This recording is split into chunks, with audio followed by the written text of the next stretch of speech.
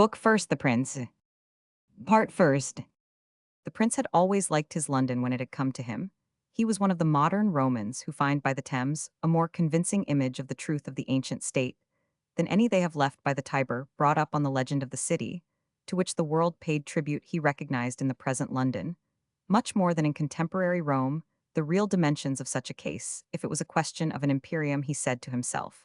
And if one wished as a Roman to recover a little the sense of that the place to do so was on London Bridge, or even on a fine afternoon in May at Hyde Park Corner, it was not indeed to either of those places that these grounds of his predilection, after all sufficiently vague, had at the moment we are concerned with him, guided his steps. He had strayed simply enough into Bond Street, where his imagination, working at comparatively short range, caused him now and then to stop before a window in which objects massive and lumpish, silver and gold in the forms to which precious stones contribute, or in leather, steel, brass, applied to 100 uses and abuses, were as tumbled together, as if in the insolence of the empire they had been the loot of far-off victories.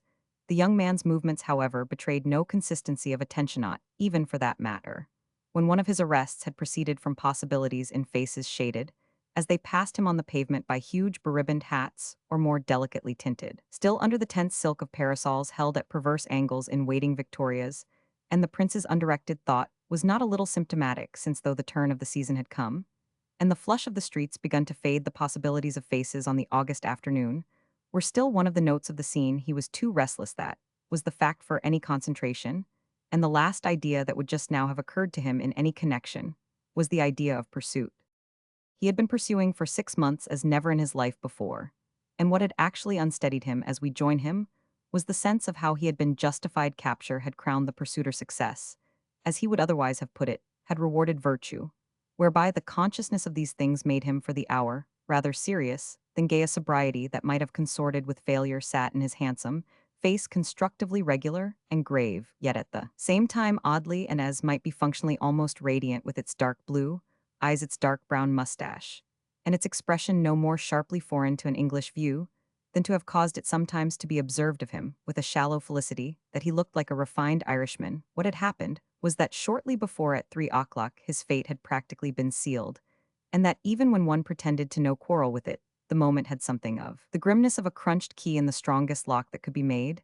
There was nothing to do as yet further but feel what one had done, and our personage felt it, while he aimlessly wandered. It was already as if he were married, so definitely had the solicitors at 3 o'clock enabled the date to be fixed. And by so few days was that date now distant. He was to dine at 8:30 with the young lady on whose behalf and on whose father's the London lawyers had reached an inspired harmony with his own man of business, poor Calderoni, fresh from Rome, and now apparently in the wondrous situation of being shown London, before promptly leaving it again, by Mr. Verver himself. Mr. Verver, whose easy way with his millions had taxed to such small purpose in the arrangements the principle of reciprocity. The reciprocity with which the prince was during these minutes most struck was that of Calderon's bestowal of his company. View of the lions, if there was one thing in the world, the young man at this juncture clearly intended, it was to be much more decent as a son-in-law than lots of fellows he could think of had shown themselves in that character. He thought of these fellows from whom he was so to differ in English. He used mentally the English term to describe his difference for familiar with the tongue from his earliest years, so that no note of strangeness remained with him either for lip or for ear. He found it convenient in life for the greatest number of relations. He found it convenient, oddly, even for his relation with himself, though not unmindful that there might still, as time went on, be others, including a more intimate degree of that one, that would seek possibly with violence the larger or the finer issue, which was off the vernacular. Miss Verver had told him he spoke English too well. It was his only fault, and he had not been able to speak worse even to oblige her. When I speak worse, you see, I speak French, he had said, intimating thus that there were discriminations doubtless of the invidious kind, for which that language was the most apt. The girl had taken this, she let him know, as a reflection on her own French, which she had always so dreamed of making good, of making better, to say nothing of his evident feeling that the idiom supposed a cleverness. She was not a person to rise to the prince's answer to such remarks. Genial, charming, like every answer the parties to his new arrangement had yet had from him, was that he was practicing his American in order to converse properly on equal terms, as it were, with Mr. Verver. His prospective father-in-law had a command of it, he said, that put him at a disadvantage in any discussion, besides which he had made to the girl the observation that positively of all his observations yet had most finely touched her. I think he's a real gallant chumond. No mistake, there are plenty of sham ones about he. Seems to me simply the best man I've ever seen in my life. Well, my dear, why shouldn't he be? The girl had gaily inquired. It was this precisely that had set the prince to think the things, or many of them, that had made Mr. Verver what he was seemed practically, to bring a charge of waste against the other things. That with the other people known to the young man had failed of such a result, why his form he had returned, might have made one doubt. Father's form she hadn't seen it, it strikes me he hasn't got any. He hasn't got mine, hast even got yours. Thank you for even the girl had laughed at him. Oh, yours, my dear, is tremendous. But your father has his own I've made that out, so don't doubt it. It's where it has brought him out, that's the point. It's his goodness that has brought him out, our young woman had at this objected. Ah, darling, goodness, I think never brought anyone out goodness, when it's real precisely, rather keeps people in. He had been interested in his discrimination, which amused him. No, it's his way, it belongs to him. But she had wondered still, it's the American way, that's all. Exactly, it's all I say, it fits him so, it must be good for something. Do you think it would be good for you? Maggie Verver had smilingly asked. To which his reply had been just of the happiest. I don't feel, my dear, if you really want to know, that anything much can now either hurt me or help me such as I am, but y'all see for yourself. Say however I am a gallant chumohich. I devoutly hope I'm like a chicken at best, chopped up and smothered in sauce, cooked down as a creme de volil, with half the parts left out, your father's, the natural fowl, running about the bassicker. His feathers, movements, his sounds, those are the parts that with me are left out. All as a matter of course, since you can't eat a chicken alive. The prince had not been annoyed at this, but he had been positive. Well, I am eating your father alive, you hitch, is the only way to taste him. I want to continue. And as it's when he talks American that he is most alive, so I must also cultivate it to get my pleasure. He couldn't make one like him so much in any other language. It mattered little that the girl had continued to demur. It was the mere play of her joy.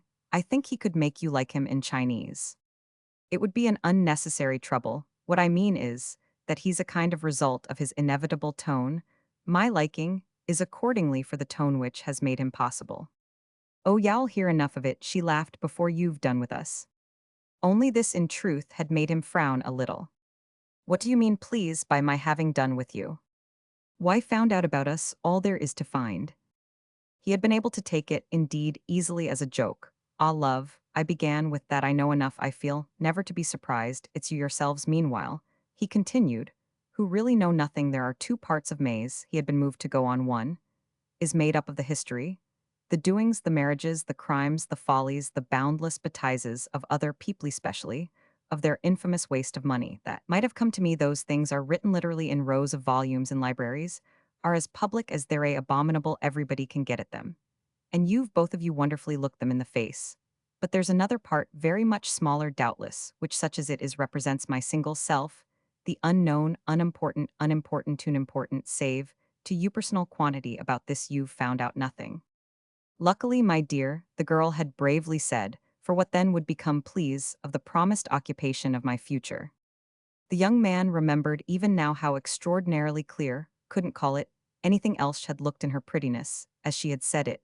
He also remembered what he had been moved to reply: the happiest reigns we're taught, are the reigns without any history. Oh, I'm not afraid of history. She had been sure of that. Call it the bad part. If you like, yours certainly sticks out of you. What was it else Maggie Verver had also said that made me originally think of you? It wasn't as, I should suppose.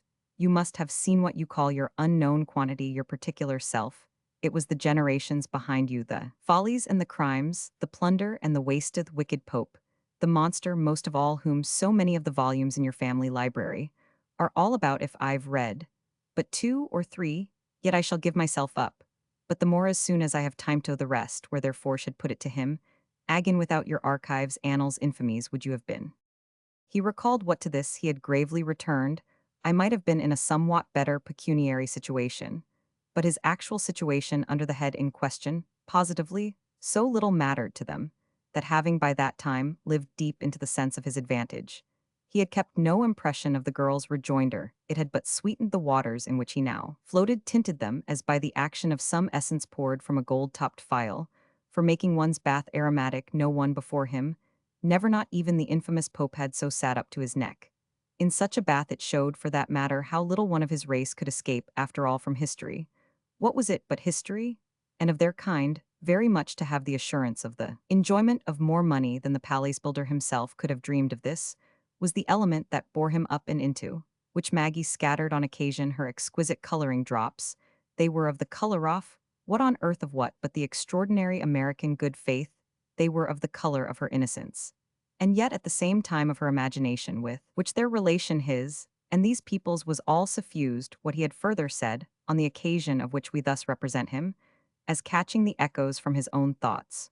While he loitered, what he had further said came back to him, for it had been the voice itself of his luck, the soothing sound that was always with him. You Americans are almost incredibly romantic. Of course we are. That's just what makes everything so nice for us. Everything, he had wondered.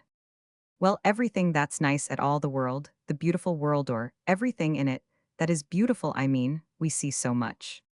He had looked at her a moment, and he well knew how she had struck him in respect to the beautiful world, as one of the beautiful, the most beautiful things. But what he had answered was, you see too much. That's what may sometimes make you difficulties, when you don't. At least, he had amended with a further thought, see too little. But he had quite granted that he knew what she meant, and his warning perhaps was needless. He had seen the follies of the romantic disposition, but there seemed somehow no follies in theirs. Nothing one was obliged to recognize, but innocent pleasures, pleasures without penalties. Their enjoyment was a tribute to others, without being a loss to themselves. Only the funny thing, he had respectfully submitted, was that her father, though older and wiser, and a man into the bargain, was as bad, that is, as good as herself. Oh, he's better, the girl had freely declared, that is, he's worse, his relation to the things he cares for, and I think it beautifies absolutely romantic. So, is his whole life over here. It's the most romantic thing I know. You mean his idea for his native place? Yes, the collection, the museum with which he wishes to endow it, and of which he thinks more, as you know, than of anything in the world. It's the work of his life, and the motive of everything he does. The young man in his actual mood could have smiled, again smiled delicately, as he had then smiled at her. Has it been his motive in letting me have you? Yes, my dear, positively, in a manner, she had said. American City isn't, by the way, his native town, for though he's not old, it's a young thing compared with him, a younger one. He started there. He has a feeling about it. And the place has grown, as he says, like the program of a charity performance. You're at any rate a part of his collection. She had explanadone of the things that can only be got over here. You're a rarity, an object of beauty, an object of price.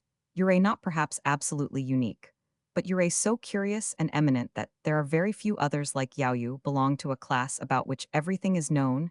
You're what they call a morceau de musique. I see, I have the great sign of it. He had risked that. I cost a lot of money. I haven't the least idea, she had gravely answered, what you cost, and he had quite adored for the moment her way of saying it. He had felt even for the moment vulgar. But he had made the best of that. Wouldn't you find out, if it were a question of parting with me, my value would in that case be estimated. She had looked at him with her charming eyes, as if his value were well before her. Yes, if you mean that I'd pay rather than lose you. And then there came again what this had made him say, don't talk about mates, you who are not of this age. You're a creature of a braver and finer one, and the Cinquecento at its most golden hour wouldn't have been ashamed of you, it would of me. And if I didn't know some of the pieces your father has acquired, I should rather fear for American City the criticism of experts. Would it at all events be your idea? He had then just ruefully asked to send me there for safety. Well, we may have to come to it. I'll go anywhere you want. We must see first. It will be only if we have to come to it. There are things she had gone on that father puts away, bigger and more cumbrous, of course, which he stores, has already stored in masses here.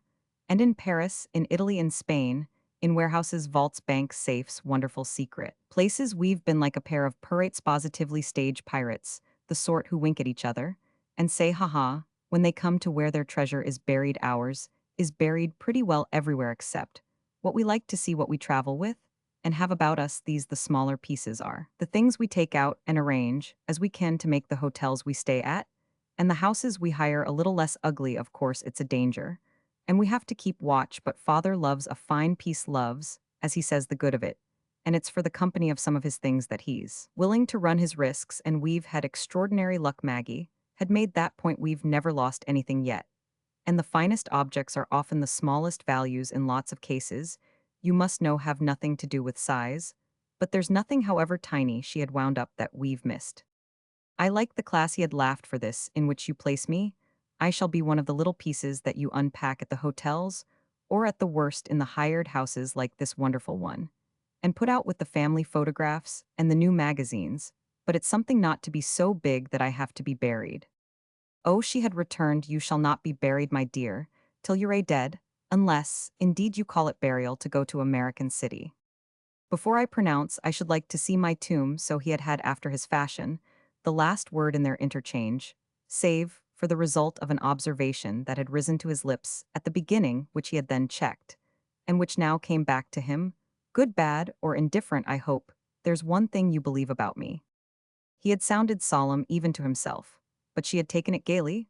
Ah, don't fix me down to one. I believe things enough about you, my dear, to have a few left, if most of them even go to smash. I've taken care of that. I've divided my faith into watertight compartments. We must manage not to sink. You do believe I am not a hypocrite. You recognize that I don't lie or dissemble or deceive. Is that watertight?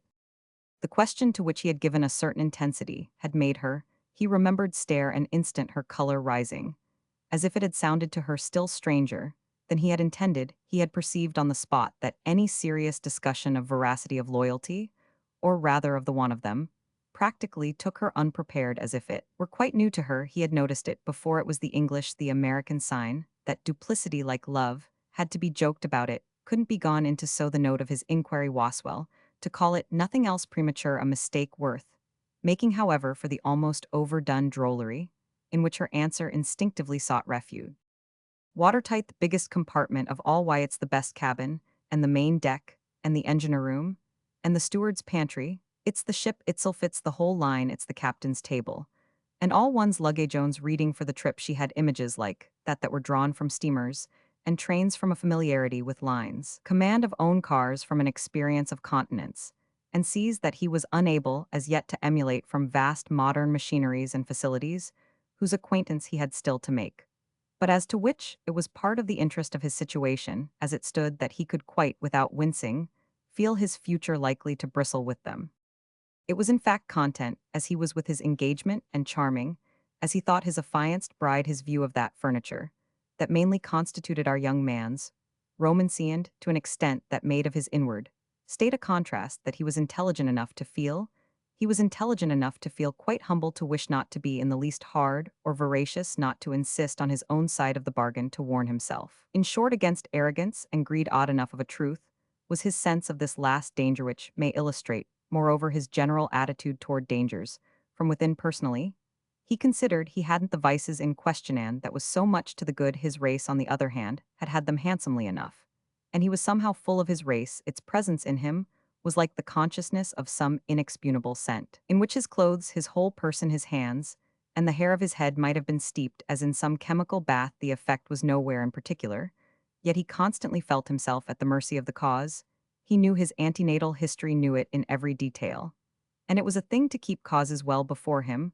What was his frank judgment of so much of its ugliness, he asked himself, but a part of the cultivation of humility? What was this so important step he had just taken, but the desire for some new history that should so far as possible contradict, and even if need be flatly dishonor the old, if what had come to him wouldn't do? He must make something different. He perfectly recognized always, in his humility, that the material for the making had to be Mr. Verver's millions. There was nothing else for him on earth to make it with. He had tried before, had to look about and see the truth. Humble as he was at the same time, he was not so humble as if he had known himself frivolous or stupid. He had an idea which may amuse his historian, that when you were stupid enough to be mistaken about such a matter, you did know it. Therefore, he wasn't mistaken. His future might be scientific. There was nothing in himself, at all events, to prevent it. He was allying himself to science for what was science, but the absence of prejudice backed by the presence of money. His life would be full of machinery, which was the antidote to superstition, which was in its turn too much the consequence, or at least the exhalation of archives. He thought of Thesiof, his not being at all events feudal, and of his absolute acceptance of the developments of the coming age to redress the balance of his being so differently. Considered the moments when he most winced were those at which he found himself believing that really futility would have been forgiven him. Even with it in that absurd view, he would have been good enough. Such was the laxity in the fervors of the romantic spirit. They didn't indeed poor dears, no. What in that lineth line of futilitith real thing meant he did having seen it, having tried it, having taken its measure. This was a memory, in fact, simply to screen out much as just in front of him. While he walked, the iron shutter of a shop closing early to the stale summer day rattled down at the turn of some crank. There was machinery again, just as the plate glass all about him. Was money, was power, the power of the rich people's well? He was of them, now of the rich people's he was on their side if. It wasn't rather the pleasanter way of putting it that they were on his. Something of this sort was in any case the moral, and the murmur of his walk it would have been ridicule of such a moral, from such a source if. It hadn't all somehow fitted to the gravity of the hour, that gravity the oppression of which I began by recording another feature, was the immediate nearness of the arrival of the contingent from home. He was to meet them at Charing Cross on the morrow, his younger brother, who had married before him, but whose wife of Hebrew race with a portion that had gilded the pill, was not in a condition to travel his sister and her husband, the most anglicized of Milanesi, his maternal uncle, the most shelved of diplomatists, and his Roman cousin Don, Ottavio, the most disponable of ex-deputies, and of relatives a scant handful of the consanguineous, who, in spite of Maggie's plea for hymeneal reserve, were to accompany him to the altar. It was no great array, yet it was, apparently, to be a more numerous muster than any possible to the bride herself, having no wealth of kinship to choose from. And making it up, on the other hand, by loose invitations, he had been interested in the girl's attitude on the matter, and had wholly deferred to it, giving him, as it did, a glimpse, distinctly pleasing, of the kind of ruminations she would in general be governed by, which were quite such as fell in with his own taste. They hadn't natural relations, she and her father, she had explained, so they wouldn't try to supply the place by artificial, by make-believe ones, by any searching of highways and hedges. Oh yes, they had acquaintances, enough, but a marriage was an intimate thing. You asked acquaintances. When you had your kith and kin you asked them, over and above, but you didn't ask them alone to cover your nudity, and look like what they weren't. She knew what she meant, and what she liked, and he was all ready to take from her, finding a good omen. In both of the facts, he expected her, desired her to have character, his wife should have it. And he wasn't afraid of her, having much he had had in his earlier time to deal with plenty of people, who had it notably with the 3-4 ecclesiastics, his great-uncle the cardinal above all, who had taken a hand, and played a part in his education, the effect of all of which had never been to upset him. He was thus fairly on the lookout for the characteristic, in this most intimate, as she was to come, of his associates. He encouraged it when it appeared.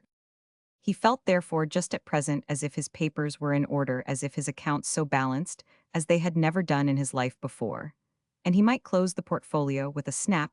It would open again, doubtless of itself, with the arrival of the Romans. It would even perhaps open with his dining tonight in Portland Place, where Mr. Verver had pitched a tent, suggesting that of Alexander, furnished with the spoils of Darius. But what meanwhile marked his crisis, as I have said, was his sense of the immediate 2 or 3 hours. He paused on corners at crossings. There kept rising for him, in waves, that consciousness, sharp as to its source while vague as to its end, which I began by speaking off, the consciousness of an appeal to do something or other before it was too late for himself, by any friend to whom he might have mentioned it. The appeal could have been turned to frank derision, for what, for whom indeed but himself, and the high advantages attached.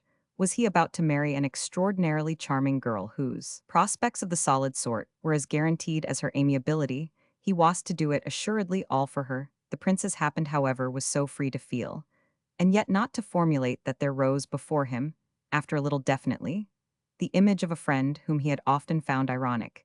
He withheld the tribute of attention from passing faces only to let his impulse accumulate. Youth and beauty made him scarcely turn, but the image of Mrs. Assingham made him presently stop. A handsome, her youth, her beauty were things more or less of the past. But to find her at home, as he possibly might, would be doing what he still had time for, would put something of a reason into his restlessness, and thereby probably soothe it. To recognize the propriety of this particular pilgrimage, lived far enough off in Long Cadogan Place, was already, in fact, to work it off a little, a perception of the propriety of formally thanking her, and of timing the act just as he happened to be doing this. He made out, as he went, was obviously all that had been the matter with him. It was true that he had mistaken the mood of the moment, misread it, rather superficially, as an impulse, to look the other way from where his pledges had accumulated. Mrs. Assingham, precisely represented, embodied his pledge, was in her pleasant, person the force that had set them successively in motion she had made his. Marriage quite as truly as his papal ancestor had made his family, though he could scarce see what she had made it for unless, because she too was perversely romantic, he had neither bribed nor persuaded her, had given her nothing scarce, even till now articulate thanks, so that her perfido think of it vulgarly must have all had to come from the ververs. Yet he was far he could still remind himself from supposing that she had been grossly remunerated. He was wholly sure she hadn't, for if there were people who took presents, and people who didn't, she would be quite on the right side.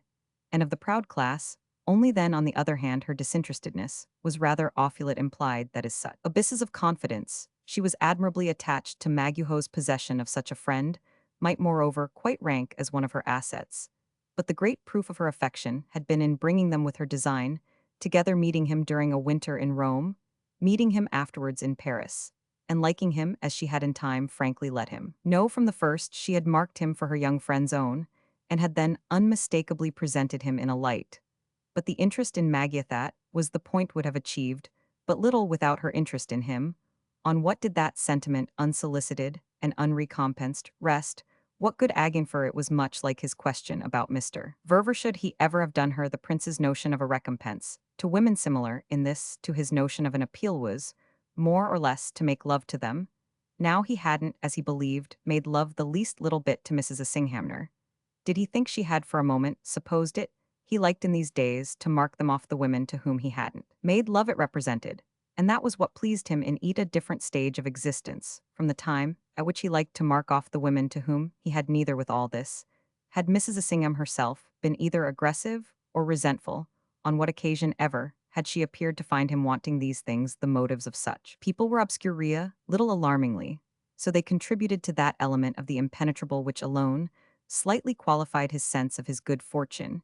He remembered to have read as a boy A Wonderful Tale by Allan Poe, his prospective wife's countryman, which was a thing to show, by the way, what imagination Americans could have. The story of the shipwrecked Gordon Pym, who, drifting in a small boat further toward the North Polar, was it the south than anyone had ever done, found at a given moment before him a thickness of white air that was like a dazzling curtain of light, concealing, as darkness conceals, yet of the color of milk or of snow. There were moments when he felt his own boat move upon some such mystery. The state of mind of his new friends, including Mrs. Assingham herself, had resemblances to a great white curtain. He had never known curtains, but as purple even to blackness, but as producing where they hung a darkness intended and ominous when they were so disposed as to shelter surprises. The surprises were apt to be shocks. Shocks, however, from these quite different depths, were not what he saw reason to apprehend. What he rather seemed to himself not yet to have measured was something that, seeking a name for it, he would have called the quantity of confidence reposed in him. He had stood still at many a moment of the previous month, with the thought freshly determined or renewed of the general expectation to define it roughly off, which he was the subject. What was singular was that it seemed not so much an expectation of anything in particular as a large, bland, blank assumption of merits, almost beyond notation of essential quality and value. It was as if he had been some old embossed coin of a purity of gold no longer used, stamped with glorious arms, medieval, wonderful, of which the worth in mere modern change sovereigns and half-crowns would be great enough, but as to which, since there were finer ways of using it, such taking to pieces was superfluous. That was the image for the security in which it was open to him. To rest he was to constitute a possession, yet was to escape being reduced to his component parts. What would this mean? But that practically he was never to be tried or tested. What would it mean? But that if they didn't change him, they really wouldn't know himself how many pounds, shillings, and pence he had to give. These, at any rate for the present, were unanswerable questions. All that was before him was that he was invested with attributes. He was taken seriously. Lost there, in the white mist, was the seriousness in them that made them so take him. It was even in Mrs. Assingham, in spite of her having, as she had frequently shown, a more mocking spirit.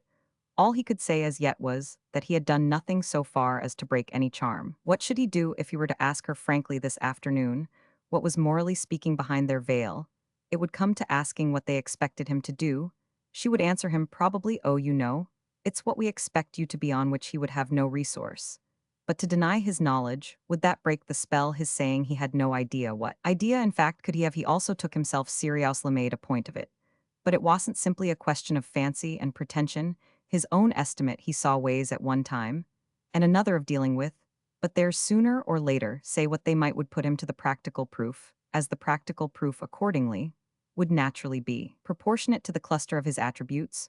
One arrived at a scale that he was not honestly the man to calculate, who, but a billionaire could say what was fair exchange for a billion, that measure was the shrouded object. But he felt really as his cab stopped in Cadogan, place a little nearer the shroud, he promised himself virtually to give the latter a twitch. Roman 2. There are not good days, you know, he had said to Fanny Assingham, after declaring himself grateful for finding her. And then, with his cup of tea, putting her in possession of the latest news documents, signed an hour ago depart at daughter, and the telegram from his backers who had reached Paris the morning before, and who, pausing there, a little poor dears, seemed to think the whole thing a tremendous lark, were very simple folk, mere country cousins, compared with you, he had also observed, and Paris for my sister, and her husband is the end of the world. London, therefore, will be more or less another planet. It has always been, as with so many of us, quite their Mecca. But this is their first real caravan. They've mainly known Old England as a shop for articles in India rubber and leather, in which they've dressed themselves as much as possible, which all means, however, that y'all see them all of them wreathed in smiles. We must be very easy with them, Maggie's. Two wonderfuller preparations are on a scale. She insists on taking in the sposi, and my uncle the others will come to me. I've been engaging their rooms at the hotel, and with all those solemn signatures of an hour ago, that brings the case home to me. Do you mean you're afraid? His hostess had amusedly asked. Terribly afraid I've now, but to wait to see the monster come, there are not good days. There are neither one thing, nor the other. I've really got nothing, yet I've everything to lose. One doesn't know what still may happen. The way she laughed at him was for an instant almost irritating. It came out for his fancy from behind the white curtain. It was a sign, that is, of her deep serenity, which worried instead of soothing him, and to be soothed after all, to be tided over in his mystic impatience to be told what he could understand and believe it, that was what he had come for marriage. Then said Mrs. Assingham, is what you call the monster. I admit it's a fearful thing at the best. But for heaven's sake, if that's what you're thinking of, don't run away from it. To run away from it would be to run away from you, the prince replied. And I've already told you often enough how I depend on you to see me through. He so liked the way she took this from the corner of her sofa, that he gave his sinceritifler, it was sinceritifler expression. I am starting on the great voyage across the unknown sea, my ships all rigged, and appointed, the cargoes stowed away, and the company complete. But what seems the matter with me is that I can't sail alone. My ship must be one of a pair, must have in the waste of waters a, what do you call it, a consort? I don't ask you to stay on board with me, but I must keep your sail in sight for orientation. I don't in the least myself know, I assure you, the points of the compass. But with a lead I can perfectly follow. You must be my lead. How can you be sure, she asked, where I should take you? Why, from your having brought me safely thus far. I should never have got here without you. You've provided the ship itself.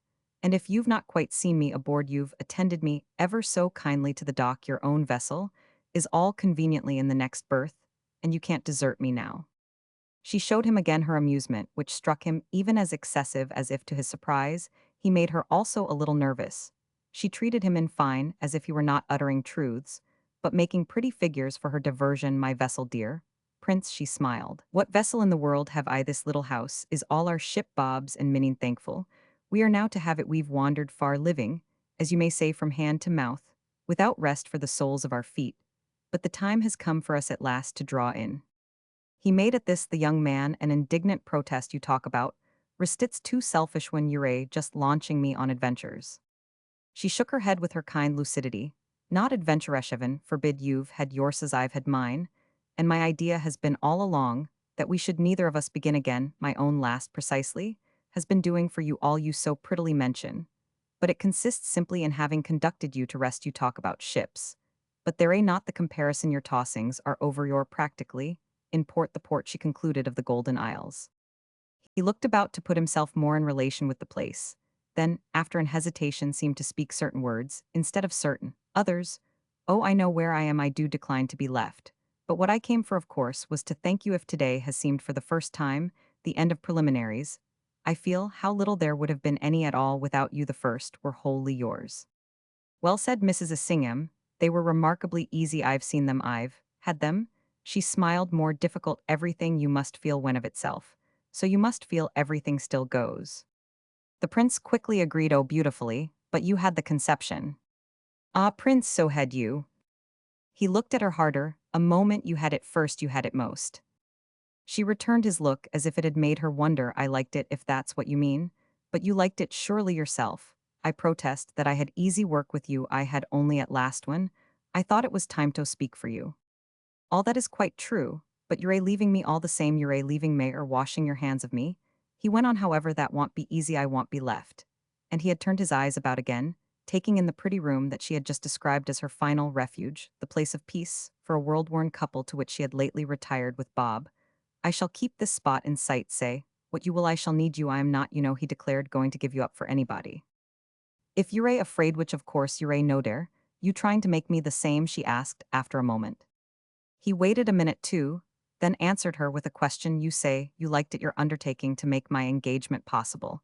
It remains beautiful for me that you did. It's charming and unforgettable.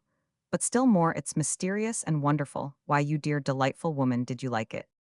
I scarce know what to make, she said, of such an inquiry. If you haven't by this time found out yourself, what meaning can anything I say have, for you don't you really, after all, feel, she added, while nothing came from him, aren't you conscious, every minute of the perfection of the creature, of whom I've put you into possession? Every minute gratefully conscious. But that's exactly the ground of my question. It wasn't only a matter of your handing me over, it was a matter of your handing her. It was a matter of her fate still more than of mine. You thought all the good of her that one woman can think of another. And yet, by your account, you enjoyed assisting at her risk. She had kept her eyes on him while he spoke, and this was what visibly determined a repetition for her. Are you trying to frighten me? Ah, that's a foolish view. I should be too vulgar. You apparently can't understand either my good faith or my humility. I am awfully humble, the young man insisted. That's the way I've been feeling today, with everything so finished and ready. And you won't take me for serious. She continued to face him, as if he really troubled her a little. Oh, you deep old Italians.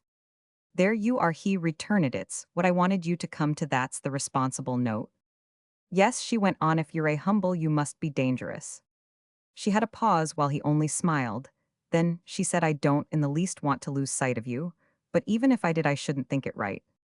Thank you for that. It's what I needed of you. I am sure after all that the more you're with me, the more I shall understand. It's the only thing in the world I want. I am excellent. I really think all round, except that I'm stupid. I can do pretty well anything I see, but I've got to see it first. And he pursued his demonstration. I don't in the least mind its having to be shown. Main fact, I like that better. Therefore, it is that I want that I shall always want your eyes through them. I wish to look even at any risk of their showing me what I mayn't like, for then he wound up, I shall know, and of that I shall never be afraid. She might quite have been waiting to see what he would come to, but she spoke with a certain impatience. What on earth are you talking about? But he could perfectly say, of my real, honest fear of being off some day, of being wrong. Without knowing it, that's what I shall always trust you for. Do tell me. When I am no with you people, it's a sense we haven't got it, not as you have, therefore.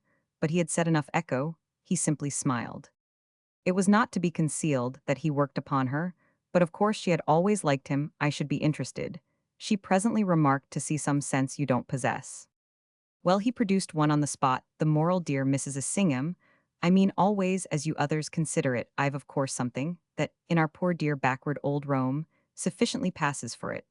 But it's no more like yours than the tortuous stone staircase half ruined into the bargain in some castle of our Quattrocento is like the lightning elevator in one of Mr. Verver's 15-story buildings. Your moral sense works by steam. It sends you up like a rocket. Ours is slow and steep, and unlighted, with so many of the steps missing that well, that it's as short in almost any case to turn round and come down again. Trusting Mrs. Singham smiled to get up some other way.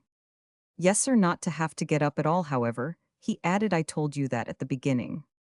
Machiavelli, she simply exclaimed. You do me too much honor. I wish, indeed, I had his genius. However, if you really believe I have his perversity, you wouldn't say it. But it's all right, he gaily enough concluded. I shall always have you to come to. On this for a little they sat face to face, after which, without comment, she asked him if he would have more tea. All she would give him, he promptly signified. And he developed, making her laugh, his idea that the tea of the English race was somehow their morality made with boiling water in a little pot, so that the more of it one drank, the more moral one would become. His drollery served as a transition, and she put to him several questions about his sister, and the other's questions, as to what Bob in particular, Colonel, Assingham her husband, could do for the arriving gentleman whom, by the prince's leave, he would immediately go to see he was funny, while they talked about his own people, to whom he described with anecdotes of their habits, imitations of their manners, and prophecies of their conduct, as more rococo than anything Cadogan Place would ever have known, this Mrs. Assingham professed, was exactly what would endear them to her, and that in turn drew from her visitor a fresh declaration of all the comfort of his being able so to depend on her. He had been with her at this point some 20 minutes, but he had paid her much longer visits, and he stayed now as if to make his attitude prove his appreciation. He stayed, moreover, that was really the sign of the hour in spite of the nervous unrest that had brought him, and that had in truth much rather fed on the skepticism by which she had apparently meant to soothe it. She had not soothed him, and there arrived remarkably a moment when the cause of her failure gleamed out. He had not frightened her, as she called Ith felt that, yet she was herself not at ease. She had been nervous, though trying to disguise it. The sight of him following on the announcement of his name had shown her as disconcerted. This conviction for the young man deepened and sharpened, yet with the effect too of making him glad in spite of it. It was as if in calling he had done even better than he intended, for it was somehow important, that was what it was, that there should be at this hour something the matter with Mrs. Assingham, with whom, in all their acquaintance so considerable now, there had never been the least little thing the matter. To wait thus and watch for it was to know of a truth that there was something the matter with him, since strangely, with so little to go upon, his heart had positively begun to beat to the tune of suspense. It fairly befell at last for a climax that they almost ceased to pretend that is to cheat each other with forms. The unspoken had come up, and there was a crisis neither could have said how long it lasted, during which they were reduced for all interchange to looking at each other on quite an inordinate scale. They might at this moment, in their positively portentous stillness, have been keeping it up for a wager, sitting for their photograph, or even enacting a tableau vivant. The spectator of whom they would thus well have been worthy might have read meanings of his own into the intensity of their communioner, indeed, even without meanings, have found his account aesthetically in some gratified play of our modern sense of type, so scantly to be distinguished from our modern sense of beauty. Type was there at the worst in Mrs. Assingham's dark, neat head, on which the crisp black hair made waves so fine and so numerous that she looked even more in the fashion of the hour than she desired. Full of discriminations against the obvious, she had yet to accept a flagrant appearance, and to make the best of misleading signs. Her richness of hue, her generous nose, her eyebrows, marked like those of an actress, these things, with an added amplitude of person on which middle age had set its seal, seemed to present her insistently as a daughter of the South, or still more of the East, a creature formed by hammocks and divans, fed upon sherbets, and waited upon by slaves. She looked as if her most active effort might be to take up, as she lay back, her mandolin, or to share a sugared fruit with a pet gazelle. She was in fact, however, neither a pampered Jewess nor a lazy Creole. New York had been recordedly her birthplace, and Europe punctually her discipline. She wore yellow and purple, because she thought it better, as she said, while one was about it, to look like the Queen of Sheba than like a revendeuse. She put pearls in her hair and crimson and gold in her tea-gown. For the same reason, it was her theory that nature itself had overdressed her, and that her only course was to drown, as it was hopeless to try to chasten the overdressing. So she was covered and surrounded with things which were frankly toys and shams, a part of the amusement with which she rejoiced to supply her friends. These friends were in the game that of playing with the disparity between her aspect and her character. Her character was attested by the second movement of her face, which convinced the beholder that her vision of the humors of the world was not supine, not passive. She needed the warm air of friendship, but the eyes of the American city looked out somehow for the opportunity of it from under the lids of Jerusalem. With her false indolence, in short, her false leisure, her false pearls and palms, and courts and fountains, she was a person for whom life was multitudinous detail, that left her, as it at any moment found her, unappalled and unwearied. Sophisticated as I may appear, it was her frequent phrases had found sympathy her best resource. It gave her plenty to do. It made her, as she also said, sit up. She had in her life two great holes to fill, and she described herself as dropping social scraps into them, as she had known old ladies in her early American time drop morsels of silk into the baskets in which they collected the material for some eventual patchwork quilt.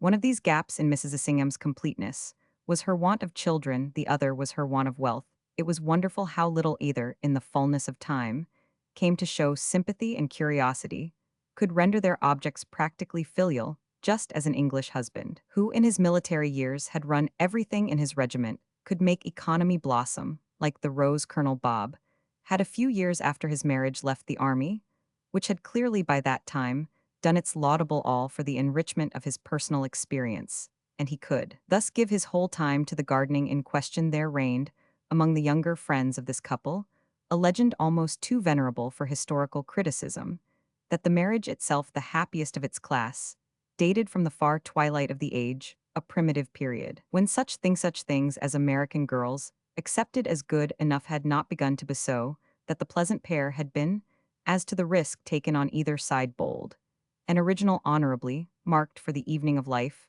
as discoverers of a kind of hymeneal northwest passage. Mrs. Assingham knew there had been no historic hour from that of Pocahontas down, when some young Englishman hadn't precipitately believed, and some American girl hadn't, with a few more gradations, availed herself to the full of her incapacity to doubt, but she accepted resignedly the laurel of the founder, since she was in fact pretty well the Diane above ground of her transplanted tribe.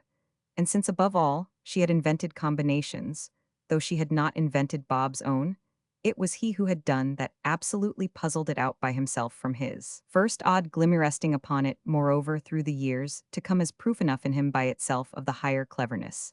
If she kept her own cleverness up, it was largely that he should have full credit. There were moments, in truth, when she privately felt how little striking out as he had done could have afforded that she should show the common limits. But Mrs. Assingham's cleverness was in truth tested when her present visitor at last said to her, "I don't think you know that you're treating me quite right. You've something on your mind that you don't tell me." It was positive, too, that her smile in reply was a trifle Roman 1499. Am I obliged to tell you everything I have on my mind? It isn't a question of everything, but it's a question of anything that may particularly concern me. Then you shouldn't keep it back. You know with what care I desire to proceed, taking everything into account and making no mistake that may possibly injure her. Mrs. Assingham at this had, after an instant, an odd interrogation. Her and him both are friends, either Maggie or her father. "I have something on my mind," Mrs. Assingham presently returned. "Something has happened for which I hadn't been prepared, but it isn't anything that properly concerns you." The prince, with immediate gaiety, threw back his head. "What do you mean by properly? I somehow see volumes in it. It's the way people put a thing when they put it well wrong. I put things right. What is it that has happened for me?" His hostess, the next moment, had drawn spirit from his tone. "Oh, I shall be delighted if y'all take your share of it. Charlotte Stant is in London. She has just been here." "Miss Stant? Oh, really?" The prince expressed clear surprise, transparency, through which his eyes met his friends with a certain hardness of concussion. "She has arrived from America," he then quickly asked. "She appears to have arrived this noon, coming up from Southampton at an hotel. She dropped upon me after luncheon, and was here for more than an hour." The young man heard with interest, though not with an interest too great for his gaiety. "You think then I've a share in it? What is my share?" "Why, any you like. The one you seemed just now eager to take. It was you yourself who insisted." He looked at her on this with conscious inconsistency, and she could now see that he had changed color, but he was always easy. "I didn't know then what the matter was." "You didn't think it could be so bad?" "Do you call it very bad?" the young man asked. "Only," she smiled, "because that's the way it seems to affect you." He hesitated, still with the trace of his quickened color, still looking at her, still adjusting his manner. "But you allowed you were upset." "To the extent, yes, of not having in the least looked for her any more," said Mrs. Assingham, "than I judge Maggie to have done." The prince thought then, as if glad to be able to say something very natural, "And true, not quite right, Maggie hasn't looked for her, but I am sure," he added, "shall be delighted to see her." "That certainly," and his hostess spoke with a different shade of gravity. "Shall be quite overjoyed," the prince went on. "Has Miss Stant now gone to her?" "She has gone back to her hotel to bring her things here. I can't have her," said Mrs. Assingham, "alone at an hotel." "No, I see. If she's here at all, she must stay with me." He quite took it in. "So she's coming now?" "I expect her at any moment. If you wait, y'all see her." "Oh," he promptly declared, charming. But this word came out as if a little in sudden substitution for some other. It sounded accidental, whereas he wished to be firm. That accordingly was what he next showed himself. if it wasn't for what's going on these next days. Maggie would certainly want to have her. In fact, he lucidly continued, isn't what's happening just a reason to make her want to Mrs. Singham for answer, only looked at him. And this, the next instant had apparently had more effect than if she had spoken, for he asked a question that seemed incongruous. What has she come for? It made his companion laugh. Why, for just what you say for your marriage. Mine who wondered. Magasit's the same thing, it's for your great event, and then said Mrs. Singham she's so lonely. Has she given you that as a reason? I scarcely remember she gave me so many, she abounds, poor dear, in reasons, but there's one that, whatever she does, I always remember for myself. And which is that he looked as if he ought to guess but couldn't. Why, the fact that she has no home, absolutely none, whatever she's extraordinarily alone. Again he took it in, and also has no great means. Very small ones, which is not, however, with the expense of railways, and hotels a reason for her running to and fro. On the contrary, but she doesn't like her country. Hers, my dear man, it's little enough hers, the attribution for the moment, amused his hostess. She has rebounded, no, but she has had little enough else to do with it. Oh, I say hers, the prince pleasantly explained, very much as at this time of day. I might say mine, I quite feel, I assure you, as if the great place already more or less belonged to me. That's your good fortune, and your point of view, you owner, you soon practically will own so much of it. Charlotte owns almost nothing in the world, she tells me, but two colossal trunks only, one of which I have given her leave to introduce into this house shall depreciate to you, Mrs. Singham, added your property. He thought of these things, he thought of everything, but he had always his resource at hand of turning all to the easy. Has she come with designs upon me? And then in a moment, as if even this were almost too grave, he sounded the note that had least to do with himself, Estelle Tauger's Aussie belle. That was the furthest point somehow to which Charlotte Stant could be relegated. Mrs. Singham treated it freely, just the same, the person in the world, to my sense, whose looks are most subject to appreciation. It's all in the way she affects you, one admires her. If one doesn't happen not to so as well, one criticizes her. Ah, that's not fair, said the prince. To criticize her, then there you are, Ure answered. I am answered. He took it humorously as his lesson sank his previous self-consciousness with excellent effect in grateful docility. I only meant that there are perhaps better things to be done with Miss Stant than to criticize her. When once you begin that with anyone, he was vague and kind. I quite agree that it's better to keep out of it as long as one can, but when one must do it. Yes, he asked as she paused, then know what you mean. I see, perhaps he smiled, I don't know what I mean. Well, it's what just now in all ways you particularly should know. Mrs. Singham, however, made no more of this, having before anything else apparently a scruple about the tone she had just used. I quite understand, of course, that given her great friendship with Maggie, she should have wanted to be present. She has acted impulsively, but she has acted generously. She has acted beautifully, said the prince. I say generously because I mean she hasn't in any way counted the cost. Shall have it to count in a manner now, his hostess continued, but that doesn't matter. He could see how little Yao look after her. Zil look after her. So it's all right. It's all right, said Mrs. Singham, then why are you troubled? It pulled her up, but only for a minute. I am notiny more than you. The prince's dark blue eyes were of the finest, and on occasion precisely resembled nothing so much as the high windows of a Roman palace of an historic front, by one of the great old designers, thrown open on a feast day to the golden air. His look itself at such times suggested an image, that of some very noble personage who expected acclaimed by the crowd in the street, and with old precious stuffs falling over the sill for his support, had gaily and gallantly come to show himself, always moreover less in his own interest than in that of spectators and subjects, whose need to admire, even to gape, was periodically to be considered. The young man's expression became, after this fashion, something vivid and concrete, a beautiful personal presence, that of a prince in very truth, a ruler, warrior, patron, lighting up brave architecture, and diffusing the sense of a function. It had been happily said of his face that the figure thus appearing in the great frame was the ghost of some proudest ancestor. Whoever the ancestor, now at all events the prince was, for Mrs. Singham's benefit in view of the people he seemed leaning on crimson damask to take in the bright day. He looked younger than his years. He was beautiful, innocent, vague. Oh well, I am not, he rang out clear. I should like to see you, sir, she said, for you wouldn't have a shadow of excuse. he showed how he agreed that he would have been at a loss for one, and the fact of their serenity was thus made as important as if some danger of its opposite had directly menaced them. The only thing was that if the evidence of their cheer was so established, Mrs. Assingham had a little to explain her original manner, and she came to this before they dropped the question. My first impulse is always to behave about everything as if I feared complications, but I don't fear them, I really like them, they're quite my element. He deferred for her to this account of herself, but still he said, if we're not in the presence of a complication. She hesitated. A handsome, clever, odd girl, staying with one, is always a complication. The young man weighed it almost as if the question were new to him, and will she stay very long? His friend gave a laugh. How in the world can I know? I've scarcely asked her. Ah, yes, you can't. But something in the tone of it amused her afresh. Do you think you could? He wondered. Do you think you could get it out of her, for meth probable length of her stay? He rose bravely enough to the occasion, and the challenge. I dare say, if you were to give me the chance. Here it is then for you, she answered, for she had heard within the minute the stop of a cab at her door. She's back. Romans 3. It had been said as a joke, but as after this they awaited their friend in silence, the effect of the silence was to turn the time to gravity, a gravity not dissipated.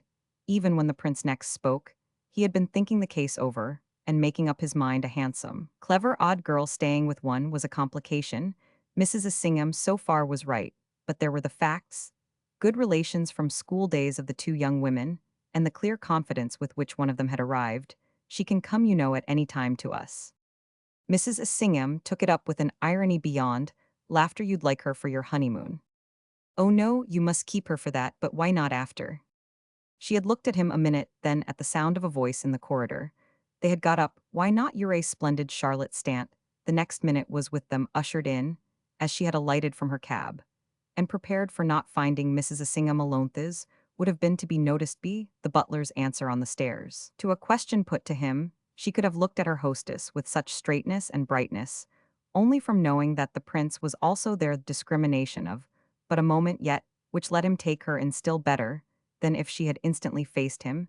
He availed himself of the chance thus given him, for he was conscious of all these things. What he accordingly saw for some seconds with intensity was a tall, strong, charming girl who wore for him at first exactly the look of her adventurous situation, a suggestion in all her person, in motion and gesture, in free, vivid, yet altogether happy indications of dress, from the becoming compactness of her hat to the shade of tan, in her shoes of winds and waves and custom houses of far countries and long journeys, the knowledge of how and where, and the habit founded on experience of not being afraid.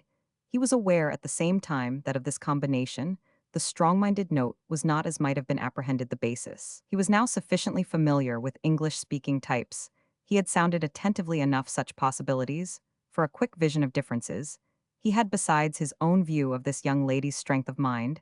It was great, he had ground to believe, but it would never interfere with the play of her extremely personal, her always amusing taste. This last was the thing in her, for she threw it out positively, on the spot, like a light that she might have reappeared during these moments, just to cool his worried eyes with. He saw her in her light. That immediate exclusive address to their friend was like a lamp she was holding aloft for his benefit and for his pleasure. It showed him everything above all her presence in the world, so closely, so irretrievably contemporaneous with his own, a sharp, sharp fact, sharper, during these instants, than any other at all, even than that of his marriage, but accompanied in a subordinate and controlled way with those others, facial, physiognomic, that Mrs. Assingham had been speaking of as subject to appreciation. So they were these others as he met them again, and that was the connection they instantly established with him. If they had to be interpreted, this made, at least for intimacy, there was but one way certainly for him to interpret them, in the sense of the already known. Making use then of clumsy terms of excess, the face was too narrow and too long, the eyes not large, and the mouth on the other hand by no means small, with substance in its lips, and a slight, the very slightest tendency to protrusion in the solid teeth, otherwise, indeed, well arrayed and flashingly white. But it was strangely as a cluster of possessions of his own, that these things in Charlotte Stant now affected him. Items in a full list, items recognized each of them, as if for the long interval they had been stored, wrapped up, numbered, put away in a cabinet, while she faced Mrs. Singham. The door of the cabinet had opened of itself. He took the relics out one by one, and it was more and more each instant, as if she were giving him time. He saw again that her thick hair was vulgarly speaking brown, but that there was a shade of tawny autumn leaf in it for appreciation, a color indescribable, and of which he had known no other case, something that gave her at moments the sylvan head of a huntress. He saw the sleeves of her jacket drawn to her wrists, but he again made out the free arms within them, to be of the completely rounded, the polished slimness that Florentine sculptors in the great time had loved, and of which the apparent firmness is expressed in their old silver and old bronze. He knew her narrow hands, he knew her long fingers, and the shape and color of her fingernails. He knew her special beauty of movement and line, when she turned her back, and the perfect working of all her main attachments, that of some wonderful finished instrument, something intently made for exhibition for a prize. He knew above all the extraordinary fineness of her flexible waist, the stem of an expanded flower, which gave her a likeness also to some long loose silk purse, well filled with gold pieces, but having been passed empty through a fingering that held it together. It was as if before she turned to him, he had weighed the whole thing in his open palm, and even heard a little the chink of the metal. When she did turn to him, it was to recognize with her eyes what he might have been doing. She made no circumstance of thus coming upon him, save so far as the intelligence in her face could at any moment make a circumstance of almost anything. If, when she moved off, she looked like a huntress, she looked, when she came nearer, like his notion, perhaps not wholly correct, of a muse. But what she said was simply, "You see you're not rid of me. How is dear Maggie?" It was to come soon enough by the quite unforced operation of chance, the young man's opportunity to ask her the question suggested by Mrs. Singham shortly before her entrance. The license, had he chosen to embrace it, was within a few minutes all their license given him. Literally to inquire of this young lady how long she was likely to be with them, for a matter of the mere domestic order, had quickly determined, on Mrs. Singham's part, a withdrawal of a few moments, which had the effect of leaving her visitors free. Mrs. Betterman's, there she had said to Charlotte, in allusion to some member of the household, who was to have received her, and seen her belongings settled, to which Charlotte had replied that she had encountered only the butler, who had been quite charming. She had deprecated any action taken on behalf of her effects, but her hostess, rebounding from accumulated cushions, evidently saw more in Mrs. Betterman's non-appearance than could meet the casual eye. What she saw, in short, demanded her intervention, in spite of an earnest "let me go" from the girl, and a prolonged smiling wail over the trouble she was giving. The prince was quite aware at this moment that departure for himself was indicated. The question of Miss Stant's installation didn't demand his presence. It was a case for one to go away. If one hadn't a reason for staying, he had a reason, however off, that he was equally aware. And he had not for a good while done anything more conscious and intentional than not quickly to take leave. His visible insistence effort, it came to Theatvan, demanded of him a certain disagreeable effort, the sort of effort he had mostly associated with acting for an idea. His idea was there. His idea was to find out something he wanted much to know, and to find it out not tomorrow, not at some future time, not, in short, with waiting and wondering, but if possible before quitting the place. This particular curiosity, moreover, confounded itself a little with the occasion offered him to satisfy Mrs. Singham's own. He wouldn't have admitted that he was staying to ask a rude question. There was distinctly nothing rude in his having his reasons. It would be rude, for that matter, to turn one's back without a word or two on an old friend. Well, as it came to pass, he got the word or two, for Mrs. Singham's preoccupation was practically simplifying. The little crisis was of shorter duration than our account of it. Duration, naturally, would have forced him to take up his hat. He was somehow glad, on finding himself alone with Charlotte, that he had not been guilty of that. In consequence, not to be flurried was the kind of consistency he wanted, just as consistency was the kind of dignity. And why couldn't he have dignity when he had so much of the good conscience, as it were, on which such advantages rested? He had done nothing he oughtn't, had in fact done nothing at all. Once more, as a man conscious of having known many women, he could assist, as he would have called it, at the recurrent, the predestined phenomenon, the thing always as certain as sunrise, or the coming round of saints' days, the doing, by the woman, of the thing that gave her away. She did it ever, inevitably, infalliblish, couldn't possibly not do it. It was her nature, it was her life, and the man could always expect it without lifting a finger. This was his, the man's, any man's position and strength, that he had necessarily the advantage that he only had to wait with a decent patience to be placed in spite of himself. it might really be said in the right just so the punctuality of performance on the part of the other creature was her weakness, and her deep misfortune and not less no doubt than her beauty. It produced for the man that extraordinary mixture of pity and profit in which his relation with her, when he was not a mere brute, mainly consisted, and gave him in fact his most pertinent ground of being always nice to her, nice about her, nice for her. She always dressed her act up, of course. She muffled and disguised and arranged it, showing in fact in these dissimulations a cleverness equal to, but one thing in the world equal to her abjection. She would let it be known for anything for everything but the truth, of which it was made. That was what precisely Charlotte Stant would be doing now. That was the present motive and support, to a certainty of each of her looks and motions. She was the 20th woman, she was possessed by her doom, but her doom was also to arrange appearances, and what now concerned him was to learn how she proposed he would help her, would arrange with her to any point in reason.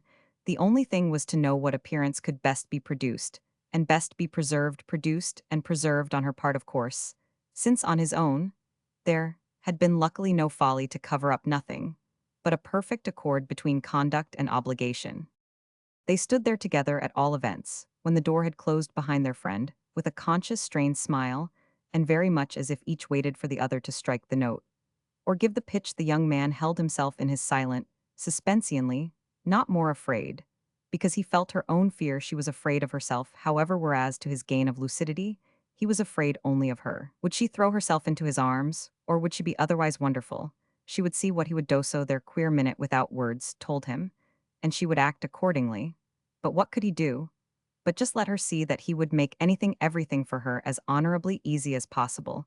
Even if she should throw herself into his arms, he would make that easy, easy, that is to overlook, to ignore, not to remember, and not by the same token either to regret. This was not what in fact happened, though it was also not at a single touch, but by the finest gradations that his tension subsided. It's too delightful to be back, she said at last, and it was all she definitely gave him, being moreover nothing but what anyone else might have said, yet with two or three other things that on his response followed it. It quite pointed the path, while the tone of it and her whole attitude were as far removed as need have been from the truth of her situation. The objection that was present to him, as of the essence, quite failed to peep out, and he soon enough saw that if she was arranging, she could be trusted to arrange good. It was all he asked, and all the more that he could admire and like her for it. The particular appearance she would, as they said, go in, for was that of having no account whatever to give him. It would be in fact that of having none to give anybody off reasons, or of motives of comings, or of goings. She was a charming young woman who had met him before, but she was also a charming young woman with a life of her own. She would take it high up, up, up, ever so high. Well, then, he would do the same. No height would be too great for them, not even the dizziest conceivable to a young person. So subtle the dizziest seemed indeed attained, when after another moment, she came as near as she was to come to an apology for her abruptness. I've been thinking of Maggie, and at last I yearned for her. I wanted to see her happy, and it doesn't strike me, I find you too shy to tell me I shall. Of course she's happy, thank God, only it's almost terrible. You know the happiness of young, good, generous creatures. It rather frightens one, but the blessed Virgin, and all the saints said the prince have her in their keeping. Certainly they have, she's the dearest of the dear, but I needn't tell you, the girl added. Ah, he returned with gravity, I feel that I've still much to learn about her, to which he subjoined, shall rejoice awfully in your being with us. Oh, you don't need me, Charlotte smiled, it's her hour, it's a great hour, one has seen often enough with girls what it is. But that, she said, is exactly why I've wanted, I mean not to miss it. He bent on her a kind, comprehending face. You mustn't miss anything. He had got at the pitch, and he could keep it now, for all he had needed was to have it given him. The pitch was the happiness of his wife, that was to Beth's sight of that happiness as a joy for an old friend. It was, yes, magnificent, and not the less so for its coming to him, suddenly as sincere, as nobly exalted. Something in Charlotte's eyes seemed to tell him, this seemed to plead with him, in advance, as to what he was to find in it. He was eager, and he tried to show her that to find what she liked, mindful, as he easily could be, of what the friendship had been. For Maggie it had been armed with the wings of young imagination, young generosity. It had been, he believed always, counting out her intense devotion to her father's liveliest emotion. She had known before the dawn of the sentiment inspired by himself. She had not, to his knowledge, invited the object of it to their wedding, had not thought of proposing to her for a matter of a couple of hours, an arduous and expensive journey. But she had kept her connected, and informed from week to week, in spite of preparations and absorptions. Oh, I've been writing to Charlotte. Wish you knew her better, he could still hear from recent weeks. This record of the fact, just as he could still be conscious, not otherwise than queerly of the gratuitous element in Maggie's wish, which he had failed as yet to indicate to her older, and perhaps more intelligent at any rate. Why shouldn't Charlotte respond and be quite free to respond to such fidelities with something more than mere formal good manners? The relations of women with each other were of the strangest, it was true, and he probably wouldn't have trusted here a young person of his own race. He was proceeding throughout on the ground of the immense difference difficult, indeed, as it might have been to disembroil in this young person her race quality, nothing in her definitely placed her. She was a rare, a special product, her singleness, her solitude, her want of means, that is, her want of ramifications, and other advantages contributed to enrich her somehow with an odd, precious neutrality, to constitute for her so detached, yet so aware, a sort of small social capital. It was the only one she had, it was the only one a lonely, gregarious girl could have, since few surely had in anything like the same degree arrived at it. And since this one indeed had compassed it, but through the play of some gift of nature, to which you could scarce give a definite name. It wasn't a question of her strange sense for tongues with which she juggled as a conjurer at a show, juggled with balls or hoops or lighted brants. It wasn't, at least entirely, that, for he had known people almost as polyglot, whom their accomplishment had quite failed to make interesting. He was polyglot himself, for that matter, as was the case too with so many of his friends and relations, for none of whom more than for himself was it anything but a common convenience.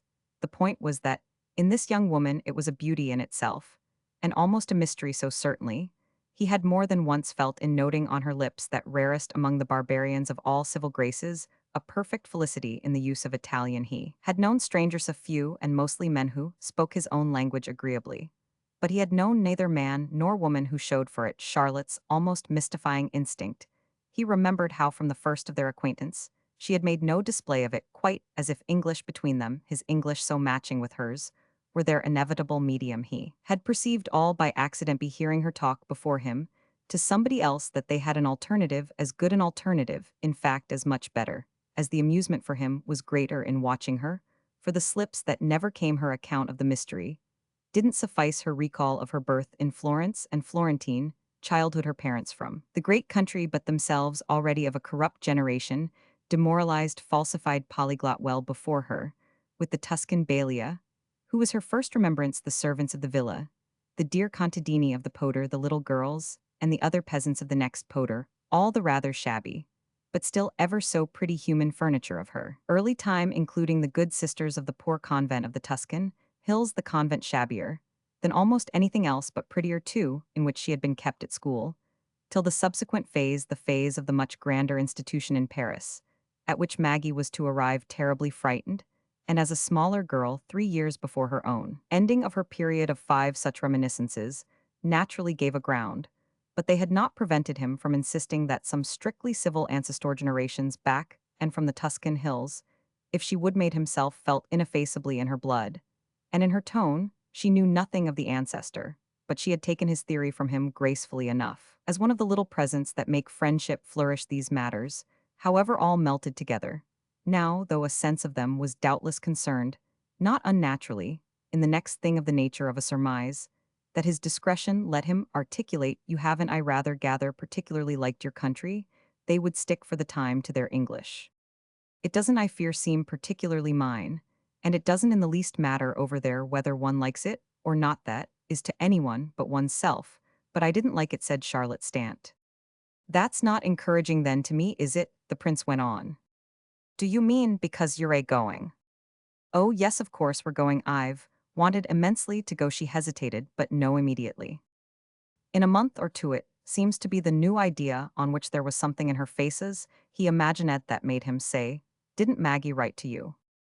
"Not of your going at once, but of course you must go, and of course you must stay." Charlotte was easily clear, as long as possible. "Is that what you did?" He laughed. "You stayed as long as possible." "Well, it seemed to me so, but I hadn't interests. Y'all have them in a great scale. It's the country for interests," said Charlotte. "If I had only had a few, I doubtless wouldn't have left it." He waited an instant. They were still on their feet. "Yours, then, are rather here." "Oh, mineth," girls smiled. "They take up little room wherever they are." It determined in him the way this came from her, and what it somehow did for Harriet determined in him a speech that would have seemed a few minutes before precarious. And in questionable taste, the lead she had given him made the difference, and he felt it as really a lift on finding an honest and natural word rise by its license to his lips. Nothing surely could be for both of them more in the note of a high bravery. I've been thinking it all the while, so probable that you would have seen your way to marrying. She looked at him an instant, and just for these seconds he feared for what he might have spoiled to marrying whom. Why, some good, kind, clever, rich American. Again his security hung in the balance, and she was, as he felt, admirable. I tried everyone I came across, I did my best, I showed I had come quite publicly, for that perhaps I showed it too much, at any rate it was no use, I had to recognize it. No one would have me? Then, she seemed to show as sorry for his having to hear of her anything so disconcerting. She pitied his feeling about it, if he was disappointed. She would cheer him up. Existence, all the same, doesn't depend on that. I mean, she smiled on having caught a husband. Oh, existence, the prince vaguely commented. You think I ought to argue for more than mere existence? She asked. I don't see why my existence, even reduced as much as you like to being merely mine, should be so impossible. There are things of sorts I should be able to have. A things I should be able to be. The position of a single woman today is very favorable. Favorable to what?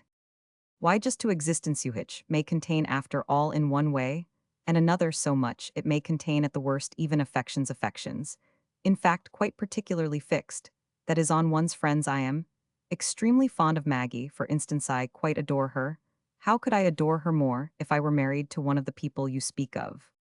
The prince gave a laugh. You might adore him more. Ah, but it isn't, is it? She asked, a question of that. My dear friend, he returned, it's always a question of doing the best for one's self, one can without injury to others. He felt by this time that they were indeed on an excellent basis.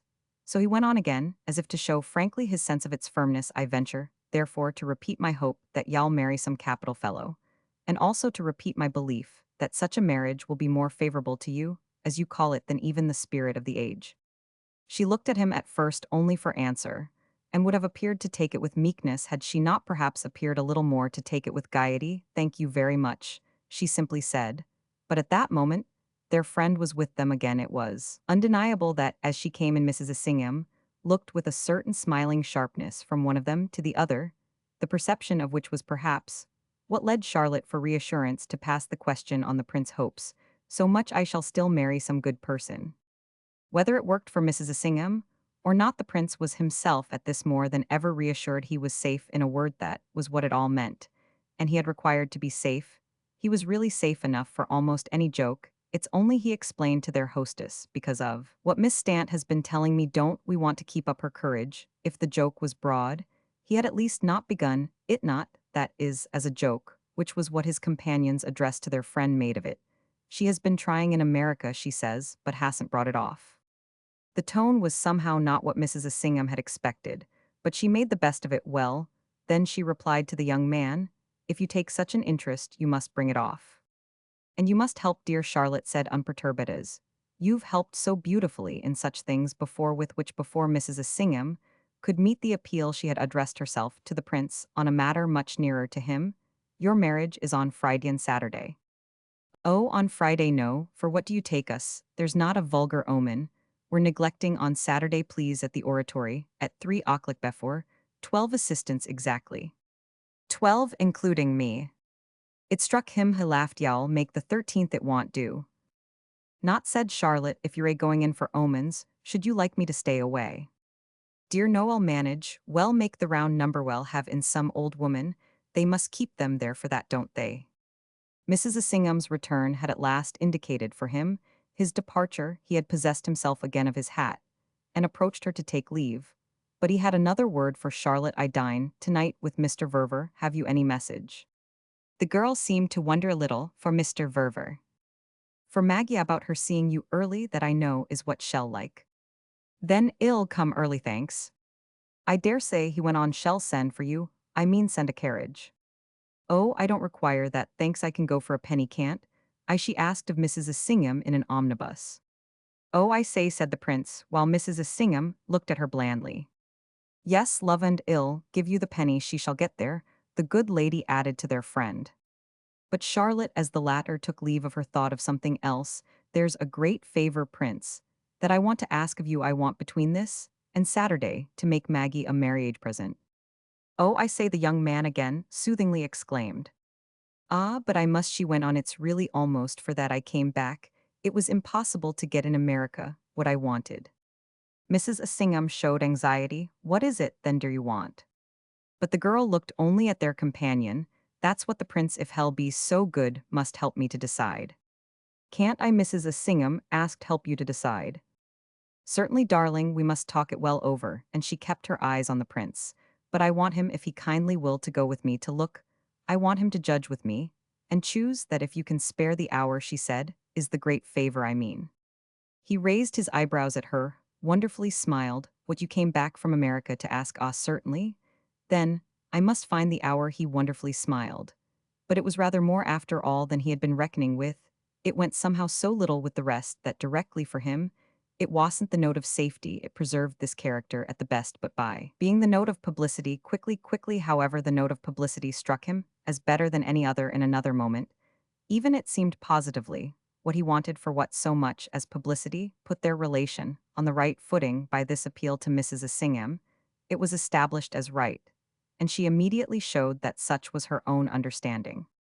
Certainly, Prince, she laughed, you must find the hour, and it was really so express a license from her, as representing friendly judgment, public opinion, the moral law, the margin allowed a husband about to be, or whatever that, after observing to Charlotte that should she come to Portland Place in the morning, he would make a point of being there to see her, and so easily arrange with her about a time.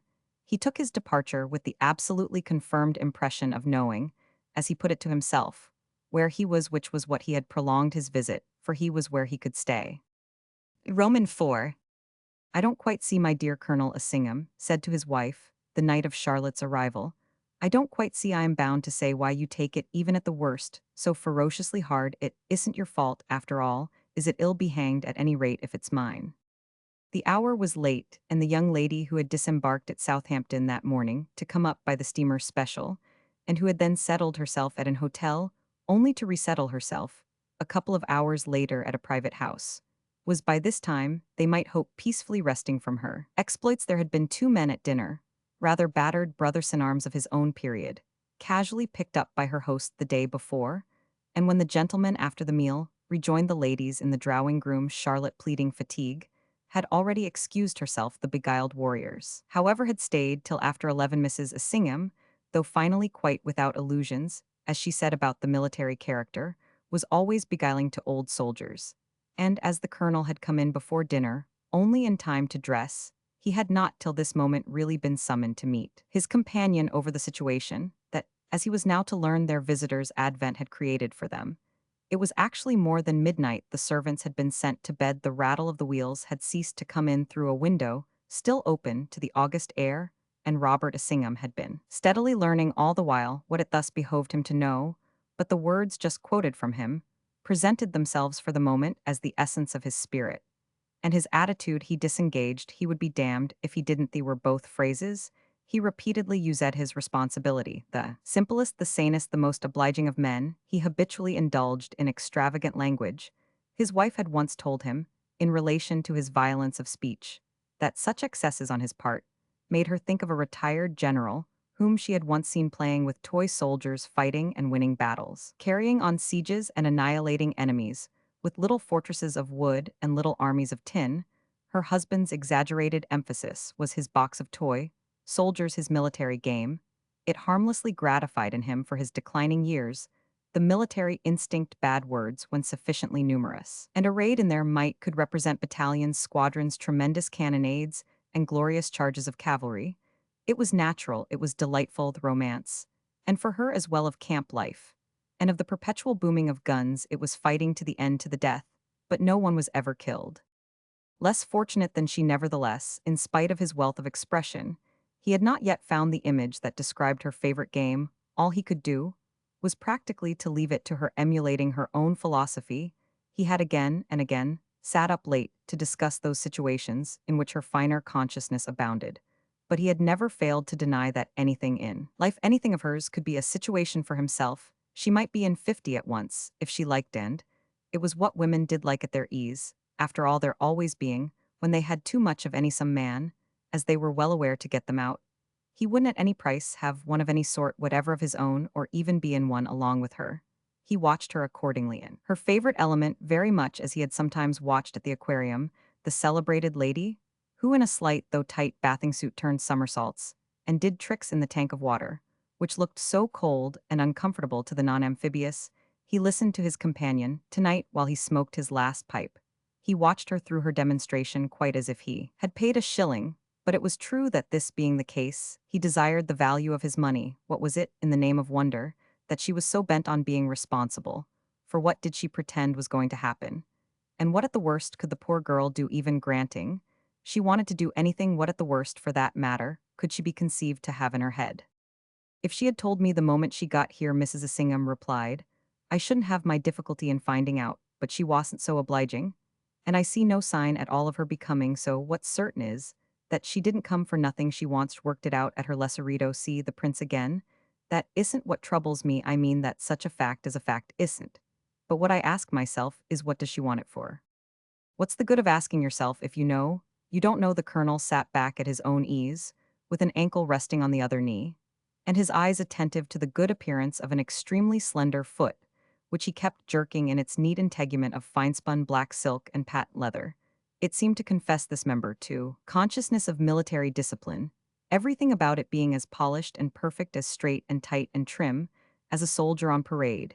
It went so far as to imply that someone or other would have got something, or other confinement to barracks or suppression of pay, if it hadn't been just as it was. Bob Assingham was distinguished altogether by leanness of person, a leanness quite distinct from physical laxity, which might have been determined on the part of superior powers, by views of transport and accommodation, and which in fact verged on the abnormal. He did himself, as well as his friends, mostly knew, yet remained hungrily thin, with facial, with abdominal cavities quite grim in their effect, and with a consequent looseness of apparel that, combined with a choice of queer light shades and of strange straw-like textures of the aspect of Chinese mats provocative of wonder at his sources of supply, suggested the habit of tropic islands, a continual cane-bottomed chair, a governorship exercised on wide verandas. His smooth round head, with the particular shade of its white hair, was like a silver pot, reversed his cheekbones, and the bristle of his mustache were worthy of Attila the Hun. The hollows of his eyes were deep and darksome, but the eyes within them were like little blue flowers plucked that morning. He knew everything that could be known about life, which he regarded as for far the greater part a matter of pecuniary arrangement. His wife accused him of a want alike of moral and of intellectual reaction, or rather, indeed, of a complete incapacity, for either. He never went even so far as to understand what she meant, and it didn't at all matter, since he could be, in spite of the limitation, a perfectly social creature. The infirmities, the predicaments of men, neither surprised nor shocked him, and indeed which was perhaps his only real loss in a thrifty career, scarce even amused. He took them for granted without horror, classifying them after their kind, and calculating results and chances. He might, in old bewildering climates, in old campaigns of cruelty and license, have had such revelations and known such amazements that he had nothing more to learn. But he was wholly content, in spite of his fondness in domestic discussion for the superlative degree, and his kindness in the oddest way seemed to have nothing to do with his experience.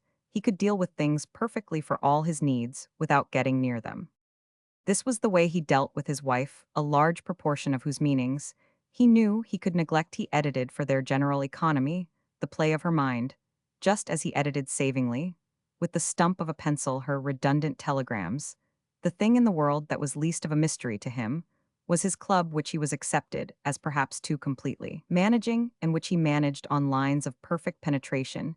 His connection with it was really a masterpiece of editing. This was in fact to come back very much the process he might have been proposing to apply to Mrs. Assingham's view of what was now before them, that is, to their connection with Charlotte Stant's possibilities. They wouldn't lavish on them all their little fortune of curiosity and alarm. Certainly, they wouldn't spend their cherished savings so early in the day. He liked Charlotte, moreover, who was a smooth and compact inmate, and whom he felt, as with her instincts that made against waste, much more of his own sort than his wife. He could talk with her about Fanny almost better than he could talk with Fanny about Charlotte. However, he made at present the best of the latter necessity, even to the pressing of the question he has been noted as having last uttered, if you can't think what to be afraid of, wait till you can think then y'all do it, much better or otherwise. If that's waiting too long, find out from her, don't try to find out from me, ask her herself. Mrs. Assingham denied, as we know, that her husband had a play of mind, so that she could on her side treat these remarks only as if they had been senseless physical gestures or nervous facial movements. She overlooked them as from habit and kindness, yet there was no one to whom she talked so persistently of such intimate things. It's her friendship with Maggie. That's the immense complication, because that she audibly mused is so natural. Then why can't she have come out for it? She came out, Mrs. Assingham continued to meditate because she hates America. There was no place for her there, she didn't fit and she wasn't in sympathy no more. Were the people she saw? Then, it's hideously dear, she can't on her means begin to live there, not at all as she can in a way here. In the way, you mean of living with us? Of living with anyone, she can't live by visits alone and she doesn't want to, she's too good for it, even if she could, but she will, she must sooner or latter stay with them. Maggie will want her, Maggie will make her, besides, she'll want to herself. Then why want that, do the colonel asked, for you to think it's what she has come for? How will it do, Hausch went on as without hearing him. That's what one keeps feeling. Why shouldn't it do beautifully? That anything of the past, she brooded, should come back. Now, how will it do, how will it do? It will do, I dare say, without your wringing your hands over it, when, my dear, the colonel pursued, as he smoked, have you ever seen anything of your snithing that you've do not do? Ah, I didn't do this, it brought her answer straight, I didn't bring her back. Did you expect her to stay over there all her days to oblige you? Not a bit, for I shouldn't have minded her coming after their marriage. It's her coming this way before, to which she added with inconsequence, I'm too sorry for hero, of course, she can't enjoy it. But I don't see what perversity rides her. She needn't have looked it also in the faces. She doesn't do it, I suppose, simply for discipline. It's almost that's the bore of it, discipline to me. Perhaps then, said Bob Assingham, that's what has been her idea, take it for God's sake as discipline to you, and have done with it, it will do, he added, for discipline to me as well. She was far, however, from having done with it. It was a situation with such different sides, as she said, and to none of which one could in justice be blind. It isn't in the least, you know, for instance, that I believe she's bad. Never, never, Mrs. Assingham declared, I don't think that of her. Then why isn't that enough? Nothing was enough, Mrs. Assingham signified, but that she should develop her thought she doesn't deliberately intend. She doesn't consciously wish the least complication. It's perfectly true that she thinks Maggie, a dearest, who doesn't, she's incapable of any plan to hurt a hair of her head. Yet here she is, and there they are, she wound up. Her husband again, for a little smoked in silence, what in the world between them ever took place? Between Charlotte and the prince, why nothing except their having to recognize that nothing could, that was their little Roman seat, was even their little tragedy. But what the deuce did they do? They fell in love with each other, but seeing it wasn't possible, gave each other up. Then where was the romance? Why, in their frustration, in their having the courage to look the facts in the face? What facts, the colonel went on. Well, to begin with, that of their neither of them having the means to marry. If she had had even a little, I mean, for two, I believe he would bravely have done it, after which as her husband, but omitted an odd vague sound. She corrected herself, I mean, if he himself had had only a little, or a little more than a little for a prince, they would have done what they could, did them justice, if there had been a way, but there wasn't a way, and Charlotte, quite to her honor, I consider, understood it. He had to have money, it was a question of life and death. It wouldn't have been a bit amusing either to marry him as a pauper, I mean, leaving him one that was what she had as he had reason to see. And their reason is what you call their romance. She looked at him a moment. What do you want more? Didn't he, the colonel inquired, want anything more? Or didn't, for that matter, poor Charlotte herself? She kept her eyes on him. There was a manner in it that half answered they were thoroughly in love. She might have been his. She checked herself. She even for a minute lost herself. She might have been anything she liked except his wife. But she wasn't, said the colonel very smokingly. She wasn't, Mrs. Assingham echoed. The echo not loud, but deep, filled for a little the room. He seemed to listen to it die away. Then he began again, how are you sure? She waited before saying, but when she spoke it was definite there wasn't time. He had a small laugh for her reason. He might have expected some other, does it take so much time? She herself, however, remained serious, it takes more than they had. He was detached, but he wondered what was the matter with their time. after which as remembering it all living it over, and piecing it together. She only considered you mean that you came in with your idea, he demanded. It brought her quickly to the point, and as if also in a measure to answer herself, not a bit of it then. But you surely recall she went on the way a year ago. Everything took place, they had parted before he had ever heard of Maggie. Why hadn't he heard of her from Charlotte herself? Because she had never spoken of her. Is that also the Colonel inquired what she has told you? I'm not speaking his wife returned of what she has told me, that's one thing I am speaking of what I know by myself, that's another. You feel in other words that she lies to you Baba Singham, more sociably asked. She neglected the question treating it as gross, she never so much at the time as named Maggie. It was so positive that it appeared to strike him it's he, then who has told you. She after a moment admitted it's he. And he doesn't lie.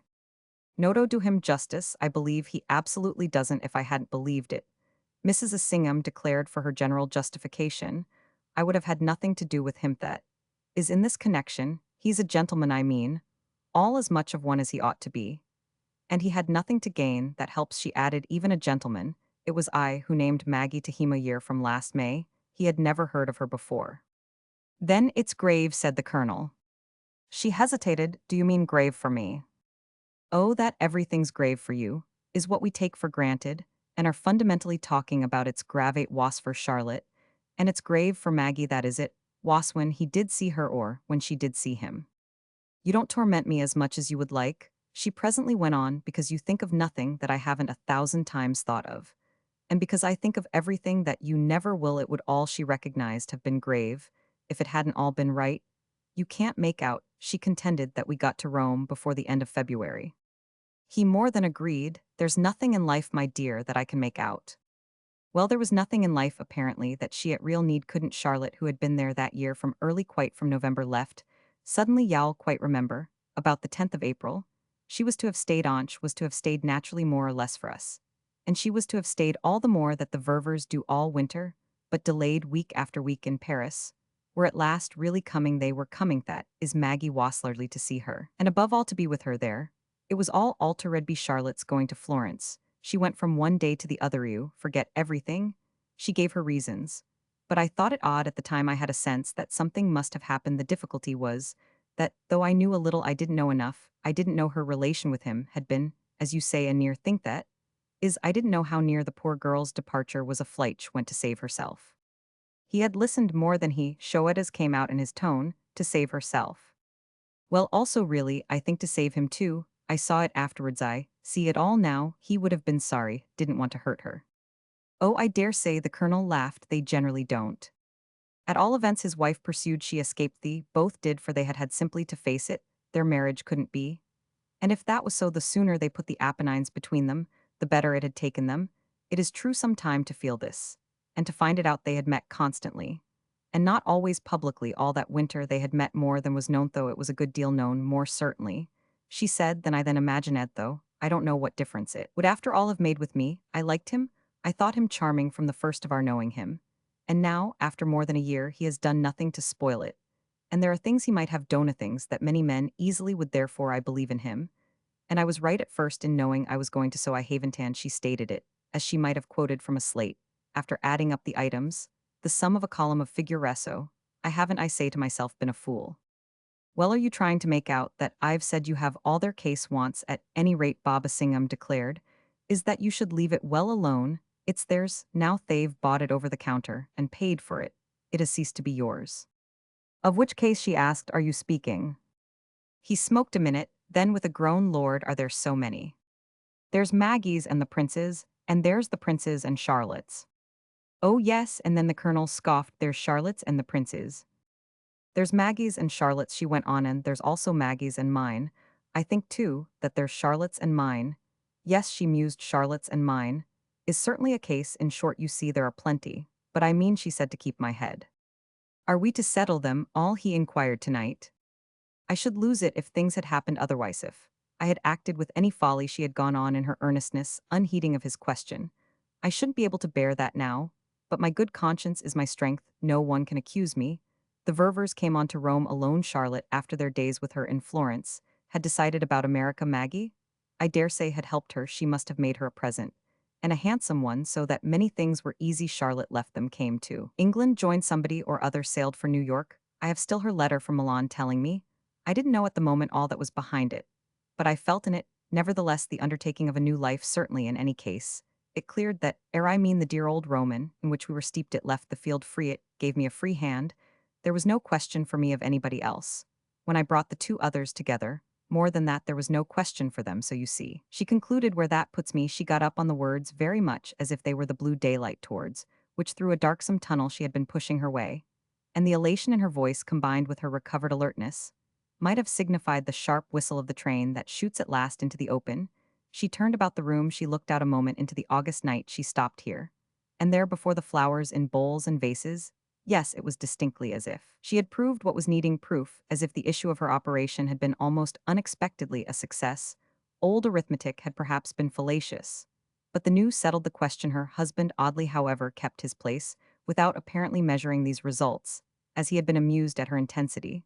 So he was not uplifted by her relief. His interest might in fact have been more enlisted than he allowed. Do you mean? He presently asked that he had already forgot about Charlotte. She faced round as if he had touched a spring he wanted to naturally, and it was much the best thing he could do. She was in possession of the main case, as it truly seemed she had it all now. He was capable of the effort. And he took the best way. Remember, too, what Maggie then seemed to us. She's very nice, but she always seems to me more than anything else the young woman, who has $1 million a year, if you mean. That's what she especially seemed to him. You, of course, placed the thing in your light. The effort to forget Charlotte couldn't, I grant you, have been so difficult. This pulled her up, but for an instant, I never said he didn't from the first. I never said that he doesn't more and more like Maggie's money. I never said I shouldn't have liked it myself. Baba Singham returned. He made no movement. He smoked another minute. How much did Maggie know? How much she seemed to consider, as if it were between quarts and gallon show, best to express the quantity she knew, what Charlotte in Florence had told her. And what had Charlotte told her? Very little. What makes you so sure? Why, this, that she couldn't tell her. And she explained a little what she meant. There are things, my dear Haven, you felt it yourself, course, as you erreth, that no one could tell Maggie. There are things that, upon my word, I shouldn't care to attempt to tell her now. The Colonel smoked on it. Shed be so scandalized. Shed be so frightened. Shed be in her strange little way so hurt. She wasn't born to know evil. She must never know it. Baba Singham had a queer grim laugh, the sound of which in fact fixed his wife before him, were taking grand ways to prevent it. But she stood there to protest. We're not taking any ways, the ways are all taken. They were taken from the moment he came up to our carriage that day in Villa Borghese, second or third of her days in Rome, when, as you remember, you went off somewhere with Mr. Verver. And the prince who had got into the carriage with us came home with us to tea. They had met, they had seen each other well, they were in relation. The rest was to come of itself. And as it could, it began practically. I recollect in our drive Maggie happened to learn by some other man's greeting of him in the bright Roman way from a street corner, as we passed, that one of the prince's baptismal names, the one always used for him among his relations, was Amerigo, which, as you probably don't know, however, even after a lifetime of me, was the name 400 years ago, or whenever, of the pushing man who followed across the sea in the wake of Columbus, and succeeded where Columbus had failed in becoming godfather or namefather to the new continent, so that the thought of any connection with him can even now thrill our artless breasts. The Colonel's grim placidity could always quite adequately meet his wife's not infrequent imputation of ignorances, on the score of the land of her birth, unperturbed and unashamed. And these dark depths were even at the present moment not directly lighted by an inquiry that managed to be curious without being apologetic. But where does the connection come in? His wife was prompt by the women, that is, by some obliging woman of old, who was a descendant of the pushing man, the make-believe discoverer, and whom the prince is therefore luckily able to refer to as an ancestress, a branch of the other family, had become great enough at least to marry into his, and the name of the navigator crowned with glory, was very naturally to become so the fashion among them, that some son of every generation was appointed to wear it. My point is, at any rate, that I recall noticing at the time how the prince was from the start helped with the dear Ververs by his wearing it. The connection became romantic for Maggie the moment she took it in. She filled out in a flash every link that might be vague by that sign. I quite said to myself, hell conquereth, his good fortune, of course, of having the other necessary signs too. It really, said Mrs. Assingham, was practically the fine side of the wedge which struck me, as also she wound up a lovely note for the candor of the Ververs. The colonel took in the tale, but his comment was prosaic. He knew Amerigo what he was about, and I don't mean the old one. I know what you mean, his wife bravely threw off. The old one pointed his effect, isn't the only discoverer in the family. Oh, as much as you like, if he discovered Americior got himself honored, as if he had his successors were in due time to discover the Americans. And it was one of them in particular, doubtless, who was to discover how patriotic we are. Wouldn't this be the same one, the colonel asked, who really discovered what you call the connection? She gave him a look. The connections, a true thing, the connections, perfectly historic, your insinuations recoil upon your cynical mind. Don't you understand? She asked that the history of such people is known root and branch at every moment of its course. Oh, it's all right, said Baba Singham. Go to the British Museum, his companion continued with spirit. And what am I to do there? There's a whole immense room or recess or department, or whatever filled with books written about his family alone. You can see for yourself. Have you seen for yourself? She faltered, but an instant. Certainly, I went one day with Maggie. We looked him up, so to say, they were most Roman 153, and she fell again into the current. Her husband had slightly ruffled, the effect was produced, the charm began to work at all events in Rome from that hour of the prince's drive. With us, my only course afterwards had to be to make the best of it. It was certainly good enough for that, Mrs. Assingham hastened to add, and I didn't in the least see my duty in making the worst in the same situation today. I wouldn't act differently. I entered into the case, as it then appeared to mean. As for the matter of that, it still does. I liked it. I thought all sorts of good of it. And nothing can even now, she said with some intensity, make me think anything else. Nothing can ever make you think anything you don't want to. The colonel, still in his chair, remarked over his pipe, you've got a precious power of thinking. Whatever you want also from moment to moment to think such desperately different things. What happened, he went on, was that you fell violently in love with the prince yourself, and that, as you couldn't get me out of the way, you had to take some roundabout course. You couldn't marry him any more than Charlotte could. That is not to yourself. But you could to somebody else. It was always the prince, it was always marriage. You could to your little friend, to whom there were no objections. Not only there were no objections, but there were reasons, positive ones, and all excellent, all charming.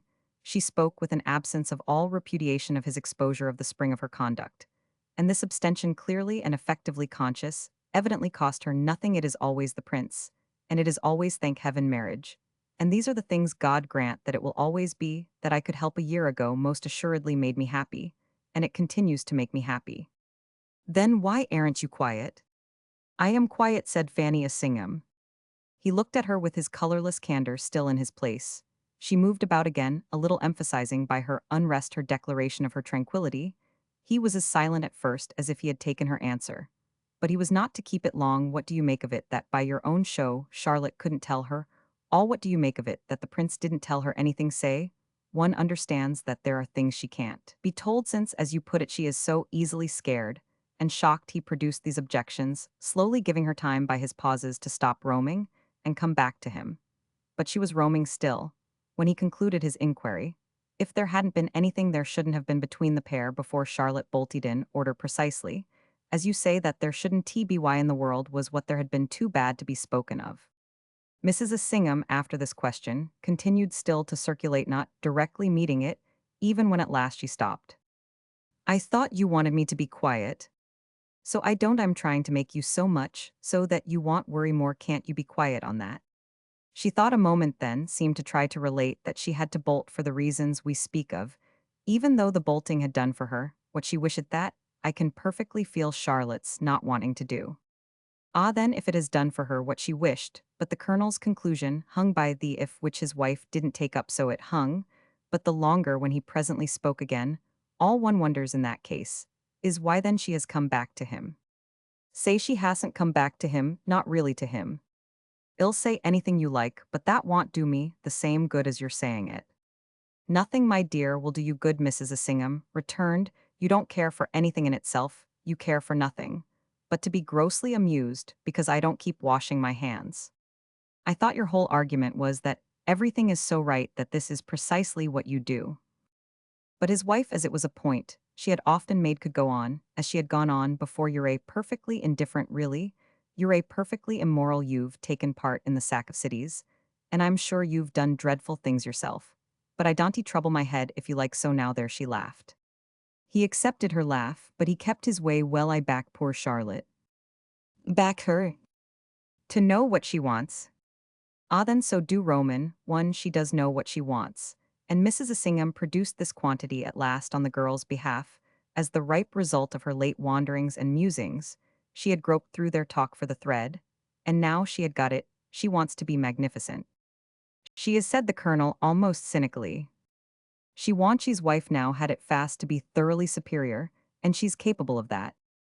Of wanting to. Of carrying out her idea. And what is her idea? To see Maggie through. Bob Assingham wondered through what? Through everything she knows the prince. And Maggie doesn't know dear thing Mrs. Assingham had to recognize it doesn't. So that Charlotte has come out to give her lessons. She continued Fanny Assingham to work out her thought she has done this great thing for him, that is a year ago. She practically did it, she practically at any rate helped him to do it himself and helped me to help him. She kept off, she stayed away, she left him free, and what moreover were her silences to Maggie, but a direct aid to him, if she had spoken in Florence, if she had told her own poor story, if she had come back at any time till within a few weeks ago, if she hadn't gone to New York, and hadn't held out there, if she hadn't done these things all that has happened, since would certainly have been different therefore, she's in a position to be consistent now. She knows the Prince Mrs. Assingham repeated, it involved even again her former recognition, and Maggie dear thing doesn't. She was high, she was lucid, she was almost inspired, and it was but the deeper drop therefore to her husband's flat common sense. In other words, Maggie is by her ignorance in danger, then if she's in danger there is danger. There one but with Charlotte's understanding of it, that's where she has had her conception of being able to be heroic, of being able in fact to be sublime. She will Beth good lady by this time glowed. So she sees it'o become for her best friend an element of positive safety. Bob Assingham looked at it hard. Which of them do you call her best friend? She gave a toss of impatience. I'll leave you to discover. But the grand truth thus made out, she had now completely adopted it's for us therefore to be hers. Hers? You and Roman want it's for us to be, Charlotte's it's for us on our side to see her through. Through her sublimity. Through her noble, lonely life on that's essentialit. Mustn't be lonely, it will be all right if she marries. So we're to marry her. We're to marry her, it will be Mrs. Assingham, continued the great thing I can do. She made it out more and more it will make up. Make up for what, as she said nothing, however, his desire for lucidity renewed itself. If everything's so all right, what is there to make up for? Why, if I did do either of them, by any chance a wrong, if I made a mistake, y'all make up for it by making another, and then, as she again took her time, I thought your whole point is just that you're sure. One can never be ideally sure of anything, there are always possibilities. Then if we can but strike so wild, why keep meddling? It made her again look at him. Where would you have been, my dear, if I hadn't meddled with you? Ah, that wasn't meddling, I was your own, said the colonel from the moment I didn't object. Well, these people won't object, they are my own too, in the sense that I'm awfully fond of them, also in the sense, she continued, that I think they're not so very much less fond of me. Our relation all round exists, it's a reality, and a very good one, we're mixed up so to speak, and it's too late to change it, we must live in it, and with it therefore to see that Charlotte gets a good husband as soon as possible. That, as I say, will be one of my ways of living. It will cover, she said with conviction, all the ground. And then, as his own conviction appeared to continue as little to match the ground, I mean of any nervousness I may ever feel, it will be in fact my duty, and I shan't rest till my duty's performed. She had arrived by this time at something like exaltation. I shall give for the next year or two, if necessary, my life to it. I shall have done in that case what I can. He took it at last as it came. You hold, there's no limit to what you can. I don't say there's no limit or anything of the sort. I say there are good chances enough of them for hope. Why shouldn't there be, when a girl is after all that she is? By after all you mean after she's in love with somebody else? The colonel put his question with a quietude doubtless designed to be fatal, but it scarcely pulled her up. She's not too much in love, not herself, to want to marry. she would now particularly like to. Has she told you so? Not yet, it's too soon, but she will meanwhile, however. I don't require the information her marrying will prove the truth. And what truth? The truth of everything I say. Prove it to whom? Well, to myself to begin with. That will be enough for me to work for her. What it will prove, Mrs. Assingham presently went on, will be that she's cured, that she accepts the situation. He paid this the tribute of a long pull at his pipe, the situation of doing the one thing she can that will really seem to cover her tracks. His wife looked at him, the good dry man, as if now at last he was merely vulgar, the one thing she can do, that will really make new tracks altogether, the thing, that before any other will be wise, and write the thing that will best give her her chance to be magnificent. He slowly emitted his smoke, and best give you by the same token yours to be magnificent with her. I shall be as magnificent at least as I can. Baba Singham got up, and you call me immoral. She hesitated. I'll call you stupid, if you prefer, but stupidity pushed to a certain point is, you know, immorality. Just so, what is morality? But high intelligence, this. He was unable to tell her, which left her more definitely to conclude, besides, it's all at the worst great fun. Oh, if you simply put it at that. His implication was that in this case they had a common ground, yet even thus he couldn't catch her by it. Oh, I don't mean, she said from the threshold, the fun that you mean. Good night, in answer to which, as he turned out the electric light, he gave an odd short groan, almost a grunt. He had apparently meant some particular kind. Avi?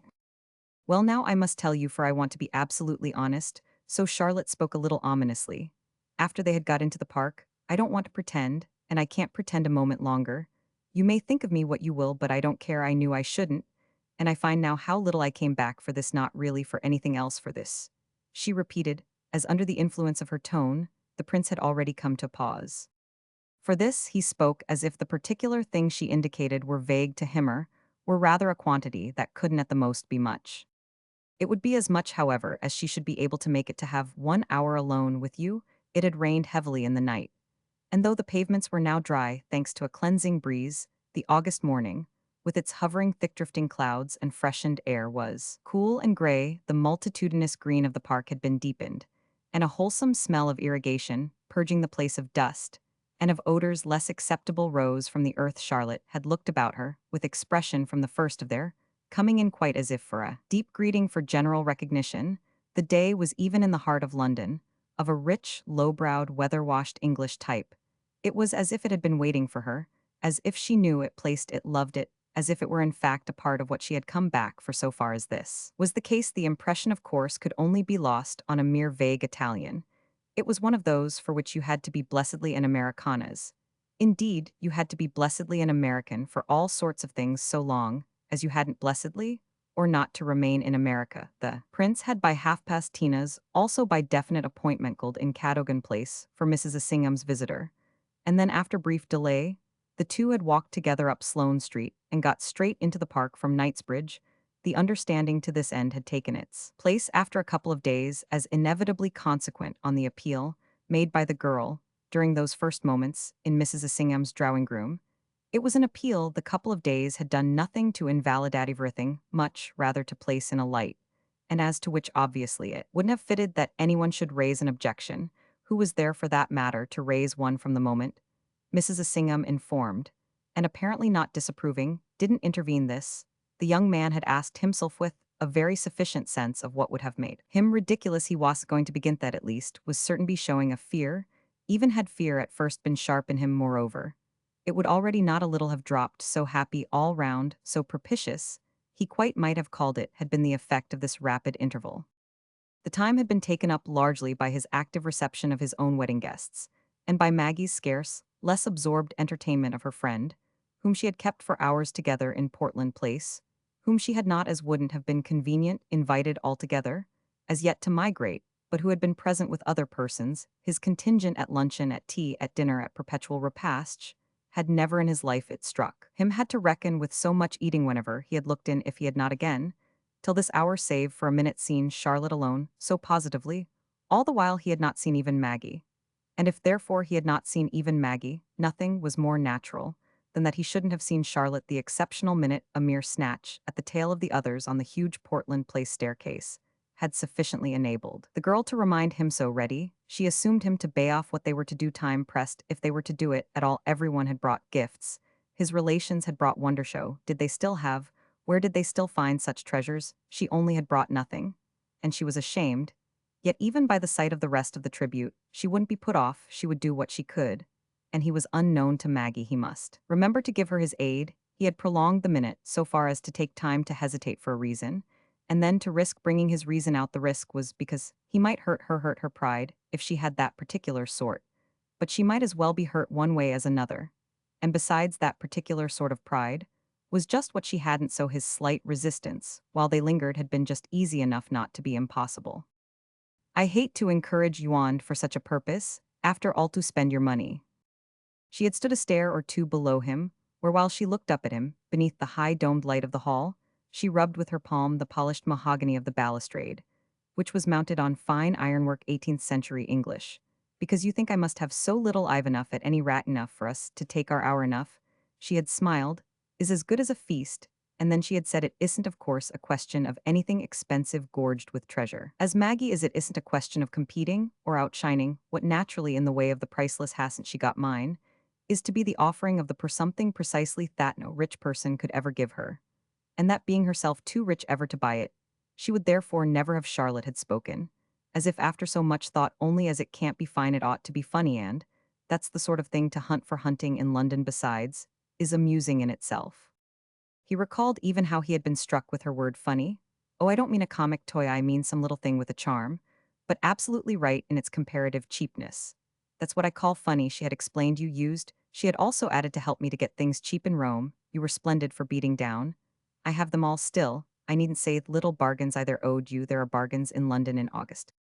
Ah, but I don't understand your English buying, and I confess I find it dull so much as that, while they turned to go up together, he had objected. I understood my poor dear Romans. It was they who understood you. That was your pull. She had laughed. Our amusement here is just that they don't understand us. We can make it amusing, y'all see. If he had hesitated again, it was because the point permitted. The amusement surely will be to find our present. Certainly, as I say.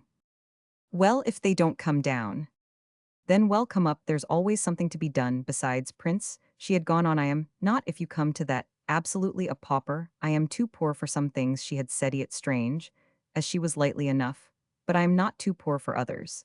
And she had paused again at the top. I've been saving up. He had really challenged it in America.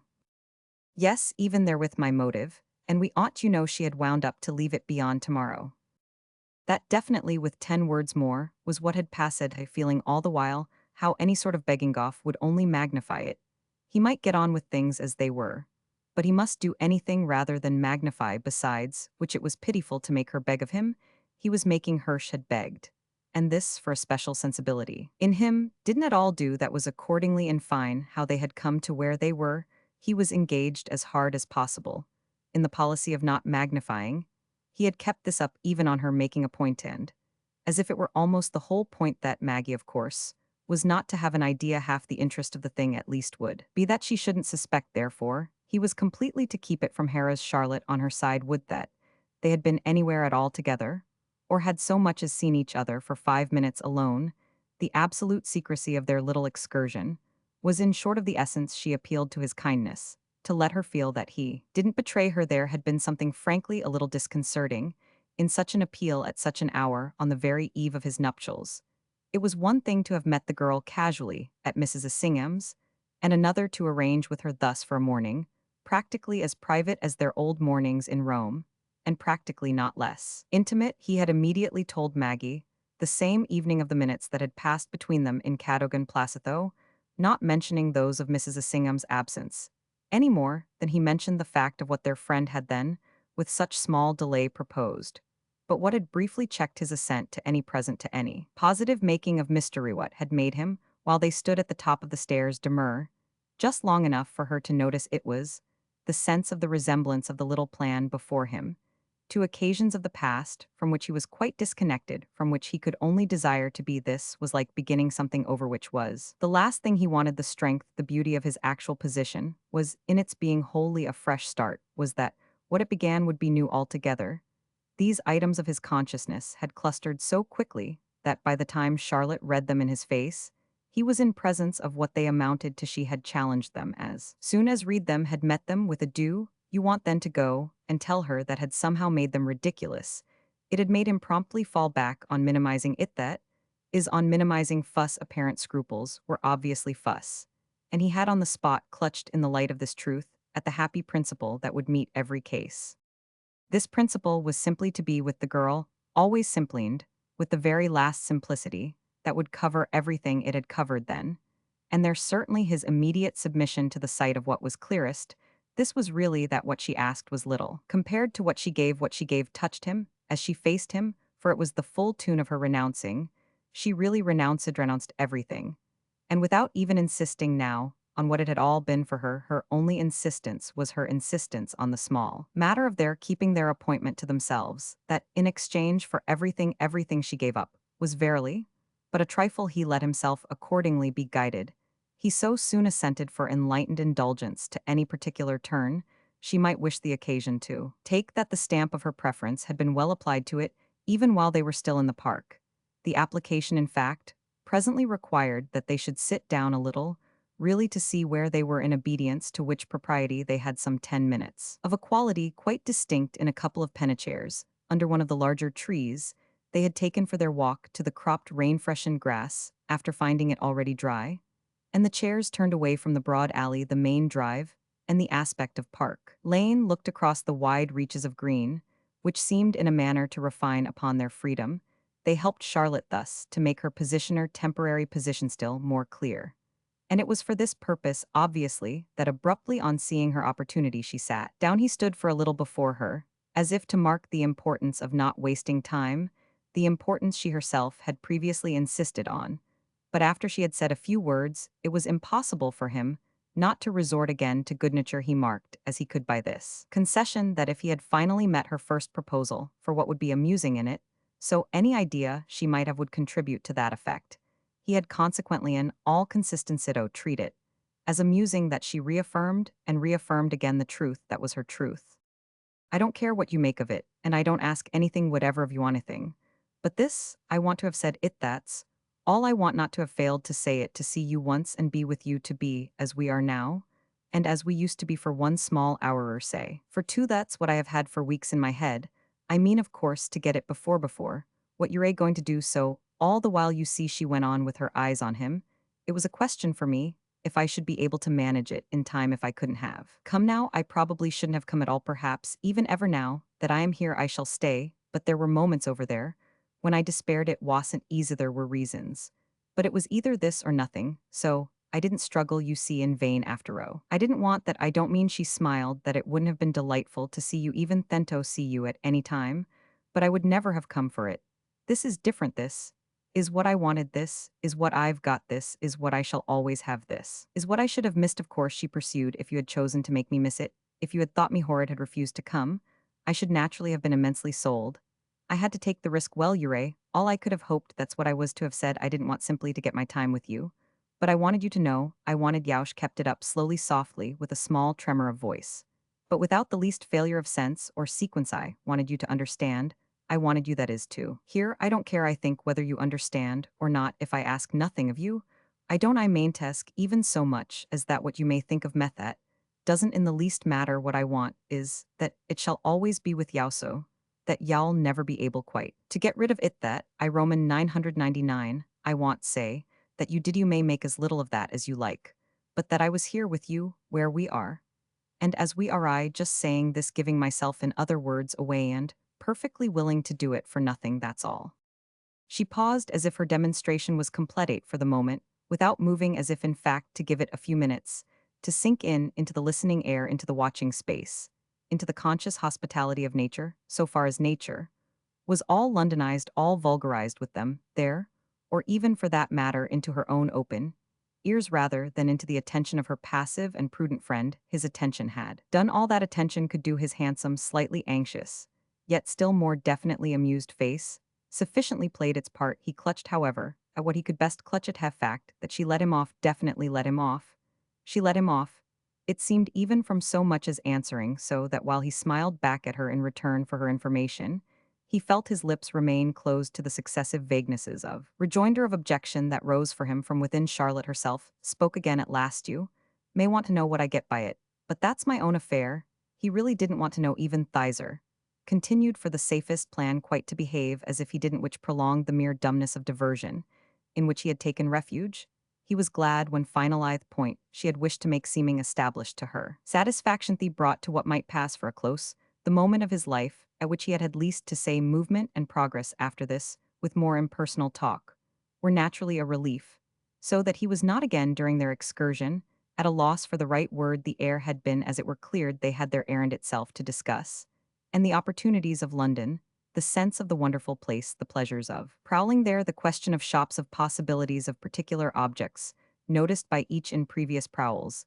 Each professed surprise at the extent of the others, knowledge the prince in especial, wondered at his friend's possession of her London. He had rather prized his own possession, the guidance he could really often give a cabman.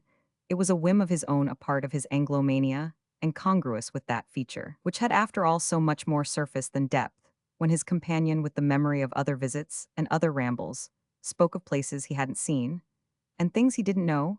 He actually felt Agana's half the effect, just a shade humiliated. He might even have felt a trifle annoyed if it hadn't been on this spot for his being even more interested. It was a fresh light on Charlotte, and on her curious world quality, of which in Rome he had had his due sense, but which clearly would show larger on the big London stage. Rome was in comparison a village, a family party, a little old-world spinet for the fingers of one hand. By the time they reached the Marble Arch, it was almost as if she were showing him a new side, and that in fact gave amusement a new and a firmer basis.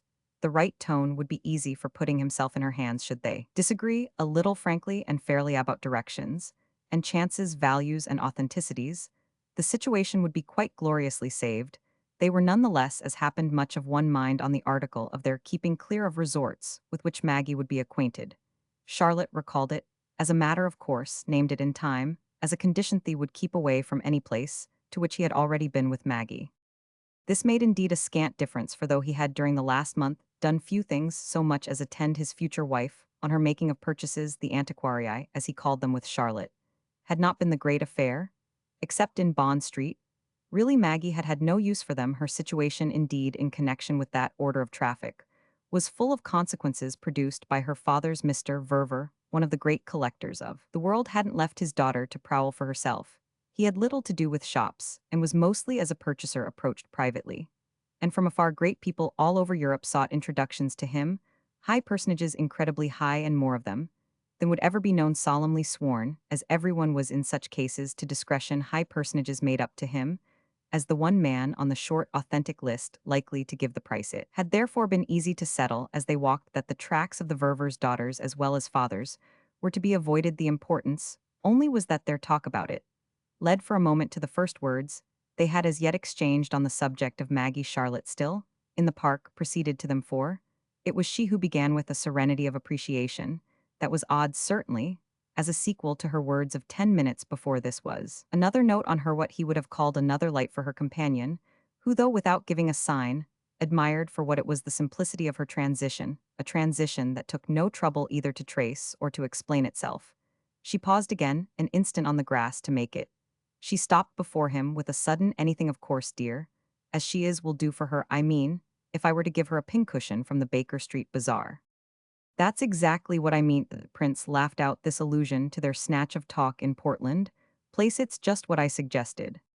She took, however, no notice of the reminder. She went on in her own way. But it isn't a reason in that case. One would never do anything for her. I mean, Charlotte explained, if one took advantage of her character. Of her character. We mustn't take advantage of her character, the girl again, unheeding, pursued. One mustn't, if not for her, at least for oneself. She saves one such trouble. She had spoken thoughtfully with her eyes on her friends. She might have been talking preoccupied and practical of someone with whom he was comparatively unconnected. She certainly gives one no trouble, said the prince. And then, as if this were perhaps ambiguous or inadequate, she's not selfish, God forgive her enough. That's what I mean, Charlotte instantly said. She's not selfish enough. There's nothing absolutely that one need do for her. She's so modest, she developed, doesn't miss things. I mean, if you love her, or rather I should say, if she loves you, she lets it go. The prince frowned a little as a tribute, after all, to seriousness. She lets what? Anything that you might do, and that you don't. She lets everything go but her own disposition to be kind to you. It's of herself that she asks effort so far as she ever has to ask them. She hasn't much, she does everything herself, and that's terrible. The prince had listened, but always with propriety. He didn't commit himself terrible. Well, unless one is almost as good as she, it makes too easy terms for one. It takes stuff within one so far as one's decency is concerned to stand it. And nobody, Charlotte continued in the same manner, is decent enough, good enough to stand it, not without help from religion or something of that kind, not without prayer and fasting, that is without taking great care, certainly. She said, such people as you and I are not. The prince obligingly thought an instant, not good enough to stand it. Well, not good enough, not rather to feel the strain we happen each, I think, to be of the kind that are easily spoiled. Her friend, again for propriety, followed the argument. Oh, I don't know, may not one's affection for her do something more for one's decency, as you call it, than her own generosity or own affection? Her decency has the unfortunate virtue to undo. Ah, of course it must be all in that. But she had made her question all the same interesting to him.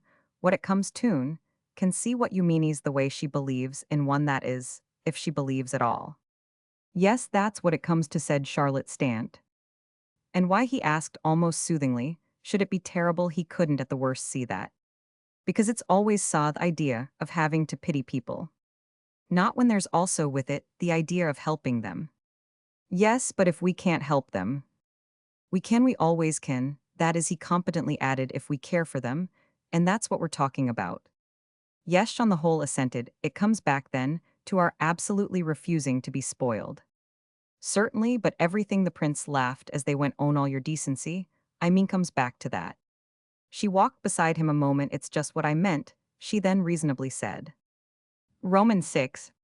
The man in the little shop in which, well, after this, they lingered longest, the small but interesting dealer in the Bloomsbury Street, who was remarkable for an insistence not importunate inasmuch as it was mainly mute, but singularly, intensely coercive. His personage fixed on his visitors an extraordinary pair of eyes, and looked from one to the other while they considered the object with which he appeared mainly to hope to tempt them.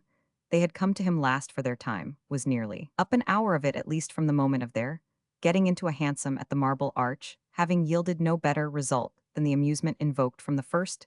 The amusement, of course, was to have consisted in seeking, but it had also involved the idea of finding, which latter necessity would have been obtrusive only if they had found too soon. The question at present was if they were finding, and they put it to each other in the Bloomsbury shop, while they enjoyed the undiverted attention of the shopman. He was clearly the master, and devoted to his business, the essence of which in his conception might precisely have been this particular secret that he possessed for worrying the customer so little that it fairly made for their relations a sort of solemnity. He had not many things, none of the redundancy of rot they had elsewhere seen, and our friends had, on entering, even had the sense of a muster so scant that as high values obviously wouldn't reign, the effect might be almost pitiful. Then their impression had changed, for though the show was of small pieces, several taken from the little window, and others extracted from a cupboard behind the counter, dusky, in the rather low-browed place, despite its glass doors, each bid for their attention spoke, however modestly, for itself, and the pitch of their entertainer's pretensions was promptly enough, given his array was heterogeneous,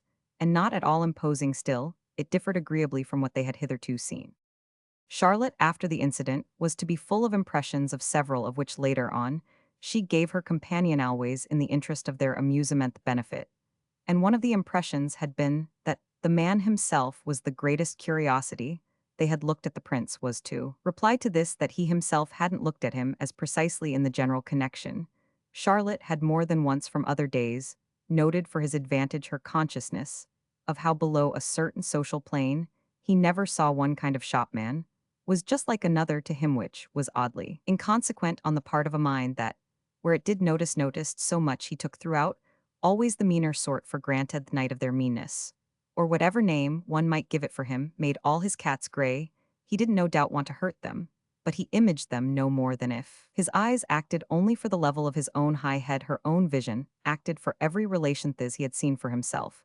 She remarked beggars, she remembered servants, she recognized cabmen. She had often distinguished beauty when out with him in dirty children. She had admired type in faces at hucksters' stalls. Therefore, on this occasion, She had found their antiquario interesting partly because he cared so for his things, and partly because he cared well so for them. He likes his things, loves them. She was to say, and it isn't only it isn't perhaps even at all that he loves to sell them. I think he would love to keep them if he could, and he prefers at any rate to sell them to right people. We clearly were right people. Knows them when he sees them. And that's why, as I say, you could make out, or at least I could, that he cared for us. Didn't you see? Was to ask it with an insistence the way he looked at us, and took us in. I doubt if either of us have ever been so well looked at before. Yes, hell, remember Ush was to profess herself convinced of that, almost to uneasiness. But it was after all this was perhaps reassuring because, given his taste, since he has taste, he was pleased with us. He was struck, had ideas about us. Well, I should think people might were beautifularent weaned he knows. Then also he has his way for that way of saying nothing with his lips, when he's all the while pressing you so with his face, which shows how he knows you feel it. That is a regular way of decent old gold, old silver, old bronze, of old chaste and jeweled artistry, where the objects that successively produced had ended by numerously dotting the counter, where the shopman's slim light fingers with neat nails touched them at moments briefly, nervously, tenderly, as those of a chess player rest a few seconds over the board on a figure. He thinks he may move, and then may not. Small florid ancientries, ornaments, pendants, lockets, brooches, buckles, pretexts for dim brilliance, bloodless rubies, pearls either too large or too opaque for value, miniatures mounted with diamonds that had ceased to dazzle, snuff boxes presented Torbithe two questionable great cups, trays, tapper stands suggestive of pontificates archaic and brown, that would themselves, if preserved, have been prized curiosities, a few commemorative medals of neat outline, but dull reference, a classic monument, or two things of the first years of the century, things consular Napoleonic. Temples, obelisks, arches, tinily re-embodied, completed the discrete cluster, in which, however, even after tentative reinforcement from several quaint rings, intaglios, amethysts, carbuncles, each of which had found a home in the ancient sallow satin of some weakless napping little box, there was, in spite of the due proportion of faint poetry, no great force of persuasion. They looked the visitors they touched, they vaguely pretended to consider, but with skepticism so far as courtesy permitted in the quality of their attention. It was impossible they shouldn't, after a little, tacitly agree as to the absurdity of carrying to Maggie a token from such a stock. It would bet that was the difficult to pretentious, without being good too usual as a treasure to have been an inspiration of the giver, and yet too primitive to be taken as tribute welcome on any terms. They had been out more than 2 hours, and evidently had found nothing it forced from Charlotte a kind of admission. It ought really, if it should be a thing of this sort, to take its little value from having belonged to one's self. Echo, said the prince just triumphantly enough. There you are. Behind the dealer were sundry small cupboards in the wall. 2 or 3 of these Charlotte had seen him open, so that her eyes found themselves resting on those he had not visited, but she completed her admission. There's nothing here she could wear. It was only after a moment that her companion rejoined, is there anything, do you think, that you could? It made her just start. She didn't at all events look at the objects but looked for an instant very directly at him. No. Ah, the prince quietly exclaimed. Would it be, Charlotte asked, your idea to offer me something? Well, why notice a small record? But a recordo of what? Why, of theses you yourself say of this little hunt. Oh, I say it, but hasn't my whole point been that I don't ask you to? Therefore, she demanded, but smiling at him, nowhere's the logic. Oh, the logic, he laughed. But logic's everything. That, at least, is how I feel it. A recordo from you to May's, a recordo of nothing. It has no reference. Ah, my dear, he vaguely protested. Their entertainer, meanwhile, stood there with his eyes on them, and the girl, though at this minute more interested in her passage with her friend than in anything else, again met his gaze. It was a comfort to her that their foreign tongue covered what they said, and they might have appeared, of course, as the prince now had one of the snuff boxes in his hand, to be discussing a purchase. You don't refer, she went on to her companion, I refer. He had lifted the lid of his little box, and he looked into it hard. Do you mean by that, then, that you would be free? Free? To offer me something? This gave her a longer pause, and when she spoke again, she might have seemed oddly to be addressing the dealer. Would you allow me? No, said the prince into his little box. You wouldn't accept it from me? No, he repeated in the same way. She exhaled a long breath that was like a guarded sigh. But you've touched an idea that has been mine. It's what I've wanted. Then, she added, it was what I hoped. He put down his box. Thighs had drawn his eyes. He made nothing clearly of the little man's attention. It's what you brought me out for. Well, that's at any rate, she returned, my own affair, but it won't do. It won't do, cara mia. It's impossible. It's impossible, and he took up one of the brooches. She had another pause while the shopman only waited. If I were to accept from you one of these charming little ornaments, as you suggest, what should I do with it? He was perhaps at last a little irritated. He even as, if he might understand, looked vaguely across at their host, where at per back. Where then, please, under my clothes? Wherever you like, but it isn't then, if you will, he added, worth talking about. It's only worth talking about, mio caro. She smiled, from your having begun it. My question is only reasonable so that your idea may stand or fall by your answer to it. If I should pin one of these things on, for you, would it be to your mind that I might go home and show it to Maggie as your present? They had had between them often in talk, the refrain jocosely descriptively applied of old Roman. It had been as a pleasantry in the other time, his explanation to her of everything. But nothing truly had even seemed so old Roman as the shrug, in which he now indulged. Why in the world not?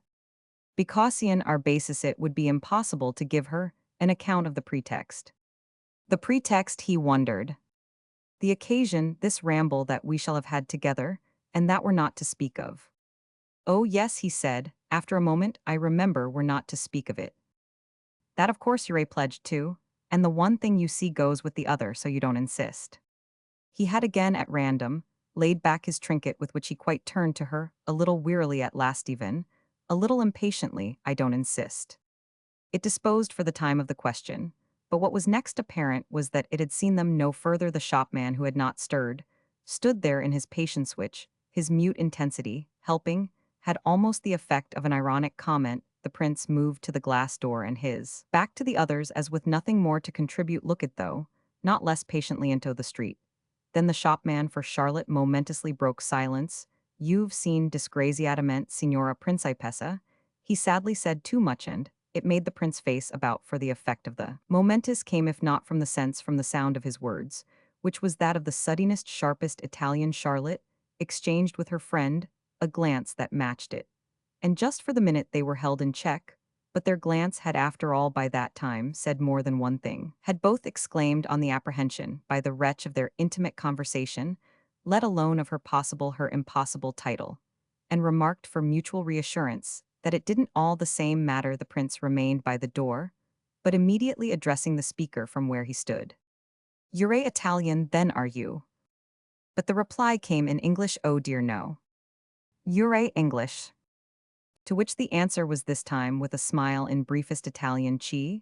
The dealer waved the question, practically disposed of it, by turning straightway toward a receptacle to which he had not yet resorted, and from which, after unlocking it, he extracted a square box of some 20 inches in height, covered with worn-looking leather. He placed the box on the counter, pushed back a pair of small hooks, lifted the lid, and removed from its nest a drinking vessel larger than a common cup, yet not of exorbitant size, and formed to appearance either of old fine gold or of some material once richly gilt. He handled it with tenderness, with ceremony, making a place for it on a small satin mat. My golden bowl, he observed, and it sounded on his lips as if it said everything he left the important object for.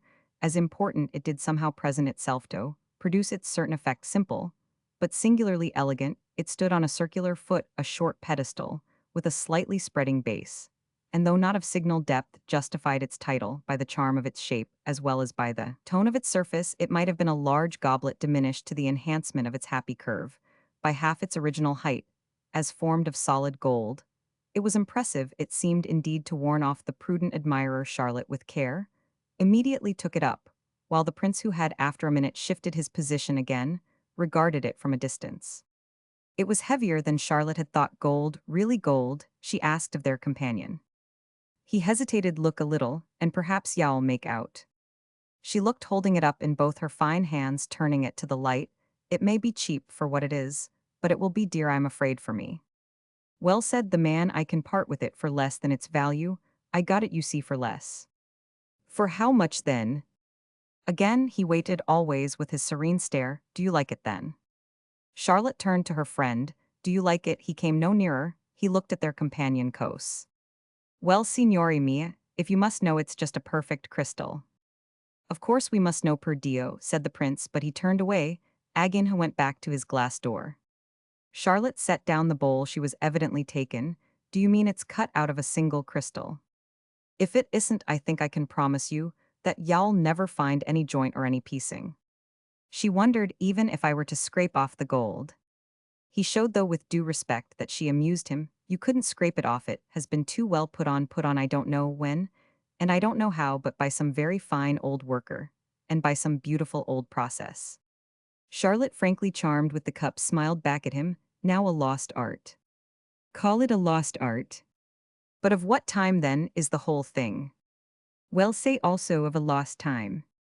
The girl considered. Then, if it's so precious, how comes it to be cheap? Her interlocutor once more hung fire. But by this time, the prince had lost patience. Ill wait for you out in the air, he said to his companion.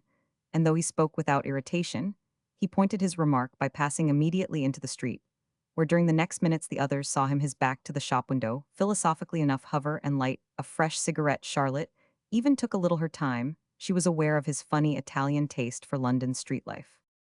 Her host, meanwhile, at any rate, answered her question. Ah, I've had it a long time without selling it. I think I must have been keeping it, madam, for you. You've kept it for me, because you've thought I might see what's the matter with it. He only continued to face her, only continued to appear to follow the play of her mind. What is the matter with it? Oh, it's not for me to say, it's for you honestly to tell me, of course. I know something must be. But if it's something you can't find out, isn't it as good as if it were nothing? I probably should find out as soon as I had paid for it. Not, her host lucidly insisted, if you hadn't paid too much. What do you call, she asked, little enough? Well, what should you say to £15? I should say, said Charlotte with the utmost promptitude, that it's altogether too much. The dealer shook his head slowly and sadly. But firmly, it's my price, madam, and, if you admire the thing, I think it really might be yours. It's not too much, it's too little, it's almost nothing, I can't go lower. Charlotte, wondering, but resisting, bent over the bowl again. Then it's impossible, it's more than I can afford. Ah, the man returned, one can sometimes afford for a present more than one can afford for oneself. He said it so coaxingly that she found herself going on, without, as might be said, putting him in his place. Oh, of course, it would be only for a present. Then it would be a lovely one. Does one make a present, she asked, of an object that contains to one's knowledge a flaw? Well, if one knows of it, one has only to mention it. The good faith, the man smiled, is always there. And leave the person to whom one gives the thing you mean to discover it. He wouldn't discover it if you're speaking of a gentleman. I am not speaking of anyone in particular, Charlotte said. Well, whoever it might be, he might know and he might try, but he wouldn't find. She kept her eyes on him, as if, though unsatisfied, mystified, she yet had a fancy for the bowl, not even if the thing should come to pieces. And then, as he was silent, not even if he should have to say to me, the golden bowl is broken. He was still silent, after which he had his strangest smile. Ah, if anyone should want to smash it. She laughed, she almost admired the little man's expression. You mean one could smash it with a hammer? Yes, if nothing else would do, or perhaps, even by dashing it with violence upon a marble floor. Oh, marble floors, but she might have been thinking, for they were a connection, marble floors, a connection with many things, with her old Rome, and with the palaces of his past, and a little of hers with the possibilities of his future, with the sumptuosities of his marriage, with the wealth of the Ververs. All the same, however, there were other things, and they all together held for a moment her fancy. Does crystal then break when it is crystal? I thought its beauty was its hardness. Her friend, in his way, discriminated. Its beauty is its being crystal, but its hardness is certainly its safety. It doesn't break, he went on, like vile glass, it splits if there is a split. Ah, Charlotte breathed with interest. If there is a split, and she looked down again at the bowl. There is a split, a crystal does split, on lines and by laws of its own. You mean if there's a weak place? For all answer, after an hesitation, he took the bowl up again, holding it aloft, and tapping it with a key. It rang, with the finest, sweetest sound. Where is the weak place? She then did the question justice. Well, for me, only the price. I am poor, you see, very poor. But I thank you, and ill think the prince on the other side of the shop window had finally faced about, and as to see if she hadn't done, was trying to reach with his eyes the comparatively dim interior. I like it, she said. I want it, but I must decide what I can do. The man not ungraciously resigned himself, well, I'll keep it for you. The small quarter of an hour had had its marked antitithesis, she felt, even by the time the open air and the Bloomsbury aspects had again, in their protest against the truth of her gathered impression, made her more or less their own, yet the oddity might have been registered as small as compared to the other effect, that before they had gone much further she had with her companion to take account of this latter, was simply the effect of their having by some tacit logic some queer inevitability, quite dropped the idea of a continued pursuit. They didn't say so, but it was on the line of giving up Maggie's present that they practically proceeded line of giving it up without more reference to it. The prince's first reference was in fact quite independently made. I hope you satisfied yourself, before you had done, of what was the matter with that bowl. No, indeed, I satisfied myself of nothing at least, but that the more I looked at it, the more I liked it, and that if you weren't so unaccommodating, this would be just the occasion for your giving me the pleasure of accepting it. He looked graver for her at this than he had looked all the morning. Do you propose it, seriously, without wishing to play me a trick? She wondered what trick would it be. He looked at her harder. You mean you really don't know? But know what? Why, what's the matter with it? You didn't see all the while. She only continued, however, to stare. How could you see out in the street? I saw before I went out. It was because I saw that I did go out. I didn't want to have another scene with you before that rascal, and I judged you would presently guess for yourself. Is he a rascal? Charlotte asked. His price is so moderate. She waited, but a moment. £5 really so little? £5. He continued to look at her. £5. He might have been doubting her word, but he was only, it appeared, gathering emphasis. It would be dear to make a gift, off at 5 shillings. If it had cost you even but 5 pence, I wouldn't take it from you. Then she asked, what is the matter? Why, it has a crack. It sounded on his lips, so sharp, it had such an authority that she almost started, while her color at the word rose. It was as if he had been right, though his assurance was wonderful. You answer for it, without having looked. I did look. I saw the object itself. It told its story. No wonder it's cheap. But it's exquisite. Charlotte, as if with an interest in it, now made even tenderer and stranger, found herself moved to insist. Of course it's exquisite, that's the danger. Then a light visibly came to her, a light in which her friend suddenly and intensely showed the reflection of it as she smiled at him, was in her own face. The danger I sees because you're a superstitious. Per Dio, I am superstitious. A crack is a crack, and an omen's an omen. You'd be afraid. Per Baku. For your happiness. For my happiness. For your safety. For my safety. She just paused. For your marriage. For my marriage, for everything. She thought again. Thank goodness then that if there be a crack we know it, but if we may perish by cracks in things that we don't know, and she smiled with the sadness of it, we can never then give each other anything. He considered, but he met it. Ah, but one does know I do, at least, and by instinct, I don't fail. That will always protect me. It was funny the way he said such things, yet she liked him really the more for it. They fell in for her with a general, or rather with a special vision, but she spoke with a mild despair. What then will protect me? Where I am concerned, I will. From me, at least, you've nothing to fear. He now quite amiably responded, anything you consent to accept from me, but he paused. Well, well, shall be perfect. That's very fine, she presently answered. It's vain, after all, for you to talk of my accepting things, when you'll accept nothing from me. Ah, there, better still, he could meet her. You attach an impossible condition, that I mean of my keeping your gift so to myself. Well, she looked before him there at the condition, then abruptly with a gesture she gave it up. She had a headshake of disenchantment. So far as the idea had appealed to her, it all appeared too difficult. Oh, my condition, I don't hold to it. You may cry it on the house tops, anything I ever do. Ah, well then, this made he laughed all the difference. But it was too late. Oh, I don't care now. I should have liked the bowl, but if that won't do, there's nothing. He considered this, he took it in, looking graver again, but after a moment he qualified, yet I shall want some day to give you something. She wondered at him. What day? The day you marry, for you will marry, you must seriously marry. She took it from him, but it determined in her the only words she was to have uttered all the morning, that came out, as if a spring had been pressed, to make you feel better. Well, he replied frankly, wonderfully it will, but here, he added, is your handsome. He had signaled the cab was charging. She put out no hand for their separation.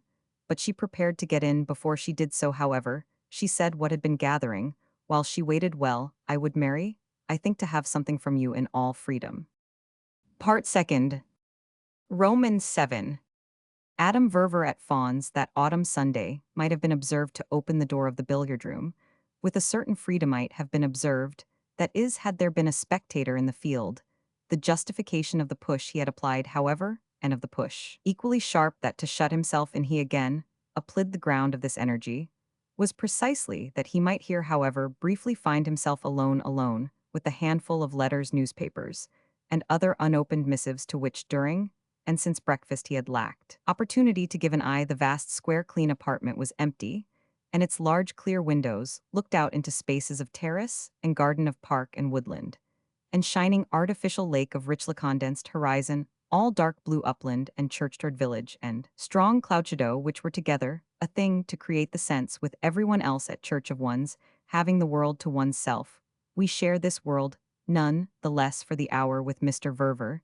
The very fact of his striking, as he would have said for solitude, the fact of his quiet flight almost on tiptoe through tortuous corridors, investing him with an interest that makes our attention tender, indeed, almost to compassion, qualify his achieved isolation. For it may immediately be mentioned that this amiable man bethought himself of his personal advantage in general only when it might appear to him that other advantages, those of other persons, had successfully put in their claim. It may be mentioned also that he always figured other persons such was the law of his nature, as a numerous array, and that though conscious of but a single near tie, one affection, one duty deepest rooted in his life, it had never for many minutes together been his portion, not to feel himself surrounded, and committed never quite been his refreshment, to make out where the mani-colored human appeal represented by gradations of tint, diminishing concentric zones of intensity of importunity, really faded to the blessed impersonal whiteness, for which his vision sometimes ached. It shaded off the appeal, would have admitted that, but he had as yet noted no point at which it positively stopped. Thus had grown in him a little Habitha's innermost secret, not confided even to Maggie, though he felt she understood it, as she understood to his view. Everything this had shaped itself, the innocent trick of occasionally making believe that he had no conscience, or at least that blankness in the field of duty, did reign for an hour, a small game to which the few persons near enough to have caught him playing it, and of whom Mrs. Assingham, for instance, was one attached indulgently, that idea of quaintness, quite in fact that charm of the pathetic involved in the preservation, by an adult, of one of childhood's toys. When he took a rare moment off he did so, with the touching confessing eyes of a man of 4 to 7 caught, in the act of handling a relic of infancy, sticking on the head of a broken soldier, or trying the lock of a wooden gun. It was essentially in him the imitation of depravity which, for amusement, as might have been, he practiced keeping up in spite of practice. He was still imperfect, for these so artlessly artful interludes were condemned by the nature of the case to brevity. He had fatally stamped himself. It was his own fault. A man who could be interrupted with impunity, the greatest of wonders, moreover, was exactly in this, that so interrupted a man should ever have got, as the phrase was, should above all have got so early too. Where he was, it argued, a special genius. He was clearly a case of that. The spark of fire, the point of light, sat somewhere in his inward vagueness, as a lamp before a shrine twinkles in the dark perspective of a church. And while youth and early middle age, while the stiff American breeze of example and opportunity were blowing upon it hard, had made of the chamber of his brain a strange workshop of fortune. This establishment mysterious and almost anonymous, the windows of which, at hours of highest pressure, never seemed for starers and wanderers perceptibly to glow, must in fact have been during certain years the scene of an unprecedented, a miraculous white heat, the receipt for producing which it was practically felt that the master of the forge could not have communicated, even with the best intentions. The essential pulse of the flame, the very action of the cerebral temperature, brought to the highest point, yet extraordinarily contained these facts themselves, were the immensity of the result. They were one with perfection of machinery. They had constituted the kind of acquisitive power engendered, and applied the necessary triumph of all operations. A dim explanation of phenomena, once vivid, must at all events for the moment suffice us, it being obviously no account of the matter to throw on our friend's amiability alone. The weight of the demonstration of his economic history, amiability of a truth, is an aid to success. It has even been known to be the principle of large accumulations. But the link for the mind is nonetheless fatally missing between proof on such a scale of continuity, if of nothing more insolent in one field and accessibility to distraction in every other variety of imagination, what is that but fatal in the world of affairs, unless so disciplined as not to be? Distinguished from monotony, Mr. Verver, then, for a fresh full period, a period betraying extraordinarily no wasted year, had been inscrutably monotonous behind an iridescent cloud. The cloud was his native envelopeth soft looseness, so to say, of his temper and tone, not directly expressive enough, no doubt, to figure an amplitude of folds, but of a quality unmistakable for sensitive feelers. He was still reduced, in fine, to getting his rare moments with himself, by feigning a cynicism, his real inability. To maintain the pretense, however, had perhaps not often been better instanced than by his acceptance of the inevitable today, his acceptance of it, on the arrival, at the end of a quarter off an hour, of that element of obligation, with which he had all the while known he must reckon a quarter off an hour of egoism, was about as much as he, taking one situation with another, usually got. Mrs. Rance opened the door more tentatively, indeed, than he himself had just done, but on the other hand, as if to make up for this, she pushed forward even more briskly, on seeing him, than he had been moved to do on seeing nobody. Then with force it came home to him that he had definitely a week before established a precedent. He did her at least that justice. It was a kind of justice. He was always doing. Someone he had on the previous Sunday liked to stop at home, and he had exposed himself thereby to be caught in the act. To make this possible, that is, Mrs. Rance had only had to like to do. The Sameth trick was so easily played it had not occurred to him to plan in any way for her absence, which would have destroyed somehow in principle the propriety of his own presence if persons under his roof hadn't a right not to go to church. What became for a fair mind of his own right? His subtlest maneuver had been simply to change from the library to the billiard room, it being in the library that his guest, or his daughters, or the guest of the Miss Lachesh scarce knew in which light to regard her, had then and not unnaturally of course joined him. It was urged on him by his memory of the duration of the visit she had that time, as it were, paid him, that the law of recurrence would already have got itself enacted. She had spent the whole morning with him, was still there in the library, when the others came back, thanks to her having been tepid about their taking Mr. Verver. And she had turned outside. It had been as if she looked on that as a kind of subterfuge, almost as a form of disloyalty. Yet what was it she had in mind? What did she wish to make of him beyond what she had already made a patient, punctilious host mindful? That she had originally arrived, much as a stranger arrived, not at all deliberately or yearningly invite so. That one positively had her possible susceptibilities, the more on one's conscience.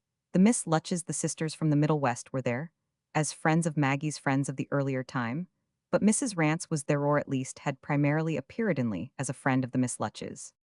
This lady herself was not of the Middle West, rather insisted on it, but of New Jersey, Rhode Island, or Delaware, one of the smallest and most intimate states. He couldn't remember which, though she insisted too on that it was not in him. We may say it for him to go so far as to wonder if their group were next to be recruited by some friend of her own, and this partly because she had struck him verily rather as wanting to get the Miss Lutches themselves away than to extend the actual circle, and partly, as well as more essentially, because such connection as he enjoyed with the ironic question in general resided substantially less in a personal use of it than in the habit of seeing it as easy to others. He was so framed by nature as to be able to keep his inconveniences separate from his resentments, though indeed if the sum of these latter had at the most always been small, that was doubtless in some degree a consequence of the fewness of the former. His greatest inconvenience, he would have admitted had he analyzed, was in finding it so taken for granted that, as he had money he had force, it pressed upon him hard. And all round assuredly, this attribution of power, everyone had need of one's power, whereas one's own need at the best would have seemed to be but some trick for not communicating it.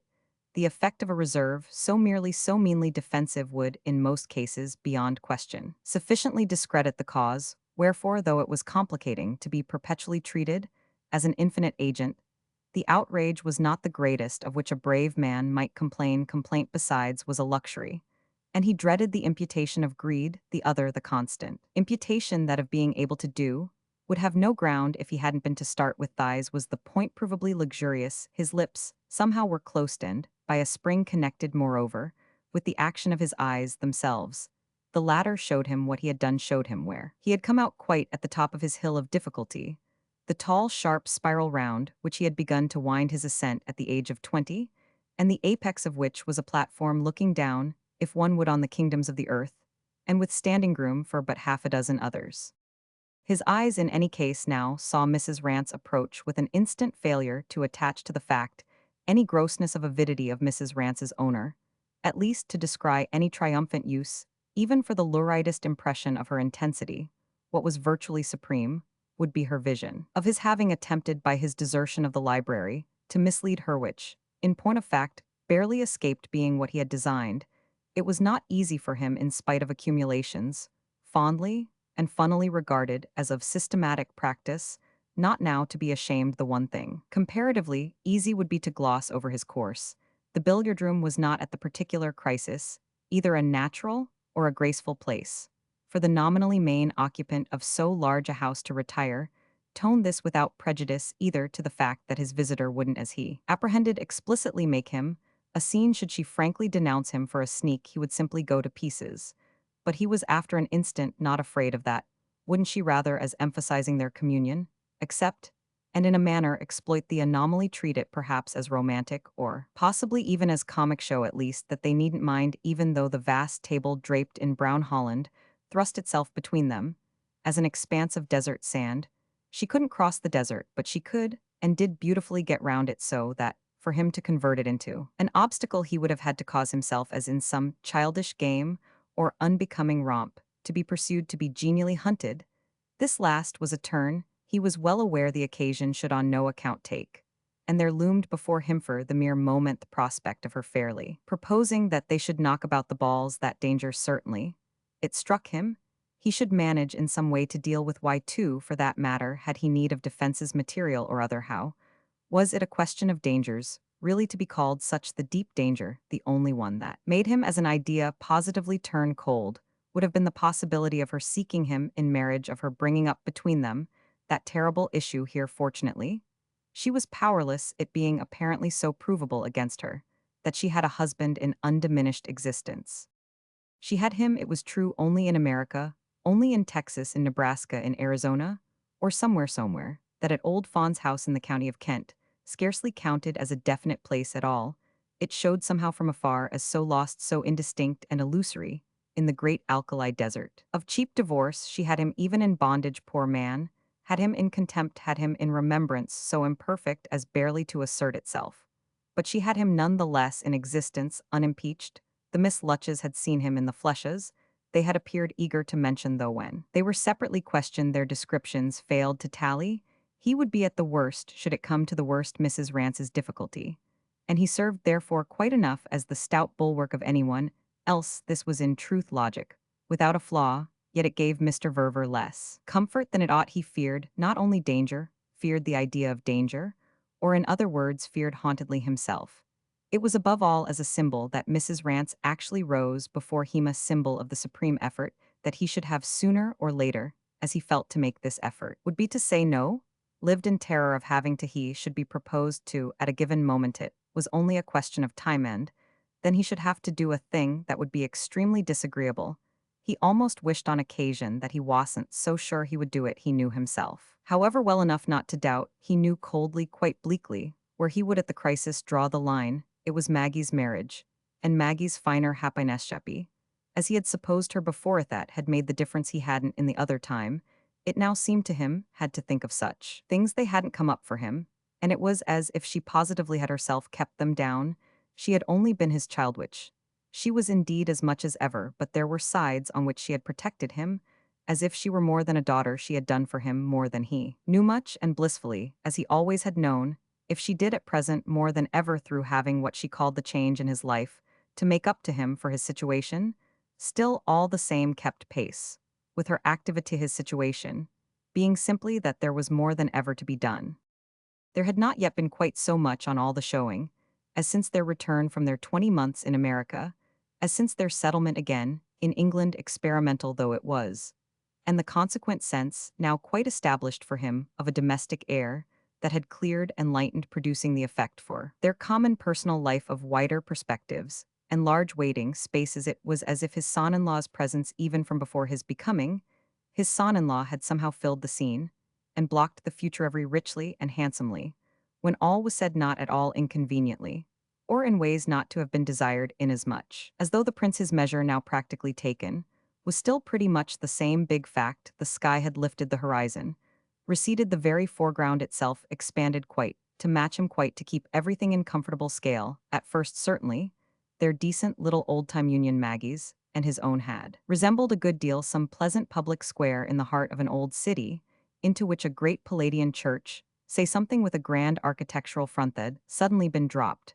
so that the rest of the place, the space in front the way, round outside to the east end the margin of street, and passage the quantity of overarching heaven had been temporarily compromised, not even then of a truth in a manner disconcerting given, that is for the critical, or at least the intelligent eye the great style of the facade, and its high place in its class, the phenomenon that had since occurred whether originally to have been pronounced calculable or not had not naturally been the miracle of a night, but had taken place so gradually quietly easily, that from this vantage of wide wooded fawns with its 80 rooms, as they said with its spreading park, with its acres and acres of garden, and its majesty of artificial lackatho, that for a person so familiar with the great ones might be rather ridiculous no visibility of transition, showed no violence of adjustment in retrospect, emerged the Palladian church, was always there.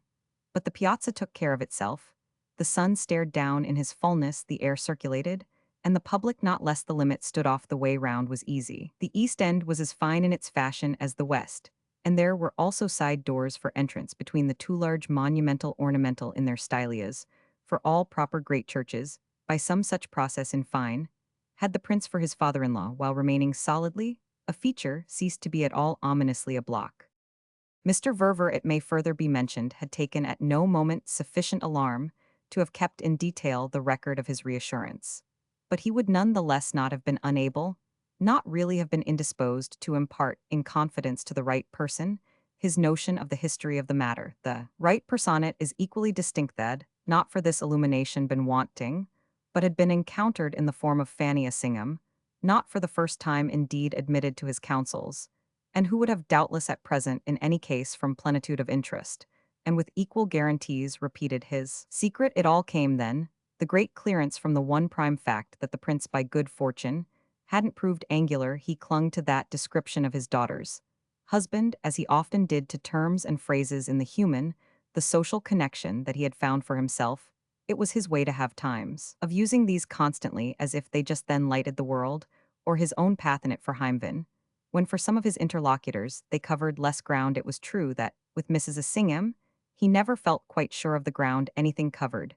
She disputed with him so little, agreed with him so much, surrounded him with such systematic consideration, such predetermined tenderness, that it was almost which he had once told her in irritation, as if she were nursing a sick baby. He had accused her of not taking him seriously, and she had replietas from her. It couldn't frighten him that she took him religiously, adoringly. She had laughed again, as she had laughed before on his producing for her that good right word about the happy issue of his connection with the prince, with an effect the more odd perhaps, as she had not contested its value. She couldn't of course however be at the best as much in love with his discovery as he was himself. He was so much so that he fairly worked it. His own comfort came in fact sometimes near publicly pointing the moral of what might have occurred if friction so to speak had occurred. He pointed it frankly one day to the personage in question, mentioned to the prince the particular justice he did him, was even explicit as to the danger that, in their remarkable relation, they had thus escaped. Oh, if he had been angular, who could say? What might then have happened? He spoke, and it was the way he had spoken to Mrs. Assingham too, was, if he grasped the facts without exception for which angularity stood. It figured for him clearly as a final idea, a conception of the last vividness he might have been signifying by it, the sharp corners and hard edges, all the stony pointedness, the grand right geometry of his spreading Palladian church. Just so he was insensible to no feature of the felicity of a contact that beguilingly, almost confoundingly, was a contact, but with practically yielding lines and curved surfaces. You're round, my boy. He had said you're all you're variously and inexhaustibly round, when you might by all the chances have been abominably square. I am not sure for that matter. He had added that you're not square in the general mass, whether abominably or not. The abomination isn't a question for you're inveterately round. That's what I mean in the detail. It's the sort of thing in you that one feels, sir, at least I dow with one's hand, say you had been formed all over in a lot of little pyramidal lozenges, like that wonderful side of the ducal palace in Venice, so lovely in a building, but so damnable for rubbing against in a man, and especially in a near relation. I can see them all from here, each of them, sticking out by itself, the architectural cut diamonds that would have scratched one's softer sides. One would have been scratched by diamonds, doubtless, the neatest way if one was to be scratched at all, but one would have been more or less reduced to a hash. As it is for living with your a pure and perfect crystal, I give you my idea. I think you ought to have it just as it has come to me. The prince had taken the idea in his way, for he was well accustomed by this. Time to taking, and nothing perhaps even could more have confirmed Mr. Verver's account of his surface than the manner in which these golden drops evenly flowed over it. They caught in no interstice, they gathered in no concavity, the uniform smoothness betrayed the dew. But by showing for the moment a richer tone, the young man in other words unconfusedly smiled, though indeed, as if assenting from principle and habit to more than he understood. He liked all signs that things were well, but he cared rather less why they were. In regard to the people among whom he had since his marriage been living, the reasons they so frequently gave so much oftener than he had ever heard reasons given before remained, on the whole, the element by which he most differed from them, and his father-in-law and his wife were after all only first among the people among whom he had been living. He was never even yet sure of how at this, that, or the other point he would strike them. They felt remarkably so often things he hadn't meant, and missed not less remarkably, and not less often things he had fallen back on his general explanation. We haven't the same values by which he understood the same measure of importance. His curves apparently were important, because they had been unexpected, or still more unconceived, whereas, when one had always, as in his relegated old world, taken curves, and in much greater quantities too, for granted, one was no more surprised at the resulting feasibility of intercourse than one was surprised at being upstairs in a house that had a staircase. He had, in fact, on this occasion, disposed alertly enough of the subject of Mr. Verver's approbation. The promptitude of his answer, we may in fact well surmise, had sprung not a little from a particular kindled remembrance. This had given his acknowledgment its easiest turn. Oh, if I am a crystal, I am delighted that I am a perfect one, for I believe that they sometimes have cracks and flaws, in which case they're to be had very cheap. He had stopped short of the emphasis it would have given his joke to add that there had been certainly no having him cheap, and it was doubtless a mark of the good taste practically reigning between them that Mr. Verver had not on his side either taken up the opportunity. It is the latter's relation to such aspects, however, that now most concerns us, and the bearing of his pleased view of this absence of friction upon Amerigo's character. As a representative precious objects, great ancient pictures, and other works of art, fine eminent pieces in gold, in silver, in enamel, majolica, ivory, bronze, had for a number of years so multiplied themselves round him, and as a general challenge to acquisition and appreciation, so engaged all the faculties of his mind, that the instinct, the particular sharpened appetite of the collector, had fairly served as a basis for his acceptance of the prince's suit.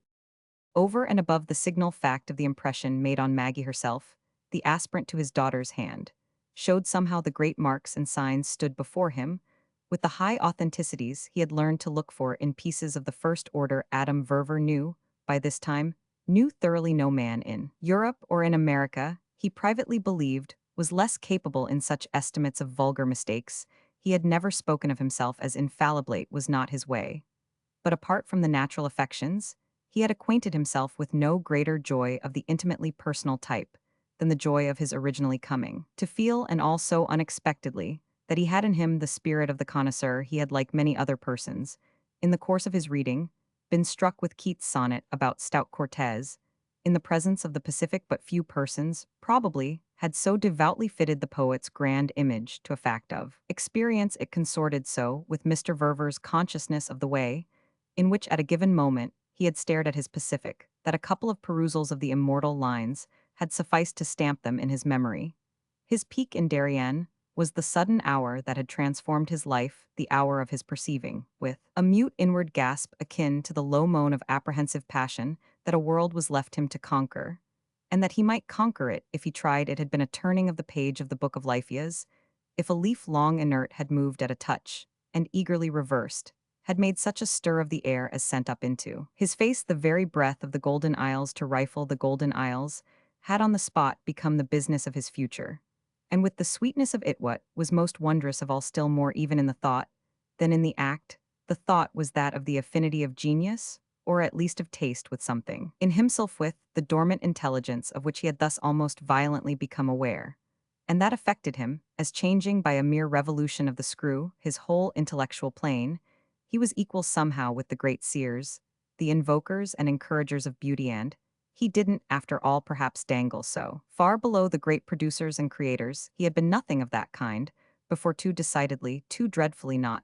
But now he saw why he had been what he had, why he had failed, and fallen short even in huge success. Now, he read into his career in one single magnificent night the immense meaning it had waited for. It was during his first visit to Europe, after the death of his wife, when his daughter was 10 years old, that the light in his mind had so broken end. He had even made out at that time why on an earlier occasion, the journey of his honeymoon year, it had still been closely covered. He had bought then so far as he had been able, but he had bought almost wholly for the frail fluttered creature at his side, who had had her fancies decidedly.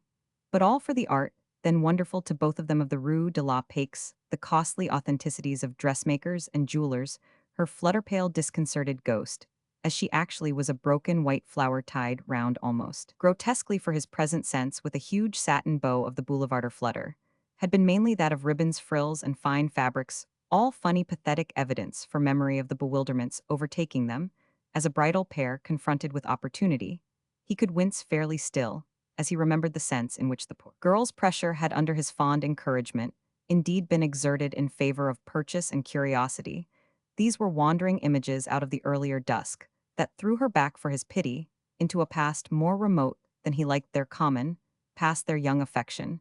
To appear, it would have had to be admitted to an insistent criticism, that Maggie's mother all too strangely had not so much failed of faith, as of the right application of it, since she had exercised it eagerly and restlessly, made it a pretext for innocent perversities in respect to which philosophically time was at last to reduce all groans to gentleness, and they had loved each other so that his own intelligence on the higher line had temporarily paid for it, the futilities, the enormities, the depravities of decoration and ingenuity, that before his sense was unsealed, she had made him think lovely musing reconsidering little man that he was. And addicted to silent pleasuresses, he was accessible to silent painch even sometimes. Wondered what would have become of his intelligence in the sphere, in which it was to learn more and more exclusively to play, if his wife's influence upon it had not been in the strange scheme of things, so promptly removed. Would she have led him altogether attached, as he was to her, into the wilderness of mere mistakes? Would she have prevented him from ever scaling his vertiginous peaker? Would she otherwise have been able to accompany him to that eminence, where he might have pointed out to her, as Cortez to his companions? The revelation vouchsafed no companion of Cortez had presumably been a real lady. Mr. Verver allowed that historic fact to determine his inference. Roman 8. What was at all events not permanently hidden from him was a truth much less invidious about his years of darkness. It was the strange scheme of things again. The years of darkness had been needed to render possible the years of light. A wiser hand than he at first knew had kept him hard at acquisition of one sort, as a perfect preliminary to acquisition of another. And the preliminary would have been weak and wanting, if the good faith of it had been less his comparative blindness, had made the good faith which in its turn had made the soil propitious for the flower of the supreme idea. He had had to like forging and sweating. He had had to like polishing and piling up his arms. They were things at least he had had to believe he liked, just as he had believed he liked transcendent calculation and imaginative gambling all for themselves, the creation of interests that were the extinction of other interests, the livid vulgarity, even of getting in, or getting out first, that had of course been so far from really the case with the supreme idea, all the while growing and striking deep. Under everything in the warm, rich earth he had stood unknowing, he had walked and worked where it was buried. And the fact itself, the fact of his fortune, would have been a barren fact. Enough if the first sharp tender shoot had never struggled into day. There on one side was the ugliness his middle time had been spared, there on the other, from all the portents, was the beauty with which his age might still be crowned. He was happier doubtless than he deserved.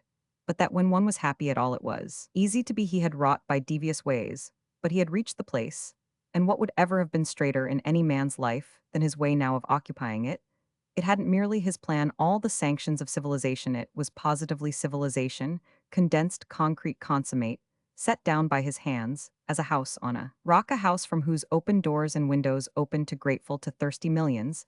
The higher, the highest knowledge would shine out to bless the land in this house, designed as a gift, primarily to the people of his adoptive city, and native state the urgency of whose release from the bondage of ugliness he was in a position to measuring this museum of museums. A palace of art which was to show for compact as a Greek temple, was compact a receptacle of treasures sifted to positive sanctity his spirit today, almost altogether lived making up, as he would have said for lost time and haunting the portico, in anticipation of the final rites. These would be the opening exercises, the august dedication of the place. His imagination, he was well aware, got over the ground faster than his judgment. There was much still to do for the production of his first effect. Foundations were laid, and walls were rising, the structure of the shell all determined, but raw haste was forbidden him.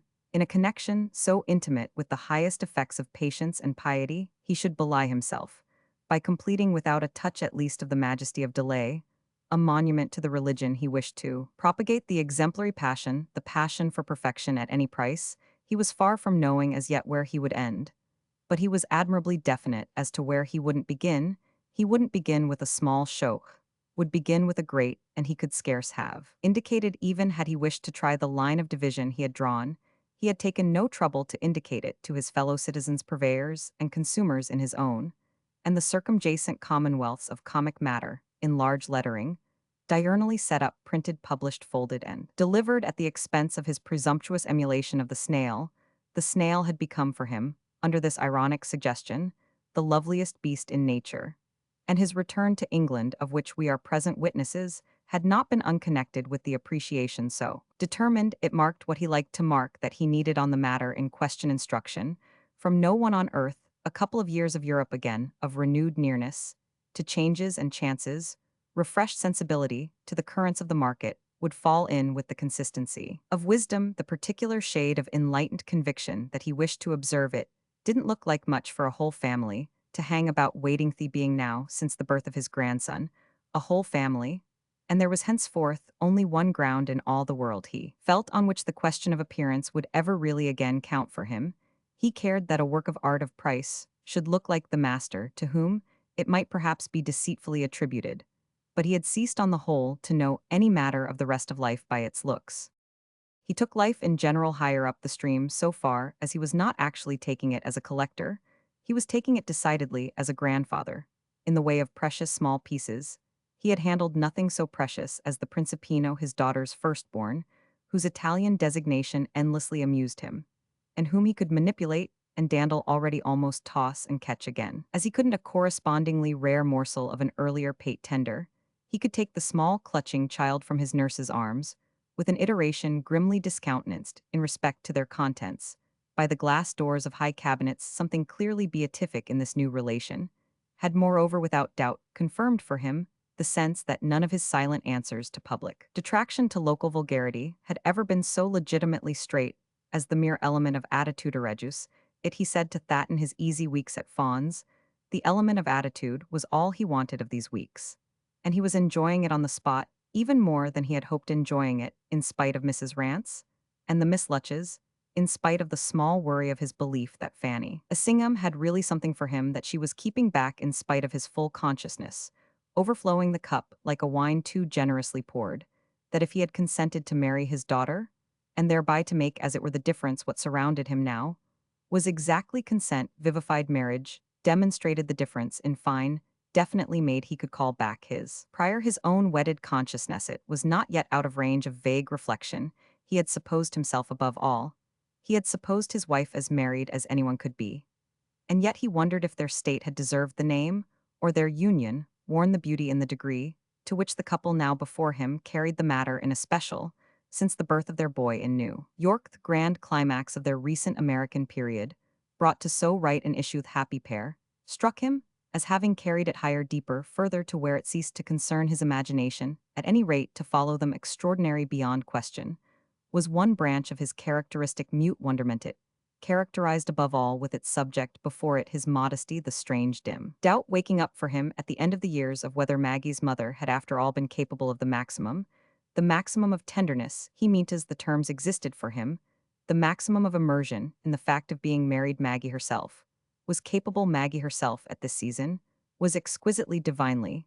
The maximum such was the impression that positively holding off a little for the practical, the tactful consideration it inspired in him, a respect for the beauty and sanctity of it almost amounting to awe such, was the impression he daily received from her. She was her mother, oh yes, but her mother, and something more it becoming thus a new light for him. And in such a curious way, too, that anything more than her mother should prove at this time of day possible. He could live over again at almost any quiet moment the long process of his introduction to his present interests and introduction that had depended all on himself, like the cheek of the young man who approaches a boss without credentials or picks up an acquaintance, makes even a real friend by speaking to a passer in the street. His real friend in all the business was to have been his own mind, with which nobody had put him in relation. He had knocked at the door of that essentially private house, and his call in truth had not been immediately answered, so that, when after waiting and coming back, he had at last gotten it, was twirling his hat as an embarrassed stranger, or trying his keys as a thief at night, he had gained confidence only with time. But when he had taken real possession of the place, it had been never again to come away, all of which success represented it, must be allowed his one principle of pride in the mere original spring pride in his money, would have been pride in something that had come in comparison, so easily the right ground for elation, was difficulty mastered, and his difficulty, thanks to his modesty, had been to believe in his facility. This was the problem he had worked out to its solution, that was now doing more than all else to make his feet settle and his days flush. And when he wished to feel good, as they said at American City, he had but to retrace his immense development. That was what the whole thing came back taught, that the development had not been somebody's else passing falsely accepted too ignobly. For his to think how servile he might have been was absolutely to respect himself, was in fact as much as he liked to admire himself, as free the very finest spring that ever responded to his touch, was always there to press the memory of his freedom as dawning upon him like a sunrise all pink and silver during a winter divided between Florence, Rome, and Naples, some 3 years after his wife's death. It was the hushed daybreak of the Roman revelation in particular that he could usually best recover, with the way that there above all, where the princes and popes had been before him, his divination of his faculty most went to his head. He was a plain American citizen staying at an hotel where, sometimes for days together, there were 20 others like him, but no pope, no prince of them, all had read a richer meaning. He believed into the character of the patron of art, he was ashamed of them, really, if he wasn't afraid. And he had on the whole never so climbed to the tip-top, as in judging over a perusal of Hermann Grimm, where Julius Roman II and Leo X were placed by their treatment of Michelangelo, far below the plain American citizen, in the case at least in which this personage happened not to be too plain to be Adam Verver going to our friend's head. Moreover, some of the results of such comparisons may doubtless be described as having stayed there his freedom to see off, which the comparisons were part. What could it do but steadily grow and grow? It came perhaps even too much to stand to him for all freedoms, since, for example, it was as much there as ever at the very time of Mrs. Rance's conspiring against him at Fawn's with the billiard room, and the Sunday morning on the occasion round, which we have perhaps drawn our circle too wide. Mrs. Rance at least controlled practically each other. License of the present and the near future, the license to pass the hour, as he would have found convenient, the license to stop remembering for a little, that though if proposed toned not only by this aspirant, but by any other, wouldn't prove foolish, the proof of wisdom, was none the less in such a fashion, rather cruelly conditioned the license, especial to proceed from his letters to his journals, and orientate himself afresh by the sound over his gained interval of the man-mouthed monster, the exercise of whose lungs he so constantly stimulated. Mrs. Rance remained with him till the others came back from church, and it was by that time clearer than ever that his ordeal, when it should arrive, would be really most unpleasant. His impression was the point took, somehow, the form, not so much of her wanting to press home her own advantage, as of her building better than she knew, that is, of her symbolizing with virtual unconsciousness his own special deficiency, his unfortunate lack of a wife to whom applications could be referred. The applications, the contingencies with which Mrs. Rance struck him as potentially bristling, were not of a sort really to be met by one's self, and the possibility of them when his visitor said, or as good as said, I am restrained, you see, because of Mr. Rance, and also because I am proud and refined. But if it wasn't tea for Mr. Rance and for my refinement, and my prideth possibility of them, I say, turned to a great murmurous rustle of a volume, To fill the future, a rustle of petticoats of scented manipulated letters of voices, as to which distinguish themselves, as they might from each other, it mattered little in what part of the resounding country they had learned to make themselves prevail. The Essinghams and the Miss Lutches had taken the walk through the park to the little old church, on the property that our friend had often found himself wishing he were able to transport, as it stood for its simple sweetness in a glass case, to one of his exhibitory halls, while Maggie had induced her husband, not inveterate in such practices, to make with her by carriage the somewhat longer pilgrimage to the nearest altar, modest though it happened to be of the faith her own, as it had been her mother's. And as Mr. Verver himself had been loosely willing always to let it be taken for his without the solid ease of which making the stage firm and smooth the drama of her marriage might not have been acted out. What at last appeared to have happened, however, was that the divided parties coming back at the same moment had met outside, and then drifted together from empty room to room, yet not in mere aimless quest of the pair of companions they had left at home. The quest had carried them to the door of the billiard room, and their appearance as it opened to admit them determined for Adam Verver in the oddest way in the world, a new and sharp perception. It was really remarkable, this perception, expanded on the spot as a flower. One of the strangest might at a breath have suddenly opened the breath, for that matter was more than anything else the look in his daughter's iced look, with which he saw her take in exactly what had occurred in her absence. Mrs. Rance's pursuit of him to this remote locality, the spirit and the very form perfectly characteristic of his acceptance of the complication seal, set in short unmistakably on one of Maggie's anxieties. The anxiety, it was true, would have been, even though not imparted, separately shared for Fanny. Essingham's face was by the same stroke not at all thickly veiled for him, and a queer light of a color quite to match fairly glittered in the four fine eyes of the Miss Lutches, each of these persons counting out, that is, the prince and the colonel, who didn't care and who didn't even see that the others did know something, or had at any rate, had her idea, the idea precisely, that this was what Mrs. Rance, artfully biding her time, would do. The special shade of apprehension on the part of the Miss Lutches might indeed have suggested the vision of an energy supremely asserted.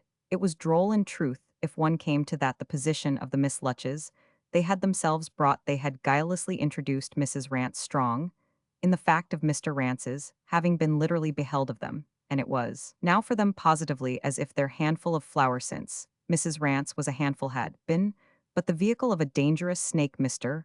Verver fairly felt in the air the Miss Lutch's imputation in the intensity of which really his own propriety might have been involved. That none the less was but a flicker. What made the real difference, as I have hinted, was his mute passage with Maggie. His daughter's anxiety alone had depths, and it opened out for him, the wider that it was altogether new, when in their common past, when till this moment had she shown a fear, however dumbly, for his individual life, they had had fears together, just as they had had joys, but all of hers at least had been for what equally concerned them. Here of a sudden was a question that concerned him alone, and the soundless explosion of it somehow marked a date. He was on her mind, he was even in a manner on her hands, a distinct thing, that is, from being where he had always been merely deep in her heart, and in her life too deep down, as it were, to be disengaged, contrasted, or opposed, in short, objectively presented. But time finally had done it. Their relation was altered. He saw again the difference lighted for her. This marked it to himself, and it was a question simply of a Mrs. Rance, the more or the less for Maggie too. At a stroke, almost beneficently, their visitor had from being an inconvenience become a sign. They had made vacant by their marriage his immediate foreground, his personal precinct, the being the princess, and the prince. They had made room in it for other, so others had become aware. He became aware himself, for that matter, during the minute Maggie stood there before speaking, and with the sense, moreover, of what he saw her see, he had the sense of what she saw him. This last, it may be added, would have been his intensest perception, had there not the next instant been more for him in Fanny Assingham. Her face couldn't keep it from him. She had seen on top of everything in her quick way what they both were seeing.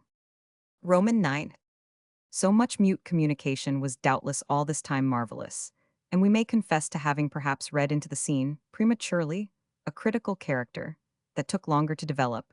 Yet the quiet hour of reunion, enjoyed that afternoon by the father and the daughter, did really little else than deal with the elements definitely presented to each in the vibration produced by the return of the churchgoers. Nothing elusive, nothing at all insistent passed between them, either before or immediately after luncheon, except, indeed, so far as their failure soon again To meet might be itself an accident charged with reference the hour or two after luncheon and on Sundays, with a special rigor for one of the domestic reasons of which it belonged to Maggie quite multitudinously. To take account were habitually spent by the princess with her little boy, in whose apartment she either frequently found her father already established, or was sooner or later joined by him.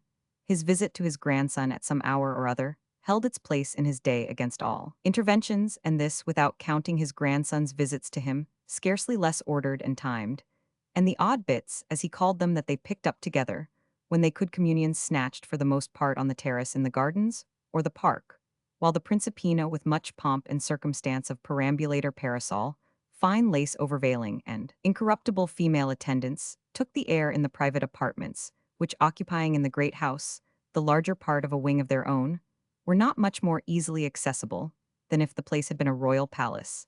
And the small child and heir apparent in the nursery of nurseries, the talk at these instituted times was always so prevailingly with, or about the master of the scene, that other interests and other topics had fairly learned to avoid the slighting and inadequate notice there taken of them. They came in at the best, but as involved in the little boy's future, his past, or his comprehensive present, never getting so much as a chance to plead their own merits, or to complain of being neglected. Nothing, perhaps, in truth, had done more than this united participation to confirm in the elder parties that sense of a life, not only uninterrupted, but more deeply associated, more largely combined, of which on Adam Verver's behalf we have made some mention. It was, of course, an old story, and a familiar idea that a beautiful baby could take its place as a new link between a wife and a husband, but Maggie and her father had with every ingenuity converted the precious creature into a link between a mamma and a grandpapa. The Principino, for a chance spectator of this process, might have become by an untoward stroke a hapless half-orphan, with the place of immediate male parent swept bare and open to the next nearest sympathy. They had no occasion thus the conjoined worshippers to talk of what the prince might be, or might do for his son sum of service in his absence, so completely filled itself. Out it was not in the least, moreover, that there was doubt of him, for he was conspicuously addicted to the manipulation of the child in the frank Italian way at such moments, as he judged discreet in respect to other claims, conspicuously indeed, that is for Maggie, who had more occasion on the whole to speak to her husband of the extravagance of her father, than to speak to her father of the extravagance of her husband Adam Verver. Had all round in this connection his own serenity, he was sure of his son-in-law's auxiliary admiration. He meant of his grandson, since to begin with what else had been at work, but the instinctor, it might fairly have been the tradition of the latter's making the child so solidly beautiful as to have to be admired. What contributed most to harmony in this play of relations, however, was the way the young man seemed to leave it to be gathered that tradition for tradition, the grandpapa's own, was not in any estimate to go for nothing. A tradition, or whatever it was, that had flowered prelusively in the Princess Herselfwell Amerigo's very discretions, were his way of taking account of it. His discriminations in respect to his heir were, in fine, not more angular than any others to be observed in him, and Mr. Verver received perhaps from no source so distinct an impression of being for him an odd and important phenomenon as he received from this impunity of appropriation, these unchallenged nursery hours. It was as if the grandpapa's special show of the character were but another side for the observer to study, another item for him to note. It came back. This latter personage knew to his own previous perception that of the prince's inability, in any matter in which he was concerned, to conclude the idiosyncrasy for him at each stage had to be demonstrated, in which, however he admirably accepted it, this last was after all the point. He really worked, poor young man, for acceptance, since he worked so constantly for comprehension. And how, when you came to that, could you know that a horse wouldn't shy at a brass bend in a country road, because it didn't shy at a traction engine? It might have been brought up to traction engines, without having been brought up to brass bends, little by little, thus, from month to month. The prince was learning what his wife's father had been brought up to, and now, it could be checked off, had been brought up to the romantic view of Principini. Who would have thought it?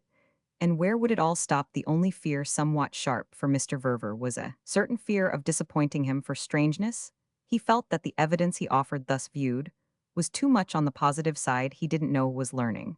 And it was funny for him to how many things he had been brought up. If the prince could only strike something to which he hadn't, this wouldn't, it seemed to him, ruffle the smoothness, and yet might a little add to the interest. What was now clear, at all events, for the father and the daughter was their simply knowing they wanted for the time to be toged through at any cost as it were, and their necessities so worked in them, as to bear them out of the house, in a quarter hidden from that in which their friends were gathered, and caused them to wander unseen, unfollowed along a covered walk in the old garden, as it was called old with an antiquity of formal things high box and shaped yew and expanses of brick wall that had turned at once to purple. And to pink they went out of a door in the wall, a door that had a slab with a date set above it 1713, but in the old multiplied lettering, and then had before them a small white gate intensely white and clean amid all the greenness, through which they gradually passed to where some of the grandest trees spaciously clustered, and where they would find one of the quietest places. Bench had been placed long ago beneath a great oak that helped to crown a mild eminence, and the ground sank away below it to rise again, opposite at a distance, sufficient to enclose the solitude, and figure a bosky horizon. Summer blissfully was with them yet, and the low sun made a splash of light where it pierced the looser shade. Maggie, coming down to go out, had brought a parasol, which as over her charming bare head she now handled it gave with the big straw hat that her father in these days always wore a good deal tipped back definite intention to their walk. They knew the bench, it was sequesterethy, had praised it for that together before, and liked the word, and after they had begun to linger there, they could have smiled if they hadn't been really too serious, and if the question hadn't so soon ceased to matter over the probable wonder of the others as to what would have become of them. The extent to which they enjoyed their indifference to any judgment of their want of ceremony, what did that of itself speak? But for the way that as a rule they almost equally had others on their mind, they each knew that both were full of the superstition of not hurting, but might precisely have been asking themselves, asking, in fact, each other at this moment, whether that was to be, after all, the last word of their conscientious development certain. It was at all events that, in addition to the Assinghams and the Lutches and Mrs. Rance, the attendants at tea, just in the right place on the west terrace, might perfectly comprise the 4 or 5 persons among them, the very pretty, the typically Irish Miss Maddock vaunted, announced, and now brought from the couple of other houses, near enough one of these the minor residence of their proprietor, established thriftily, while he hired out his ancestral home within sight and sense of his profit. It was not less certain either that, for once in a way, the group in question must all take the case, as they found it Fanny Assingham at any time. For that matter might perfectly be trusted to see Mr. Verver, and his daughter to see their reputation for a decent friendliness, through any momentary danger, might be trusted even to carry off their absence for Amerigo's possible funny Italian anxiety. Amerigo, always being, as the princess was well aware, conveniently amenable to this friend's explanations, beguilements, reassurances, and perhaps, in fact, rather more than less dependent on them, as his new life since, that was his own name, for it opened out, it was no secret to Maggie, it was, indeed, positively a public joke for her that she couldn't explain, as Mrs. Assingham did, and that the prince, liking explanations, liking them, almost as if he collected them in the manner of bookplates or postage stamps for themselves, his requisition of this luxury had to be met. He didn't seem to want them as yet for use, or rather for ornament and amusement, innocent amusement of the kind he most fancied, and that was so characteristic of his blessed, beautiful, general, slightly indolent lack of more dissipated, or even just of more sophisticated tastes. However that might be, the dear woman had come to be frankly and gaily recognized, and, not least by herself, as filling in the intimate little circle, an office that was not always a sinecure. It was almost as if she had taken with her kind, melancholy colonel at her heels, a responsible engagement to be within call, as it were, for all those appeals that sprang out of talk, that sprang not a little doubtless too out of leisure. It naturally led her position in the household, as she called it, to considerable frequency of presence, to visits from the good couple freely repeated and prolonged, and not so much as under form of protest. She was there to keep him quiet. It was Amerigo's own description of her influence, and it would only have needed a more visible disposition to unrest in him to make the account perfectly fit. Fanny herself limited. Indeed, she minimized her office. You didn't need a jailer, she contended, for a domesticated lamb tied up with pink ribbon. This was not an animal to be controlled, it was an animal to be at the most educated. She admitted accordingly that she was educative. Maggie was so aware that she herself inevitably wasn't. So it came round to being true that what she was most in charge of was his mere intelligence. This left goodness knew plenty of different calls for Maggie to meet in a case in which so much pink ribbon, as it might be symbolically named, was lavished on the creature. What it all amounted to, at any rate, was that Mrs. Assingham would be keeping him quiet now, while his wife and his father-in-law carried out their own little frugal picnic, quite moreover doubtless. Not much less neededly in respect to the members of the circle that were with them, there, than in respect to the pair they were missing almost for the first time. It was present to Maggie that the prince could bear, when he was with his wife, almost any queerness on the part of people strange English types, who bored him beyond convenience, by being so little as he himself was, for this was one of the ways in which a wife was practically sustaining. But she was as positively aware that she hadn't yet learned to see him as meeting such exposure in her absence. How did he move and talk? How above all did he? Or how would he look who, with his so nobly handsome face, could look such wonderful things in case of being left alone, with some of the subjects of his wonder? There were subjects for wonder. These very neighbors, only Maggie herself had her own odd way which didn't moreover the least irritate him off, really liking them in proportion, as they could strike her as strange it came out in her by heredity. He amused himself with declaring this love of chinoiseries, but she actually this evening didn't mind might deal with her Chinese as he could.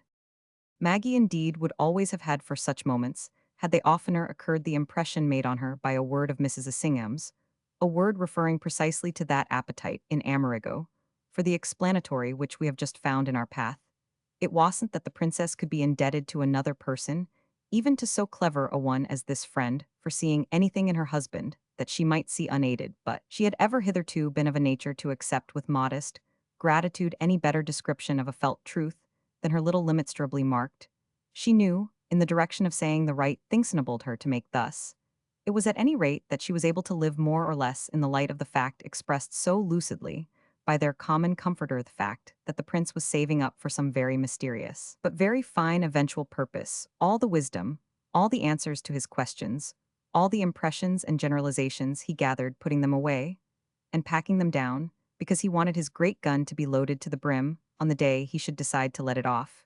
He wanted first to make sure of the whole of the subject that was unrolling itself before him, after which the innumerable facts he had collected would find their use. He knew what he was about to trust him at last therefore to make, and to some effect his big noise, and Mrs. Assingham had repeated that he knew what he was about. It was the happy form of this assurance that had remained with Maggie. It could always come in for her that Amerigo knew what he was about. He might at moments seem vague, seem absent, seem even bored this, when away from her father, with whom it was impossible for him to appear anything but respectfully occupied. He let his native gaiety go in outbreaks of song, or even of quite whimsical senseless sound, either expressive of intimate relaxation, or else fantastically plaintive. He might at times reflect with the frankest lucidity on the circumstance that the case was for a good while, yet absolutely settled in regard to what he still had left at home of his very own inn. Regard to the main seat of his affection, the house in Rome, the big black palace, the Palazzo Nero, as he was fond of naming it, and also on the question of the villa in the Sabine Hills, which she had at the time of their engagement seen, and yearned over, and the Castello proper described by him always as the perch place that had as she knew formerly stood up on the pedestal of its mountain slope, showing beautifully blue. From afar as the head and front of the princedom, he might rejoice in certain moods over the so long estranged state of these properties, not indeed all irreclaimably alienated, but encumbered with unending leases and charges, with obstinate occupants, with impossibilities of usual, without counting the cloud of mortgages that had from far back buried them beneath the ashes of rage, and remorse a shroud as thick as the layer. Once resting on the towns at the foot of Vesuvius, and actually making of any present restorative effort a process much akin to slow excavation, just so he might with another turn of his humor almost wail for these brightest spots of his lost paradise, declaring that he was an idiot not to be able to bring himself to face the sacrifices resting, if definitely anywhere with Mr. Verver necessary, for winning them back.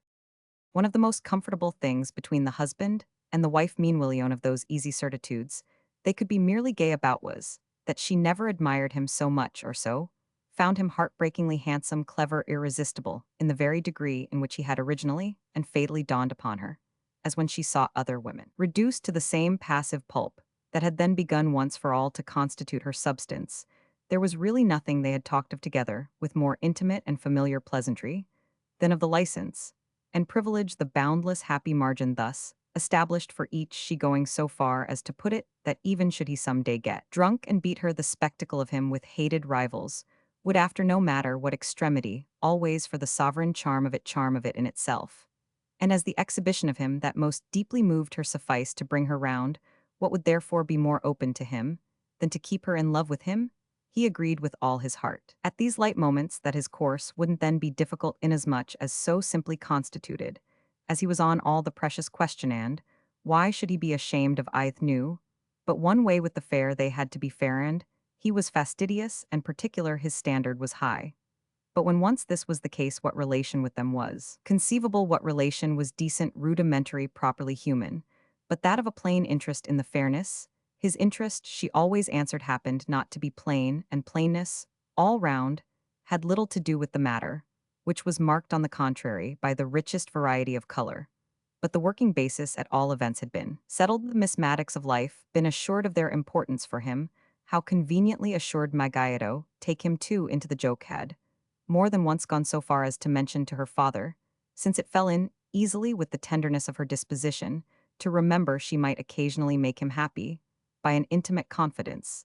This was one of her. Rulesful as she was of little rules, considerations, provisions, there were things she of course couldn't tell him in so many words about Amerigo and herself, and about their happiness and their union, and their deepest dip sand. There were other things she needn't, but there were also those that were both true and amusing, both communicable and real. And of these with her so conscious, so delicately cultivated scheme of conduct, as a daughter, she could make her profit at will a pleasant hush, for that matter had fallen on most of the elements while she lingered apart with her companion. It involved this serenity, innumerable complete assumptions, since so ordered and so splendid a rest all the tokens spreading about them of confidence solidly supported, might have suggested for persons of poorer pitch, the very insolence of facility, still they weren't insolent thee, weren't our pair could reflect they were only blissful and grateful, and personally modest, not ashamed of knowing, with competence, when great things were great, when good things were good, and when safe things were safe, and not therefore placed below their fortune by timidity, which would have been as bad as being below it by impudence worthy of it as they were, and as each appears under our last possible analysis, to have wished to make the other feel that they were what they most finally exhaled into the evening. Air, as their eyes mildly met, may well have been a kind of helplessness in their felicity, their rightness the justification of everything something, they so felt the pulse offset there with them. But they might have been asking themselves a little blankly, to what further use they could put anything so perfect they had created and nursed and established it they had housed it here in dignity, and crowned it with comfort, but might the moment possibly count for Themer count at least for us, while we watch them with their fate all before Themas, the dawn of the discovery, that it doesn't always meet all contingencies to be right otherwise. Why should Maggie have found a word of definite doubt the expression of the fine pang determined in her a few hours before eyes, after a time to her lips? She took so for granted moreover her companion's intelligence of her doubt, that the mere vagueness of her question could say it all. What is it, after all, that they want to do to you? They were for the princess too, the hovering forces of which Mrs. Rance was the symbol, and her father, only smiling back now at his ease, took no trouble to appear not to know what she meant when, once she had spoken, could come out well enough, though indeed it was nothing after they had come to the point that could serve as ground for a great defensive campaign. The waters of talk spread a little, and Maggie presently contributed an idea, in saying what has really happened, is that the proportions for us are altered. He accepted equally for the time this somewhat cryptic remark. He still failed to challenge her. Even when she added that it wouldn't so much matter if he hadn't been so terribly young, he uttered a sound of protest only when she went to declare that she ought as a daughter in common decency to have waited, yet by that time, she was already herself admitting that she should have had to wait long if she waited, that is till he was old. But there was a way, since you are an irresistible youth, we've got to face it. That somehow is what that woman has made me feel. There'll be others. Next. To talk of it thus appeared at last a positive relief to him. Yes, there'll be others, but y'all see me through. She hesitated. Do you mean if you give in? Oh no, through my holding out. Maggie waited again, but when she spoke, it had an effect of abruptness. Why should you hold out forever? He gave none the less no start and this, as from the habit of taking everything from her as harmonious. But it was quite written upon him too, for that matter, that holding out wouldn't be so very completely his natural, or at any rate his acquired form. His appearance would have testified that he might have to do so a long time for a man, so greatly beset this appearance that is spoke, but little as yet of short remainders and simplified sand, all in spite of his being a small, spare, slightly stale person, deprived of the general prerogative of presence. It was not by mass or weight or vulgar immediate quantity, that he would in the future any more than he had done in the past insist or resist or prevail. There was even something in him that made his position on any occasion, made his relation to any scene or to any group a matter of the back of the stage of an almost visibly conscious want of affinity. With the footlights he would have figured less than anything the stage manager or the author of the play, who most occupy the foreground, he might be at the best the financial backer watching his interests from the wing. But in rather confessed ignorance of the mysteries of mimicry, barely taller than his daughter, he pressed at no point on the presumed propriety of his greater stoutness. He had lost early in life much of his crisp, closely curling hair, the fineness of which was repeated, in a small, neat beard too compact, to be called full though worn equally as for a mark where other marks were wanting on lip and cheek. And chin his neat, colorless face provided with the merely indispensable features, suggested immediately for a description that it was clear, and in this manner somewhat resembled a small, decent room clean swept and unencumbered with furniture, but drawing a particular advantage, as might presently be noted from the outlook of a pair of ample and uncurtained windows. There was something in Adam Verver's eyes that both admitted the morning and the evening in unusual quantities, and gave the modest area the outward extension of a view that was big even when restricted to stars deeply and changeably blue though not romantically large. They were yet youthfully almost strangely beautiful, with their ambiguity of your scarce, knowing, if they most carried their possessor's vision out, or most opened themselves to your own. Whatever you might feel, they stamped the place with their importance, as the house agents say, so that on one side or the other you were never out of their range, were moving about for possible community. Opportunity, the sight of you scarce knew what either before them or behind them, if other importances not to extend the question kept themselves down, they were, in no direction less obtruded than in that of our friend's dress. Adopted once for all as with a sort of sumptuary scruple, he wore every day of the year whatever the occasion. The same little black cut-away coat of the fashion of his younger time, he wore the same cool-looking trousers checkered in black and white of proper harmony, with which he inveterately considered was a sprigged blue satin necktie. And over his concave little stomach, quaintly indifferent to climates and seasons, a white duck waistcoat. Should you really, he now asked, like me to marry, he spoke, as if coming from his daughter herself, it might be an idea which, for that matter, he would be ready to carry out should she definitely say so.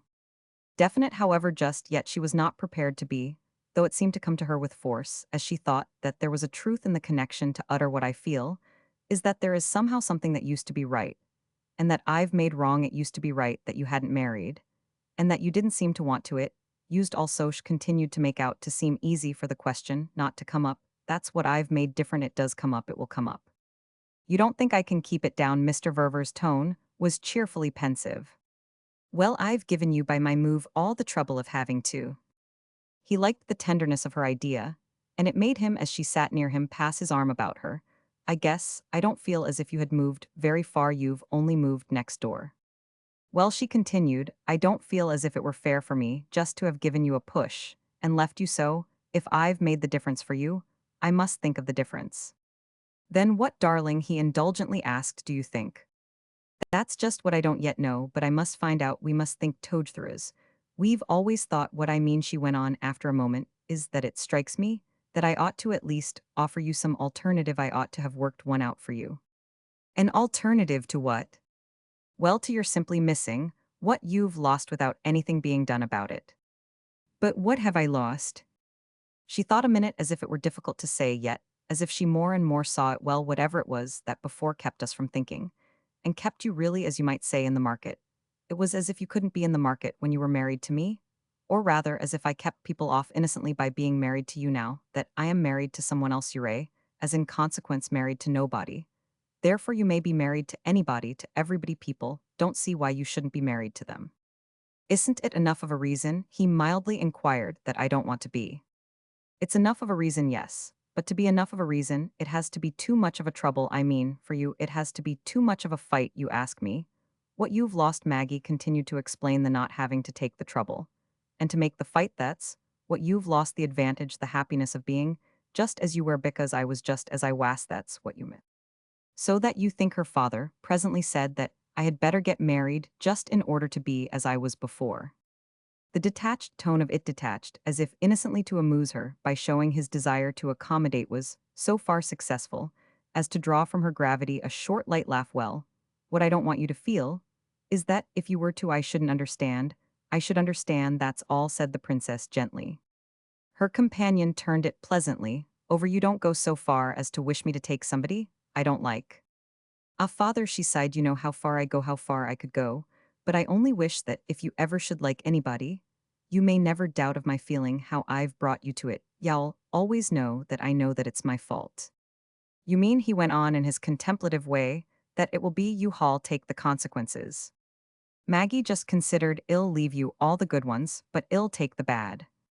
Well, that's handsome, he emphasized his sense of it by drawing her closer and holding her more tenderly. It's about all I could expect of you so far as you've wronged me, therefore well, call it square ill.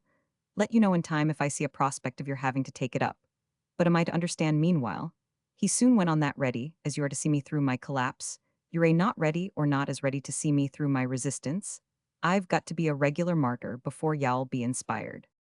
She demurred at his way of putting it. Why, if you like it, you know it won't be a collapse.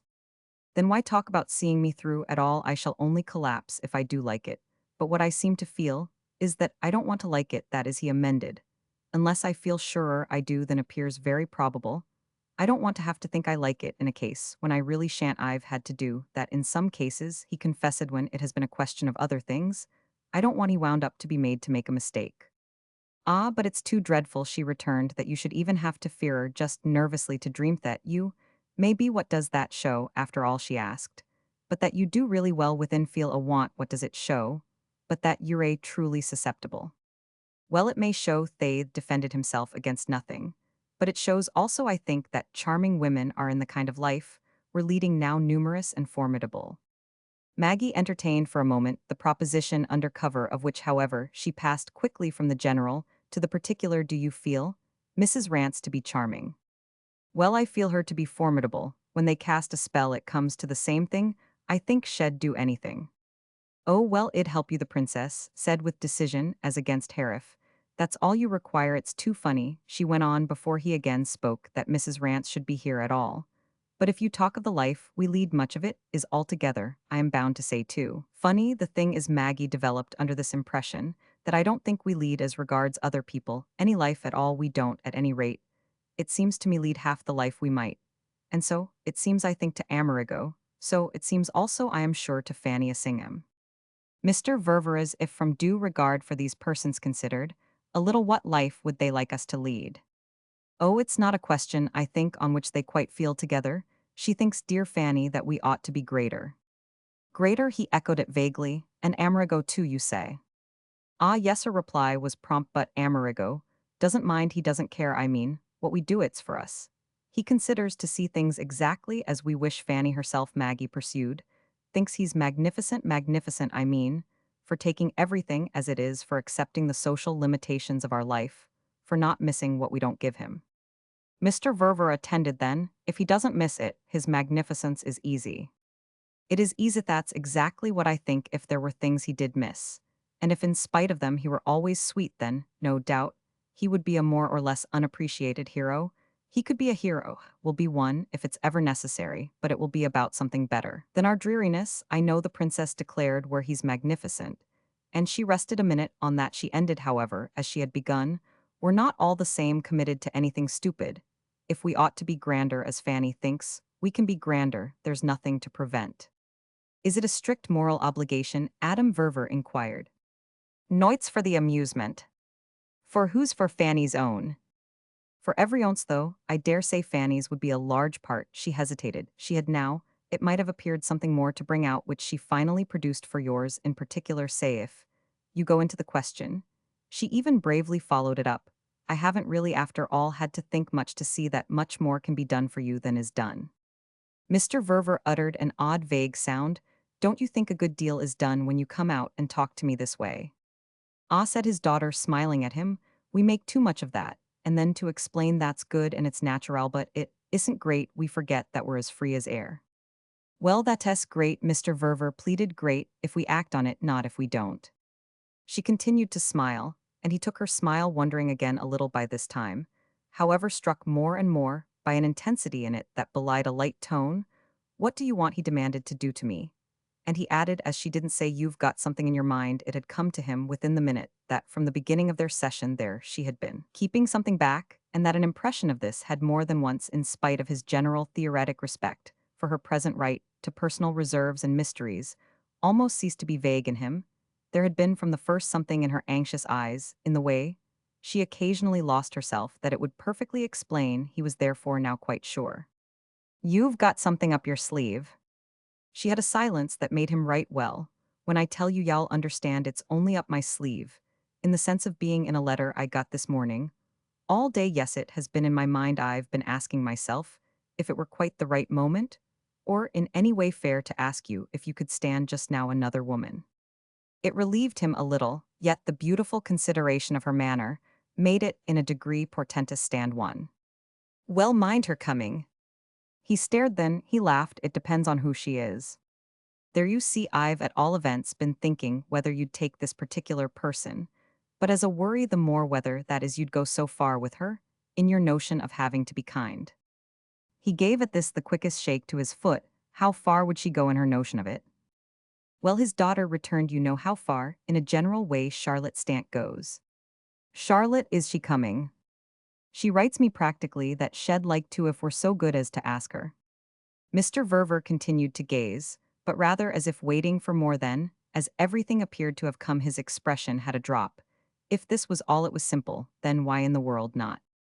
Maggie's face lighted anew, but it was now another light. "It isn't a want of tact to ask her, to propose it to you, that I should ask her."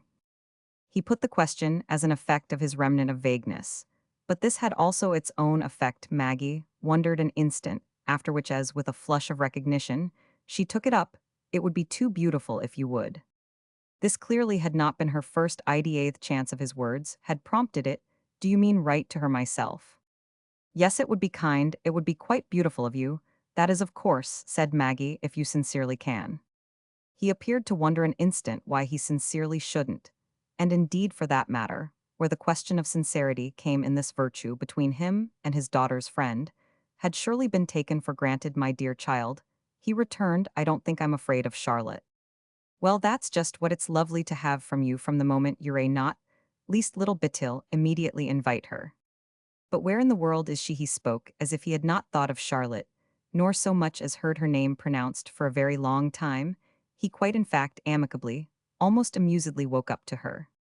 "She's in Brittany at a little bathing place with some people. I don't know, she's always with people, poor dear, rather has to be, even when, as is sometimes the case, there are people she doesn't immensely like." "Well, I guess she likes us," said Adam Verver. "Yes, fortunately, she likes us. And if I wasn't afraid of spoiling it for you," Maggie added, "I'd even mention that you're not the one of our number she likes least." "Why should that spoil it for me?" "Oh, my dear, you know, what else have we been talking about? It costs you so much to be liked. That's why I hesitated to tell you of my letter." He stared a moment as if the subject had suddenly grown out of recognition. "But Charlotte and other visits never used to cost me anything." Noonly her keep, Maggie smiled. "Then I don't think I mind her keep if that's all." The princess, however, it was clear, wished to be thoroughly conscientious. "Well, it may not be quite all. If I think of its being pleasant to have her, it's because she will make a difference." "Well, what's the harm in that, if it's but a difference for the better?" "Ah, then there you are," and the princess showed in her smile her small triumphant wisdom.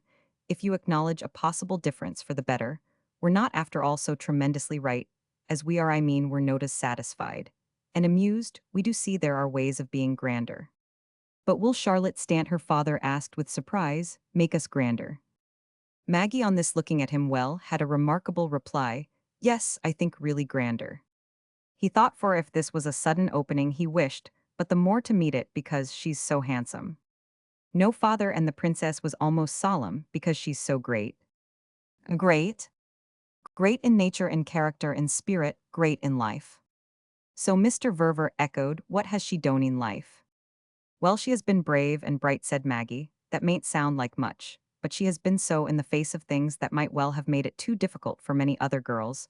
She has a creature in the world realithet, is nearly belonging to her only acquaintances, who in all sorts of ways make use of her, and distant relations, who are so afraid shall make use of them that they seldom let her look at them." Mr. Verver was struck, and, as usual, to some purpose. "If we get her here to improve us, don't we too then make use of her?" It pulled the princess up, however, but an instant where old friends we do her good too. I should always, even at the worst, speaking for myself, admire her, still more than I used her. I see that always does good. Maggie hesitated. Certainlish knows it. She knows, I mean, how great I think her courage and her cleverness. She's not afraid not of anything.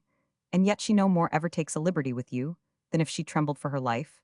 And then she's interesting, which plenty of other people, with plenty of other merits, never are a bit, in which fine flicker of vision the truth widened to the princess view. I myself, of course, don't take liberties. But then I do always by nature tremble for my life. That's the way I live. Oh, I say, love, her father vaguely murmured. Yes, I live in terror, she insisted. I am a small creeping thing. Y'all not persuade me that you're not as good as Charlotte Stant, he still placidly enough remarked. I may be as good, but I'm not so great, and that's what we're talking about. She has a great imagination. She has in every way a great attitude. She has above all a great conscience, more perhaps than ever in her life. Before Maggie addressed her father at this moment, with a shade of the absolute in her tone, she had never come so near telling him what he should take it from her to believe. She has only tuppence in the world, but that has nothing to do with it. Or rather, indeed, she quickly corrected herself, it has everything, for she doesn't care. I never saw her do anything but laugh at her poverty. Her life has been harder than anyone knows. It was moreover as if thus unprecedentedly positive his child had an effect upon him that Mr. Verver really felt as a new thing. Why then haven't you told me about her before? Well, haven't we always known? I should have thought, he submitted, that we had already pretty well sized her up. Certainly long ago quite took her for granted, but things change with time, and I seem to know that after this interval I am going to like her better than ever. I've lived more myself, I am older. And one judges better. Yes, I am going to see in Charlotte, said the Princess Anne, speaking now as with high and free expectation, more than I've ever seen. Then ill tried to do so too. She was, it came back to Mr. Verver, more one of your friends, I thought the best for you. His companion, however, was so launched in her permitted liberty of appreciation that she for the moment scarce heard him. She was lost in the case. She made out the vision of the different ways in which Charlotte had distinguished herself. She would have liked, for instance, sure she would have liked extremolito Mary, and nothing in general is more ridiculous, even when it has been pathetic, than a woman who has tried and has not been able. It had all Mr. Verver's attention. She has tried. She has seen cases where she would have liked to, but she has not been able. Well, there are more cases in Europe in which it doesn't come to girls who are poor than in which it does come to them, especially, said Maggie, with her continued competence, when they're Americans. Well, her father now met her, and met her cheerfully on all sides, unless you mean, he suggested, that when the girls are American, there are more cases in which it comes to the rich than to the poor. She looked at him good-humoredly. That may, but I am not going to be smothered in my case. It ought to make me, if I were in danger of being a fool, all the nicer to people like Charlotte. It's not hard for me, she practically explained, not to be ridiculous unless in a very different way. I might easily be ridiculous, I suppose, by behaving as if I thought I had done a great thing. Charlotte, at any rate, has done nothing, and anyone can see it, and see also that it's rather strange. And yet no one not awfully presumptuous or offensive would like or would dare to treat her just as she is as anything but quite right. That's what it is to have something about you that carries things off. Mr. Verver's silence on this could only be a sign that she had caused her story to interest him, though the sign when he spoke was perhaps even sharper. And is it also what you mean by Charlotte's being great? Well, said Maggie, it's one of her ways, but she has many. Again, for a little, her father considered. And who is it she has tried to marry? Maggie on her side as well waited as if to bring it out with effect, but she after a minute either renounced or encountered an obstacle. I am afraid I am not sure. Then how do you know? Well, I don't know, and qualifying again, she was earnestly emphatic. I only make it out for myself. But you must make it out about someone in particular. She had another pause. I don't think I want even for myself to put names and times to pull away any veil. I've an idea. There has been more than once somebody I am not acquainted with, and needn't be, or want to be in any case. It's all over. And beyond giving her credit for everything, it's none of my business. Mr. Verver deferred, yet he discriminated. I don't see how you can give credit without knowing the facts. Can't I give it generale for dignity? I mean in misfortune. You've got to postulate the misfortune first. Well, said Maggie, I can do that. Isn't it always a misfortune to Buenure so fine so wasted? And yet she went on not to wail about it, not to look even as if you knew it. Mr. Verver seemed at first to face this as a large question, and then, after a little solicited by another view to let the appeal drop, well, she mustn't be wasted, we want at least have waste. It produced in Maggie's face another gratitude, then dear sir that's all I want. And it would apparently have settled their question, and ended their talk if her father had not after a little shown the disposition to revert. How many times are you supposing that she has tried? Once more at this, and as if she hadn't been couldn't be hated to be in such delicate matters literal, she was moved to attenuate. Oh, I don't say she absolutely ever tried. He looked perplexed, but if she has so absolutely failed, what then had she done? She has suffrage has done that, and the princess added, she has loved and she has lost. Mr. Verver, however, still wondered, but how many times? Maggie hesitated, but it cleared up. Once is enough, that is for one to be kind to her. Her father listened, yet not challengingly, as with a need of some basis on which under these new lights his bounty could be firm. But has she told you nothing? Ah, thank goodness no. He stared. Then don't young women tell? Because you mean it's just what they're supposed to do. She looked at him, flushed again, now, with which after another hesitation do young men tell, she asked. He gave a short laugh. How do I know, my dear, what young men do? Then how do I know, father, what vulgar girls do? I see, he quickly returned. But she spoke the next moment as if she might odiously have been sharp. What happens at least is that, where there's a great deal of pride, there's a great deal of silence. I don't know, I admit, what I should do if I were lonely. And sore for what sorrow to speak of, have I ever had in my life? I don't know even if I am proud, it seems to me. The question has never come up for me. Oh, I guess you're a proud Mag, her father cheerfully interposed. I mean, I guess you're a proud enough. Well then, I hope I'm humble enough too. I might, at all events, for all I know, be abject under a blow. How can I tell? Do you realize, father, that I've never had the least blow? He gave her a long, quiet look. Who should realize if I don't? Well, y'all realize when I have one, she exclaimed, with a short laugh that resembled, as for good reasons, his own of a minute before. I would in any case have let her tell me what would have been dreadful to me, for such wounds and shames are dreadful, at least, she added, catching herself up. I suppose they are, for what, as I say, do I know of them? I don't want to know, spoke quite with vehemence. There are things that are sacred, whether they're joys or pains, but one can always for safety be kind. She kept on, one feels when that's right. She had got up with these last words. She stood there before him with that particular suggestion in her aspect, to which even the long habit of their life together had not closed his sense, kept sharp year after year, by the collation of types, and signs, the comparison of fine object with fine object, of one degree of finish of one form of the exquisite, with another the appearance of some slight, slim, draped antique of Vatican or Capitoline halls late, and refined, rare as a note, and immortal as a link set in motion by the miraculous infusion of a modern impulse, and yet for all the sudden freedom of folds and footsteps, forsaken after centuries by their pedestal, keeping still the quality, the perfect felicity of the statue, the blurred absent eyes, the smoothed, elegant, nameless head, the impersonal flit of a creature, lost in an alien age, and passing as an image in worn relief round, and round a precious face she had always had. Odd moments of striking him, daughter of his very own, though she was as a figure thus simplified, generalized in its grace of figure, with which his human connection was fairly interrupted by some vague analogy of turn, an attitude, something shyly mythological and nymph-like.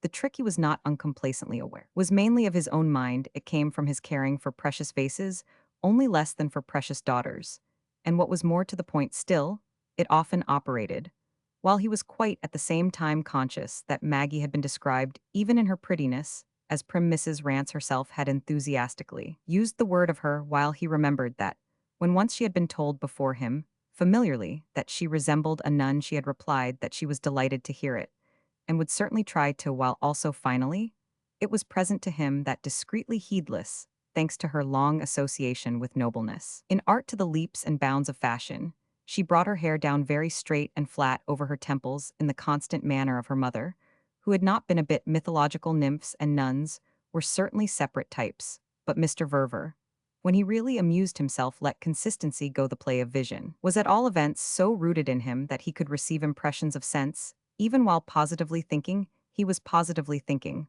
while Maggie stood there. And it led for him to yet another question which, in its turn, led to others still. Do you regard the condition as hers then that you spoke of a minute ago? The condition. Why that of having loved so intensely that she's, as you say, beyond everything. Maggie had scarcely to reflect their answer, was so prompt. Oh, no, she's beyond nothing, for she has had nothing. I see you must have had things to be beyond them. It's a kind of law of perspective.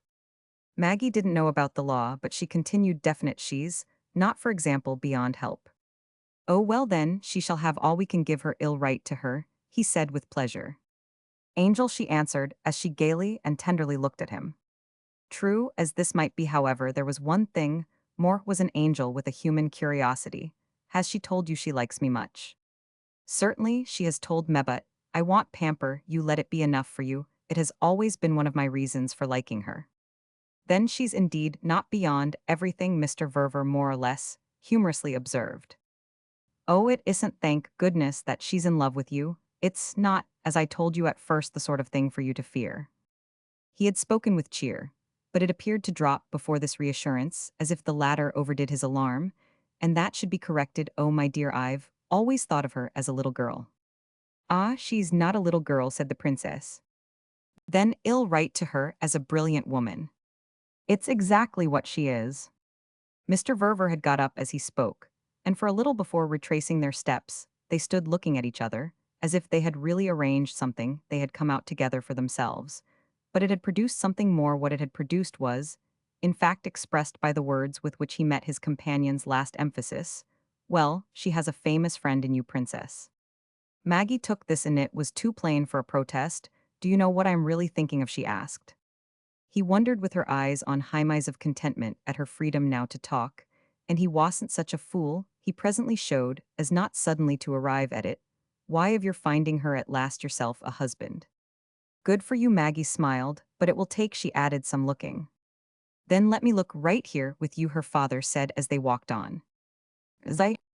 Mrs. Singham and the Colonel, quitting Fawns before the end of September, had come back later on, and now a couple of weeks after they were again interrupting their stay, but this time with the question of their return, left to depend on matters that were rather hinted at than importunately named. The Lutches and Mrs. Rance had also, by the action of Charlotte Stant's arrival, ceased to linger, though with hopes and theories, as to some promptitude of renewal, of which the lively expression awakening the echoes of the great stone-paved, oak-panelled galleried hall, that was not the least interesting feature of the place, seemed still a property of the air. It was on this admirable spot that before her October afternoon had waned Fanny Assingham, spent with her easy host a few moments, which led to her announcing her own and her husband's final secession at the same time as they tempted her to point the moral of all vain reverberations. The double door of the house stood open to an effect of hazy autumn sunshine, a wonderful windless waiting golden hour, under the influence of which Adam Verver met his genial friend, as she came to drop into the postbox with her own hand a thick sheaf of letters. They presently thereafter left the house together, and drew out half an hour on the terrace in a manner they were to revert to in thought later on, as that of persons who really had been taking leave of each other at a parting of the ways. He traced his impression, on coming to consider back, to a mere 3 words.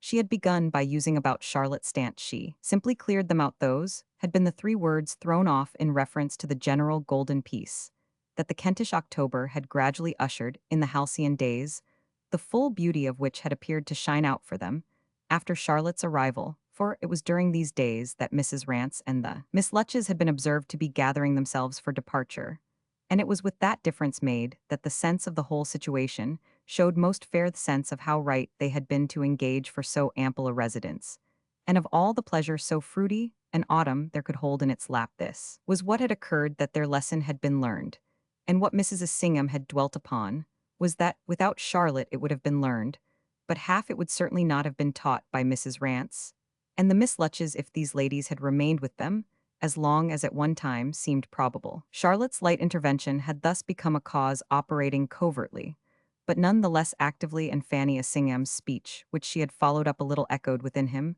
fairly to startle him, as the indication of something irresistible. He could see now how this superior force had worked, and he fairly liked to recover the slight little harm, as he dreamed of doing little ill, as he dreamed of wishing the three ladies, whom he had after all entertained for a stiffish series of days. She had been so vague and quiet about it, wonderful Charlotte, that he hadn't known what was happening, that is as a result of her influence their fires as they felt her turn to smoke Mrs. Assingham, remarked which he was to reflect on indeed, even while they strolled he had retained, since his long talk with Maggiath talk, that had settled the matter of his own direct invitation to her friendin, odd little taste as he would have described it for hearing things said about this young woman, hearing, so to speak, what could be said about her, almost as if her portrait by some eminent hand were going on, so that he watched it grow under the multiplication of touches Mrs. Assingham. It struck him applied two or three of the finest in their discussion of their young friend, so different a figure now from that early playmate of Maggie's, as to whom he could almost recall from of old the definite occasions of his having paternally lumped the two children together, in the recommendation that they shouldn't make too much noise, nor eat too much jam. His companion professed that in the light of Charlotte's prompt influence, she had not been a stranger to a pang of pity for their recent visitors. I felt in fact privately so sorry for them, that I kept my impression to myself, while they were here wishing not to put the rest of you on the scent, neither Maggie, nor the prince, nor yourself, nor even Charlotte he ourself, if you didn't happen to notice. Since you didn't apparently, I perhaps now strike you as extravagant, but I'm not. I followed it all one, saw the consciousness I speak of come over the poor things, very much as I suppose people at the court of the Borgias may have watched each other begin to look queer after having had the honor of taking wine with the heads of the family. My comparisons, only a little awkward, for I don't in the least mean that Charlotte was consciously dropping poison into their cup. She was just herself their poison, in the sense of mortally disagreeing with them, but she didn't know it. Ah, she didn't know it, Mr. Verver had asked with interest. Well, I think she didn't. Mrs. Assingham had to admit that she hadn't pressingly sounded her. I don't pretend to be sure in every connection of what Charlotte knows. She doesn't certainly like to make people suffer, not in general. As is the case with so many of us, even other women, she likes much rather to put them at their ease with her. She likes that Issa's all pleasant people Dodo be liked. Ah, she likes to be liked, her companion had gone on. She did at the same time, no doubt, want to help us put us at our ease, that is, she wanted to put you on to put Maggie about you. So far as that went, she had a plan. But it was only after, it was not before, I really believe it, that she saw how effectively she could work. Again, as Mr. Verver felt he must have taken it up, ah, she wanted to help us, wanted to help me. Why, Mrs. Assingham asked, after an instant, should it surprise you? He just thought, oh, it doesn't. She saw, of course, as soon as she came with her quickness, where we all were, she didn't need each of us to go by appointment to her room at night, or take her out into the fields for our palpitating tale. No doubt, even she was rather impatient. Of the poor things, Mr. Verver had here inquired while he waited. Well, of your not yourselves being sowned, of your not in particular, I haven't the least doubt in the world, par example, that she thinks you too meek. Oh, she thinks me too meek. And she had been sent for on the very face of it, to work right in all she had to do, after all, was to be nice to you. Tome, said Adam Verver. He could remember now that his friend had positively had a laugh for his tone to you, and to everyone she had only to be what she isn't to be it all round. If she's charming, how can she help it? So it was. And so only that she acted as the Borgia wine used to act, one saw it come over them, extent to which in her particular way a woman other and so other than themselves, could be charming. One saw them understand, and exchange looks. Then one saw them lose heart, and decide to move for what they had to take home, was that it's she who's the real thing. Ah, it's she who's the real thing, as he had not hitherto taken it home as completely as the Miss Lutches and Mrs. Rance, so doubtless he had now a little appeared to offer submission in his appeal. I see, could at least simply take it home now, yet as not without wanting at the same time to be sure of what the real thing was, and what would it be definitely that you understand by that.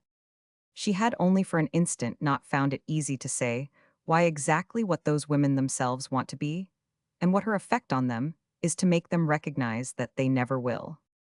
Oh, of course never.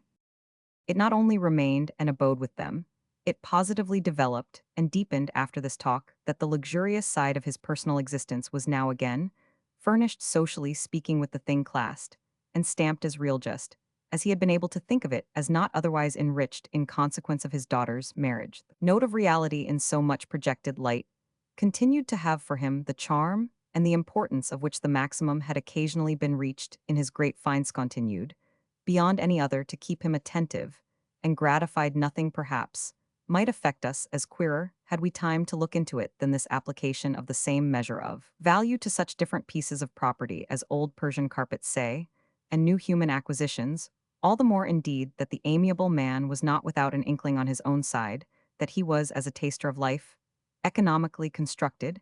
He put into his one little glass everything he raised to his lips, and it was as if he had always carried in his pocket like a tool of his trade, this receptacle, a little glass cut with a fineness of which the art had long since been lost, and kept in an old morocco case, stamped in uneffaceable gilt with the arms of a deposed dynasty, as it had served him to satisfy himself, so to speak, both about Amerigo and about the Bernardino Luini he had happened to come to knowledge of at the time he was consenting to the announcement of his daughter's betrothal.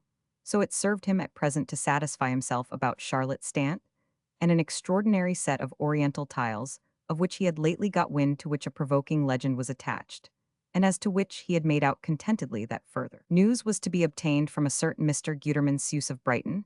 It was all at bottom in him, the aesthetic principle planted where it could burn with a cold, still flame, where it fed almost wholly on the material, directly involved on the idea, followed by appropriation of plastic beauty of the thing, visibly perfect in its kind, where, in short, in spite of the general tendency of the devouring element to spread the rest of his spiritual furniture modest, scattered and tended with unconscious care, escaped the consumption that, in so many cases, proceeds from the undue keeping up of profane altar fires. Adam Verver had, in other words, learnt the lesson of the senses to the end of his own little book, without having for a day raised the smallest scandal in his economy at large, being in this particular not unlike those fortunate bachelors or other gentlemen of pleasure, who so manage their entertainment of compromising company that even the austerest housekeeper, occupied and competent below stairs, never feels obliged to give warning.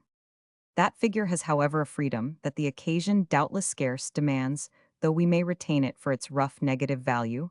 It was to come to pass by a pressure applied to the situation wholly from within that, before the first 10 days of November had elapsed, he found himself practically alone at Fawn's with his young friend Amerigo, and Maggie having, with a certain abruptness, invited his assent to their going abroad for a month, since his amusement was now scarce less happily assured than his security. An impulse eminently natural had stirred within the prince's life, as for some time established was deliciously dull, and thereby on the whole what he best liked. But a small gust of yearning had swept over him, and Maggie repeated to her father with infinite admiration the pretty terms in which, after it had lasted a little, he had described to her this experience. He called it a serenade, a low music that outside one of the windows of the sleeping house disturbed his rest at night, timid as it was, and plaintive. He yet couldn't close his eyes for it.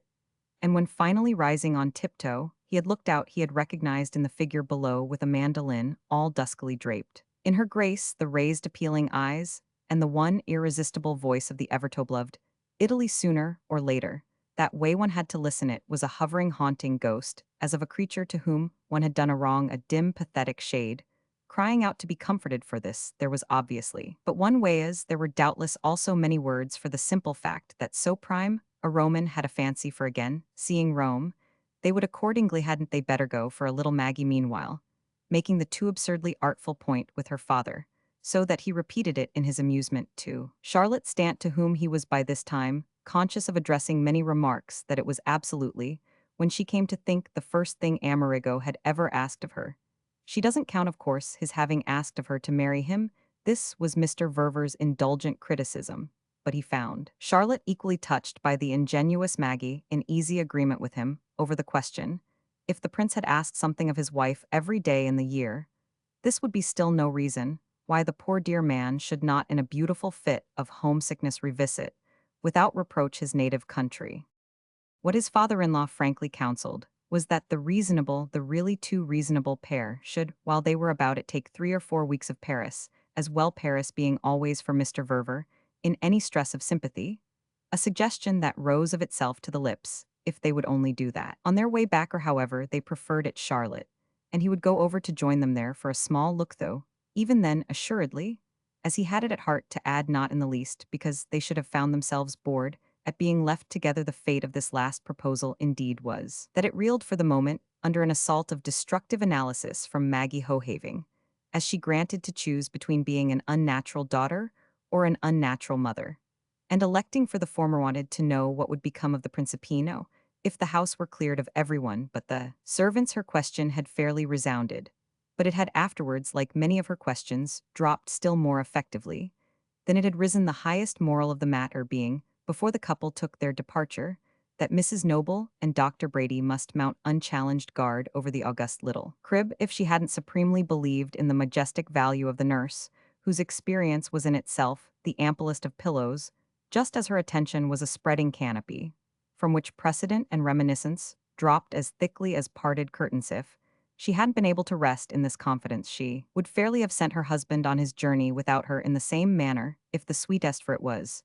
So, she qualified him off little country doctors, hadn't proved to her his wisdom, by rendering irresistible especially on rainy days, and in direct proportion to the frequency of his calls adapted to all weathers, that she should converse with him for hours over causes and consequences, over what he had found to answer with his little five at home. She would have drawn scant support from the presence of a mere grandfather and a mere brilliant friend. These persons, accordingly her own predominance, having thus for the time given way, could carry with a certain ease, and above all with mutual aid, their consciousness of a charge. So far as their office weighed, they could help each other with it, which was in fact to become, as Mrs. Noble herself loomed larger for them, not a little of a relief and a diversion. Mr. Verver met his young friend at certain hours in the day nursery, very much as he had regularly met the child's fond mother, Charlotte having, as she clearly considered, given Maggie equal pledges, and desiring never to fail of the last word for the daily letter she had promised to write. She wrote with high fidelity, she let her companion know, and the effect of it was remarkably enough that he himself didn't write. The reason of this was partly that Charlotte told all about him, which she also let him know. She did, and partly that he enjoyed feeling as a consequence that he was generally quite systematically eased, and as they said, done for, committed as it were to this charming and clever young woman, who by becoming for him a domestic resource had become for him, practically, a new person, and committed especially in his own house, which somehow made his sense of it a deeper thing. Had took an interest in seeing how far the connection could carry him, could perhaps even lead him, and in thus putting to the test for pleasant verification what Fanny Assingham had said at the last about the difference such a girl could make. She was really making one now in their simplified existence, and a very considerable one, though there was no one to compare her with as there had been so usefully for Fanino. Mrs. Rance, no Kitty, no Dotty Lutch to help her, to be felt according to Fanny's diagnosis. As real, she was real decidedly from other causes, and Mr. Verver grew in time even a little amused at the amount of machinery Mrs. Assingham had seemed to see needed for pointing it. She was directly and immediately real on a pleasantly reduced and intimate scale, and at no moments more so than during Thoset, which we have just glanced at, when Mrs. Noble made them both together feel that she alone, in the absence of the Queen Mother, was regent of the realm and governess of the air, treated on such occasions as at best a pair of dangling and merely nominal court functionaries, picturesque hereditary triflers, entitled to the petite's entrees, but quite external to the state which began and ended with the nursery. They could only retire in quickened sociability to what was left them of the palace there, to digest their gilded insignificance, and cultivate in regard to the true executive such snuff-taking ironies as might belong to rococo chamberlains moving among china lapdogs. Every evening after dinner Charlotte Stamp played to him, seated at the piano, and requiring no music, she went through his favorite things, and he had many favorites with a facility that never failed or that failed, but just enough to pick itself up at a touch from his fitful voice. She could play anything, she could play everything ways shockingly, she of course insisted, but always by his own vague measure, very much as if she might slim sinuous and strong, and with practiced passion have been playing lawn tennis or endlessly, and rhythmically waltzing his love of music, unlike his other loves owned to vaguenesses, but while on his comparatively shaded sofa and smoking, always smoking in the great fawn's drawing room, as everywhere the cigars of his youth rank with associations, while, I say, he so listened to Charlotte's piano, where the score was ever absent, but between the lighted candles, the picture distinct, the vagueness spread itself about him, like some boundless carpet, a surface delightfully soft to the pressure of his interest. It was a manner of passing the time that rather replaced conversation, but the air at the end, none the less before they separated, had a way of seeming full of the echoes of talk they separated in the hushed house, not quite easily, yet not quite awkwardly, either with tapers that twinkled in the large dark spaces, and for the most part so late that the last solemn servant had been dismissed for the night.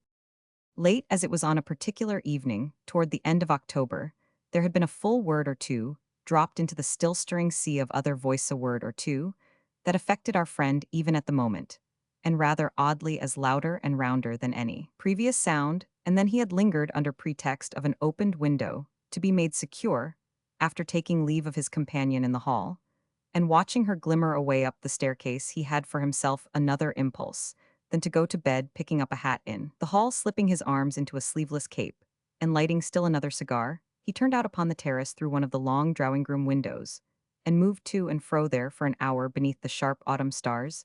It was where he had walked in the afternoon sun with Fanny Assingham, and the sense of that other hour, the sense of the suggestive woman herself, was before him again, as in spite of all the previous degustation we have hinted at it, had not yet been he thought in a loose and almost agitated order of many things the power that was in them, to agitate having been part of his conviction, that he should not soon sleep he truly felt for a while that he should never sleep again, till something had come to him, some light, some idea, some mere happy word, perhaps that he had begun to want but had been, till now, and especially the last day or two, vainly groping, for, can you really then come, if we start early? That was practically all he had said to the girl, as she took up her bedroom light, and why in the world not? When I've nothing else to do, and should besides so immensely like it thighs, had as definitely been on her side, the limit of the little scene there had in fact been nothing to call a scene even of the littlest, and although he perhaps didn't quite know why something like the menace of one hadn't proceeded from her stopping halfway upstairs to turn, and say as she looked down on him that she promised to content herself for their journey with a toothbrush,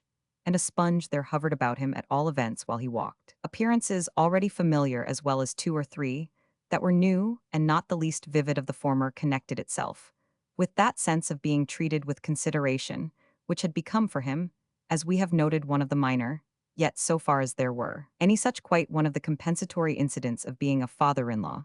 It had struck him up to now that this particular balm was a mixture of which Amerigo, as through some hereditary privilege alone, possessed the secret, so that he found himself wondering if it had come to Charlotte, who had unmistakably acquired it through the young man's having amiably passed it on.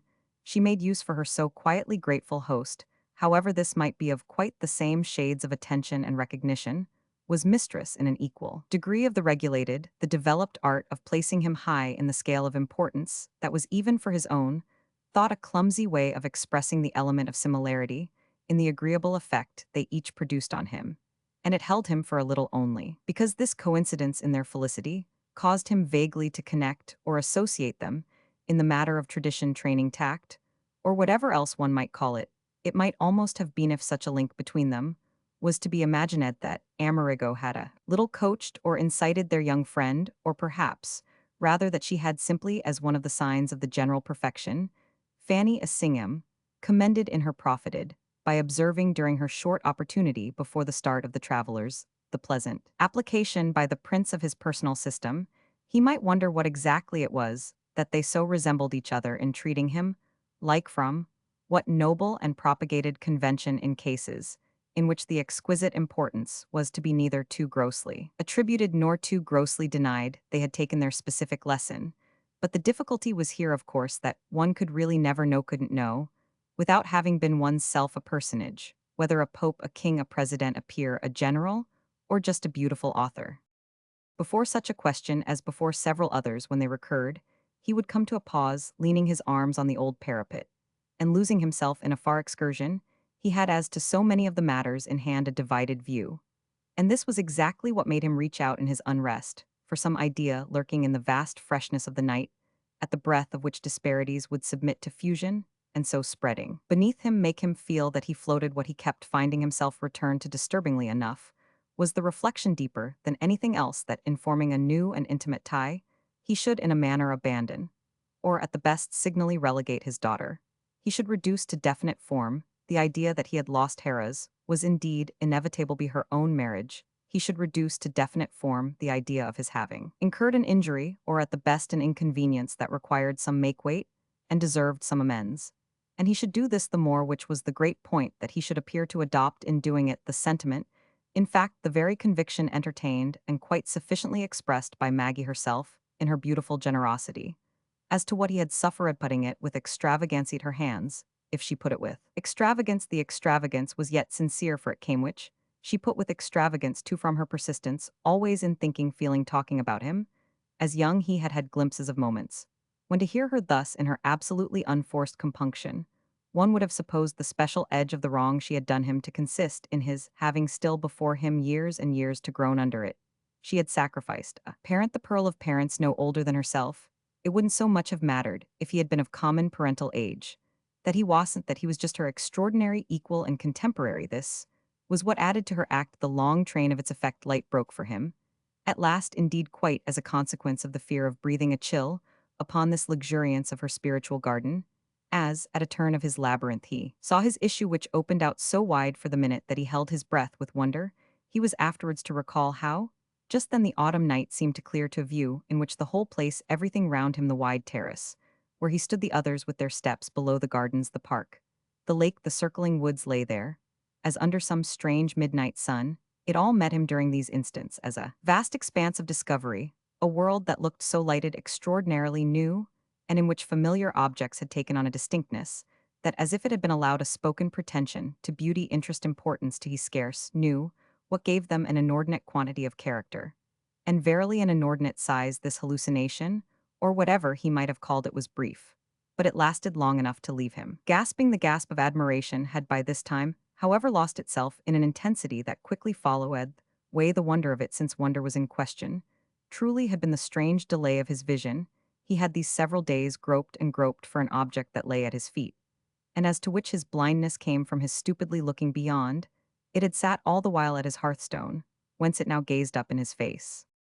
Once he had recognized it, there everything became coherent. The sharp point to which all his light converged was that the whole call of his future to him as a father would be in his so managing that Maggie would less and less appear to herself to have forsaken him, and it not only wouldn't be decently humane, decently possible, not to make this relief easy to her, the idea shone upon him, more than that, as exciting, inspiring, uplifting. It fell in so beautifully with what might be otherwise possible. It stood there absolutely confronted with the material way in which it might be met. The way in which it might be met was by his putting his child at peace. And the way to put her at peace was to provide for his future at that is for hers be marriage by a marriage as good, speaking proportionately, as hers had been. As he fairly inhaled this measure of refreshment, he tasted the meaning of recent agitations. He had seen that Charlotte could contribute, who had he hadn't seen was what she could contribute to when it had all supremely cleared up, and he had simply settled this service to his daughter well before him, as the proper direction of his young friend's leisure. The cool darkness had again closed round him, but his moral lucidity was constituted. It wasn't only, moreover, that the word with a click so fitted the riddle, but that the riddle in such perfection fitted the word he might have been equally in want, and yet not have had his remedy. Oh, if Charlotte didn't accept him, of course the remedy would fail, but as everything had fallen together, it was at least there to be tried, and success would be great. That was his last throb. If the measure of relief affected for Maggie should at all prove to have been given by his own actual sense of felicity, he really didn't know when in his life he had thought of anything happier. To think of it merely for himself would have been, even as he had just lately felt, even doing all justice to that conditionize impossible. But there was a grand difference in thinking of it for his child. Roman 12. It was at Brighton, above all, that this difference came out. It was during the 3 wonderful days he spent there with Charlotte that he had acquainted himself further, though doubtless not even now quite completely, with the merits of his majestic scheme, and while moreover to begin with he still but held his vision in place, steadying it fairly with his hands, as he had often steadied for inspection a precarious old pot, or kept a glazed picture in its right relation to the light. The outer presumptions in his favor, those independent of what he might himself contribute, and that therefore, till he should speak, remained necessarily vague. That quantity, I say, struck him as positively multiplying, as putting on in the fresh Brighton air, and on the sunny Brighton front, a kind of tempting palpability. He liked in this preliminary stage to feel that he should be able to speak, and that he would, the word itself being romantic, pressing for him the spring of association with stories and plays where handsome and ardent young men in uniforms, tights, cloaks, high boots, had it in soliloquies ever on their lips. And the sense on the first day that he should probably have taken the great step before the second was overconduced already to make him say to his companion that they must spend more than their mere night or two at his ease on the ground of what was before him, He at all events definitely desired to be, and it was strongly his impression that he was proceeding step by step. He was acting it kept coming back to that not in the dark, but in the high golden morning, not in precipitation, flurry fever dangers, these of the path of passion properly so called, but with the deliberation of a plan that might be a thing of less joy than a passion, but that probably would in compensation for that loss be found to have the essential property to wear even the decent dignity of reaching further, and of providing for more contingencies. The season was in local parlance on the elements were assembled the big windy hotel, the drafty social hall swarmed with types in Charlotte's constant phrase, and resounded with a din, in which the wild music of gilded and befrogged bands Croatian, Dalmatian, Carpathian, violently exotic and nostalgic, was distinguished as struggling against the perpetual popping of corks. Much of this would decidedly have disconcerted our friends, if it hadn't all happened more preponderantly to give them the brighter surprise the noble privacy of fawns had left Mr. Verver at least with a little accumulated sum of tolerance, to spend on the high pitch and high color of the public sphere fawns, as it had been for him. And as Maggie and Fanny Assingham had both attested, was out of the world, whereas the scene actually about him, with the very sea, a mere big booming medium for excursions and aquariums, affected him, as so plump in the conscious center that nothing could have been more complete for representing that pulse of life which they had come to unanimity at home, on the subject of their advisedly not hereafter, forgetting the pulse of life, was what Charlotte in her way at home had lately reproduced, and there were positively current hours, when it might have been open to her companion to feel himself again indebted to her for introductions he had brought her, to put it crudely, but it was almost as if she were herself in her greater gaiety, her livelier curiosity and intensity, her readier, happier irony taking him about, and showing him the place no one really, when he came to think, had ever taken him about before. It had always been he of old who took others, and who in particular took Maggie. This quickly fell into its relation with him, as part of an experience, a marking for him, no doubt what people call considerately a time of life, a new and pleasant order, a flattered, passive state that might become you he shouldn't at one of the comforts of the future. Mr. Guterman Seuss proved on the second day our friend had waited, till Thena remarkably genial, a positively lustrous young man, occupying a small neat house, in a quarter of the place remote from the front, and living as immediate and striking signs, testified in the bosom of his family, our visitors found themselves introduced by the operation of close contiguity to a numerous group of ladies and gentlemen older and younger, and of children larger and smaller, who mostly affected them as scarce, less anointed for hospitality, and who produced at first the impression of a birthday party of some anniversary gregariously and religiously kept, though they subsequently fell into their places as members of one quiet domestic circle preponderantly, and directly indebted for their being in fact to Mr. Guterman Seuss, to the casual, I a mere smart and shining youth of less than 30 summers, faultlessly appointed in every particular, he yet stood among his progeny 11, in all, as he confessed, without a sigh, 11 little brown clear faces, yet with such impersonal old eyes, astride of such impersonal old nose swell, he entertained the great American collector, whom he had so long hoped he might meet, and whose charming companion, the handsome, frank, familiar young lady, presumably Mrs. Verver, noticed the graduated offspring, noticed the fat, earringed aunts, and the glossy, cocknified, familiar uncles, inimitable of accent and assumption, and of an attitude of cruder intention than that of the head of the firm, noticed the place, in short, noticed the treasure produced, noticed everything, as from the habit of a person finding her account at any time, according to a wisdom well learned of life, in almost any funny impression, it really came home to her friend on the spot that this free range of observation in her picking out the frequent funny with extraordinary promptness would verily henceforth make a different thing for him of such experiences of the customary hunt for the possible prize, the inquisitive play of his accepted monomania, which different thing could probably be a lighter, and perhaps thereby a somewhat more boisterously refreshing form of sport. Such omens struck him as vivid in any case, when Mr. Guterman Seuss, with a sharpness of discrimination he had at first scarce seemed to promise, invited his eminent couple into another room before the threshold, of which the rest of the tribe, unanimously faltering, dropped out of the scene, the treasure itself, here the objects on behalf of which Mr. Verver's interest had been booked, established quickly enough their claim to engage the latter's attention. Yet at what point of his past did our friend's memory, looking back and back, catch him in any such place, thinking so much less of wares artfully paraded than of some other and quite irrelevant presence? Such places were not strange to him, when they took the form of bourgeois back parlors, a trifle ominously gray and grim from their north light, at watering places prevailingly homes of humbug, or even when they wore some aspect. Still less, if not perhaps still more insidious, he had been everywhere pride, and prowled everywhere going on occasion, so far as to risk, he believed, life, health, and the very bloom of honor. But where while precious things extracted one by one from thrice-locked, yet often vulgar drawers and soft satchels of old oriental silk were impressively ranged before him, had he till now let himself in consciousness wander like one of the vague. He didn't betray Ida that he knew, but two recognitions took place for him at once, and one of them suffered a little in sweetness by the confusion.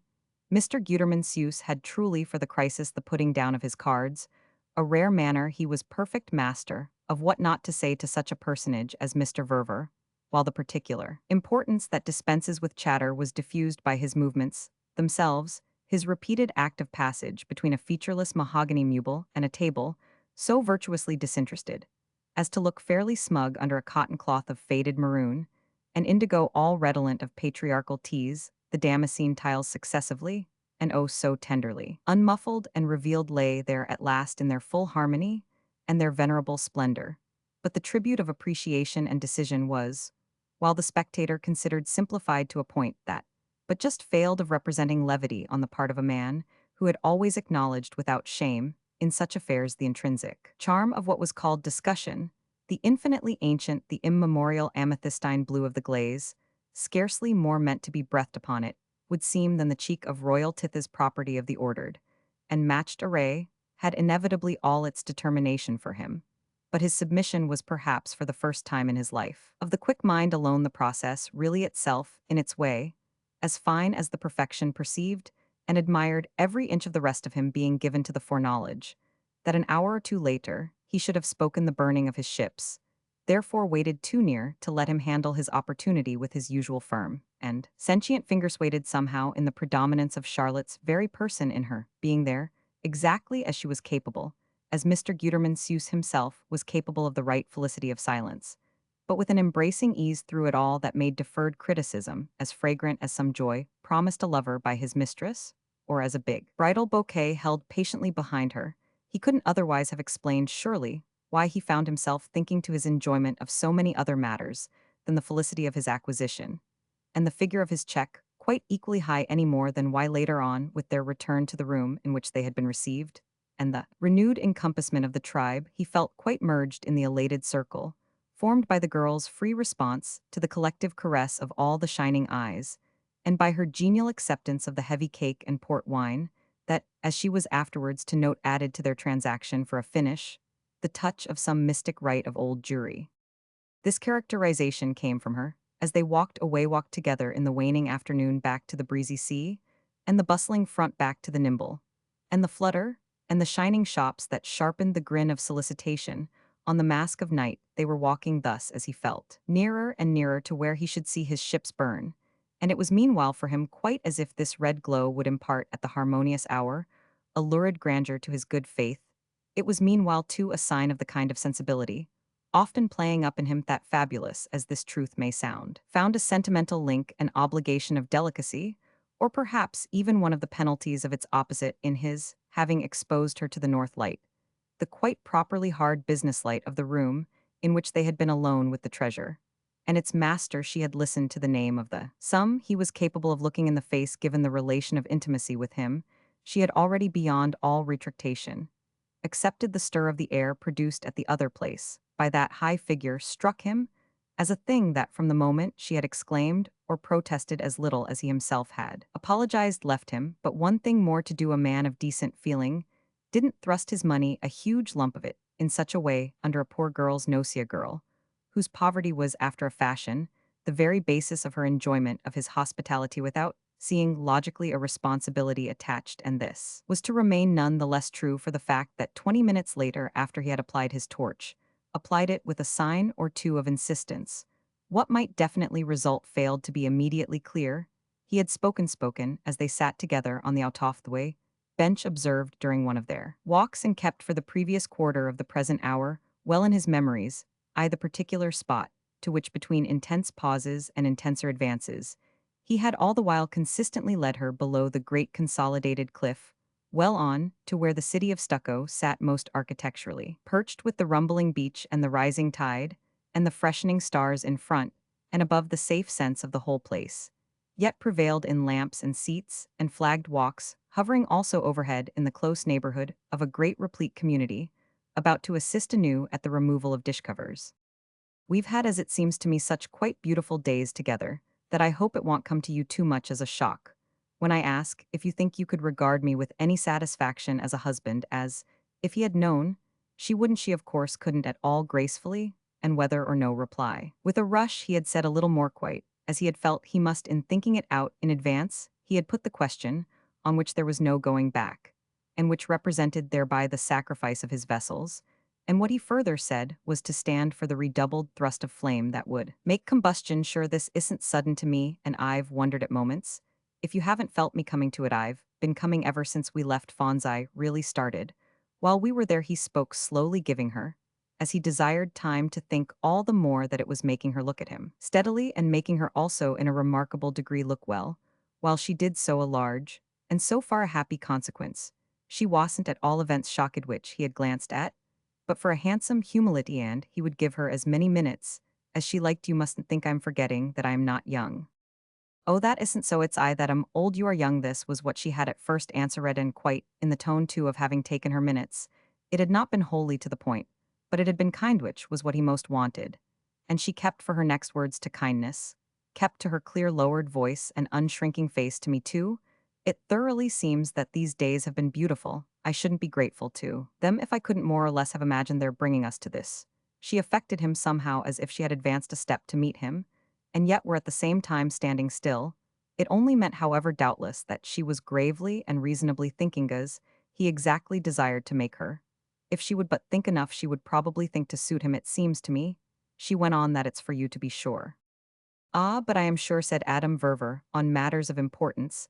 I never speak when I am not so. If you can yourself face such a union, you needn't in the least trouble. She had another pause, and she might have been felt as facing it while through lamplight and dusk, through the breath of the mild, slightly damp southwest. She met his eyes without evasion, yet she had at the end of another minute debated only to the extent of saying, I won't pretend. I don't think it would be good for me to marry. Good for me, I mean, she pursued, because I am so awfully unattached. I should like to be a little less adrift. I should like to have a home. I should like to have an existence. I should like to have a motive for one thing more than another, a motive outside of myself. In fact, she said so sincerely that it almost showed pain, yet so lucidly that it almost showed humor. In fact, I want to be married. It's the condition. The condition, he was just vague. It's the state, I mean. I don't like my own miss among us all, is too dreadful except for a shop girl. I don't want to be a horrible English old maid. Oh, you want to be taken care of. Very well, then I'll do it. I dare say it's very much that, only I don't see why, for what I speak of, she smiled, for a mere escape from my state I need do quite so much. So much as marry me in particular. Her smile was as for true directness. I might get what I want for less. You think it's so much for you to do? Yes, she presently said, I think it's a great deal. Then it was that though she was so gentle, so quite perfect with him, and he felt he had come on far, then it was that of a sudden something seemed to fail, and he didn't quite know where they were. There rose for him, with this, the fact, to be sure of their disparity, deny it as mercifully and perversely as she would. He might have been her father, of course. Yes, that's my disadvantage. I am not the natural. I am so far from being the ideal match to your youth and your beauty. I've the drawback that you've seen me always so inevitably in such another light. But she gave a slow headshake that made contradiction soft-made. It almost sad, in fact, as from having to be so complete, and he had already, before she spoke, the dim vision of some objection in her mind, beside which the one he had named was light, and which therefore must be strangely deep. You don't understand me. It's of all that it is for you to doits of that I am thinking. Oh, with this for him, the thing was clearer. Then you needn't think I know enough what it is for me to do. But she shook her head again. I doubt, if you know, I doubt if you can. And why not, please, when I've had you so before me? That I'm old has at least that fact about it, to the good that I've known you long and from far back. Do you think you've known me? Asked Charlotte Stant. He hesitate, for the tone of it, and her look with it, might have made him doubt just these things in themselves. However, with all the rest, with his fixed purpose, now his committed deed, the fine pink glow projected forward of his ships behind him, definitely blazing and crackling. This quantity was to push him harder than any word of her own could warn him all that she was herself moreover, was so lighted to its advantage, by the pink glow he wasn't rabid. But he wasn't either as a man of a proper spirit to be frightened. What is that then if I accept it but as strong a reason as I can want for just learning to know you? She faced him always kept it up as for honesty, and yet at the same time in her odd way, as for mercy how can you tell whether if you did you would? It was ambiguous for an instant, as she showed she felt I mean, when it's a question of learning one learns sometimes too late. I think it's a question, he promptly enough made answer of liking you the more, just for your saying these things, you should make something he added of my liking you. I make everything, but are you sure of having exhausted all other ways? This of a truth enlarged his gaze, but what other ways? Why you've more ways of being kind than anyone I ever knew. Take it then he answered that I am simply putting them all together for you. She looked at him on this long still, as if it shouldn't be said she hadn't given him time, or had withdrawn from his view, so to speak a single inch of her surface. This at least she was fully to have exposed, it represented her as oddly conscientious, and he scarce knew in what sense it affected him on the whole however with admiration. You're a very, very honorable. It's just what I want to be, I don't see she added, why you're a not right, I don't see why you're a not happy as you are I cannot ask myself. I cannot ask you she went on, if you're a really as much at liberty, as your universal generosity, leads you to assume ought we she asked to think. A little of others oughtn't I at least in loyalty at any rate in delicacito think of Maggie, with which intensely gentle so as not to appear too much to teach him his duty, she explained, she's everything to Yaush has always been are you so certain that there's room in your life? For another daughteress that what you mean she had not hung upon it long, but he had quickly taken her up. He had not however disconcerted her for another young woman very much of her age, and whose relation to her has always been so different from what our marrying would make it for another companion, said Charlotte Stant. Can't a man be all his life, then, he almost fiercely asked anything but a father, but he went on before she could answer you talk about differences. But they've been already Media's, no one knows better than Maggie, she feels the one she made herself by her own. Marriage made I mean for me, she constantly thinks of it allows her no rest to put her at peace. Is therefore he explained, what I am trying with you to do I can't do it alone. But I can do it with your help you can make her, he said positively happy about me. About you, she thoughtfully echoed, but what can I make her about herself? Oh, if she's at ease about me, the rest will take care of itself. The case he declared, is in your hands, Yowl, effectually put out of her mind that I feel she has abandoned me.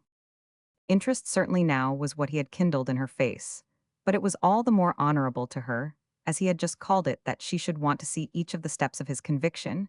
If you've been driven to the likes of me mayn't it show, that you've felt truly forsaken. Well, I'm willing to suggest that, if I can show at the same time that I feel consoled.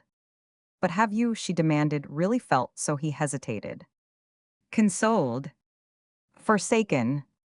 No, I haven't, but if it's her idea, if it was her idea in short, that was enough. This enunciation of motive the next moment, however, sounded to him, perhaps slightly thin, so that he gave it another touch that is if it's my idea I happen you see to like my idea. Well, it's beautiful and wonderful, but isn't it possibly, Charlotte asked, not quite enough to marry me for? Why so, my dear child, isn't a man's idea usually what he does marry for?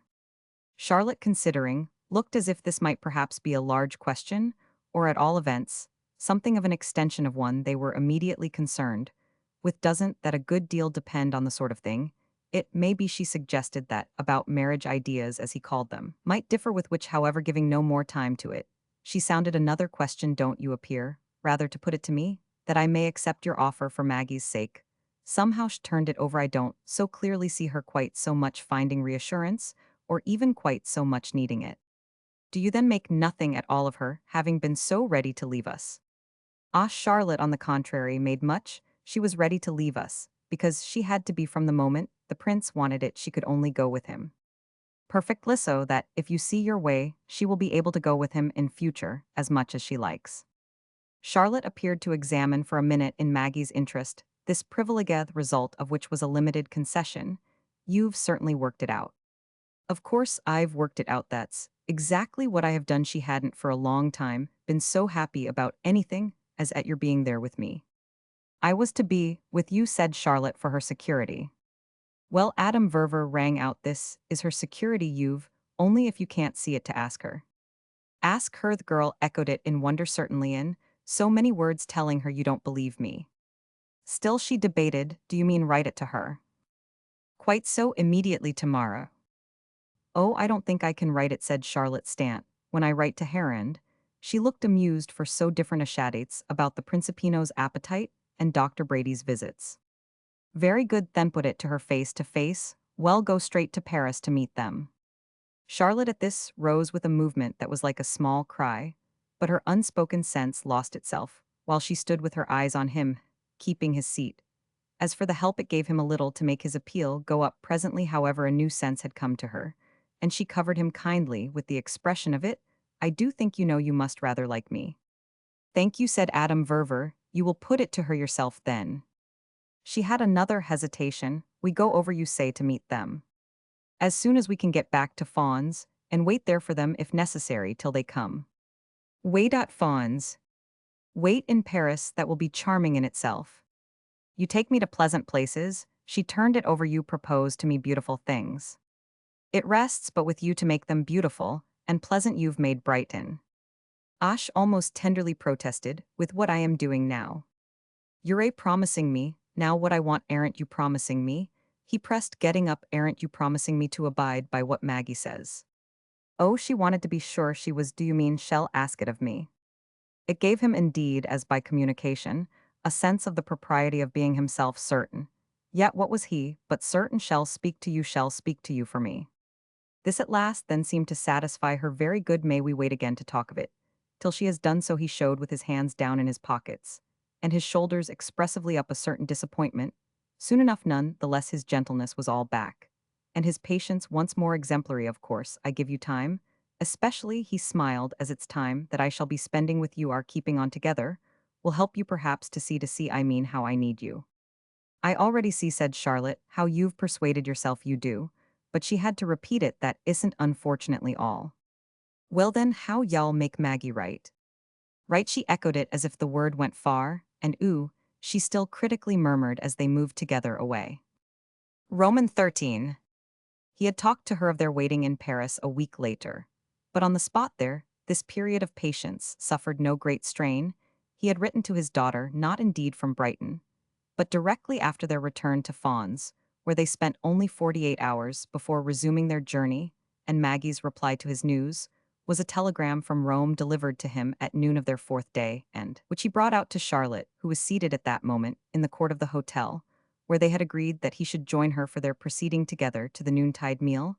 His letter at Fonce, a letter of several pages, and intended lucidly, unreservedly, in fact, all but triumphantly, to inform, had proved on his sitting down to it, and a little to his surprise, not quite so simple a document, to frame as even his due consciousness of its weight of meaning, had allowed him to assume this, doubtless, however, only for reasons naturally latent in the very wealth of that consciousness, which contributed to his message something of their own quality of impatience. The main result of their talk for the time had been a difference in his relation to his young friend, as well as a difference equally sensible in her relation to himself, and this, in spite of his not having again renewed his undertaking to speak to her, so far even as to tell her of the communication dispatched to Rome, delicacy, a delicacy more beautiful still. All the delicacy she should want reigned between Themet, being rudimentary in their actual order, that she mustn't be further worried, until Maggie should have put her at her ease. It was just the delicacy, however, that in Paris which, suggestively, was Brighton at 100-fold higher, pitch made between him and his companion. The tension made the suspense made, what he would have consented perhaps to call the provisional peculiarity of present conditions. These elements acted in a manner of their own, imposing and involving under one head many abstentions and precautions, 20 anxieties and reminders, things verily he would scarce have known how to express, and yet creating for them at every step an acceptance of their reality. He was hanging back with Charlotte till another person should intervene for their assistance, and yet they had, by what had already occurred, been carried on to something. It was out of the power of other persons to make either less or greater common conventions. That was what was oughted to be on this basis more thought of those common conventions that, previous to the passage by the Brighton Strand, he had so enjoyed the sense of their overlooking. The explanation would have been, he supposed, or would have figured it with less of unrest, that Paris had in its way deeper voices and warnings, so that if you went at all far there it laid bristling traps, as they might have been viewed all smothered in flowers for your going further still. There were strange appearances in the air, and before you knew it, you might be unmistakably matching them, since he wished therefore to match no appearance but that of a gentleman playing with perfect fairness any game in life he might be called to. He found himself on the receipt of Maggie's missive rejoicing, with a cert inconsistency. The announcement made her from home had in the act cost some biting of his pen to sundry parts of Himhi's personal modesty, his imagination of her prepared state for so quick a jump, it didn't much matter which end, yet he was more eager than not for the drop of delay. And for the quicker transitions promised by the arrival of the imminent pair, there was after all a hint of offense to a man of his age in being taken, as they said at the shops, on approval. Maggie certainly would have been as far as Charlotte herself from positively desiring this, and Charlotte on her side as far as Maggie from holding him light as a real value. She made him fidget thus, poor girl, but from generous rigor of conscience.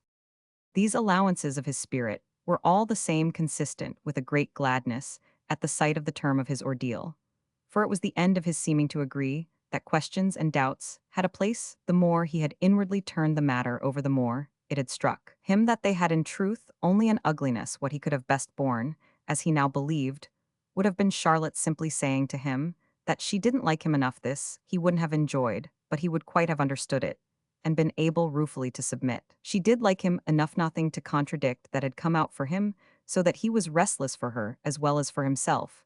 She looked at him hard a moment when he handed her his telegram, and the look, for what he fancied a dim, shy fear in it, gave him perhaps his best moment of conviction. Thought as a man, so to speak, properly pleased her. He said nothing. Words sufficiently did it for him. Doing it again, better still, as Charlotte, who had left her chair at his approach, murmured them out. We start tonight to bring you all our love and joy and sympathy. There they were, the words, and what did she want more? She didn't, however, as she gave him back the little unfolded leaf, say they were a knot-ho. He saw the next moment that her silence was probably not disconnected from her, having just visibly turned pale. Her extraordinarily fine eyes, as it was his present theory that he had always thought them, shone at him the more darkly out of this change of color. And she had again with it her apparent way of subjecting herself for explicit honesty, and through her willingness to face him to any view he might take all at his ease, and even to wantonness of the condition he produced in her. As soon as he perceived that emotion kept her soundless, he knew himself deeply touched, since it proved that, little as she professed, she had been beautifully hoping. They stood there a minute while he took in from this sign that yes, then certainly she liked him enough to make him old, as he was ready to brand himself flush for the pleasure of it. The pleasure of it accordingly made him speak first. Do you begin a little to be satisfied? Still, however, she had to think. We've hurried them, you see. Why so breathless a start? Because they want to congratulate us. They want, said Adam Verver, to see our happiness. She wondered Aganan this time, also for him, as publicly as possible. So much as that. Do you think it's too much? She continued to think plainly. They weren't to have started for another week. Well, what then? Isn't our situation worth the little sacrifice? Well, go back to Rome as soon as you like with them. This seemed to hold Hera's. He had previously seen her held just a trifle, inscrutably, by his allusions to what they would do together on a certain contingency. Worth it, the little sacrifice, for whom, for us naturalies, she said, we want to see them for our reasons. That is, she rather dimly smiled. You do. And you do, my dear, too, he bravely declared. Yes, then I do too. She, after an instant, ungrudging enough, acknowledged. For us, however, something depends on it. Rather, but does nothing depend on it for them? What can, from the moment that as appears, they don't want to nip us in the bud. I can imagine their rushing up to prevent us. But an enthusiasm for us that can wait so very little, such intense eagerness, I confess. She went on, more than a little puzzles me, you may think me. She also added, ungracious and suspicious. But the prince can't at all want to come back so soon. He wanted quite too intensely to get away. Mr. Verver considered. Well, hasn't he been away? Yes, just long enough to see how he likes it. Besides, said Charlotte, he may not be able to join in the rosy view of our case that you impute to her. It can't in the least have appeared to him hitherto a matter of course that you should give his wife a bouncing stepmother. Adam Verver at this looked grave. I'm afraid, then, he'll just have to accept from us whatever his wife accepts, and accept it if he can imagine no better reason, just because she does that, he declared, will have to do for him. His tone made her for a moment meet his face, after which let me, she abruptly said, see it again, taking from him the folded leaf that she had given back, and he had kept in his hand. Isn't the whole thing, she asked, when she had read it over perhaps, but away like another for their gaining time. He again stood staring, but the next minute with that upward spring of his shoulders, and that downward pressure of his pockets, which she had already more than once at disconcerted moments determined in him, he turned sharply away and wandered from her. In silence, he looked about in his small despair. He crossed the hotel court which overarched and glazed muffled against loud sounds, and guarded against crude sights, heated, gilded, draped, almost carpeted with exotic trees, in tubs exotic ladies, in chairs the general exotic accent and presence suspended, as with wings folded or feebly fluttering in the superior, the supreme, the inexorably enveloping Parisian medium, resembled some critical apartment of large capacity, some dental medical, surgical waiting room, a scene of mixed anxiety and desire preparatory, for gathered barbarians, to the due amputation or extraction of excrescences and redundancies of barbarism. He went as far as the porticacher, took counsel afresh of his usual optimism, sharpened even somehow just here, by the very air he tasted, and then came back smiling to Charlotte. It is incredible to you that when a man is still as much in love as Amerigo, his most natural impulse should be to feel what his wife feels, to believe what she believes, to want what she wants in the absence that is of special impediments to his. So doing, the manner of it operates, acknowledged with no great delay. This natural possibility, nothing, is incredible to me of people immensely in love. Well, isn't Amerigo immensely in love? She hesitated, but as for the right expression of her sense of the degree, but she after all adopted Mr. Verver's immensely. Then there you are. She had another smile, however, wasn't there quite yet, that isn't all that's wanted. But what more? Why, that his wife shall have made him really believe that she really believes, with which Charlotte became still more lucidly logical. The reality of his belief will depend in such a case on the reality of hers. The prince may, for instance, now, she went on, have made out to his satisfaction that Maggie may mainly desire to abound in your sense. Whatever it is you do, he may remember that he has never seen her do anything else. Well said, Adam Verver. What kind of a warning will he have found in that? To what catastrophe will he have observed such a disposition in her to lead? Just to this one with which she struck him as rising straighter and clearer before him than she had done even yet. Our little question itself, her appearance had in fact at the moment such an effect on him that he could answer, but in marveling mildness, hadn't we better wait a while till we call it a catastrophe? Her rejoinder to this was to wait, though by no means as long as he meant. When at the end of her minute she spoke, however, it was mildly too. What would you like, dear friend, to wait for? It lingered between them in the air, this demand, and they exchanged for the time a look which might have made each of them seem to have been watching in the other the signs of its overt irony. These were indeed immediately so visible in Mr. Verver's face that, as if a little ashamed of having so markedly produced theme, and as if also to bring out at last under pressure something she had all the while been keeping back, took a jump to pure plain reason. You haven't noticed for yourself. But I can't quite help noticing that in spite of what you assume, if you like, Maggie wires her joy only to you. She makes no sign of its overflow to me. It was a point, and, staring a moment, he took account of it. But he had, as before, his presence of mind to say nothing of his kindly humor. Why, you complain of the very thing that's most charmingly conclusive. She treats us already as one. Clearly now for the girl, in spite of lucidity and logic, there was something in the way he said things. She faced him in all her desire to please him, and then her word quite simply and definitely showed it. I do like you, you know. Well, what could this do but stimulate his humor? I see what's the matter with you. You want be quiet till you've heard from the prince himself. I think the happy man added that ill go and secretly wire to him that you'd like reply paid a few words for yourself. It could apparently but encourage her further to smile. Reply paid for him, you meaner for me. Oh, ill pay with pleasure anything back for you, as many words as you like, and he went on to keep it up, not requiring either to see your message. She could take it visibly, as he meant it should you require to see the prince's. Not a bit, you can keep that also to yourself.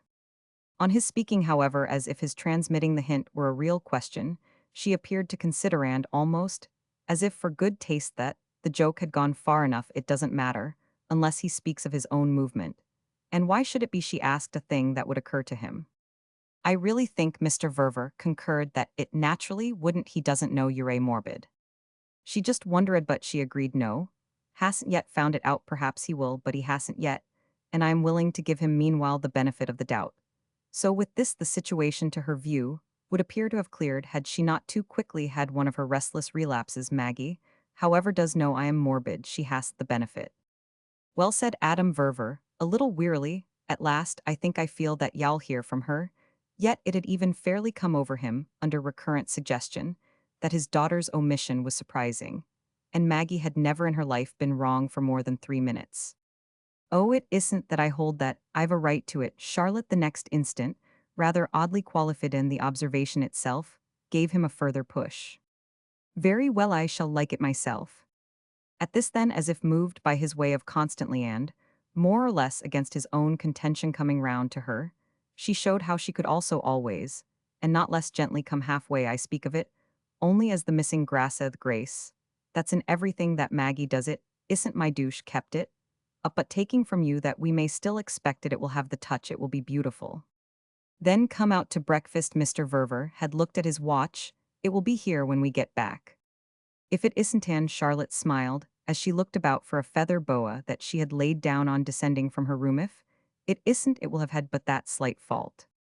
He saw her boa on the arm of the chair from which she had moved to meet him, and after he had fetched it raising it to make its charming softness, brush his face for it was a wondrous product of Paris purchased, under his direct auspices the day before. Held it there a minute before giving it up. Will you promise me then to be at peace? She looked while she debated at his admirable present, I promise you. Quite forever. Quite forever. Remember, he went on to justify his demand. Remember that, in wiring, you shall naturally speak even more for her husband than she has done in wiring me. It was only at a word that Charlotte had a demur naturally. Why our marriage puts him for you, you seer, puts you for Heminto, a new relation, whereas it leaves his relation to me unchanged. It therefore gives him more to say to you about it. About its making me, his stepmother and lower, whatever I should become over which for a little she not undivertedly mused. Yes, there may easily be enough for a gentleman to say to a young woman about that. Well, Amerigo can always be according to the case, either as funny or as serious as you like, and whichever he may be for you in sending you a message hell, be it all and then, as the girl with one of her so deeply and oddly, yet so tenderly critical looks at him, failed to take up the remark, he found himself moved as by a vague anxiety to add a question. Don't you think he's charming? Oh, charming, said Charlotte Stant, if he weren't I shouldn't mind. No more should I, her friend harmoniously returned. Ah, but you don't mind, you don't have to, I mean, as I have it's the last folly ever to care in an anxious way the least particle more than one is absolutely forced. If I were you, she went on, if I had in my life for happiness and power and peace, even a small fraction of what you have it would take a great deal to make me waste my worry. I don't know, she said, what in the world that didn't touch my luck I should trouble my head about. I quite understand, Yowyet, doesn't it just depend, Mr. Verver asked, on what you call one's luck? It's exactly my luck that I'm talking about. I shall be as sublime as you like. When you've made me all right, it's only when one is right that one really has the things you speak of. It isn't they, he explained, that make one so, it's the something else I want that makes them right. If y'all give me what I ask, y'all see. She had taken her boa and thrown it over her shoulders, and her eyes, while she still delayed, had turned from him, engaged by another interest, though the court was by this time the hour of dispersal for luncheon, so forsaken that they would have had it for free talk should they have been moved to loudness. Quite to themselves, she was ready for their adjournment, but she was also aware of a pedestrian youth in uniform, a visible emissary of the posts at telegraphs, who had approached from the street the small stronghold of the concierge, and who presented there a missive taken from the little cartridge box slung over his shoulder. The portress, meeting him on the threshold, met equally across the court Charlotte's marked attention to his visit, so that within the minute she had advanced to our friends with her cap streamers flying, and her smile of announcement as ample as her broad white apron. She raised aloft a telegraphic message, and as she delivered it, sociably discriminated set Foisky poor madame with, which she as genially retreated, leaving Charlotte in possession. Charlotte taking it, held it at first unopened. Her eyes had come back to her companion, who had immediately and triumphantly greeted it. Ah, there you are. She broke the envelope then in silence, and for a minute as with the message he himself had put before her studied its contents. Without a sign, he watched her without a question, and at last she looked up. "I'll give you." She simply said what you ask. The expression of her face was strange, but since, when had a woman's at moments of supreme surrender, not a right to be, he took it in with his own long look, and his grateful silence so, that nothing more for some instants passed between them, their understanding sealed itself. Already felt that she had made him right, but he was in presence too of the fact that Maggie had made her so, and always therefore without Maggie, where in fine would he be? She united them, brought them together, as with the click of a silver spring. And on the spot with the vision of it, his eyes filled. Charlotte facing him meanwhile, with her expression, made still stranger by the blur of his gratitude. Through it all, however, he smiled. "What my child does for me." Through it all as well, that is still through the blur, he saw Charlotte, rather than heard her reply. She held her paper wide open, but her eyes were all for his. "It isn't Maggie, it's the prince." "I say," he gaily rang out, "then it's best of all. It's enough. Thank you for thinking so," to which he added, "It's enough for our question, but it isn't. Is it quite enough for our breakfast dejeunons?" She stood there, however, in spite of this appeal, her document always before them. "Don't you want to read it?" He thought not. "If it satisfies you, I don't require it." But she gave him, as for her conscience, another chance. "You can if you like." He hesitated afresh, but as for amiability, not for curiosity. "Is it funny?" Thus finally she again dropped her eyes on it, drawing in her lips a little. "No, I call it grave." "Ah, then, I don't want it." "Very grave," said Charlotte Stant. "Well, what did I tell you of him?" he asked, rejoicing, as they started, a question for all answer to which, before she took his arm, the girl thrust her paper, crumpled, into the pocket of her coat. Part Third. Roman 14. Charlotte, halfway up the monumental staircase, had begun by waiting alone, waiting to be rejoined by her companion, who had gone down all the way as in common kindness bound, and who, his duty performed, would know where to find her. She was meanwhile, though extremely apparent, not perhaps absolutely advertised, but she would not have cared if she had been. So little was it, by this time, her first occasion of facing society, with a consciousness, materially with a confidence quite splendidly enriched. For a couple of years now, she had known as never before what it was to look well, to look, that is, as well as she had always felt from far back, that in certain conditions, she might, on such an evening as this, that of a great official party, in the full flush of the London springtime, the conditions affected her, her nerves, her senses, her imagination, as all profusely present, so that, perhaps at no moment, yet had she been so justified of her faith, as at the particular instant of our being again concerned, with her, that of her chancing to glance higher up, from where she stood, and meeting in consequence the quiet eyes of Colonel Assingham, who had his elbows on the broad balustrade of the great gallery, overhanging the staircase, and who immediately exchanged with her one of his most artlessly familiar signals. This simplicity of his visual attention struck her, even with the other things she had to think about, as the quietest note in the whole high pitch, much, in fact, as if she had pressed a finger on a chord or a key, and created for the number of seconds an arrest of vibration, a more muffled thump. The sight of him suggested indeed that Fanny would be there, though so far as opportunity went she had not seen her. This was about the limit of what it could suggest. The air, however, had suggestions enough. It abounded in them, many of them precisely helping to constitute those conditions with which for our young woman the hour was brilliantly crowned.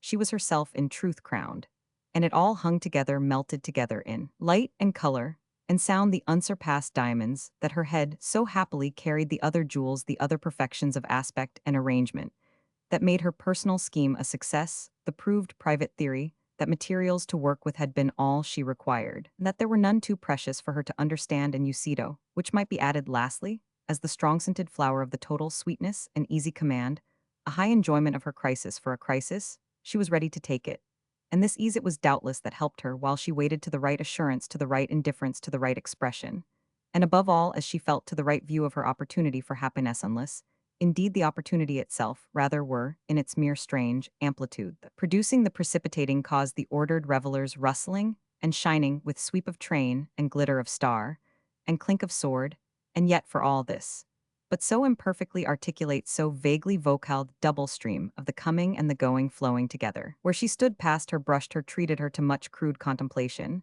and now and then to a spasm of speech, an offered hand, even in some cases to an unencouraged pause, but she missed no countenance and invited no protection. She fairly liked to be so long, as she might just as she waist exposed a little to the public, no doubt in her unaccompanied state, but even if it were a bit brazen careless of queer reflections on the dull polish of London faces, and exposed since it was a question of exposure to much more competent recognitions of her own, she hoped no one would stop. She was positively keeping herself. It was her idea to mark in a particular manner the importance of something that had just happened. She knew how she should mark it, and what she was doing there made already a beginning. When presently, therefore, from her standpoint, she saw the prince come back, she had an impression of all the place as higher and wider, and more appointed for great moments with its dome of lustres. Lifted its ascents and descents more majestic, its marble tiers, more vividly overhung its numerosity of royalties foreign and domestic, more unprecedented its symbolism of state hospitality. Both emphasized and refined, this was doubtless a large consequence of a fairly familiar, cause a considerable inward stir to spring from the mere vision, striking as that might be of Amerigo in a crowd. But she had her reasons, she held them there, she carried them in fact. Responsibly and overtly as she carried her head, her high tiara, her folded fan, her indifferent, unattended eminence. And it was when he reached her, and she could taking his arm show herself as placed in her relation, that she felt supremely justified. It was her notion, of course, that she gave a glimpse of but few of her grounds. For this discrimination, indeed, of the most evident alone, yet she would have been half willing it should be guessed, how she drew inspiration, drew support in quantity sufficient, for almost anything from the individual value, that through all the picture her husband's son-in-law kept for the eye, deriving it from his fine unconscious way in the swarming social sum of outshining, overlooking, and overtopping. It was as if in separation, even the shortest, she half forgot or disbelieved how he affected her sight, so that reappearance had in him, each time a virtue of its own, a kind of disproportionate intensity, suggesting his connection with occult sources of renewal. What did he do, when he was away from her, that made him always come back, only looking, as she would have called it, more so superior to any shade of cabotinage? He yet almost resembled an actor who, between his moments on the stage, revisits his dressing-room, and before the glass pressed by his need of effect retouches his makeup. The prince was at present, for instance, though he had quitted her but 10 minutes before, still more than then, the person it pleased her to be left with, that truth that had all its force for her, while he made her his care for their conspicuous return together to the upper rooms, conspicuous beyond any wish they could entertain, was what poor wonderful man he couldn't help making it.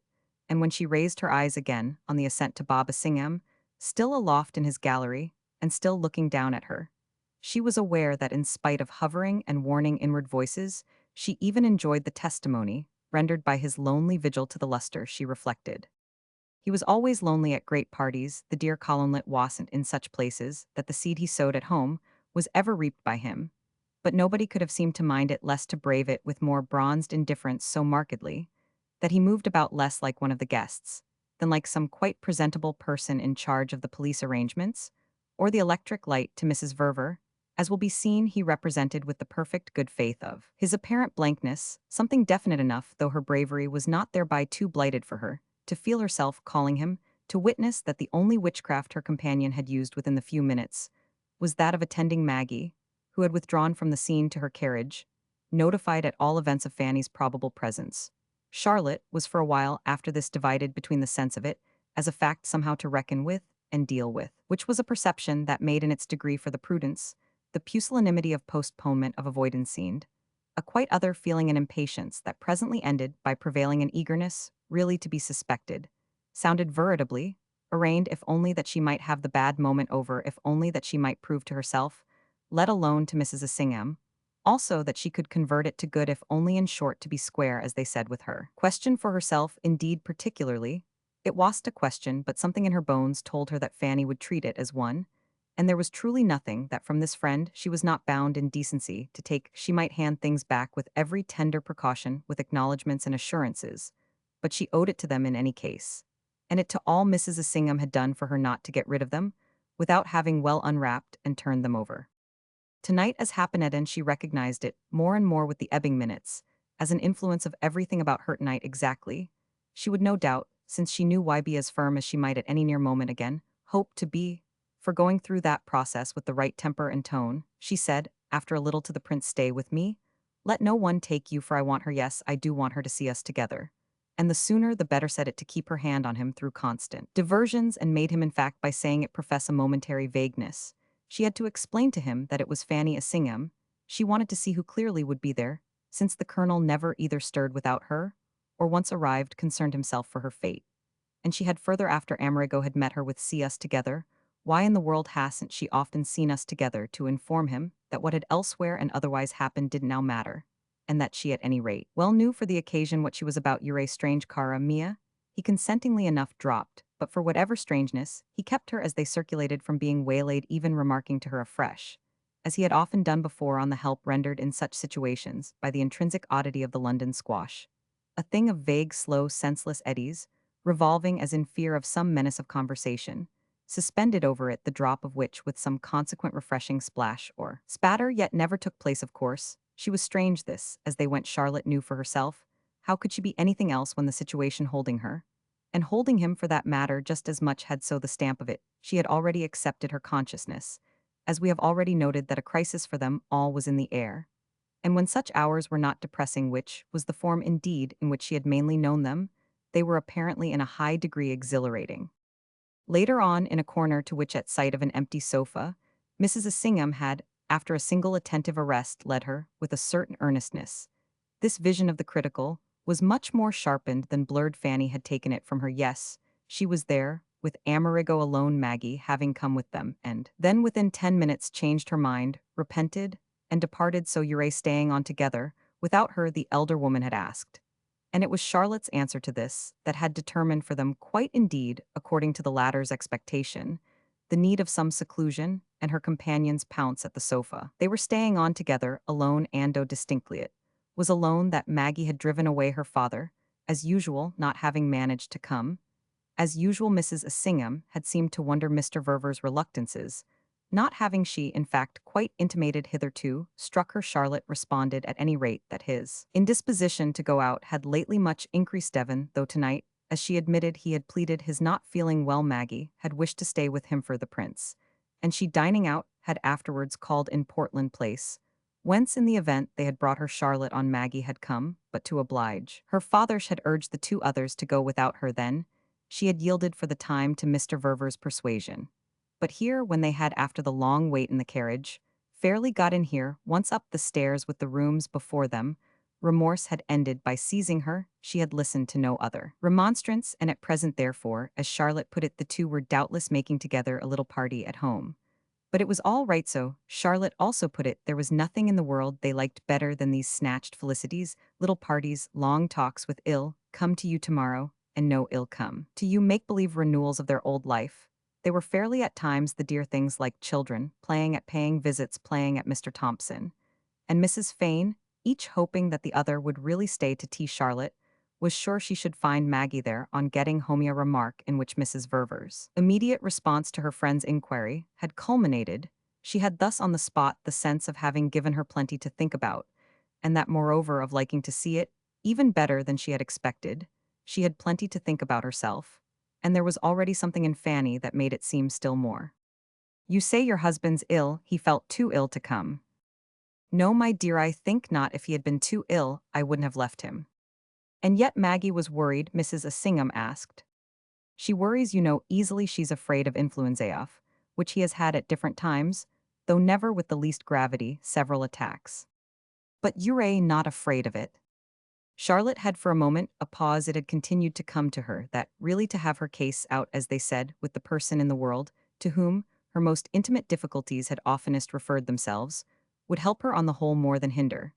And under that feeling all her opportunity, with nothing kept back, with a thing or two perhaps even thrust forward, seemed temptingly to open. Besides, didn't Fanny at bottom half expect, absolutely at the bottom half want things so, that she would be disappointed, if after what must just have occurred for her, she didn't get something to put between the teeth of her so restless rumination, that cultivation of the fear, of which our young woman had already had glimpses, that she might have gone too far in her irrepressible interest in other lives. What had just happened at it pieced itself together for Charlotte was that the Assingham pair, drifting like everyone else, had had somewhere in the gallery in the rooms an accidental concussion, had it after the colonel over his balustrade had observed in the favoring high light her public junction with the prince, his very dryness in this encounter, had as always struck a spark from his wife's curiosity, and familiar on his side with all that she saw in things he had thrown her, as a fine little bone to pick some report of. The way one of her young friends was going on with another he knew perfectly such at least was Charlotte's liberal assumption that she wasn't going on with anyone. But she also knew that given the circumstances, she was inevitably to be sacrificed in some form or another to the humorous intercourse of the inimitable couple. The prince, meanwhile, had also under coercion sacrificed her. The ambassador had come up to him with a message from royalty, to whom he was led away, after which she had talked for 5 minutes with Sir John Brinder, who had been of the ambassador's company, and who had rather artlessly remained with her Fanny, had then arrived in sight of them at the same moment, as someone else she didn't know, someone who knew Mrs. Assingham, and also knew Sir John. Charlotte had left it to her friend's competence to throw the two others immediately together, and to find a way for entertaining her in closer quarters. This was the little history of the vision in her, that was now rapidly helping her to recognize a precious chance, the chance that might again soon be so good, for the vivid making of a point. Her point was before her. It was sharp, bright, true. Above all, it was her own. She had reached it quite by herself. No one, not even Amerigo, least of all who would have nothing to do with it, had given her aid to make it now. With force for Fanny Assingham's benefit would see her further in the direction in which the light had dawned than any other spring. She should yet a while doubtless be able to press the direction, was that of her greater freedom, which was all in the world. She had in mind her opportunity had accordingly, after a few minutes of Mrs. Assingham's almost imprudently interested expression of face, positively acquired such a price for her that she may, for ourselves, while the intensity lasted, rather resemble a person holding out a small mirror at arm's length, and consulting it with a special turn of the head. It was in a word with this value of her chance that she was intelligently playing, when she said in answer to Fanny's last question, "Don't you remember what you told me on the occasion of something or other the other day, that you believe there's nothing I'm afraid of, so my dear, don't ask me." "Mayn't I ask you, Mrs. Assingham," returned, "how the case stands with your poor husband?" "Certainly, dear, only when you ask me, as if I might perhaps know what to think, it seems to me best to let you see that I know perfectly what to think." Mrs. Assingham hesitated. Then, blinking a little, she took her risk. "You didn't think that if it was a question of anyone's returning to him in his trouble, it would be better you yourself should have gone?" Well, Charlotte's answer to this inquiry visibly shaped itself in the interest of the highest considerations. The highest considerations were good humor, candor, clearness. And obviously the real truth. If we couldn't be perfectly frank and dear with each other, it would be ever so much better, wouldn't it, that we shouldn't talk about anything at all, which however would be dreadful. We certainly, at any rate, haven't yet come to it. You can ask me anything under the sun you like, because don't you see you can't upset me. "I am sure, my dear Charlotte," Fanny Assingham laughed, "I don't want to upset you. Indeed, love, you simply couldn't, even if you thought it necessary, that's all I mean. Nobody could, for it belongs to my situation that I am, by no merit of my own, just fixed as fast as a pin, stuck up to its head. In a cushion I am placed, I can't imagine anyone more placed there, I am." Fanny had indeed never listened to emphasis more firmly applied, and it brought into her own eyes, though she had reasons for striving to keep them from betrayals, a sort of anxiety of intelligence. "I dare say but your statement of your position, however you see it, isn't an answer to my inquiry. It seems to me at the same time, I confess," Mrs. Assingham added, "to give but the more reason for it. You speak of our being frank. How can we possibly be anything else? If Maggie has gone off through finding herself too distressed to stay, and if she's willing to leave you and her husband to show here, without her errant, the grounds of her preoccupation, more or less discussable." "If there ain't not," Charlotte replied, "it's only from their being in a way too evident there ain't not grounds for Methy weren't. When I accepted Adam's preference that I should come tonight without him, just as I accept absolutely as a fixed rule all his preferences.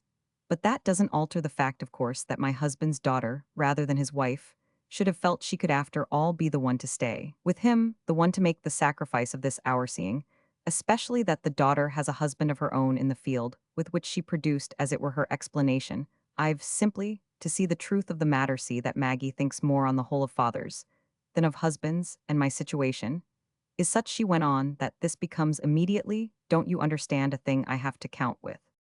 Mrs. Assingham, vaguely heaving, panting a little, but trying not to show it, turned about from some inward spring in her seat. "If you mean such a thing as that she doesn't adore the prince." "I don't say she doesn't adore him. What I say is that she doesn't think of him, One of those conditions doesn't always at all stages involve the other. This is just how she adores him, Charlotte said. And what reason is there in the world, after all, why he and I shouldn't, as you say, show together? We've shown together, my dear, she smiled before. Her friend for a little only looked at her speaking. Then, with abruptness, you ought to be absolutely happy. You live with such good people. The effect of it as well was an arrest for Charlotte, whose face, however all of whose fine and slightly hard radiance, it had caused the next instant further to brighten. Does one ever put into words anything so fatuously rash? It's a thing that must be said in prudence, for one be somebody who's so good as to take the responsibility, the more that it gives one always a chance to show one's best manners. By not contradicting it, certainly you'll never have the distress, or whatever, of hearing me complain. Truly, my dear, I hope in all conscience not. And the elder woman's spirit found relief in a laugh more resonant than was quite advised by their pursuit of privacy. To this demonstration, her friend gave no heed, with all our absence after marriage, and with the separation from her produced in particular by our so many months in America. Maggie has still arrears, still losses to make up, still the need of showing how for so long she simply kept missing him. She missed his compania large allowance, of which is in spite of everything else of the first necessity to her, so she puts it in when she can, a little here, a little there. And it ends by making up a considerable amount the fact of our distinct establishments, which has all the same everything in its favor, Charlotte hastened to declare, makes her really see more of him than when they had the same house, to make sure she doesn't fail of it. She's always arranging for it, which she didn't have to do while they lived together. But she likes to arrange, Charlotte steadily proceeded, it peculiarly suits her, and the result of our separate households is really for them more contact and more intimacy. Tonight, for instance, has been practically an arrangement. She likes him best alone, and it's the way, said our young woman, in which he best likes her. It's what I mean, therefore, by being placed. And the great thing is, as they say, to know one's place. Doesn't it all strike you, she wound up, as rather placing the prince too?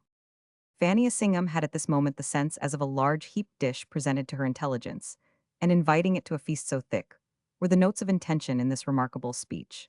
But she also felt that to plunge at random, to help herself too freely, would, apart from there not being at such a moment time for it, tend to jostle the ministering hand, confound the array, and, more vulgarly speaking, make a mess. So she picked out, after consideration, a solitary plum so placed that you have to arrange. Certainly I have to arrange. And the prince also, if the effect for him is the same. Really, I think not less. And does he arrange? Mrs. Assingham asked, to make up his arrears. The question had risen to her lips. It was as if another morsel on the dish had tempted her. The sound of it struck her own ear immediately, as giving out more of her thought than she had as yet intended, but she quickly saw that she must follow it up at any risk with simplicity, and that what was simplest was the ease of boldness. Make them up, I mean, by coming to see you. Charlotte replied, however, without, as her friend would have phrased it, turning a hair. She shook her head, but it was beautifully gentle. He never comes. Oh, said Fanny Assingham, with which she felt a little stupid there, it is he might so well, you know, otherwise. Otherwise, and Fanny was still vague. It passed this time over her companion, whose eyes, wandering to a distance, found themselves held. The prince was at hand again. The ambassador was still at his side. They were stopped a moment by a uniformed personage, a little old man of apparently the highest military character, bristling with medals and orders.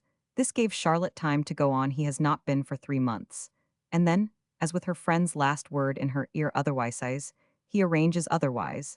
And in my position, she added, I might too. It's too absurd we shouldn't meet. You've met, I gather, said Fanny Assingham, tonight. Yes, as far as that goes, but what I mean is that I might placed for it, as we both are go to see him. And do you? Fanny asked with almost mistaken solemnity. The perception of this excess made Charlotte, whether for gravity or for irony, hang fire a minute. I have been, but that's nothing, she said, in itself. And I tell you of it only to show you how our situation works. It essentially becomes one, a situation for both of us. The prince's, however, is his own affair, I meant, but to speak of mine. Your situation's perfect, Mrs. Assingham presently declared. I don't say it isn't taken, in fact, all round I think it is. And I don't, as I tell you, complain of it. The only thing is that I have to act as it demands of me. To act, said Mrs. Assingham, with an irrepressible quaver. Isn't it acting, my dear, to accept it? I do accept it. What do you want me to do less? I want you to believe that you're a very fortunate person. Do you call that less? Charlotte asked with a smile, from the point of view of my freedom. I call it more. Let it take my position any name you like. Don't let it at any rate end. Mrs. Assingham's impatience prevailed at last over her presence of mind. Don't let it make you think too much of your freedom. I don't know what you call too much for. How can I not see it, as it is you'd see your own, quickly enough if the Colonel gave you the same liberty and I haven't to tell you with your so much greater knowledge of everything what it is that gives such liberty most for yourself. Personally, of course. Charlotte went on you only know the state of neither needing it, nor missing it your husband doesn't treat you as of less importance to him than some other woman. Ah, don't talk to me of other women, Fanny, now overtly panted. Do you call Mr. Verver's perfectly natural interest in his daughter the greatest affection of which he is capable? Charlotte took it up in all readiness. I do distinctly, and, in spite of my having done all I could think off to make him capable of a greater, I've done, earnestly everything I could. I've made it month after month my study. But I haven't succeeded. It has been vividly brought home to me. Tonight, however, she pursued, I've hoped against hope, for I recognize that, as I told you at the time, I was duly warned. And then, as she met in her friend's face the absence of any such remembrance, he did tell me that he wanted me just because I could be useful about her, with which Charlotte broke into a wonderful smile. So you see I am. It was on Fanny Assingham's lips for the moment to reply that this was on the contrary exactly what she didn't see. She came in fact within an ace of saying, you strike me as having quite failed to help his idea to work since, by your account, Maggie has him not less but so much more on her mind. How in the world, with so much of a remedy, comes there to remain so much of what was to be obviated? But she saved herself in time, conscious above all that she was in presence of still deeper things than she had yet dared to fear, that there was more in it than any admission. She had made represented and she had held herself familiar with admissions, so that not to seem to understand where she couldn't accept, and not to seem to accept where she couldn't approve, and could still less with precipitation advise, she invoked the mere appearance of casting no weight whatever into the scales of her young friend's consistency. The only thing was that, as she was quickly enough to feel, she invoked it rather to excess. It brought her invocation too abruptly to her feet. She brushed away everything. I can't conceive, my dear, what you're talking about. Charlotte promptly rose then, as might be to meet it, and her color for the first time perceptibly heightened.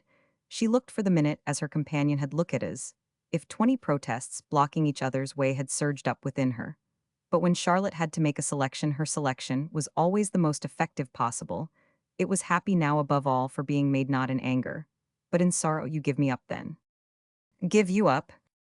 You forsake me at the hour of my life when it seems to me I most deserve a friend's loyalty. If you do, Ure, not just Fanny Ure, even I think she went on rather cruel.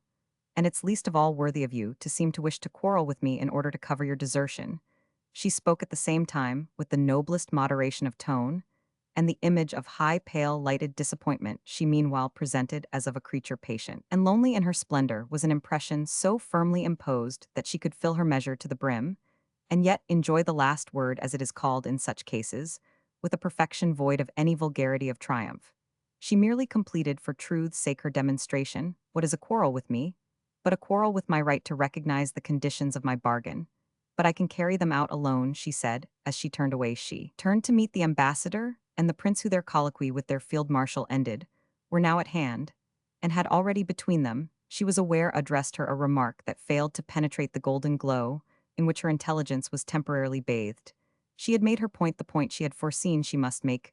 She had made it thoroughly, and once for all, so that no more making was required, and her success was reflected in the faces of the two men of distinction. Before her, unmistakably moved to admiration by her exceptional radiance, she at first but watched this reflection, taking no note of any less adequate form of it possibly presented by poor Fanny, left to stare at her incurred score, chalked up in so few strokes on the wall. Then she took in what the ambassador was saying in French, what he was apparently repeating to her. A desire for your presence, madame, has been expressed en tresh out Lou, and I've let myself in for the responsibility, to say nothing of the honor of seeing as the most respectful of your friends, that so august an impatience is not kept waiting. The greatest possible personage had in short, according to the odd formula of societies, subject to the greatest personages possible, sent for her, and she asked in her surprise, what in the world does he want to do to me? Only to know, without looking, that Fanny's bewilderment was called to a still larger application, and to hear the prince say with authority, indeed, with a certain prompt dryness, "You must go immediately." It's a summons the ambassador, using authority as well, had already somehow possessed himself of her hand, which he drew into his arm, and she was further conscious as she went off with him, that though still speaking for her benefit, Amerigo had turned to Fanny Assingham. He would explain afterwards besides, which she would understand for herself to Fanny, however. He had laughed as a mark, apparently, that for this infallible friend no explanation at all would be necessary. Roman 15. It may be recorded none the less that the prince was the next moment to see how little any such assumption was founded alone with him. Now, Mrs. Assingham was incorruptible. They send for Charlotte through you. No, my dear, as you see, through the ambassador. Ah, but the ambassador and you for the last quarter of an hour have been for them, as one he's your ambassador. It may indeed be further mentioned that the more Fanny looked at it, the more she saw in it, they've connected her, with Yaushes treated as your appendage. Oh, my appendage, the prince amusedly exclaimed. Cara, Mia, what a name she's treated, rather say, as my ornament and my glory. And it's so remarkable a case for a mother-in-law that you surely can't find fault with it. You've ornaments enough, it seems to me's you've certainly glories enough without her. And she's not the least little bit, Mrs. Assingham observed your mother-in-law, in such a matter. A shade of difference is enormous. She's no relation to you whatever, and if she's known in high quarters. But as going about with you then she failed, however, as from positive intensity of vision, then what he asked with perfect good nature. She had better in such a case not be known at all. But I assure you I never just now so much as mentioned her. Do you suppose? I asked them, said the young man, still amused, if they didn't want to see her. You surely don't need to be shown that Charlotte speaks for herself, that she does so above all on such an occasion as this. And looking as she does tonight, how so looking can she pass unnoticed? How can she not have success besides, he added, as she but watched his face, letting him say what he would as if she wanted to see how he would say it. Besides, there is always the fact that we're of the same connection. Off what is your word, the same concern?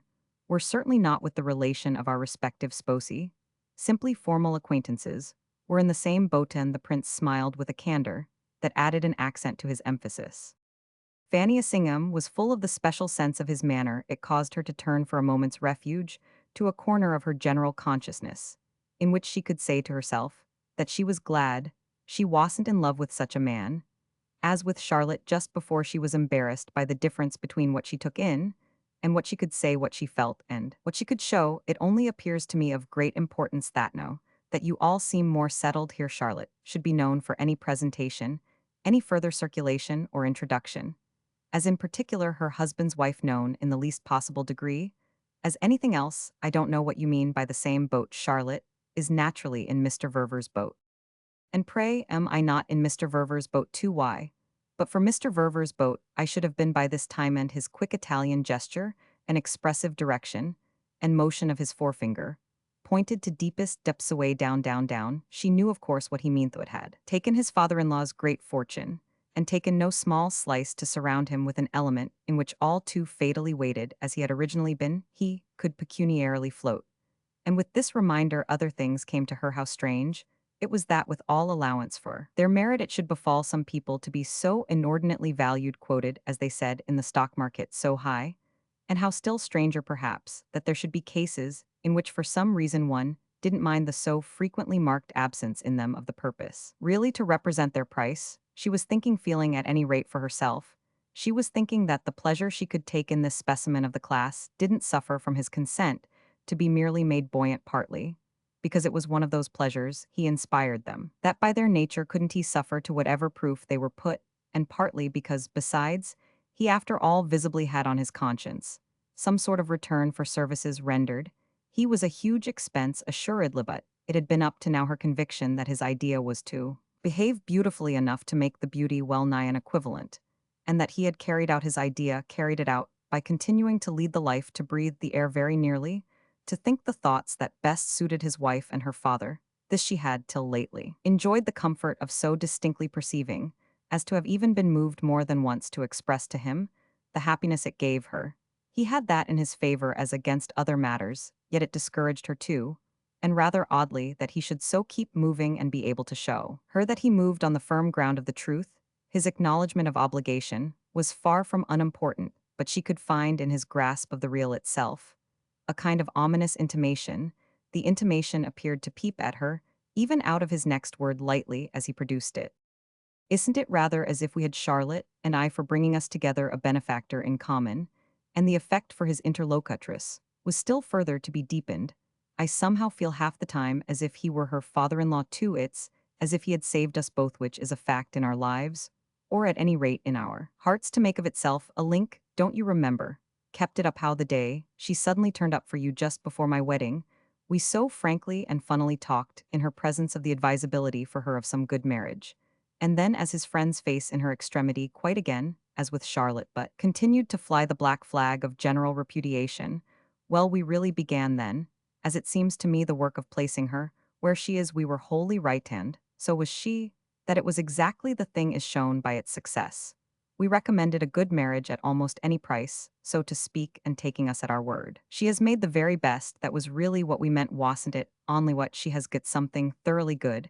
It would be difficult, it seems to me, for her to have anything better once. You allow her the way it's to be taken, of course. If you don't allow her, that the case is different. Her offset is a certain decent freedom, which I judge shall be quite contented with. You may say, that will be very good of her. But she strikes me as perfectly humble about it. She proposes neither to claim it nor to use it with any sort of retentissement.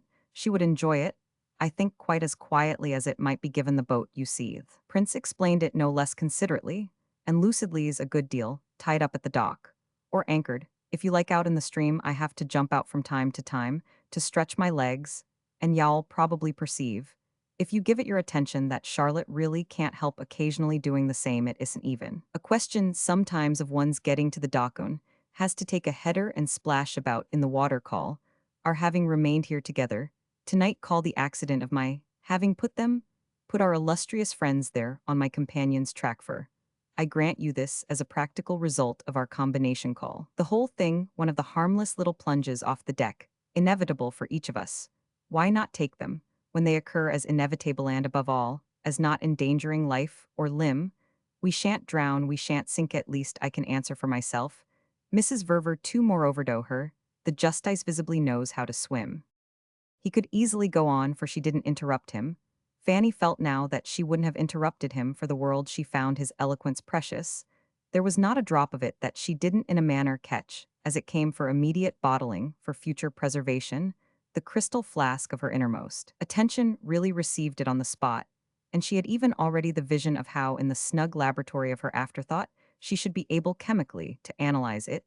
There were moments positively still beyond this, when with the meeting of their eyes something as yet unnameable came out for her in his look, when something strange and subtle, and at variance with his words, something that gave them away, glimmered deep down as an appeal, almost an incredible one to her finer comprehension.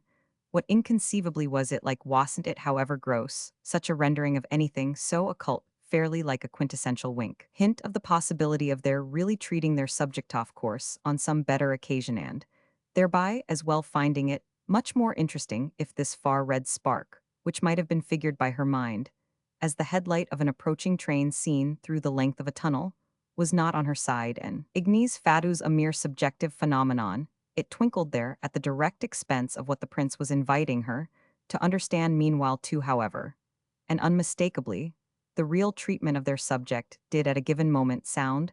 This was when he proceeded with just the same perfect possession of his thought, in the manner of which he couldn't have improved to complete his successful simile, by another, in fact, by just the supreme touch, the touch for which it had till now been waiting for Mrs. Verver to be known to people, so intensely and exclusively, as her husband's wife. Something is wanted that you know they haven't exactly got. He should manage to be known, or at least to be seen a little more, as his wife's husband. You surely must by this time have seen for yourself that he has his own habits and his own ways, and that he makes more and more, as of course he has a perfect right to Dohai's own discriminations. He's so perfect, so ideal a father, and doubtless largely, by that very fact, a generous, a comfortable and admirable father-in-law, that I should really feel it base to avail myself of any standpoint, whatever, to criticize him to you. Nevertheless, I may make just one remark, for you're not stupid. You always understand so blessedly what one means. He paused an instant, as if even this one remark might be difficult for him, should she give no sign of encouraging him to produce it. Nothing would have induced her, however, to encourage him.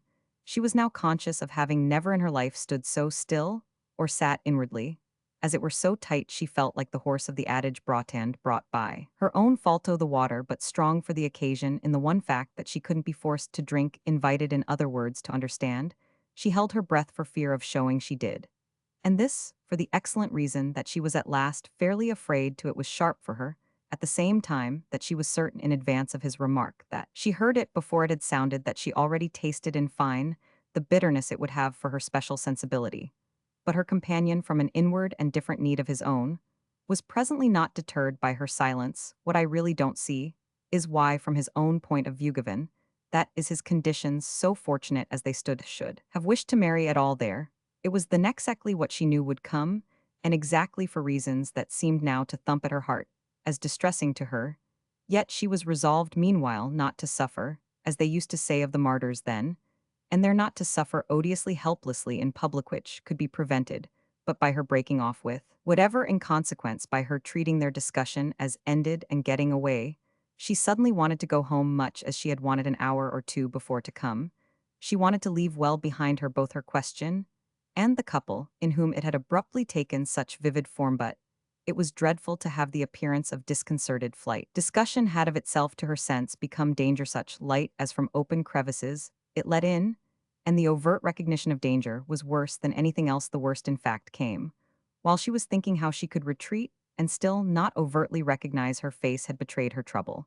And with that she was lost. I'm afraid, however, the prince said, that I for some reason distress you, for which I beg your pardon. We've always talked so well through it, has been from the beginning the greatest pull for me. Nothing so much as such a tone could have quickened her collapse. She felt he had her now at his mercy.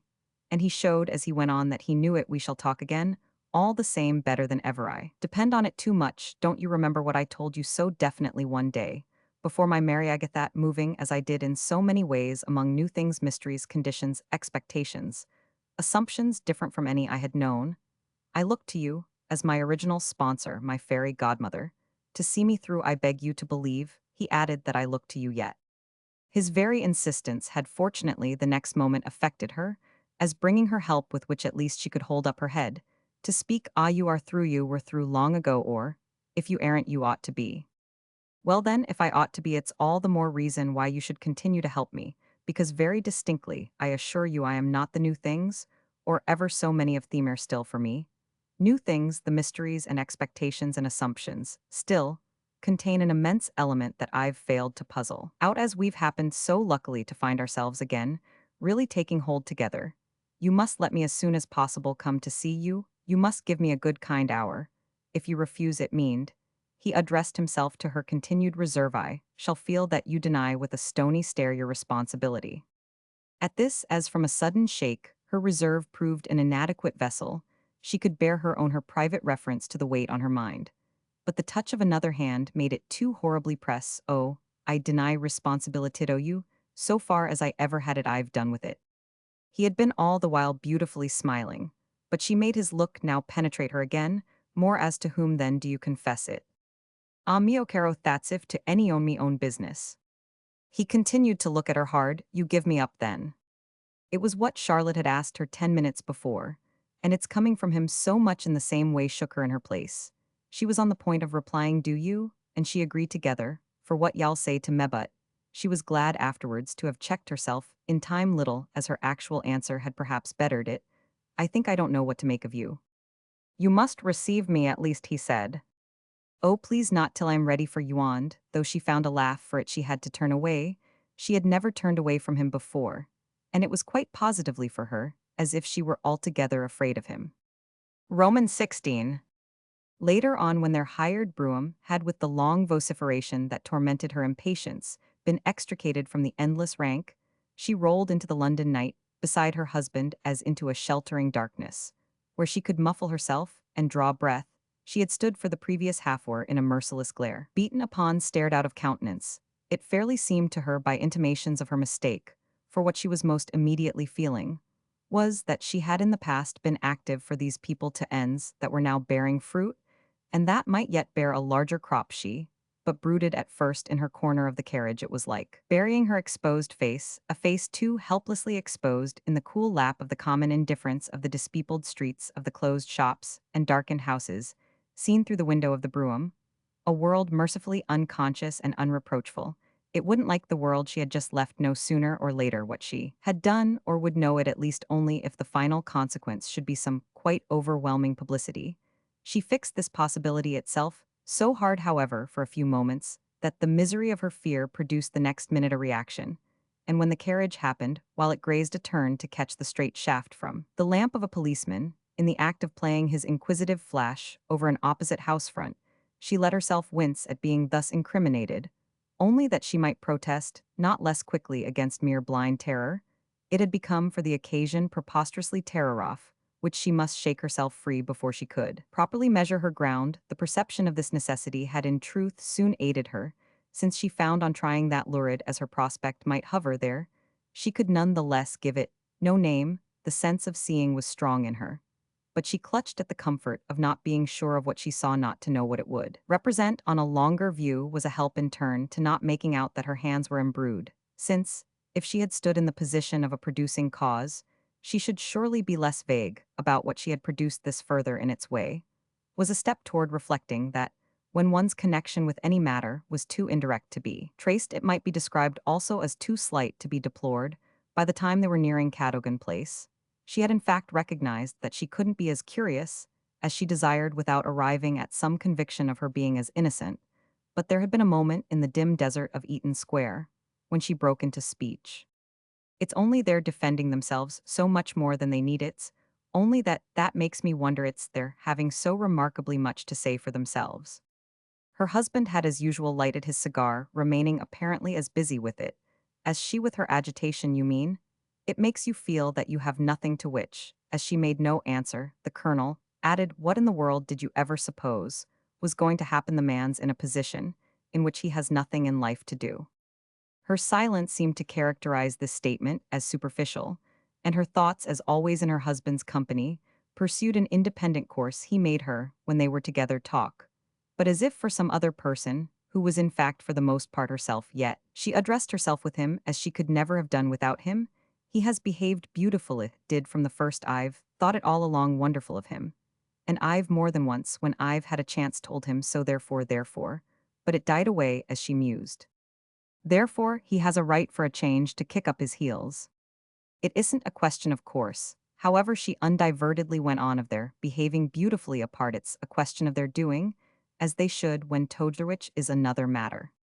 And how do you think then, the colonel asked with interest, that, when together, they should do the less they do one, would say the better if you see so much in it? His wife at this appeared to hear him. I don't see in it what you see, and don't, my dear, she further answered, think it necessary to be horrid or low about them. They're the last people really to make anything of that sort come in right. I'm surely never horrid or low, he returned, about anyone but my extravagant wife. I can do with all our friences, I see them myself. What I can't do with is the figures you make of them. And when you take to adding your figures up, but he exhaled it again in smoke. My additions don't matter when you've not to pay the bill. With which her meditation again bore her through the air. The great thing was that, when it so suddenly came up for her, he wasn't afraid. If he had been afraid, he could perfectly have prevented it. And if I had seen, he was. If I hadn't seen, he wasn't. So, said Mrs. Assingham. Could Roman one, so she declared would Roman one. It's perfectly true, she went on. It was too good a thing for her, such a chance in life, not to be accepted. And I liked his not keeping her out of it merely from a fear of his own nature. It was so wonderful it should come to her. The only thing would have been if Charlotte herself couldn't have faced it. Then, if she had not had confidence, we might have talked, but she had it to any amount. Did you ask her how much? Bob Assingham patiently inquired. He had put the question with no more than his usual modest hope of reward, but he had pressed this time the sharpest spring of response. Never it wasn't a time to asking, is suggesting, and it wasn't a time to suggest. One had to make up one's mind as quietly as possible by what one could judge, and I judge, as I say, that Charlotte felt she could face it, for which she struck me at the time as so proud a creature, real most touchingly grateful. The thing I should never forgive her for would be her forgetting to whom it is her thanks have remained most due. That is to Mrs. Assingham. She said nothing for a little. There were, after all alternatives, Maggie herself, of course. Astonishing little Maggie. Is Maggie then astonishing too? And he gloomed out of his window. His wife on her side, now as they rolled, projected the same look. I'm not sure that I don't begin to see more in her tan dear little person, as I've always thought I ever supposed there was. I am not sure that putting a good many things together I am not beginning to make her out rather extraordinary. You certainly will, if you can, the colonel resignedly remarked. Again his companion said nothing. Then again she broke out, in fact I do begin to feel it, Maggie's the great comfort. I am getting hold of it. It will be she hall see us through, in fact, shall have to and shall be able. Touch by touch her meditation had completed it, but with a cumulative effect for her husband's general sense of her method, that caused him to overflow whimsically enough in his corner, into an ejaculation now frequent on his lips, for the relief that especially in communion like the present it gave him, and that Fanny had critically traced to the quaint example, the aboriginal homeliness, still so delightful, of Mr. Verver, oh lordy lordy. If she is, however, Mrs. Assingham, continued Shell, be extraordinary enough, and that's what I'm thinking of. But I'm not indeed so very sure, she added, of the person to whom Charlotte ought in decency to be most grateful. I mean, I'm not sure if that person is even almost the incredible little idealist who has made her his wife. I shouldn't think you would be, loved the colonel, with some promptness, responded Charlotte, as the wife of an incredible little idealist. His cigar, in short, once more, could alone express it. Yet what is that when one thinks, but just what she struck one as more or less persuaded that she herself was really going to Bethie's memory, for the full view Fanny found herself also invoking. It made her companion, in truth, slightly gape, an incredible little idealist Charlotte herself. And she was sincere, his wife simply proceeded. She was unmistakably sincere. The question is only how much is left of it. And that I see happens to be another of the questions. You can't ask her. You have to do it all, said Baba Singham. As if you were playing some game with its rules drawn up, though. Who's to come down on you if you break them? I don't quite see. Or must you do it in 3 guesses like forfeits on Christmas Eve? To which, as his ribaldry, but dropped from her, he further added, how much of anything will have to be left for you to be able to go on with it? I shall go on, Fanny Assingham a trifle grimly declared, while there's a scrap as big as your nail. But we're not yet luckily reduced only to that. She had another pause, holding the while the thread of that larger perception, into which her view of Mrs. Verver's obligation to Maggie had suddenly expanded. Even if her debt was not to the other 7, then it ought to be quite sufficiently to the prince himself to keep her straight. For what really did the prince do, she asked herself, but generously trust her? What did he do? But take it from her that if she felt herself willing, it was because she felt herself strong. That creates for her, upon my word. Mrs. Assingham pursued a duty of considering him, of honorably repaying his trust, which shall be really a fiend if she doesn't make the law of her conduct. I mean, of course, his trust that she wouldn't interfere with him expressed by his holding himself quiet at the critical time. The brougham was nearing home, and it was perhaps this sense of ebbing opportunity that caused the colonel's next meditation to flower in a fashion almost surprising to his wife. They were united for the most part, but by his exhausted patience, so that indulgent despair was generally at the best his note. He at present, however, actually compromised with his despair to the extent of practically admitting that he had followed her steps. He literally asked, in short, an intelligent, well, nigh, a sympathizing question, gratitude to the prince, for not having put a spoke in her wheel. That you mean, should taking it in the right way be precisely the ballast of her boat? Taking it in the right way, Fanny, catching at this gleam, emphasized the proviso. But doesn't it rather depend on what she may most feel to be the right way? Noit depends on nothing, because there's only one way for duty or delicacy. O delicacy, Bob Assingham rather crudely murmured. I mean the highest kind. Moral Charlotte's perfectly capable of appreciating that by every dictate of moral delicacy, she must let him alone. Then you've made up your mind, it's all poor Charlotte, he asked, with an effect of abruptness. The effect, whether intended or not, reached her, brought her face short round. It was a touch at which she again lost her balance, at which somehow the bottom dropped out of her recovered comfort. Then you've made up yours differently. It really struck you that there is something. The movement itself apparently made him once more stand off. He had felt on his nearer approach the high temperature of the question. Perhaps that's just what she's doing, showing him how much she's letting him alone, pointing it out to him from day to day. Did she point it out by waiting for him tonight on the staircase in the manner you described to me? I really, my dear, described to you a manner. The colonel, clearly from want of habit, scarce recognized himself in the imputation. Yes, for once in a way, in those few words we had after you had watched them come up, you told me something of what you had seen. You didn't tell me very much, that you couldn't for your life. But I saw for myself that, strange to say, you had received your impression. And I felt, therefore, that there must indeed have been something out of the way for you so to betray it. She was fully upon him now, and she confronted him with his proved sensibility to the occasion confronted him, because of her own uneasy need to profit by it. It came over her still more than at the time it came over her, that he had been struck with something even he poor dear man, and that for this to have occurred, there must have been much to be struck with. She tried in fact to corner him, to pack him insistently down, in the truth of his plain vision, the very plainness of which was its value, for so recorded, she felt none of it would escapish, should have it at hand for reference come. My dear, you thought what you thought in the presence of what you saw. You couldn't resist thinking. I don't ask more of it than that, and your idea is worth this time quite as much as any of mine, so that you can't pretend as usual that mine has run away with me. I haven't caught up with you, I stay where I am. But I see, she concluded, where you are, and I am much obliged to you for letting me. You give me a point to repair outside myself, which is where I like it. Now I can work round you. Their conveyance, as she spoke, stopped at their door, and it was on the spot another fact of value for her, that her husband, though seated on the side by which they must alight, made no movement. They were, in a high degree, votaries of the latchkey, so that their household had gone to bed, and as they were unaccompanied by a footman, the coachman waited in peace. It was so indeed that, for a minute, Bob Assingham waited, conscious of a reason for replying to this address otherwise than by the so obvious method of turning his back. He didn't turn his face, but he stared straight before him, and his wife had already perceived, in the fact of his not moving all the proof, she could desire proof, that is of her own contention. She knew he never cared what she said, and his neglect of his chance to show it was thereby the more eloquent. Leave it, he at last remarked to them. Leave it, she wondered. Let them alone, they'll manage. They'll manage, you mean to do everything they want other than you are. They'll manage in their own way, the colonel almost cryptically repeated. It had its effect for her, quite apart from its light on the familiar phenomenon of her husband's indurated conscience. It gave her full in her face the particular evocation of which she had made him guilty. It was wonderful truly.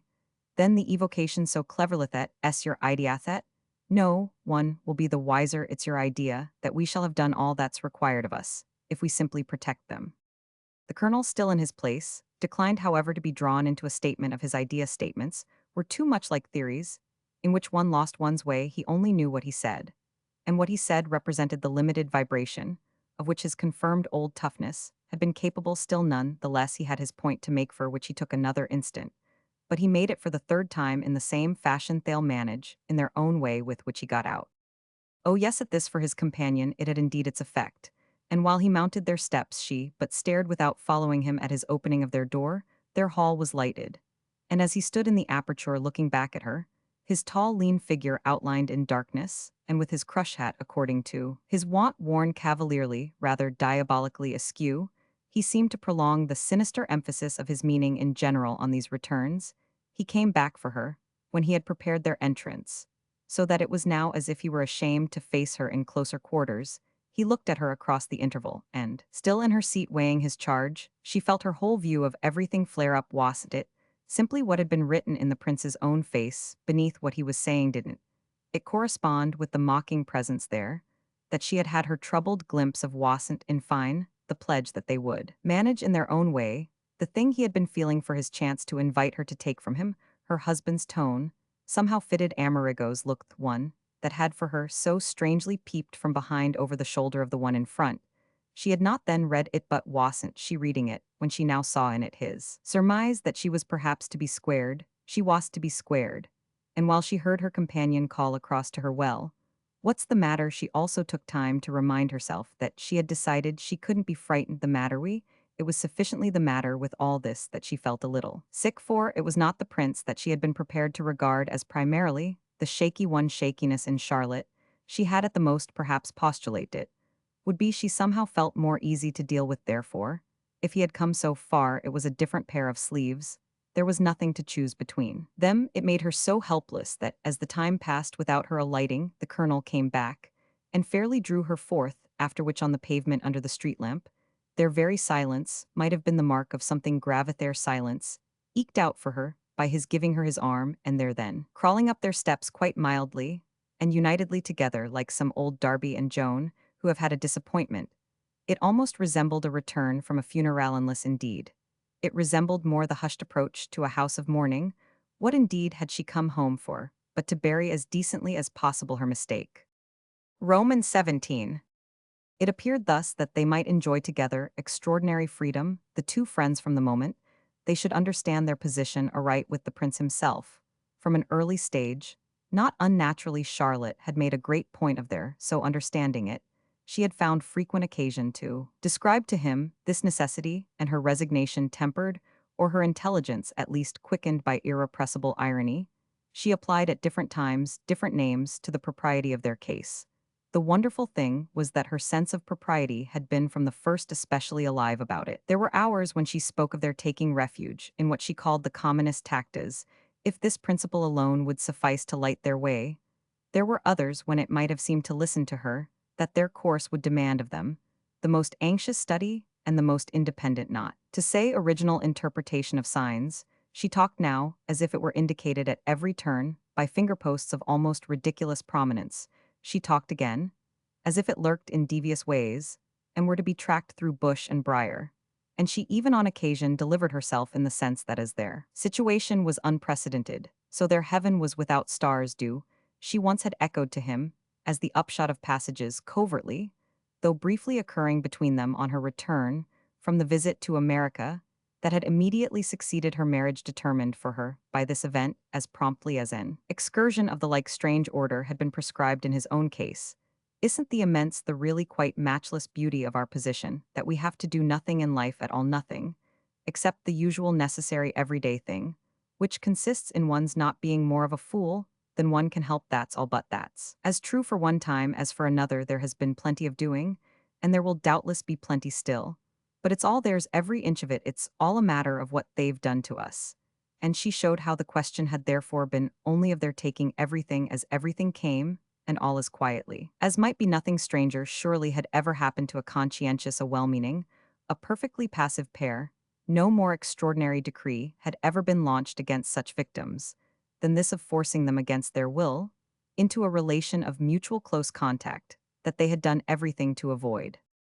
She was to remember not a little meanwhile the particular prolonged silent look with which the prince had met her allusion to these primary efforts at escape. She was inwardly to dwell on the element of the unuttered that her tone had caused to play up into his irresistible eyes, and this because she considered with pride and joy that she had on the spot disposed of the doubt, the question, the challenge, or whatever else might have been that such a look could convey. He had been sufficiently off his guard to show some little wonder as to their having plotted so very hard against their destiny. And she knew well enough, of course, what in this connection was at the bottom of his thought, and what would have sounded out more or less, if he had not happily saved himself from words. All men were brutes enough to catch when they might at such chances for descent for all the good it really did them. But the prince's distinction was in being one of the few who could check himself before acting on the impulse. This obviously was what counted in a man as delicacy. If her friend had blurted or bungled, he would have said in his simplicity, "Did we do everything to avoid it when we faced your remarkable marriage quite handsomely, of course, using the plural, taking his share of the case by way of a tribute of memory to the telegram she had received from him in Paris, after Mr. Verver had dispatched to Rome the news of their engagement. That telegram, that acceptance of the prospect, proposed to Theman acceptance, quite other than perfunctorish, had never destroyed though reserved for no eyes, but her own it was still carefully reserved. She kept it in a safe place from which very privately she sometimes took it out to read it over a lagera. Comment, a lagera then it had been couched in the French tongue. We must lead our lives as we see them. But I am charmed with your courage, and almost surprised at my own. The message had remained ambiguous. She had read it in more lights than one it might mean that even without her his career was uphill work for him, a daily fighting matter on behalf of a good appearance, and that thus if they were to become neighbors again, the event would compel him to live still more under arms.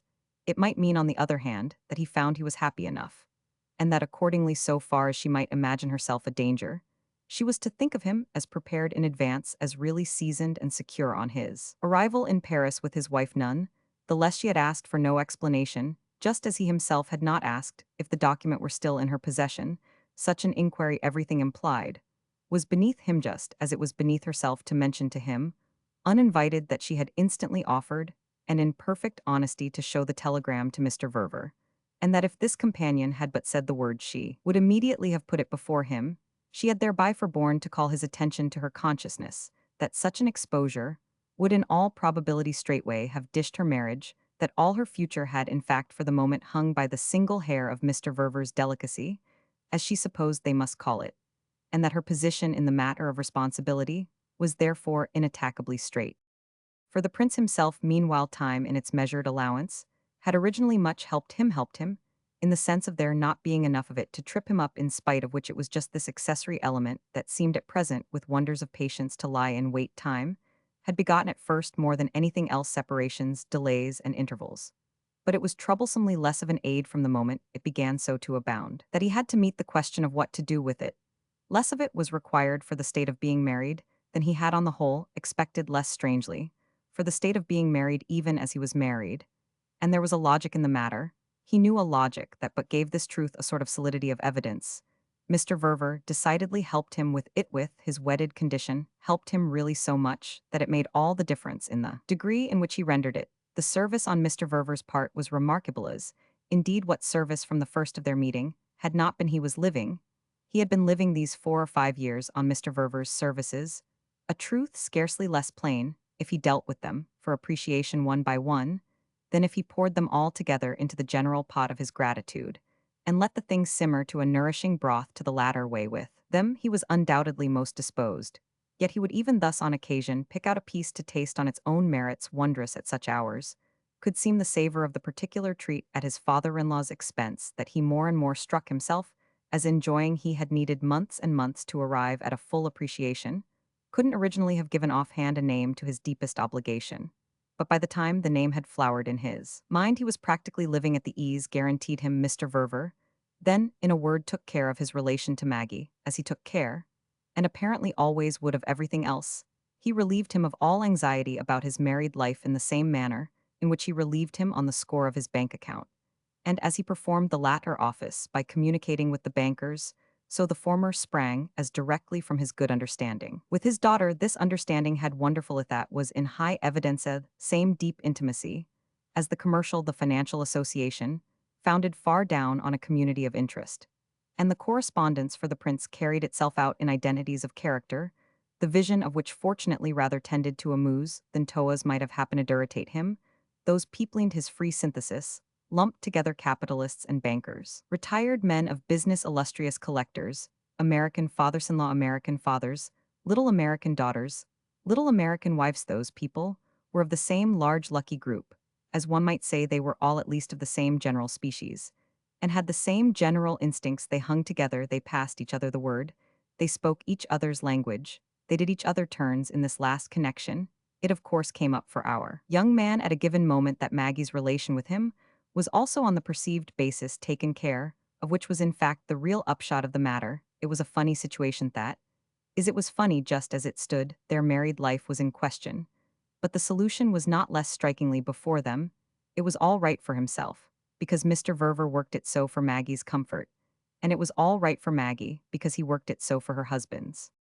The fact that time, however, was not, as we have said, wholly on the prince's side, might have shown for particularly true one dark day on which, by an odd, but not unprecedented chance, the reflections just noted offered themselves. As his main recreation, they alone, it appeared, had been appointed to fill the hours for him, and even to fill the great square house in Portland Place, where the scale of one of the smaller saloons fitted them. But loosely he had looked into this room on the chance that he might find the princess at tea. But though the fireside service of the repast was shiningly present, the mistress of the table was not, and he had waited for her, if waiting it could be called, while he measured again and again the stretch of polished floor he could have named to himself no pressing reason for seeing her at this moment, and her not coming in as the half-hour elapsed became in fact quite positively, however perversely, the circumstance that kept him on the spot. Just there, he might have been feeling just there, he could best take his note. This observation was certainly by itself meager amusement for a dreary little crisis, but his walk to and fro, and in particular his repeated pause at one of the high front windows, gave each of the ebbing minutes none the less, after a time, a little more of the quality of a quickened throb of the spirit. These throbs scarce expressed, however, the impatience of desire any more than they stood for sharp disappointment. The series together resembled perhaps more than anything else those fine waves of clearness, through which for a watcher of the east dawn at last trembles into rosy day. The illumination, indeed, was all for the mind the prospect revealed by it, a mere immensity of the world of thought the material. Outlook was all the while a different matter. The March afternoon judged at the window had blundered back into autumn. It had been raining for hours. And the color of the rain, the color of the air of the mud of the opposite houses of life, altogether, in so grim a joke, so idiotic a masquerade, was an unutterable dirty brown. There was at first even for the young man no faint flush in the fact of the direction taken while he happened to look out by a slow-jogging four-wheeled cab, which awkwardly deflecting from the middle course at the apparent instance of a person, within began to make for the left-hand pavement. And so, at last, under further instructions, floundered to a full stop before the prince's windows. The person within alighting with an easier motion proved to be a lady who left the vehicle to wait, and putting up no umbrella, quickly crossed the wet interval that separated her from the house. She but flitted and disappeared, yet the prince from his standpoint had had time to recognize her, and the recognition kept him for some minutes motionless.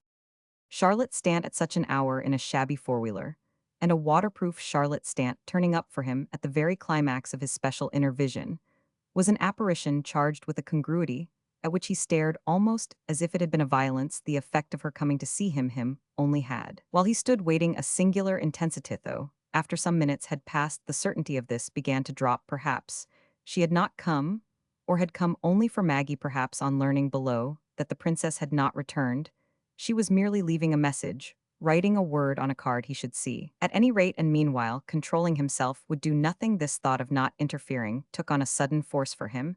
She would doubtless hear he was at home, but he would let her visit to him be all of her own choosing.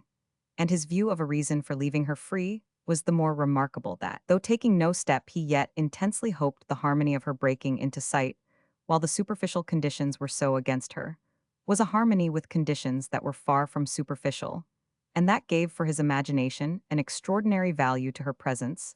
The value deepened strangely. Moreover, with the rigor of his own attitude, with the fact, too, that listening hard, he neither heard the house door close again, nor saw her go back to her cab, and it had risen to a climax by the time he had become aware with his quickened sense that she had followed the butler up to the landing from which his room opened. If anything could further then have added to it, the renewed pause outside, as if she had said to the man, "Wait a moment," would have constituted this touch. Yet when the man had shown her in, had advanced to the tea table to light the lamp under the kettle, and had then busied himself all deliberately with the fire, she made it easy for her host to drop straight from any height of tension, and to meet her provisionally on the question of Maggie. While the butler remained, it was Maggie that she had come to see, and Maggie thought, in spite of this attendant's high blankness on the subject of all possibilities on that lady's part, would cheerfully by the fire wait for as soon as they were alone together. However, she mounted as with the whiz and the red light of a rocket from the form to the fact, saying straight out as she stood and looked at him, "What else, my dear, what in the world else can we do?" It was as if he then knew on the spot why he had been feeling for hours, as he had felt as if he in fact knew within the minute things he had not known even while she was panting, as from the effect of the staircase at the door of the room, he knew at the same time, none, the less that she knew still more than hind the sense, that is, of all the signs and portents that might count for them, and his vision of alternative could scarce say what to call them solutions. Satisfaction opened out altogether with this tangible truth of her attitude, by the chimney place the way she looked at him, as through the gained advantage of it, her right hand resting on the marble, and her left keeping her skirt from the fire, while she held out a foot to dry. He couldn't have told what particular links and gaps had at the end of a few minutes found themselves renewed and bridged, for he remembered no occasion in Rome from which the picture could have been so exactly copied. He remembered that is none of her coming to see him in the rain, while a muddy four-wheeler waited, and while though having left her waterproof downstairs, she was yet invested with the odd eloquence of positive picturesqueness. Yes, given all the rest of the matter off, a dull dress and a black bowdlerized hat that seemed to make a point of insisting on their time of life, and their moral intention the hats and the frocks own as well as on. The irony of indifference to them, practically playing in her so handsome rain-freshened face, the sense of the past revived for him nevertheless, as it had not yet done. It made that other time somehow meet the future close interlocking with it before his watching eyes, as in a long embrace of arms and lips, and so handling and hustling the present that this poor quantity scarce retained substance enough, scarce remained sufficiently there to be wounded or shocked. What had happened, in short, was that Charlotte and he had by a single turn of the wrist of fataled up to, indeed no doubt, by steps and stages that conscious computation had missed been placed face to face, in a freedom that partook extraordinarily of ideal perfection, since the magic web had spun itself without their toil, almost without their touch above all on this occasion. Once more there sounded through their safety, as an undertone, the very voice he had listened to on the eve of his marriage with such another sort of unrest dimly again, and again from that period on, he had seemed to hear it tell him why it kept recurring. But it phrased the large music now, in a way that filled the room the reason Jacinto, which he had lived quite intimately by the end of a quarter of an hour that, just this truth of their safety, offered it now a kind of unexampled receptacle letting it spread and spread, but at the same time elastically, enclosing it banking it in for softness, as with billows of eiderdown on that morning in the park, there had been however dissimulated doubt and danger, whereas the tale this afternoon was taken up with a highly emphasized confidence. The emphasis for their general comfort was what Charlotte had come to apply inasmuch as though it was not what she definitely began with it had soon irrepressibly shaped itself. It was the meaning of the question she had put to him as soon as they were alone, even though indeed as from not quite understanding, he had not then directly replied. It was the meaning of everything else down to the conscious quaintness of her rickety growler and the conscious humility of her dress. It had helped him a little the question of these eccentricities to let her immediate appeal pass. Without an answer, he could ask her instead what had become of her carriage, and why above all she was not using it in such weather. It's just because of the weather, she explained. It's my little idea. It makes me feel, as I used Tohen, I could do as I liked. Roman 18. This came out so straight that he saw at once how much truth it expressed, yet it was truth that still a little puzzled him. But did you ever like knocking about in such discomfort? It seems to me now that I then liked everything. It's the charm, at any rate, she said from her place, at the fire of trying again the old feelings. They come back. Everything, she went on, comes back. Besides, she wound up, you know for yourself. He stood near her, his hands in his pockets, but not looking at her, looking hard at the teetable. Ah, I haven't your courage, moreover. He laughed. It seems to me that so far as that goes I do live in hansoms. But you must awfully want your tea, he quickly added, so let me give you a good stiff cup. He busied himself with this care, and she sat down on his, pushing up a low seat where she had been standing so that while she talked, he could bring her what she further desired. He moved to and fro before her. He helped himself, and her visit, as the moments passed, had more and more the effect of a signal communication that she had come all responsibly and deliberately, as on the clear show of the clock face of their situation, to make the whole demonstration none the less presented itself as taking place at a very high level of debating, the cool upper air of the finer discrimination, the deeper sincerity, the larger philosophy, no matter what were the facts invoked. And arrayed, it was only a question, as yet, of their seeing their way together, to which indeed exactly the present occasion appeared to have so much to contribute. It's not that you haven't my courage, Charlotte said, but that you haven't, I rather think, my imagination. Unless, indeed, it should turn out, after all, she added, that you haven't even my intelligence. However, I shall not be afraid of that, till you've given me more proof. And she made again, but more clearly, her point of a moment before. You knew, besides.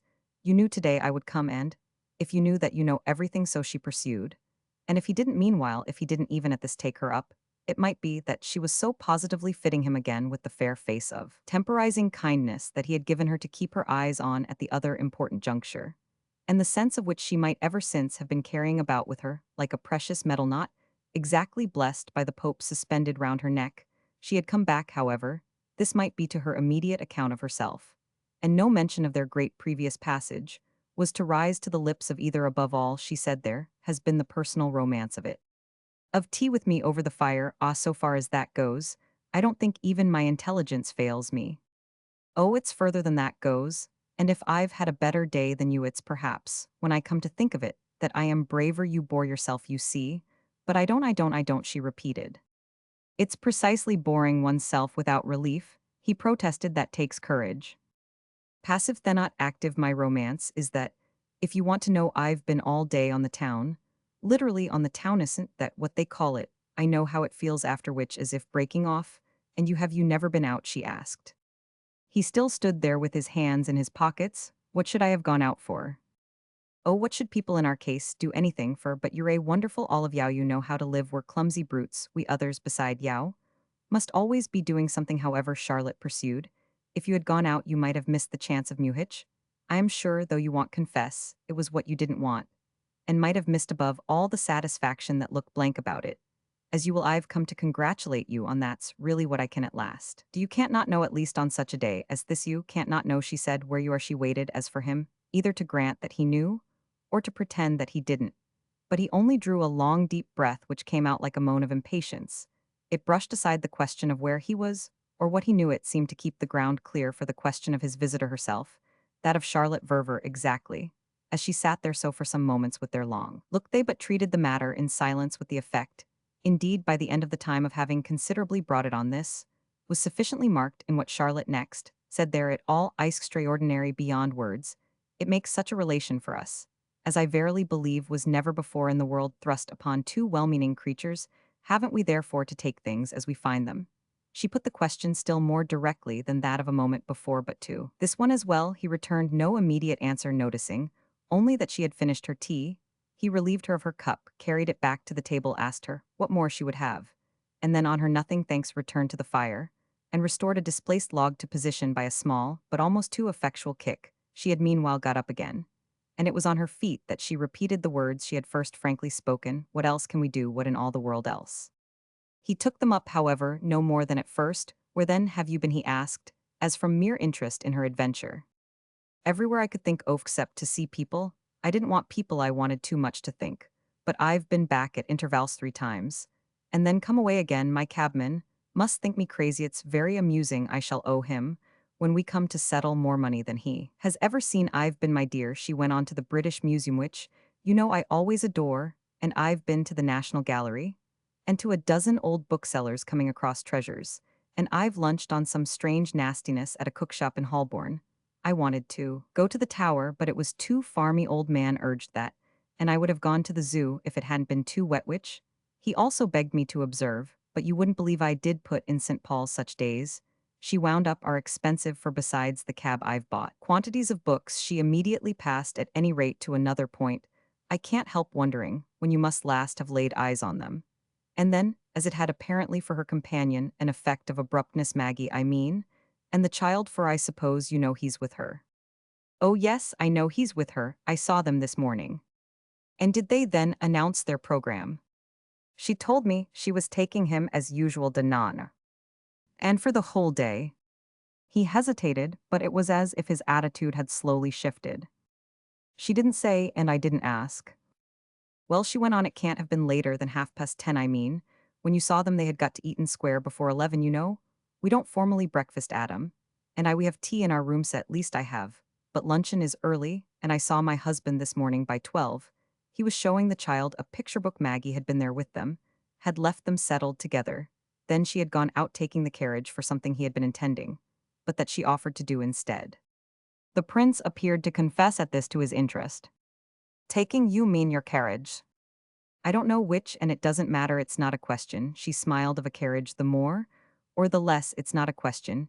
Even if you come to that of a cab, it's so beautiful, she said, that it's not a question of anything vulgar or horrid, which she gave him time to agree about, and though he was silent, it was rather remarkably, as if he fell in I went out I wanted to I had my idea. It seemed to me important, it has been it is important I know, as I haven't known before the way they feel, I couldn't in any other way have made so sure of it. They feel a confidence, the prince observed. He had indeed said it for her, they feel a confidence.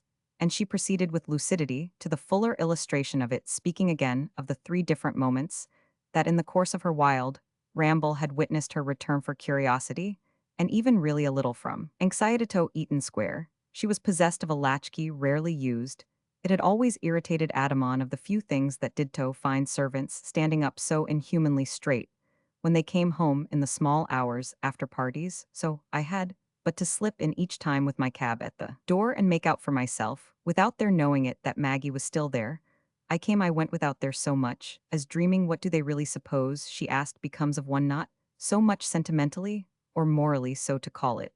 And since that doesn't matter, but even just physically materially as a mere wandering woman, as a decent harmless wife, after all as the best stepmother, after all that really ever was, or at the least simply as a maîtresse de maison, not quite without a conscience, they must even in their odd way she declared have some idea.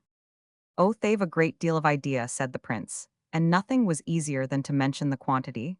They think so much of us, they think in particular so much of you. I don't put it all on me, she smiled. But he was putting it now, where she had admirably prepared the place. It's a matter of your known character. Ah, thank you for known, she still smiled. It's a matter of your wonderful cleverness and wonderful charm. It's a matter of what those things have done for you in the world, I mean in this world. And this place, you're a personage, for theme and personages do go and come. Oh no, my dear, there you're quite wrong, and she laughed now in the happier light. They had diffused that's exactly what personages don't do, they live in state. And under constant consideration, they haven't latchkeys but drums and trumpets announce them. And when they go out in growlers, it makes a greater noise still, it's you caro mio.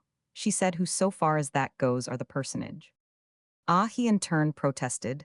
Don't put it all on me, what at any rate when you get home, he added, shall you say that you've been doing? I shall say beautifully that I've been here. All day.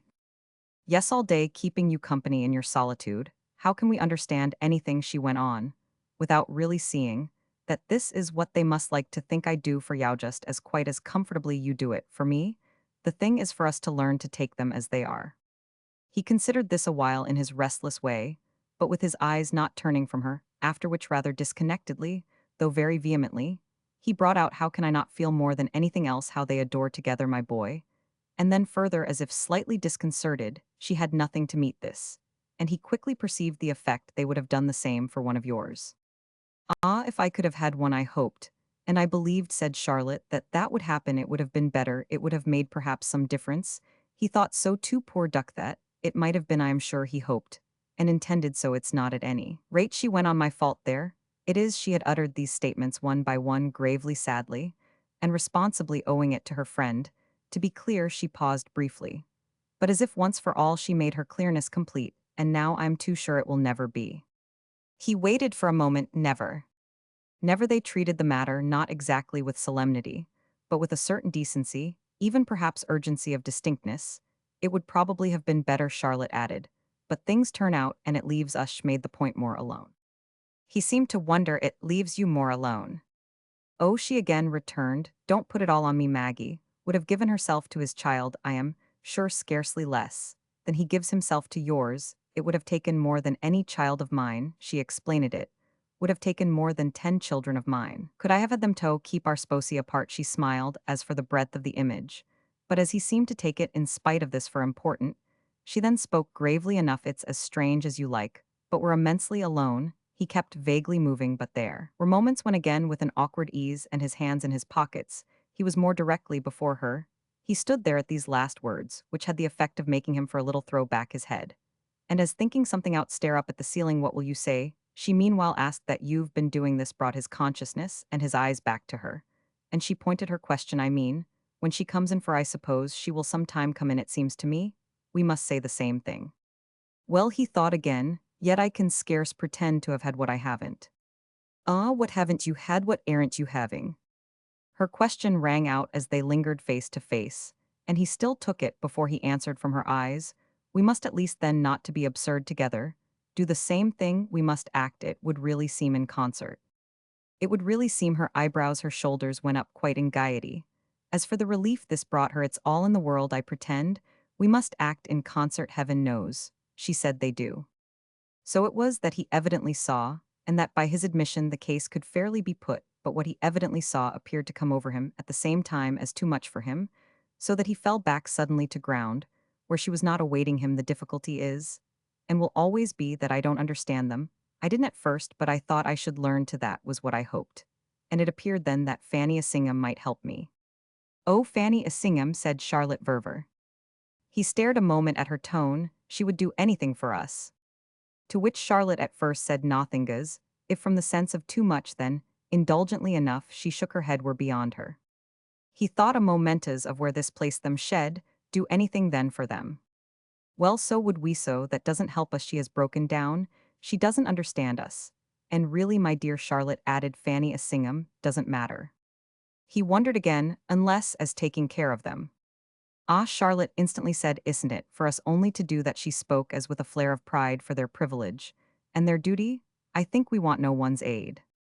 She spoke indeed with a nobleness not the less effective for coming in so oddly, with a sincerity visible, even through the complicated twist by which any effort to protect the father, and the daughter seemed necessarily conditioned for them. It moved him in any case as if some spring of his own, a weaker one, had suddenly been broken by it. These things, all the while the privilege, the duty, the opportunity, had been the substance of his own vision. They formed the note he had been keeping back to show her that he was not in their so special situation, without a responsible view, a conception that he could name and could act on, was something that now at last, not to be too eminent a fool, he was required by all the graces to produce. And the luminous idea she had herself uttered would have been his expression of it. She had anticipated him, but as her expression left for positive beauty nothing to be desired, he felt rather righted than wronged. A large response, as he looked at her, came into his face, a light of excited perception, all his own, in the glory of witches. It almost might be called what he gave her back had the value of what she had given him. They were extraordinarily happy. Oh, Charlotte's measure of it was only too full beatifically. That's the great thing, he went on, so that it doesn't matter, really, that one doesn't understand. Besides, you don't know. I understand my husband, perhaps, she, after an instant, conceded. I don't understand your wife. You're of the same race, at any rate, more or less of the same general tradition and education, of the same moral paste. There are things you have in common with them. But I on my side, as I've gone on trying to see, if I haven't some of these things too, I on my side, have more and more failed. There seem at last to be none worth mentioning. I can't help seeing it decidedly too different. Yet you're not, Charlotte made the important point, too different from me. I don't know, as we're not married, that brings things out. Perhaps, if we were, he said, you would find some abyss of divergence. Since it depends on that, then, she smiled, I am Sophia's. You are anyhow, moreover, as one has so often had occasion to feel, and even to remark, they're a very, very simple, that makes, she added, a difficulty for belief. But when once one has taken it in, it makes less difficulty for action. I have at last for myself, I think, taken it, and I am not afraid. He wondered a moment. Not afraid of what? Well, generally of some beastly mistake, especially of any mistake, founded on one's idea of their difference, for that idea, Charlotte developed positively, makes one so tender. But rather. Well, then, there it is. I can't put myself into Maggie's skin, I can't. As I say, it's not my fit. I shouldn't be able, as I see it, to breathe in it. But I can feel that it'd do anything to shield it from a bruise tender, as I am for her too. She went on, I think I'm still more so for my husband, yes, in truth, of a sweet simplicity. The prince turned over a while. The sweet simplicity of Mr. Verver. Well, I don't know that I can choose at night. All cats are gray. I only see how, for so many reasons, we ought to stand toward them, and how to do ourselves justice. We do, it represents for us a conscious care. Of every hour, literally, said Charlotte, she could rise to the highest measure of the facts, and for which we must trust each other. Oh, as we trust the saints in glory, fortunately, the prince hastened to add, we can, with which, as for the full assurance, and the pledge it involved, their hands, instinctively found their hands, it's all too wonderful. Firmly and gravely, she kept his hand, it's too beautiful. And so for a minute they stood together, as strongly held, and as closely confronted as any hour of their easier past even had seen them. They were silent at first, only facing and faced, only grasping and grasped, only meeting, and met. It's sacred, he said at last. It's sacred, she breathed back to him. They vowed it, gave it out, and took it in, drawn by their intensity more closely together. Then of a sudden, through this tightened circle, as at the issue of a narrow strait into the sea beyond, everything broke up, broke down, gave way, melted, and mingled. Their lips sought their lips, their pressure, their response.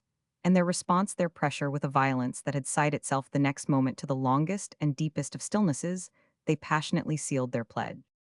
Roman 19. He had taken it from her, as we have seen. Moreover, that Fanny Assingham didn't now matter. Now, he had even himself supplied, as no more than fair to his sense of various earlier stages. And though his assent remained scarce more than tacit, his behavior for the hour so fell into line, that for many days he kept postponing the visit he had promised his old friend on the occasion of their talk at the Foreign Office. With regret, none the less would he have seen it quite extinguished, that theory of their relation, as attached pupil and kind instructress, in which they had from the first almost equally found a convenience. It had been he, no doubt, who had most put it forward, since his need of knowledge fairly exceeded her mild pretension.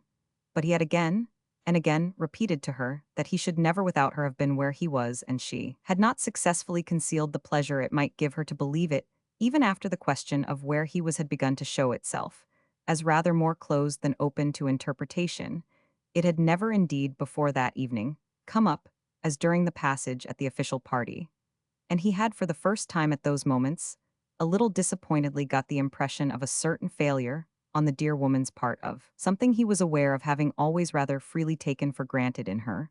Of what exactly the failure consisted, he would still perhaps have felt it a little harsh to try to say. And if she had in fact, as by Charlotte's observation, broken down, the details of the collapse would be comparatively unimportant. They came to the same thing. All such collapses: the failure of courage, the failure of friendship, or the failure just simply of tact, for didn't any one of them by itself amount really to the failure of wit, which was the last thing he had expected of her, and which would be but another name for the triumph of stupidity. It had been Charlotte's remark that they were at last beyond her, whereas he had ever enjoyed believing that a certain easy imagination in her would keep up with him to the end. He shrank from affixing a label to Mrs. Assingham's want of faith, but when he thought at his ease of the way persons, who were capable really entertained or at least with any refinement passion of personal loyalty, he figured for them a play of fancy neither timorous nor scrupulous.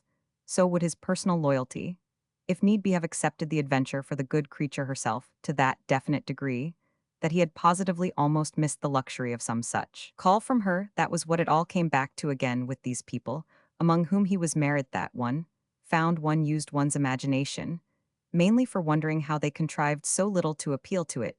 He felt at moments as if there were never anything to do for them. That was worthito call worthy off the personal relation, never any charming charge, to take of any confidence deeply reposed. He might vulgarly have put it, that one had never to plot or to lie for them.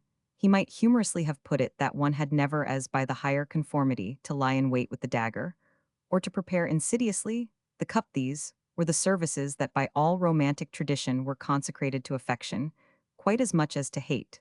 But he could amuse himself with saying so, far as the amusement went, that they were what he had once for all turned his back on. Fanny was meanwhile frequent, it appeared, in Eaton Square. So much he gathered from the visitor, who was not infrequent, least of all at tea time, during the same period in Portland Place, though they had little need to talk of her. After practically agreeing that they had outlived her to the scene of these conversations and suppressions, Mrs. Assingham herself made actually no approach her latest view of her utility, seeming to be that it had found in Eaton Square its most urgent field. It was finding there, in fact, everything and everyone but the prince, who mostly just now kept away, or who, at all events on the interspaced occasions of his calling, happened not to encounter the only person from whom he was a little estranged. It would have been all prodigious if he had not already, with Charlotte's aid, so very considerably lived into it. It would have been all indescribably remarkable, this fact, that with wonderful causes for it, so operating on the surface, nobody else, as yet in the combination, seemed estranged from anybody. If Mrs. Assingham delighted in Maggie, she knew by this time how most easily to reach her.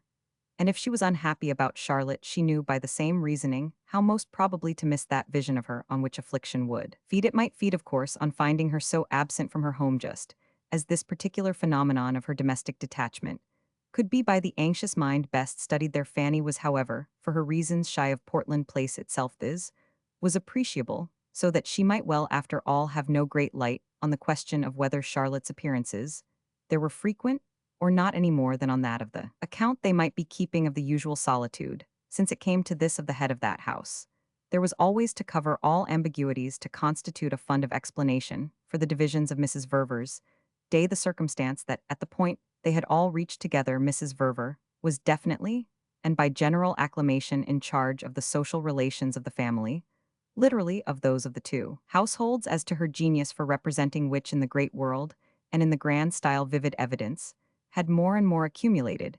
It had been established in the two households at an early stage, and with the highest good humor, that Charlotte was the social success, whereas the princess, though kind, though punctilious, though charming, though in fact the dearest little creature in the world, and the princess into the bargain was distinctly not, would distinctly never be, and might as well practically give it up, whether through being above it or below it, too much outside of it, or too much lost in it, too unequipped or too indisposed, didn't especially matter. What sufficed was that the whole thing, call it appetite, or call it patience, the act of representation at large, and the daily business of intercourse fell in with Charlotte's tested facility, and not much less visibly with her accommodating her generous view of her domestic use.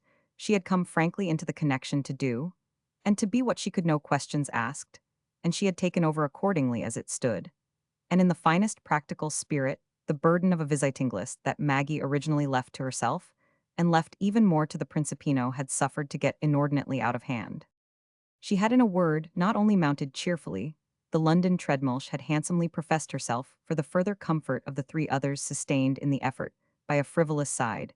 If that were not too harsh a name for a pleasant constitutional curiosity, there were possibilities of dullness ponderosities of practice arid social, sans the bad quarter-sof-an-hour that turned up like false pieces in a debased currency, of which she made on principle, very nearly as light as if she had not been clever enough to distinguish the prince had on this score, paid her his compliments soon after her return from her wedding tour in America, where by all accounts she had wondrously borne the brunt facing brightly at her husband's side.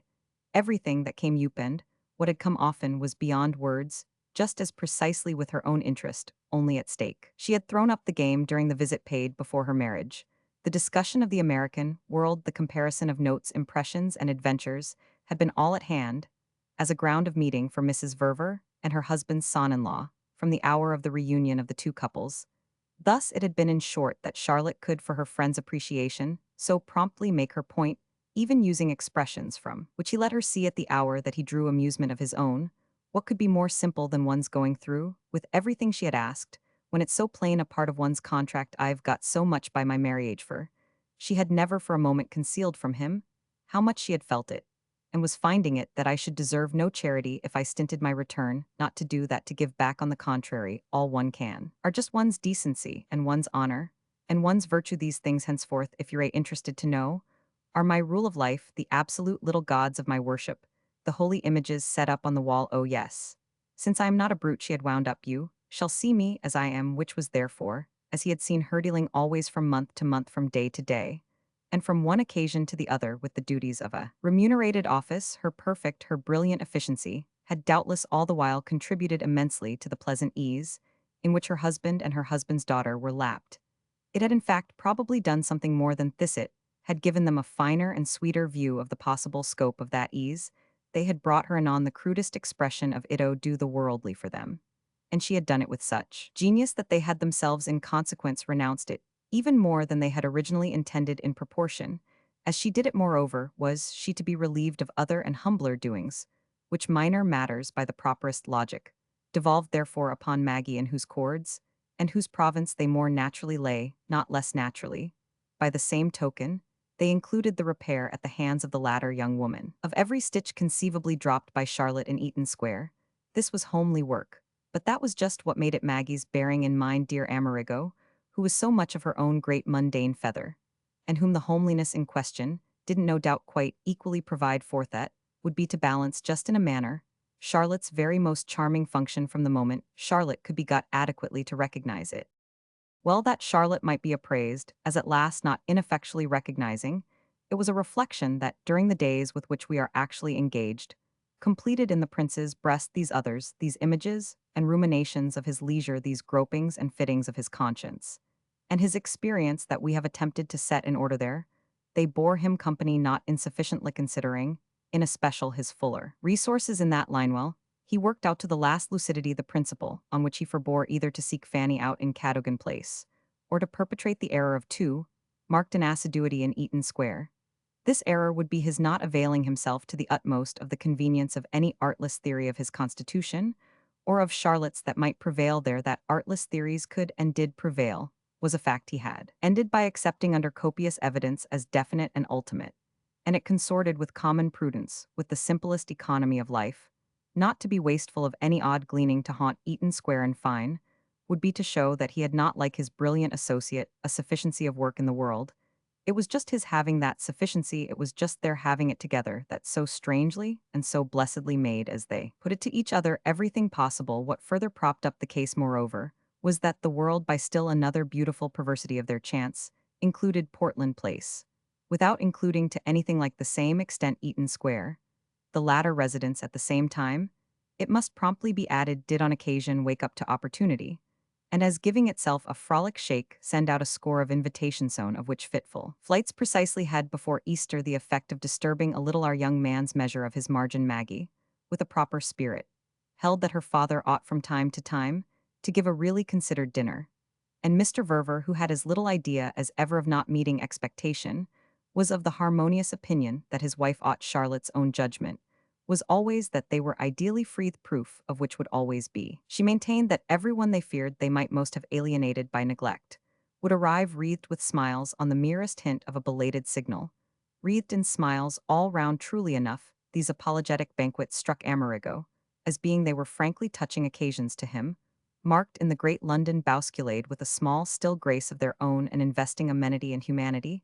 Everybody came, everybody rushed, but all succumbed to the soft influence, and the brutality of mere multitude of curiosity without tenderness was put off at the foot of the fine staircase, with the overcoats and shawls, the entertainment offered a few evenings before Easter, and at which Maggie and he were inevitably present, as guests was a discharge of obligations not insistently incurred, and had thereby possibly all the more the note of this almost Arcadian optimism, a large, bright, dull, murmurous, mildewed middle-aged dinner, involving for the most part very bland, though very exalted, immensely announceable, and hierarchically placeable couples, and followed without the oppression of a later contingent by a brief instrumental concert, over the preparation of which the prince knew Maggie's anxiety had conferred with Charlotte's ingenuity, and both had supremely revelled, as it were, in Mr. Verver's solvency.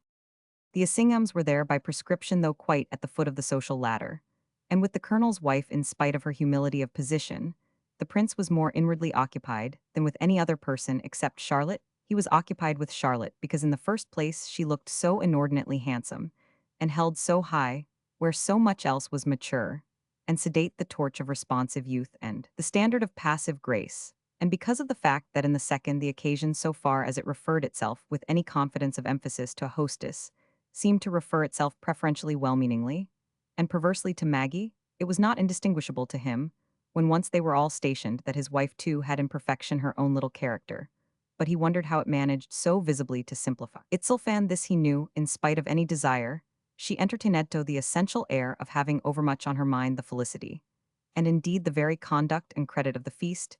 He knew as well the other things of which her appearance was at any time and in Eaton Square, especially made up her resemblance to her father at times so vivid, and coming out in the delicate warmth of occasions like the quickened fragrance of a flower. Her resemblance, as he had hit it off for her once in Rome, in the first flushed days, after their engagement to a little dancing girl, at rest ever so light of movement, but most often panting gently, even a shade compunctiously, on a bench, her approximation finalifer. It was analogy somehow more than identitito, the transmitted images of rather neutral and negative propriety that made up in his long line the average of wifehood and motherhood. If the Roman matron had been in sufficiency, first and last the honor of that line Maggie would no doubt at 50 have expanded, have solidified to some such dignity, even should she suggest a little, but a Cornelia in miniature.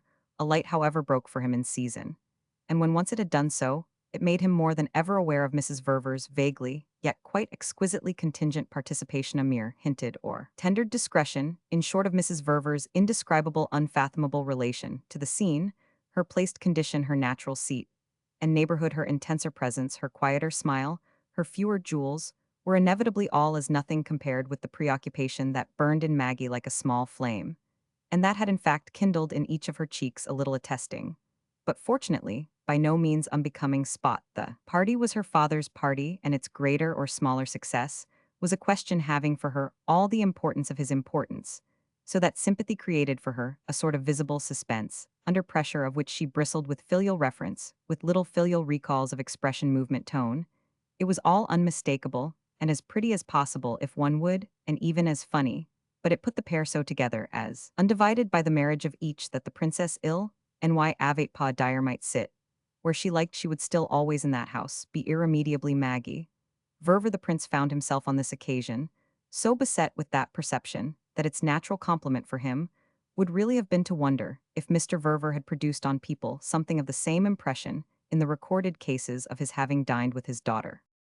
This backward speculation, had it begun to play however, would have been easily arrested, for it was at present to come over Amerigo as never before that his remarkable father-in-law was the man in the world least equipped with different appearances for different hours.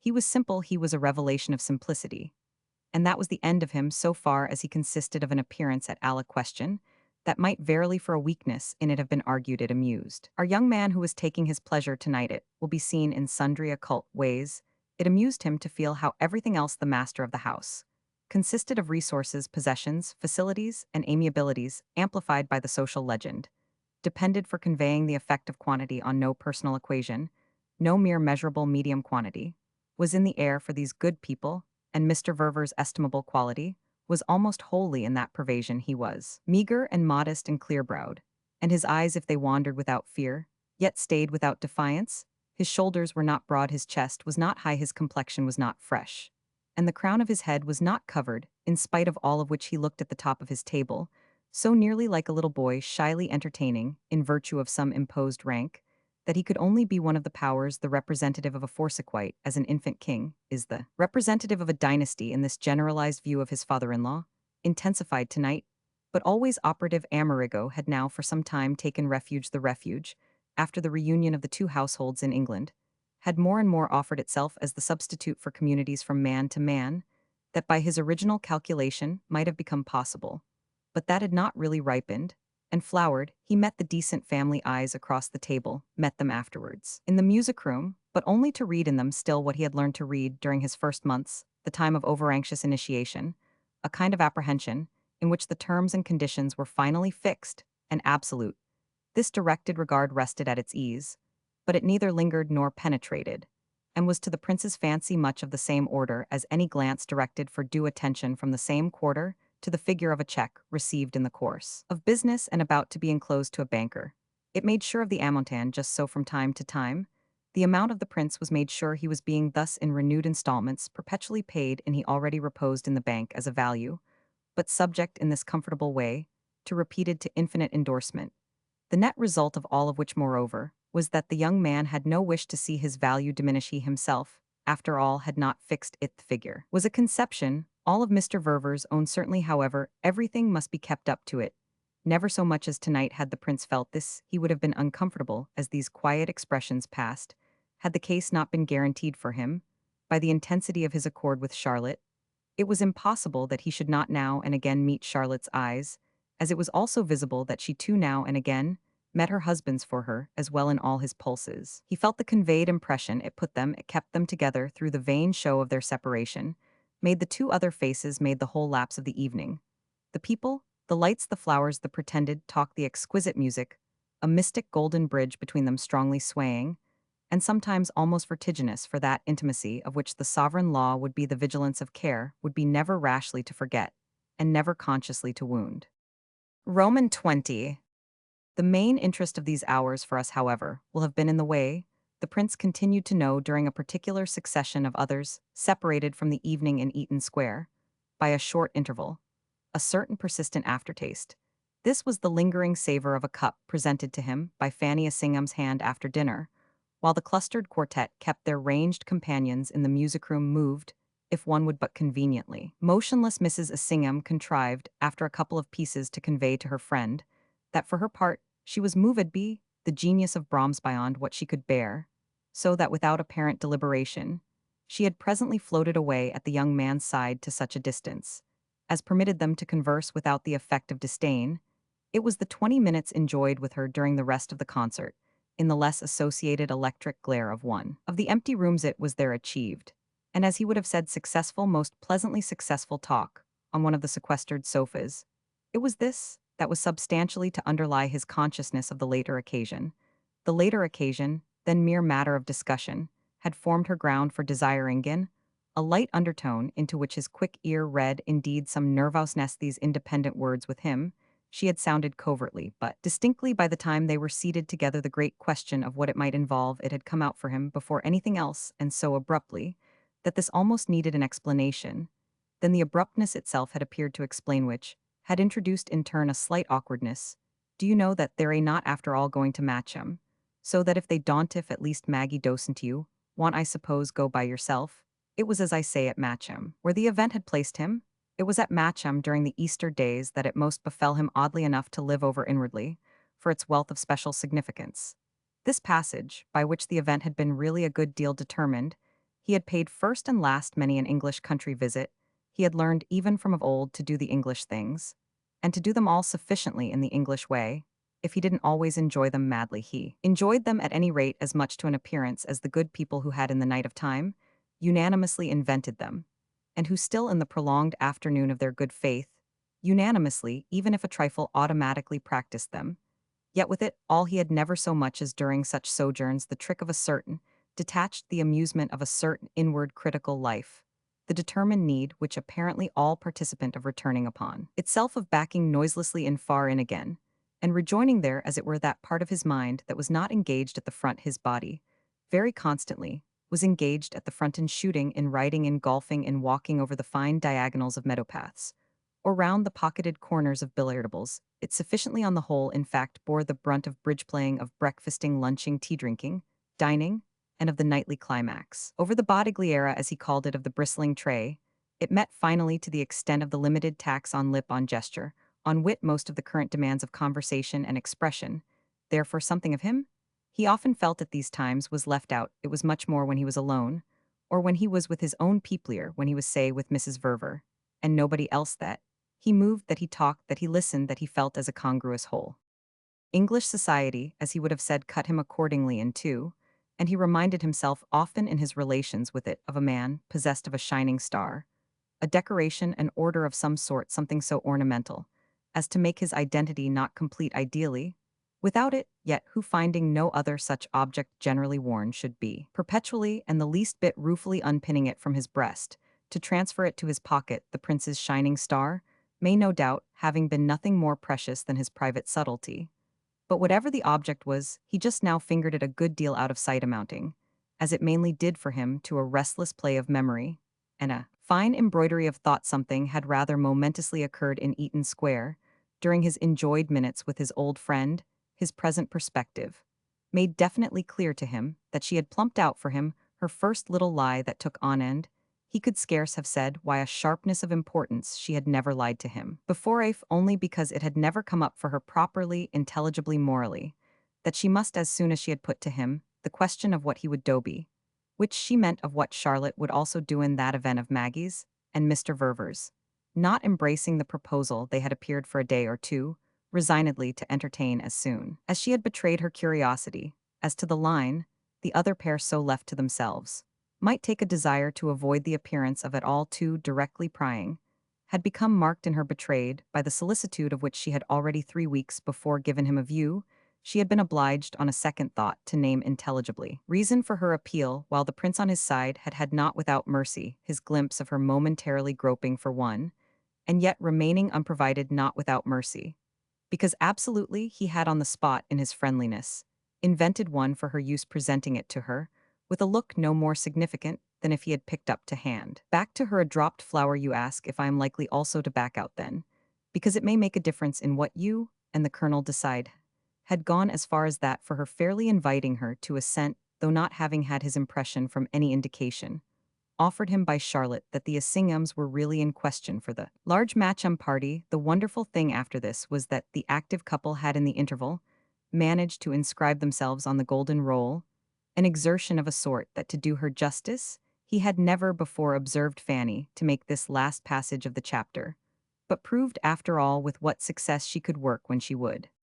Once launched himself, at any rate, as he had been directed by all the terms of the intercourse between Portland Place and Eaton Square, once, steeped at Matcham, in the enjoyment of a splendid hospitality, he found everything for his interpretation, for his convenience, fall easily enough into place, and all the more that Mrs. Verver was at hand to exchange ideas and impressions with. The great house was full of people, of possible new combinations, of the quickened play of possible propinquity, and no appearance, of course, was less to be cultivated than that of his having sought an opportunity to foregather with his friend, at a safe distance from their respective sposi. There was a happy boldness at the best in their mingling, thus each unaccompanied in the same sustained sociability, just exactly a touch of that eccentricity of associated freedom, which sat so lightly on the imagination of the relatives left behind. They were exposed as much as one would to its being pronounced funny, that they should at such a rate go about Todgerthoe. On the other hand, this consideration drew relief from the fact that in their high conditions, and with the easy tradition, the almost inspiring allowances of the house in question, no individual line, however freely marked, was pronounced anything more than funny. Both our friends felt afresh, as they had felt before, the convenience of a society, so placed that it had only its own sensibility to consider, looking, as it did, well over the heads of all lower growths, and that moreover treated its own sensibility quite as the easiest, friendliest, most informal and domesticated party, to the general alliance. What anyone thought of anyone else above all of anyone else with anyone else was a matter incurring in these lulls so little awkward formulation that hovering judgment, the spirit with the scales, might perfectly have been imaged there, as some rather snubbed and subdued, but quite trained and tactful poor relation of equal of the properest lineage, only of aspect, a little dingy doubtless from too limited a change of dress, for whose tacit and abstemious presence, never betrayed by a rattle of her rusty machine, a room in the attic, and a plate at the side eatable were decently usual. It was amusing in such lightness of air that the prince should again present himself only to speak for the princess, so unfortunately unable again to leave home, and that Mrs. Verver should as regularly figure as an embodied a beautifully deprecating apology for her husband, who was all geniality and humility among his own treasures, but as to whom the legend had grown up that he couldn't bear with the height of his standards, and the tone of the company in the way of sofas and cabinets, habitually kept by him the irritation and depression to which promiscuous visiting, even at pompous houses, had been found to expose him. That was all right the noted working harmony of the clever son-in-law and the charming stepmother, so long as the relation was for the effect in question, maintained at the proper point between sufficiency and excess. What with the noble fairness of the place, meanwhile the generous mood of the sunny gusty lusty English April, all panting, and heaving with impatience or kicking and crying, even at moments like some infant Hercules, who wouldn't be dressed what with these things, and the bravery of youth and beauty, the insolence of fortune and appetite so diffused among his fellow guests that the poor Assinghams in their comparatively marked maturity and their comparatively small splendor were the only approach to a false note in the concert. The stir of the air was such for going in a degree to one's head, that as a mere matter of exposure almost grotesque in its flagrancy, his situation resembled some elaborate practical joke, carried out at his expense. Every voice in the great bright house was a call to the ingenuities and impunities of pleasure, every echo was a defiance of difficulty, doubt, or danger, every aspect of the picture, glowing plea for the immediate, and as with plenty more to come, was another phase of the spell for a world so constituted was governed by a spell that of the smile of the gods and the favor of the powers, the only handsome, the only gallant, in fact, the only intelligent acceptance of which was a faith in its guarantees, and a high spirit for its chances, its demando, that the thing came back was above all for courage and good humor. And the value of this as general assurance at that is for seeing one through at the worst that, not even in the easiest hours of his old Roman life, struck the prince so convincingly, his old Roman life had had more poetry no doubt.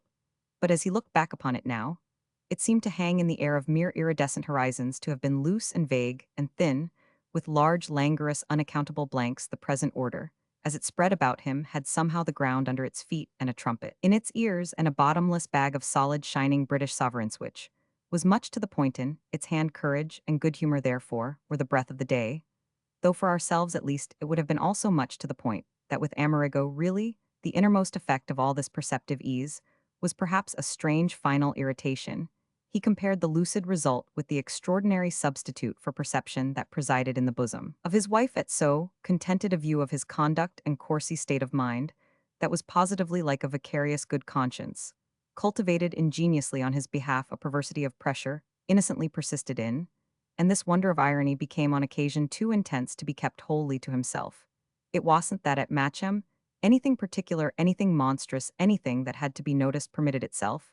As they said to happen, there were only odd moments when the breath of the day, as it has been called, struck him so full in the face that he broke out with all the hilarity of what indeed would they have made of it. They were of course Maggie, and her father moping so far as they ever consented to mope in monotonous Eaton Square, but placid too in the belief that they knew beautifully what their expert companions were in, for they knew it might have appeared in these lights absolutely nothing on earth worth speaking off whether beautifully or cynically, and they would perhaps sometimes be a little less trying if they would only once for all peacefully admit that knowledge wasn't one of their needs, and that they were in fact constitutionally inaccessible to it. They were good children, bless their hearts, and the children of good children, so that verily the Principino himself, as less consistently of that descent, might figure to the fancy as the ripest genius of the trio. The difficulty was for the nerves of daily intercourse with Maggie, in particular that her imagination was clearly never ruffled by the sense of any anomaly.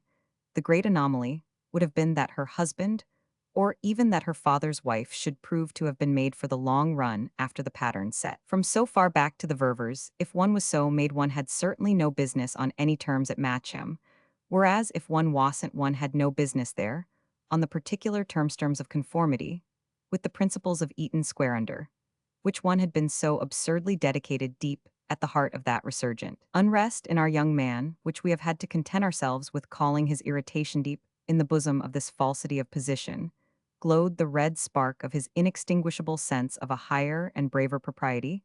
There were situations that were ridiculous, but that one couldn't yet help, as for instance, when one's wife chose in the most usual way to make one so precisely here, however, was the difference it had taken poor Maggie to invent a way so extremely unusual it, to which none the less it would be too absurd, that he should merely lend himself being thrust systematically, with another woman and a woman one, happened by the same token exceedingly to like, and being so thrust that the theory of it seemed to publish one as idiotic or incapable thiz, was a predicament of which the dignity depended all on one's own handling. What was supremely grotesque, in fact, was the essential opposition of theoriesses, if a galantuomo, as he at least constitutionally conceived galantuomini, could do anything but blush to go about at such a rate with such a person as Mrs. Verver, in a state of childlike innocence. The state of our primitive parents before the fall, the grotesque theory, as he would have called it, was perhaps an odd one to resent with violence, and he did it also as a man of the world all merciful justice. But assuredly, none the less there was but one way really to mark, and for his companion, as much as for himself, the commiseration in which they held it adequate comment on it could only be private, but it could also at least be active and of rich and effectual comment. Charlotte and he were fortunately alike capable, wasn't this consensus. Literally, their only way not to be ungracious, it was positively, as if the measure of their escape from that danger were given by the growth between them, during their auspicious visit, of an exquisite sense of complicity. Roman 21. He found himself therefore saying with gaiety, even to Fanny Assingham, for their common concerned glance at Eaton Square, the glance that was so markedly never as it might have been a glance at Portland Place, what would our Carrie Sposi have made of it here? What would they, Realiwich overflow, would have been reckless if already, and surprisingly perhaps even to himself. He had not got used to thinking of this friend as a person in whom the element of protest had of late been unmistakably allayed. He exposed himself of course to her replying, "Ah, if it would have been so bad for them, how can it be so good for you?" But quite apart from the small sense the question would have had at the best, she appeared already to unite with him in confidence and cheer. He had his view as well, or at least a partial one, off the inner spring of this present comparative humility, which was all consistent with the retraction he had practically seen her make after Mr. Verver's last dinner, without diplomatizing to do so, with no effort to square her, none to bribe her to an attitude for which he would have had no use in her, if it were not sincere. He yet felt how he both held her, and moved her by the felicity of his taking pity, all instinctively, on her just discernible depression, by just so much as he guessed that she felt herself, as the slang was out of it, out of the crystal current, and the expensive picture by just so much had his friendship charmingly made up to her from hour to hour for the penalties, as they might have been grossly called, of her mistake. Her mistake had only been, after all, in her wanting to seem to him straight. She had let herself in for being, as she had made haste for that matter, during the very first half hour at tea, to proclaim herself the sole and single frump of the party. The scale of everything was so different that all her minor values, her quainter graces, her little local authority, her humor, and her wardrobe alike, for which it was enough elsewhere among her bonnes amies, that they were hers. Dear Fanny Assingham's these matters, and others would be all now, as not 5 minutes had sufficed to give her the fatal pitch in Cadogan Place. She could always at the worst be picturesque, for she habitually spoke of herself as local to Sloane Street, whereas at Matcham she should never be anything but horrible, and it all would have come the disaster from the real refinement in her of the spirit of friendship, to prove to him that she wasn't really watching him, ground for which would have been too terribly gravish had followed him in his pursuit of pleasure. So she might precisely mark her detachment. This was handsome trouble for her to tack. The prince could see it all, it wasn't a shade of interference that a good-natured man would visit on her. So he didn't even say, when she told him how frumpy she knew herself, how frumpy her very maid odiously going back on her rubbed it into her night and morning, with unsealed eyes and lips, that she now knew her, didn't then say, "Ah, see, what you've done isn't it rather your own fault?" He behaved differently altogether, eminently distinguished himself her. She told him she had never seen him so universally distinguished, yet distinguished her in her obscurity, or in what was worse, her objective absurdity, and frankly invested her with her absolute value, surrounded her with all the importance of her wit, that wit as discriminated from stature and complexion, a sense for bridge and a credit for pearls, could have importance, was meanwhile but dimly perceived it match him, so that his niceness to Hirsch called it only niceness. But it brought tears into her eyeshed the greatness of a general, as well as of a special demonstration. She understands, he said as a comment on all this to Mrs. Verversh, understands all she needs to understand. She has taken her time. But she has at last made it out for herself. She sees how all we can desire is to give them the life they prefer, to surround them with the peace and quiet, and above all with the sense of security most favorable to it. She can, of course, very well put it to us that we have so far as she is concerned. But to make the best of our circumstances, she can't say in so many words, "Don't think of me, for I too must make the best of mine, arrange, as you can only, and live, as you must." I don't get quite that from her any more than I ask for it, but her tone and her whole manner mean nothing at all unless they mean that she trusts us to take as watchful, to take as artful, to take as tender care in our way, as she so anxiously takes in hers, so that Sheswell the prince wound up what you may call practically all right. Charlotte, in fact, however, to help out his confidence, didn't call it anything return, as he might to the lucidity, the importance, or whatever it was of this lesson. She gave him no aid toward reading it aloud. She let him 2 or 3 times overspell it out for himself, only on the eve of their visits. And was she for once clear or direct in response? They had found a minute together, in the great hall of the house, during the half-hour before dinner, this easiest of chances. They had already a couple of times arrived at by waiting persistently, till the last other loiterers had gone to dress, and by being prepared themselves to dress so expeditiously that they might a little later on be among the first to appear in festal array. The hall then was empty before the army of rearranging cushion-patting housemaids were marshaled in, and there was a place by the forsaken fire at one end where they might imitate with art the unpremeditated. Above all here, for the snatched instance, they could breathe so near to each other that the interval was almost engulfed in it, and the intensity both of the union and the caution became a workable substitute for contact.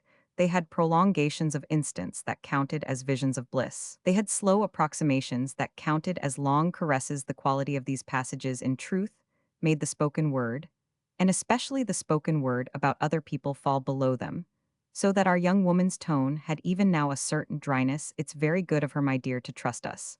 But what else can she do? Why, whatever people do when they don't trust, let one see they don't. But let whom see? Well, let me say to begin with. And should you mind that? He had a slight show of surprise, shouldn't you? Her letting you see? No, said Charlotte. The only thing I can imagine myself minding is what you yourself, if you don't look out, may let her see. To which she added, you may let her see you know that you're afraid. I am only afraid of you a little at moments, he presently returned, but I shan't let Fanny see that. It was clear, however, that neither the limits nor the extent of Mrs. Assingham's vision were now a real concern to her, and she gave expression to this, as she had not even yet done. What in the world can she do against us? There's not a word that she can breathe. She's helpless. She can't speak. She would be herself the first to be dished by it. And then, as he seemed slow to follow, it all comes back to her. It all began with her. Everything from the first she introduced you to Maggie, she made your marriage. The prince might have had his moment of demur, but at this, after a little, as with a smile dim but deep, he came on. Mayn't she also be said a good deal to have made yours? That was intended, I think, wasn't it, for a kind of rectification? Charlotte on her side for an instant hesitated. Then she was prompter still. I don't mean there was anything to rectify. Everything was as it had to be. And I am not speaking of how she may have been concerned for you and me. I am speaking of how she took in her way each time their lives in hand, and how therefore that ties her up. Today she can't go to them and say, it's very awkward, of course, you poor dear things, but I was frivolously mistaken. He took it in still with his long look at her.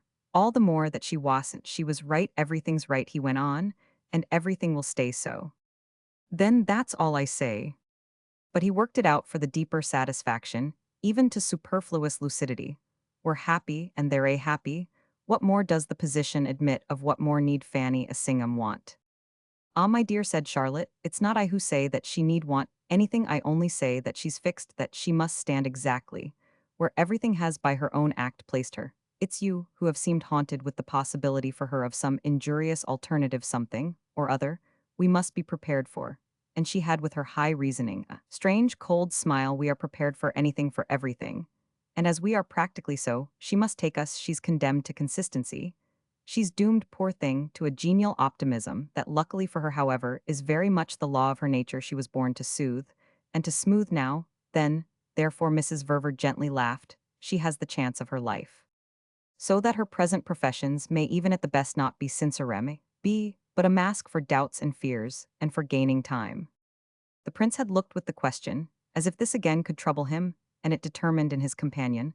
A slight impatience. You keep talking about such things, as if they were our affair at all. I feel at any rate that I've nothing to do with her doubts and fears. Or with anything she may feel, she must arrange all that for herself. It's enough for me that shall always be of necessity, much more afraid for herself, really either to see or to speak than we should be to have her do it, even if we were the idiots and cowards we aren't. And Charlotte's face with these words though the mitigation of the slightly hard ring, there might otherwise have been in them fairly light and softened shone, out it reflected as really never, yet the rare felicity of their luck it made her look for the moment, as if she had actually pronounced that word of unpermitted presumption so apt, is the countenance, as with a finer consciousness than the tongue to betray a sense of this particular lapse, she might indeed the next instant have seen. Her friend wince in advance at her use of a word that was already on her lips, for it was still unmistakable with him that there were things he could prize, forms of fortune, he could cherish without at all proportionately liking their names. Had all this, however, been even completely present to his companion, what other term could she have applied to the strongest and simplest of her ideas? But the one that exactly fitted it she applied it, then, though her own instinct moved her at the same time to pay her tribute to the good taste from which they hadn't heretofore by a hair's breadth deviated. If it didn't sound so vulgar, I should say that where fatally as it were safe, pardon the low expression, since it's what we happen to be were so because they are, and they're a so because they can't be anything else from the moment that having originally intervened for them, she wouldn't now be able to bear herself if she didn't keep them so. That's the way she's inevitably with us, said Charlotte over her smile. We hang essentially together. Well, the prince candidly allowed she did bring it home to him. Every way it worked out, yes, I see. We hang essentially together. His friend had a shrug that had a grace cosa volet, the effect beautifully nobly, was more than Roman beyond doubt it's a case. He stood looking at her, it's a case there, can't he said have been many. Perhaps never any other that she smiled, I confess, I should like to think only ours.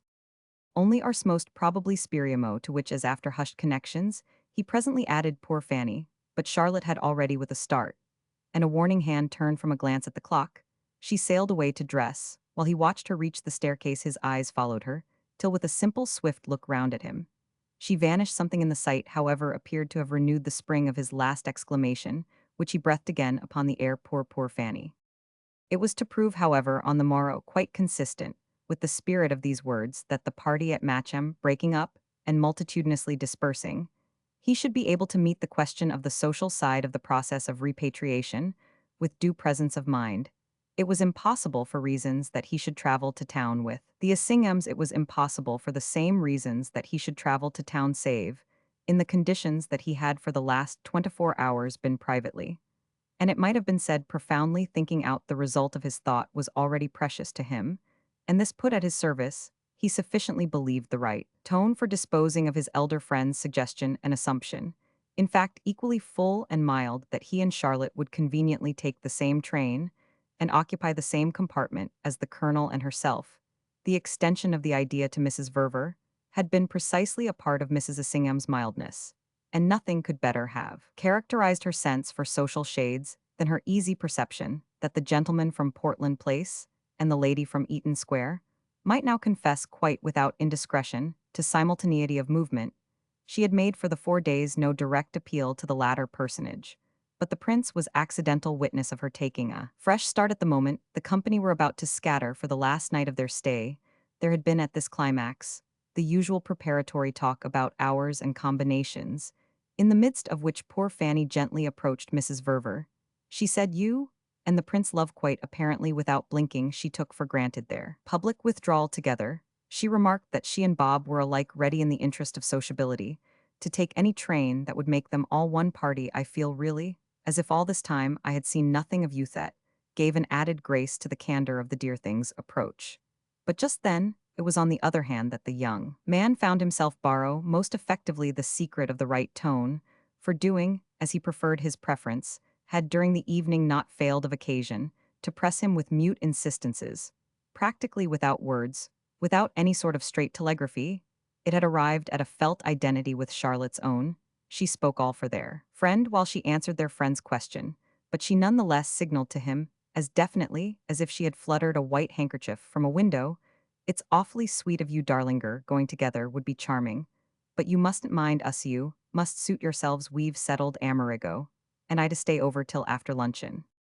Amerigo, with the chink of this gold in his ear, turned straight away so as not to be instantly appealed to, and, for the very emotion of the wonder furthermore of what divination may achieve, when winged by a community of passion, Charlotte had uttered the exact plea that he had been keeping ready for the same foreseen necessity, and had uttered it simply as a consequence of their deepening unexpressed need of each other, and without the passing between them of a word he hadn't God knew to take it from her, was too conscious of what he wanted. But the lesson for him was in the straight, clear tone that Charlotte could thus distill in the perfect felicity of her adding no explanation, no touch for plausibility that she wasn't strictly obliged to add, and in the truly superior way in which women so situated express and distinguish themselves, she had answered Mrs. Assingham quite adequately. She had not spoiled it by a reason, a scrap larger than the smallest that would serve, and she had above all thrown off for his stretched but covered attention an image that flashed like a mirror, played at the face of the sun. The measure of everything to all his sense at these moments was in it the measure especially of the thought that had been growing with him, a positive obsession.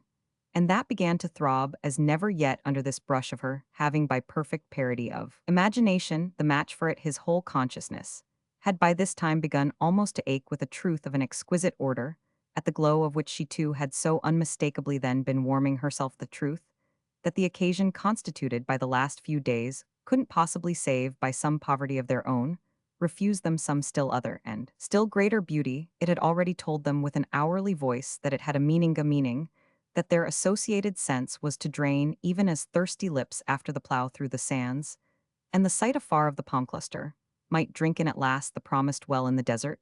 There had been beauty day after day, and there had been, for the spiritual lips, something of the pervasive taste of it. Yet it was all none the less as if their response had remained below their fortune. How to bring it by some brave free lift up to the same height was the idea with which behind and beneath everything he was restlessly occupied, and in the exploration of which, as in that of the sun-checkered greenwood of romance, his spirit thus, at the opening of a vista, met hers. They were already from that moment so hand in hand, in the place that he found himself making use, 5 minutes later, of exactly the same tone as Charlotte's for telling Mrs. Assingham that he was likewise in the matter of the return to London sorry for what might be. This had become of a sudden the simplest thing in the world, the sense of which, moreover, seemed really to amount to a portent that he should feel forevermore on the general head, conveniently at his ease with her. He went in fact a step further than Charlotte had put the latter forward, as creating his necessity she was staying over luncheon to oblige their hostesses, a consequence of which he must also stay to see her decently home. He must deliver her safe and sound. He felt in Eaton Square regret, as he might too, the difference made by this obligation. He frankly didn't mind, inasmuch as over and above the pleasure itself his scruple would certainly gratify both Mr. Verver and Maggie. They never yet had absolutely and entirely learned. He even found deliberation to intimate how little he really neglected the firstes. It seemed nowadays quite to have become off his domestic duties. Therefore he still constantly felt how little he must remit his effort to make them remark it, to which he added with equal lucidity that they would return in time for dinner. And if he didn't as a last word subjoin that it would be lovely of Fanny to find on her own return a moment to go to Eaton Square and report them, as struggling bravely on this, was not because the impulse down to the very name for the amiable act altogether failed to rise his inward assurance. His general plan had at moments where she was concerned its drops of continuity, and nothing would less have pleased him than that she should suspect in him, however tempted, any element of conscious cheek. But he was always that was really the upshot, cultivating thanklessly the considerate and the delicate. It was a long lesson, this unlearning with people of English race all the little superstitions that accompany friendship. Mrs. Assingham herself was the first to say that she would unfailingly report. She brought it out, in fact, he thought quite wonderfully, having attained the summit of the wonderful during the brief interval that had separated her appeal to Charlotte from this passage with himself. She had taken the 5 minutes obviously amid the rest of the talk, and the movement to retire into her tent for meditation, which showed, among several things, the impression Charlotte had made on her. It was from the tent she emerged, as with arms refurbished, though who indeed could say if the manner in which she now met him spoke most really of the glitter of battle, or of the white waver of the flag of truce. The parley was short either way, the gallantry of her offer was all sufficient. "I'll go to our friends then, I'll ask for luncheon, I'll tell them when to expect you." "That will be charming, say we're all right." "All right precisely, I can't say more." Mrs. Assingham smiled. "No doubt," but he considered, "as for the possible importance of it, neither can you by what I seem to feel say less." "Oh, I won't say less." Fanny laughed, with which the next moment she had turned away. But they had it again, not less bravely on the morrow after breakfast, in the thick of the advancing carriages, and the exchange of farewells. "I think I'll send home my maid from Euston." She was then prepared to amend and go to Eaton Square straight, "so you can be easy." "Oh, I think we're easy," the prince returned. "Be sure to say at any rate that we're bearing up." "You're bearing up good," and Charlotte returns to dinner. "To dinner we're not likely, I think, to make another night away." "Well then, I wish you at least a pleasant day."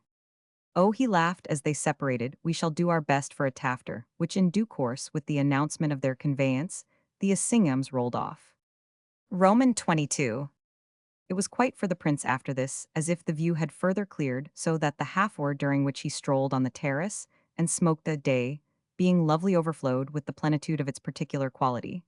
Its general brightness was composed doubtless of many elements, but what shone out of it, as if the whole place and time had been a great picture from the hand of genius, presented to him as a prime ornament for his collection, and all varnished and framed to hang up. What marked it especially for the highest appreciation was his extraordinarily unchallenged, his absolutely appointed and enhanced possession of it. Poor Fanny Assingham's challenge amounted to nothing. One of the things he thought of, while he leaned on the old marble balustradizo, like others that he knew in still more nobliterist Italy, was that she was squared all conveniently even to herself, and that rumbling toward London with this contentment she had become an image irrelevant to the scene it further passed across him, as his imagination was for reasons during the time unprecedentedly active at that.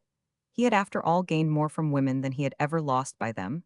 There appeared so more and more on those mystic books that are kept in connection with such commerce even by men of the loosest business, habits a balance in his favor, that he could pretty well, as a rule, take for granted what were they doing at this very moment, wonderful creatures, but combine and conspire for his advantage. From Maggie herself, most wonderful in her way of all, to his hostess of the present hour, into whose head it had so inevitably come to keep Charlotte on for reasons of her own, and who had asked in this benevolent spirit why in the world, if not obliged without plausibility, to hurry her husband's son-in-law, should not wait over in her company.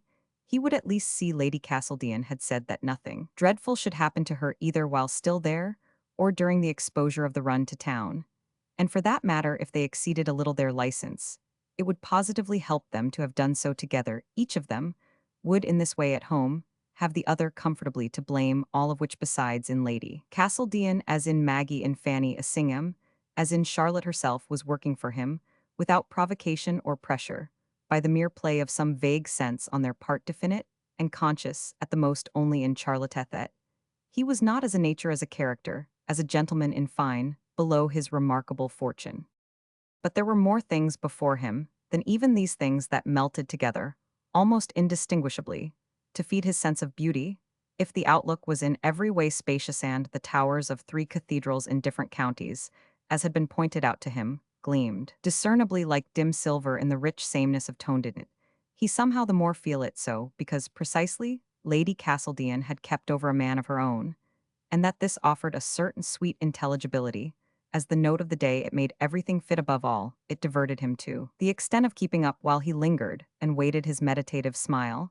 She had detained Charlotte because she wished to detain Mr. Blint, and she couldn't detain Mr. Blint, disposed though he clearly was to oblige her, without spreading over the act some ampler drapery. Castledean had gone up to London. The place was all her own. She had had a fancy for a quiet morning with Mr. Blint, a sleek, civil, accomplished young man, distinctly younger than her ladyship, who played and sang delightfully, played even bridge, and sang the English comic as well as the French tragic, and the presence which really meant the absence of a couple of other friends, if they were happily chosen, would make everything all right. The prince had the sense all good-humoredly of being happily chosen, and it was not spoiled for him even by another sense that followed in its train, and with which during his life in England he had more than once had reflectively to deal, the state of being reminded how, after all, as an outsider, a foreigner, and even as a mere representative husband and son-in-law, he was so irrelevant to the working of affairs that he could be bent, on occasion, to uses comparatively trivial.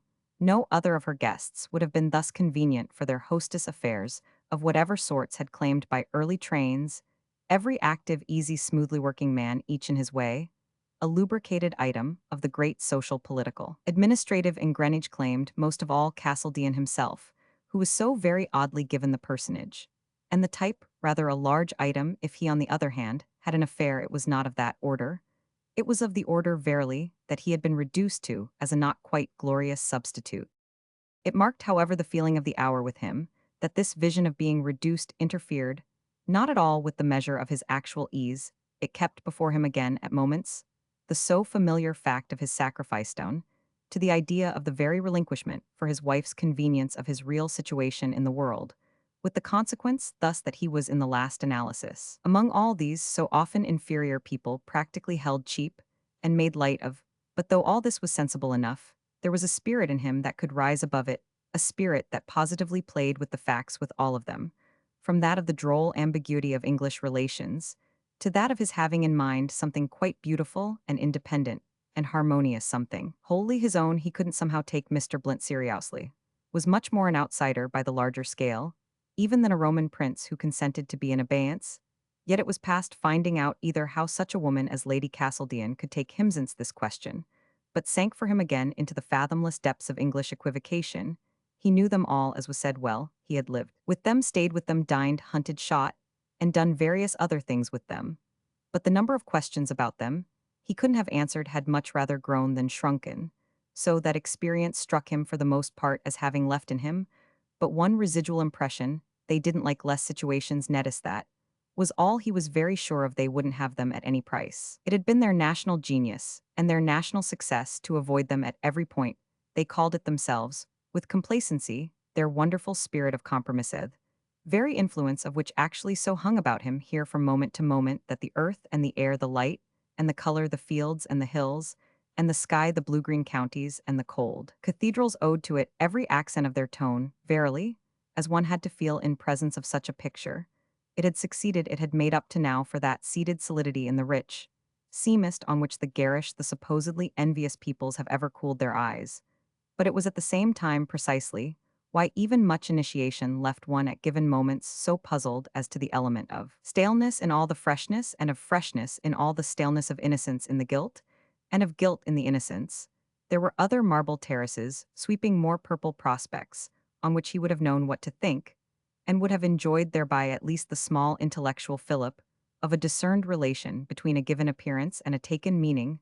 The inquiring mind in these present conditions might, it was true, be more sharply challenged, but the result of its attention and its ingenuity, it had unluckily learned to know, was too often to be confronted with a mere dead wall, a lapse of logic, a confirmed bewilderment, and moreover, above all, nothing mattered in the relation of the enclosing scene to his own consciousness, but its very most direct bearings. Lady Castledean's dream of Mr. Blint for the morning was doubtless already, with all the spacious harmonies, re-established, taking the form of going over something with him at the piano, in one of the numerous smaller rooms that were consecrated to the less gregarious uses. What she had wished had been effected, or convenience had been assured. This made him, however, wonder the more where Charlotte was, since he didn't at all suppose her to be making a tactless third, which would be to have accepted mere spectatorship in the duet of their companions. The upshot of everything for him alike, of the less and of the more, was that the exquisite day bloomed there like a large fragrant flower that he had only to gather. But it was to Charlotte he wished to make the offering, and as he moved along the terrace, which rendered visible parts of two sides of the house, he looked up at all the windows that were open to the April morning, and wondered which of them would represent his friend's room. It befell thus that his question, after no long time, was answered. He saw Charlotte appear above, as if she had been called by the pausing of his feet on the flags. She had come to the sill on which she leaned to look down, and she remained there a minute smiling at him. He had been immediately struck with her wearing a hat and a jacket which conduced to her appearance of readiness, not so much to join him with a beautiful uncovered head, and a parasol where he stood as to take with him some larger step altogether. The larger step had been since the evening before intensely in his own mind, though he had not fully thought out, even yet, the slightly difficult detail of it. but he had had no chance such as he needed to speak the definite word to her, and the face she now showed affected him accordingly, as a notice that she had wonderfully guessed it for herself.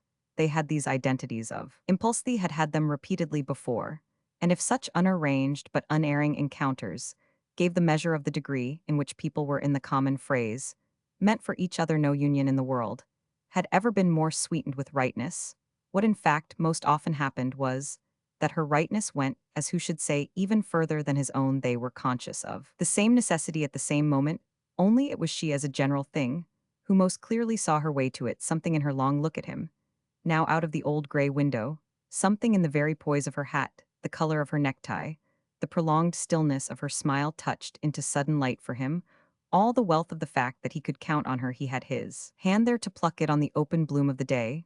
But what did the bright minute mean? But that her answering hand was already intelligently out, so therefore, while the minute lasted it passed between them, that their cup was full, which cup their very eyes holding it fast carried and steadied, and began, as they tasted it, to praise. He broke, however, after a moment, the silence. It only wants a moon, a mandolin, and a little danger to be a serenade. Ah, then she lightly called down, let it at least have this, with which she detached a rich white rosebud from its company with another in the front of her dress, and flung it down to him. He caught it in its fall, fixing her again. After she had watched him place it in his buttonhole, come down quickly, he said, in an Italian not loud but deep. Vengo, vengo, she is clearly but more lightly tossed out, and she had left him the next minute to wait for her. He came along the terrace again, with pauses during which his eyes rested, as they had already often done, on the brave, darker wash of faraway watercolor that represented the most distant of the cathedral towns, this place with its great church and its high accessibility, its towers that distinguishably signaled its English history, its appealing type, its acknowledged interest. This place had sounded its name to him half the night through, and its name had become but another name, the pronounceable and convenient one for that supreme sense of things which now throbbed within him. He had kept saying to himself, Gloucester, Gloucester, Gloucester, quite as if the sharpest meaning of all the years just past were intensely expressed in it. That meaning was really that his situation remained quite sublimely consistent with itself, and that they absolutely, he and Charlotte, stood there together in the very luster of this truth. Every present circumstance helped to proclaim it. It was blown into their faces, as by the lips of the morning. He knew why from the first of his marriage he had tried with such patience for such conformity. He knew why he had given up so much, and bored himself. So much he knew why he at any rate had gone in on the basis of all forms, on the basis of his having in a manner sold himself for a situation. Net it had all been just in order that his, well, what on earth should he call it, but his freedom should at present be as perfect and rounded and lustrous as some huge precious pearl. He hadn't struggled nor snatched, he was taking. But what had been given him, the pearl dropped itself with its exquisite quality and rarity straight into his hand here precisely. It was incarnate, its size, and its value grew, as Mrs. Verver appeared afar off in one of the smaller doorways. She came toward him in silence while he moved to meet her. The great scale of this particular front at Matcham, multiplied thus in the golden morning, the stages of their meeting, and the successions of their consciousness. It wasn't till she had come quite close that he produced for her his Gloucester, Gloucester, Gloucester, and his look at it over there. She knew just where to look. Yes, isn't it one of the best? There are cloisters or towers or something in her eyes, which though her lips smiled were almost grave with their depths of acceptance, came back to him, or the tomb of some old king. We must see the old king, we must do the cathedral, he said. We must know all about it if we could but take. He exhaled the full opportunity. And then, while for all they seemed to give him, he sounded again her eyes, I feel the day like a great gold cup that we must somehow drain together. I feel it as you always make me feel, everything just as you do, so that I know 10 miles off how you feel. But do you remember, she asked, apropos of great gold cups, the beautiful one, the real one, that I offered you so long ago, and that you wouldn't have just before your marriage? Brought it back to him, the gilded crystal bowl in the little Bloomsbury shop. Oh yes, but it took with a slight surprise on the prince's part, some small recollecting the treacherous cracked thing you wanted to palm off on me, and the little swindling Jew who understood Italian and who backed you up. But I feel this an occasion, he immediately added, and I hope you don't mean. He smiled, that as an occasion it's also cracked. They spoke naturally more low than loud, overlooked, as they were though at a respectful distance by tiers of windows, but it made each find in the other's voice a taste, as of something slowly and deeply absorbed, Don't you think too much of cracks, and aren't you too afraid of them? I risk the cracks, said Charlotte, and I've often recalled the bowl. And the little swindling Jew wondering if they've parted company he made, she said, a great impression on me. Well, you also no doubt made a great impression on him, and I dare say that if you were to go back to him, you'd find he has been keeping that treasure for you. But as to cracks, the prince went on, what did you tell me the other day? You prettily call them in English rifts. Within the ludo risk them as much as you like for yourself. But don't risk them for me. He spoke it in all the gaiety of his just barely tremulous serenity. I go, as you know, by my superstitions.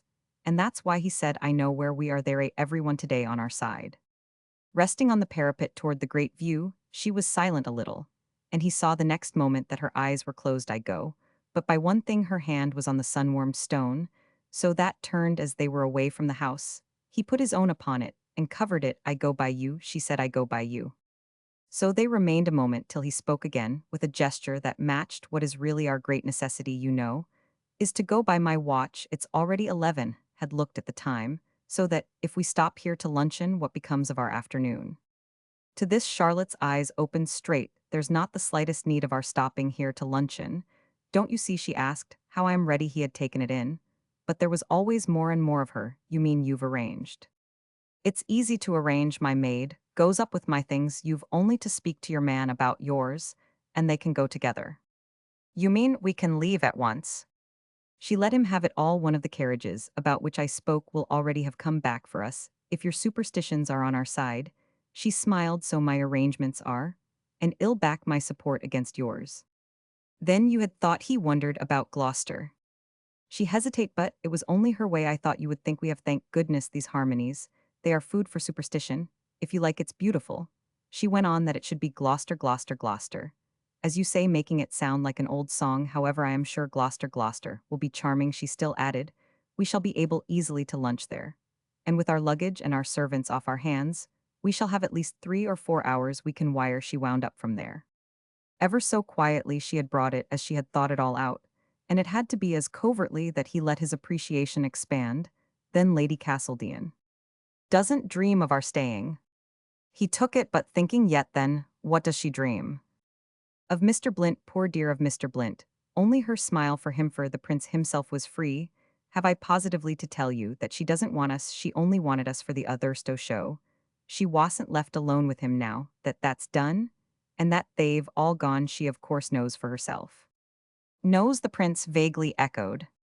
Why, that we like cathedrals, that we inevitably stop to see them, or go round to take them in, whenever we've a chance, that it's what our respective families quite expect of us, and would be disappointed for us to fail of this, as forestery Mrs. Verver pursued, would be our pull if our pull weren't, indeed, so great all round. He could only keep his eyes on her, and have you made out the very train? The very one, Paddington 6 in, that gives us oceans. We can dine at the usual hour at home, and as Maggie will of course be in Eaton Square, I hereby invite you. For a while he still but looked at her. It was a minute before he spoke. Thank you very much, with pleasure, to which he in a moment added, but the train for Gloucester. A local one with several stops, but doing it a good deal. I forget how much within the hour, so that we've time. Only she said we must employ our time. He roused himself as from the mere momentary spell of her. He looked again at his watch, while they moved back to the door through which she had advanced. But he had also again questions and stops all. As for the mystery and the charm, you looked it up without my having asked you.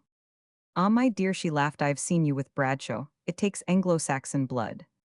Blood, he echoed. You've that of every race. It kept her before him. You're a terrible. Well, he could put it as he liked. I know the name of the inn. What is it then?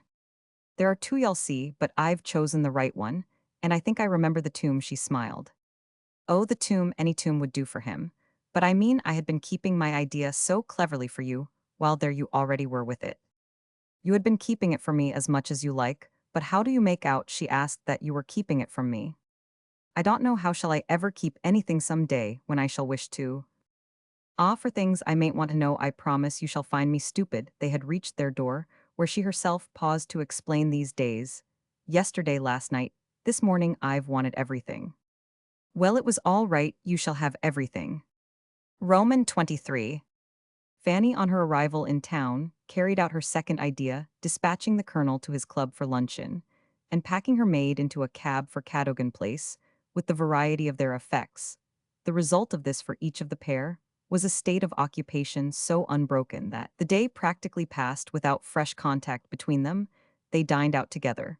But it was both in going to their dinner and in coming back that they appeared on either side to have least to communicate. Fanny was wrapped in her thoughts still more closely than in the lemon-colored mantle that protected her bare shoulders, and her husband, with her silence to deal with, showed himself not less disposed than usual, when so challenged, to hold up, as he would have said, his end of it. They had in general in these days longer pauses and more abrupt transitions, in one of which latter they found themselves for a climax launched at midnight. Mrs. Singham, rather wearily housed again, ascended to the first floor, there to sink overburdened on the landing, outside the drawing-room, into a great gilded Venetian chair-off, which at first, however, she but made with her brooding face, a sort of throne of meditation. She would thus have recalled a little, with her so free orientalism of type, the immemorially speechless Sphinx. About at last to become articulate, the colonel, not unlike on his side, some old pilgrim of the desert, camping at the foot of that monument, went by way of reconnaissance into the drawing-room. He visited, according to his wont, the windows and their fastenings. He cast round the place the eye all at once of the master, and the manager, the commandant, and the ratepayer. Then he came back to his wife, before whom for a moment he stood waiting, but she herself, for a time, continued to wait, only looking up at him inscrutably. There was in these minor maneuvers and conscious patiences something of a suspension of their old custom of divergent discussion, that intercourse by misunderstanding, which had grown so clumsy now. This familiar pleasantry seemed to desire to show it could yield on occasion to any clear trouble, though it was also sensibly, and just incoherently in the air, that no trouble was at present to be vulgarly recognized as clear. There might for that matter even have been in Mr. Assingham's face a mild perception of some finer sensey sense for his wife's situation, and the very situation she was oddly enough about to repudiate at that she had fairly caused to grow in him. But it was a flower to breathe upon gently, and this was very much what she finally Roman 999. She knew he needed no telling that she had given herself all the afternoon to her friends in Eaton Square, and that her doing so would have been but the prompt result of impressions gathered in quantities in brimming baskets like the purple grapes of the vintage at Matcham, a process surrounded by him, while it so unmistakably went on, with abstentions and discretions that might almost have counted as solemnities. The solemnities at the same time had committed him to nothing beyond this confession itself of a consciousness of deep waters. She had been out on these waters for him visibly, and his tribute too. The fact had been his keeping her, even if without a word, well in sight. He had not quitted for an hour during her adventure the shore of the mystic lake. He had, on the contrary, stationed himself where she could signal to him at need. Her need would have arisen if the planks of her bark had parted, then some sort of plunge would have become his immediate duty. His present position clearly was that of seeing her in the center of her sheet of dark water, and of wondering if her actual mute gaze at him didn't perhaps mean that her planks were now parting. He held himself so ready that it was quite as if the inward man had pulled off coat and waistcoat before he had plunged. However, that is, before he had uttered a question, perceived not without relief that she was making for land. He watched her steadily paddle, always a little nearer, and at last he felt her boat bump. The bump was distinct, and in fact she stepped ashore. We were all wrong. There's nothing. Nothing. It was like giving her his hand up the bank. Between Charlotte Verver and the prince I was uneasy, but I am satisfied. Now I was in fact quite mistaken. There's nothing. But I thought, said Baba Singham, that was just what you did persistently asseverate. You've guaranteed their straightness from the first. No, I've never till now guaranteed anything, but my own disposition to worry. I've never till now, Fanny went on gravely from her chair, had such a chance to see, and to judge I had it at that placif. I had in my infatuation, and my folly, she added with expression, nothing else. So I did see, I have seen, and now I know. Her emphasis as she repeated the word made her head in her seat of infallibility rise higher. I know. The colonel took it at first in silence. Do you mean they've told you? No, I mean nothing so absurd, for in the first place I haven't asked them, and in the second, their word in such a matter wouldn't count. Oh, said the colonel, with all his oddity, they'd tell us. It made her face him an instant, as with her old impatience of his short cuts, always across her finest flower beds. But she felt none the less that she kept her irony down. Then, when they've told you, you'll be perhaps so good as to let me know. He jerked up his chin, testing the growth of his beard with the back of his hand, while he fixed her with a single eye. Ah, I don't say that they'd necessarily tell me that they are over the traces. They'll necessarily, whatever happens, hold their tongues, I hope. And I'm talking of them now, as I take them for myself, only that's enough for mates, all I have to regard with which after an instant, they're a wonderful, said Fanny Assingham. Indeed, her husband concurred, I really think they are. You'd think it still more if you knew, but you don't know because you don't see their situation thiz, was what he didn't seize too extraordinary. Two, he was willing to try. Too extraordinary to be believed, I mean, if one didn't see, but just that in a way is what saves them, they take it seriously. He followed at his own pace their situation. The incredible side of it, they make it credible. Credible then you do say, don't you? She looked at him again for an interval. They believe in it, themselves, they take it for what it is, and that she said saves them. But if what it is just their chance? It's their chance for what I told you. When Charlotte first turned up, it's their chance for the idea that I was then sure she had. The colonel showed his effort to recall, oh, your idea at different moments, of any one of their ideas. This dim procession visibly mustered before him, and with the best will in the world he could, but watch its immensity. Are you speaking now of something to which you can comfortably settle down? Again for a little she only glowered at him. I've come back to my belief, and that I have done so. Well, he asked as she paused. Well, shows that I am right, for I assure you I had wandered far. Now I am at home again. And I mean, said Fanny Assingham, to stay here. They're a beautiful, she declared. The Prince and Charlotte. The Prince and Charlotte, that's how they're a so remarkable, and the beauty, she explained, is that they're a afraid for them, afraid I mean for the others.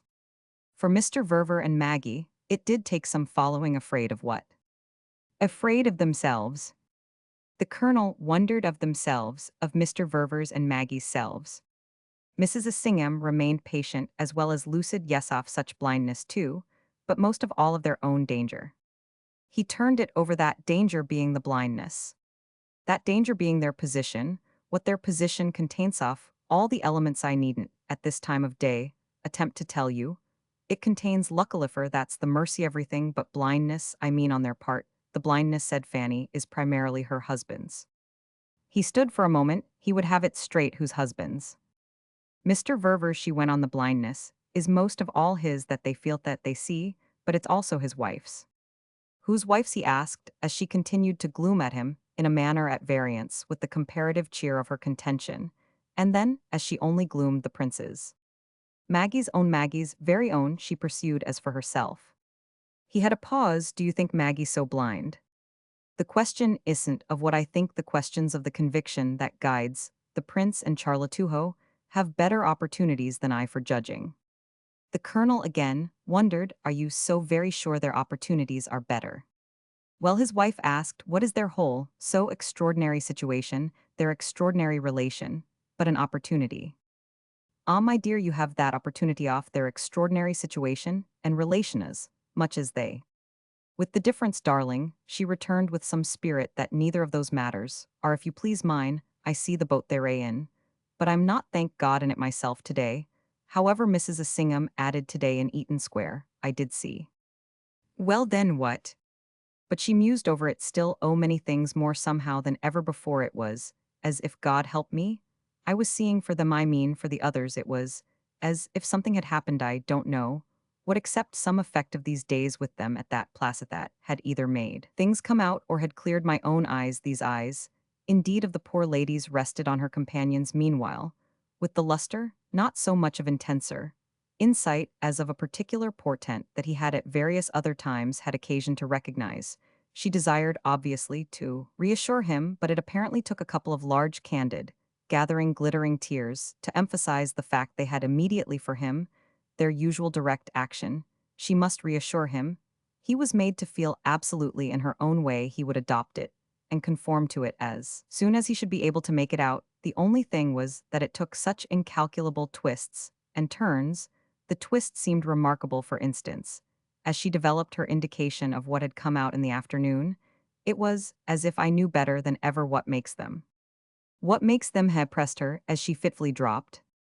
Well, makes the prince and Charlotte take it all as they do. It might well have been difficult to know how to take it, and they may even say for themselves that they were a long time trying to see, as I say today, she went on. It was as if I were suddenly, with a kind of horrible push seeing. Through their eyes on which as to shake off her perversity, Fanny Assingham sprang up, but she remained there under the dim illumination, and while the colonel with his high, dry, spare look of type, to which a certain conformity to the whiteness of inaccessible snows in his necktie shirt front and waistcoat gave a rigor of accent waited watching her they might at the late hour, and in the still house have been a pair of specious worldly adventurers, driven for relief under sudden stress, to some grim midnight reckoning, in an odd corner, her attention moved mechanically over the objects of ornament disposed too freely on the walls of staircase and landing, as to which recognition for the time had lost both fondness and compunction.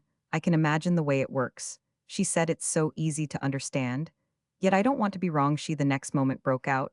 I don't want to be wrong. To make a mistake, you mean? Oh no, she meant nothing of the sort, she knew. But too well what she meant. I don't make mistakes, but I perpetrate in thought crimes. And she spoke with all intensity. I am a most dreadful person. There are times when I seem not to mind a bit what I've done, or what I think or imagine or fear, or except when I feel that I'd do it agin feel that I'd do things myself. Ah, my dear, the colonel remarked in the coolness of debate. Yes, if you had driven me back on my nature, luckily, for you never have you've done everything else, but you've never done that. But what I really don't a bit want, she declared, is to abet them or to protect them. Her companion turned this over. What is there to protect them from if, by your now so settled faith, they've done nothing that justly exposes them? And it in fact half pulled her up well from a sudden scare from the alarm, I mean of what Maggie may think. Yet if your whole idea is that Maggie thinks nothing. She waited again. It isn't my whole idea, nothing is my whole idea for. I felt today, as I tell you, that there's so much in the air. Oh, in the air, the colonel dryly breathed. Well, what's in the air always hasn't itto come down to the earth. And Maggie Mrs. Assingham continued, is a very curious little person. Since I was in this afternoon, foreseeing more than I had ever done well, I felt that too for some reason as I hadn't yet felt it. For some reason, for what reason, and then, as his wife at first said nothing, did she give any sign, was she in any way different? She's always so different from anyone else in the world that it's hard to say when she's different from herself. But she has made me, said Fanny. After an instant think of her differently, she drove me home. It's home here. First to Portland Place on her leaving her father, since she does once in a while leave him, that was to keep me with her a little longer. But she kept the carriage. And after tea, there came with me herself back here. This was also for the same purpose. Then she went home. Though I had brought her a message from the prince that arranged their movements, otherwise he and Charlotte must have arrived if they have arrived expecting to drive together to Eaton Square and keep Maggie on to dinner there. She has everything there, you know, she has clothes. The colonel didn't in fact know, but he gave it his apprehension. Oh, you mean a change. 20 changes if you like, all sorts of things. She dresses, really Maggie does as much for her father and she always does for her husband or for herself. She has her room in his house very much as she had it before she was married, and just as the boy has quite a second nursery there, in which Mrs. Noble, when she comes with him, makes herself, I assure you, at home. See by N, that if Charlotte in her own house, so to speak, should wish a friend or two to stay with her, she really would be scarce able to put them up. It was a picture into which, as a thrifty entertainer himself, Bob Assingham could more or less enter Maggie, and the child spread so. Maggie and the child spread so. Well, he considered it is rather rum. That's all I claim. She seemed thankful for the word. I don't say it's anything more, but it is distinctly rum. Which after an instant, the colonel took up more. What more could it be? It could be that she's unhappy, and that she takes her funny little way of consoling herself, for if she were unhappy, Mrs. Assingham had figured it out. That's just the way I am convinced she would take. But how can she be unhappy, since he is, I am also convinced, in the midst of everything, adores her husband as much as ever? The colonel at this brooded for a little at large. Then, if she's so happy, please, what's the matter? It made his wife almost spring at him. You think then she's secretly wretched? But he threw up his arms in deprecation. Ah, my dear, I give them up to you. I've nothing more to suggest. Then it's not sweet of you, she spoke at present, as if he were frequently sweet. You admit that it is rum. And this indeed fixed again, for a moment, his intention. Has Charlotte complained of the want of rooms for her friends? Never that I know of a word. It isn't the sort of thing she does. And whom has she, after all, Mrs. Assingham added, to complain to? Hasn't she always you? "Oh me Charlotte and I nowadays," she spoke as of a chapter closed, "yet see the justice I still do her, she strikes me more and more as extraordinary." A deeper shade at the renewal of the word had come into the colonel's face. If they're each and all so extraordinary then, isn't that why one must just resign one's self to wash one's hands of them toe? Be lost her face, however, so met the question as if it were but a flicker of the old tone that their trouble had now become too real for her charged eyes, so betrayed the condition of her nerves, that he stepped back alertly enough to firmer ground. He had spoken before in this light of a plain man's vision. But he must be something more than a plain man. Now hasn't she then Charlotte always her husband? To complain to shed rather die. Ohen Bob Assingham's face at the vision of such extremities lengthened for very docility hasn't she the prince then? For such matters oh he doesn't count. I thought that was just what is the basis of our agitation, does do. Mrs. Assingham, however, had her distinction ready not a bit as a person to bore with complaints the ground of my agitation, is exactly that she never on any pretext bores him not Charlotte, and in the imagination of Mrs. Verver's superiority to any such mistake, she gave characteristically something like a toss of her head as, marked a tribute to that lady's general grace in all the conditions, as the personage referred to doubtless had ever received. Ah, only Maggie with which the colonel gave a short low gurgle, but it found his wife again prepared. Not only Maggie a great many people in London and small wonder bore him. Maggie only worse then, but it was a question that he had promptly dropped at the returning brush of another of which she had shortly before sown the seed. You said just now that he would by this time be back with Charlotte. If they have arrived, you think it then possible that they really want have returned. His companion exhibited to view for the idea a sense of her responsibility. But this was insufficient clearly to keep her from entertaining it. I think there's nothing, there ain't not now capable often there, so intense good faith. Good faith echoed the words which had in fact something of an odd ring critically. Their false position it comes to the same thing, and she bore down with her decision, the superficial lack of sequence. They may very possibly, for a demonstration as I see them not have come back. He wondered visibly at this, how she did see them, may have bolted somewhere together. May have stayed over at Matcham itself, till tomorrow, may have wired home each of them, since Maggie left me, may have done Fanny Assingham, continued God knows, what she went on suddenly, with more emotion which, at the pressure of some spring of her inner vision, broke out in a wail of distress. Imperfectly smothered whatever they've done, I shall never know never because I don't want to, and because nothing will induce me so they may do as they like, but I've worked for them. All she uttered this last with another irrepressible quaver. And the next moment her tears had come, though she had with the explosion quitted her husband as if to hide it from him, she passed into the dusky drawing-room, where during his own prowl shortly previous, he had drawn up a blind so that the light of the street lamps came in a little at the window she made for this window against which she leaned her head, while the colonel with his lengthened face looked after her for a minute, and hesitated. He might have been wondering what she had really done, to what extent beyond his knowledge, or his conception in the affairs of these people, she could have committed herself. But to hear her cry, and yet try not to, was quickly enough too much for him. He had known her at other times quite not try not to, and that had not been so bad. He went to her, and put his arm round her. He drew her head to his breast, where while she gasped, she let it stay a little all, with a patience that presently stilled her. Yet the effect of this small crisis, oddly enough, was not to close their colloquy, with the natural result of sending them to bed. What was between them had opened out further, had somehow through the sharp show of her feeling taken a positive stride, had entered, as it were without more words, the region of the understood, shutting the door after it, and bringing them so still more nearly face to face they remained for some minutes looking at it through the dim window which opened upon the world of human trouble in general, and which let the vague light play here and there upon gilt and crystal and color. Florid features looming dimly of Fanny's drawing-room, and the beauty of what thus passed between them, passed with her cry of pain, with her burst of tears, with his wonderment and his kindness, and his comfort, with the moments of their silence above all, which might have represented their sinking together hand in hand for a time into the mystic lake, where he had begun, as we have hinted, by seeing her paddle aloneth. Beauty of it was that they now could really talk better than before, because the basis had at last once for all defined itself. What was the basis which Fanny absolutely exacted? But that Charlotte and the prince must be saved, so far as, consistently speaking of them, as still safe might save them. It did save them somehow for Fanny's troubled mind, for that was the nature of the mind of women he conveyed to her now at all. Events by refusing her no gentleness that he had sufficiently got the tip, and that the tip was all he had wanted. This remained quite clear even when he presently reverted to what she had told him of her recent passage with Maggie. I don't altogether see, you know what you infer from it, or why you infer anything when he so expressed himself. It was quite as if in possession of what they had brought up from the depths. Roman 24. I can't say more. This made his companion reply than that something in her face, her voice, and her whole manner acted upon me as nothing in her had ever acted before. And just for the reason above all, that I felt her trying her very bestand, her very best. Poor duck, is very good to be quiet and natural. It's when one sees people who always are natural, making little pathetic blinking efforts for it, then it is that one knows something's the matter. I can't describe my impression. You would have had it for yourself.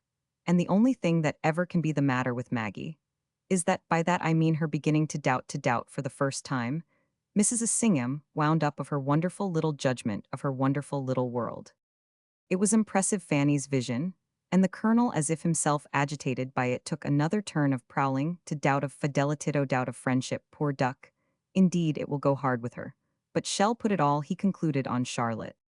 Mrs. Assingham, still darkly contemplative, denied this with a headshake. She won't put it anywhere. She won't do with it anything anyone else would. Shall take it all herself. You mean shall make it out her own fault? Yes, shall find means somehow to arrive at that. Ah, then the colonel dutifully declared she's indeed a little brick. Oh, his wife returned, y'all see in one way or another to what tune, and she spoke of a sudden with an approach to elation, so that, as if immediately feeling his surprise, she turned round to him. Shall see me somehow through. See you. Yes, me, I am the worst for, said Fanny Assingham, now with a harder exaltation. I did it all. I recognize that. I accept it. She won't cast it up at mesh, won't cast up anything, so I throw myself upon her. Shall bear me up. She spoke almost volublish, held him, with her sudden sharpness. Shall carry the whole weight of us. There was still nevertheless wonder in it. You mean she won't mind, I say, love, and he not unkindly stared. Then where's the difficulty? There isn't any, Fanny declared with the same rich emphasis. It kept him indeed, as by the loss of the thread, looking at her longer. Ah, you mean there isn't any for us?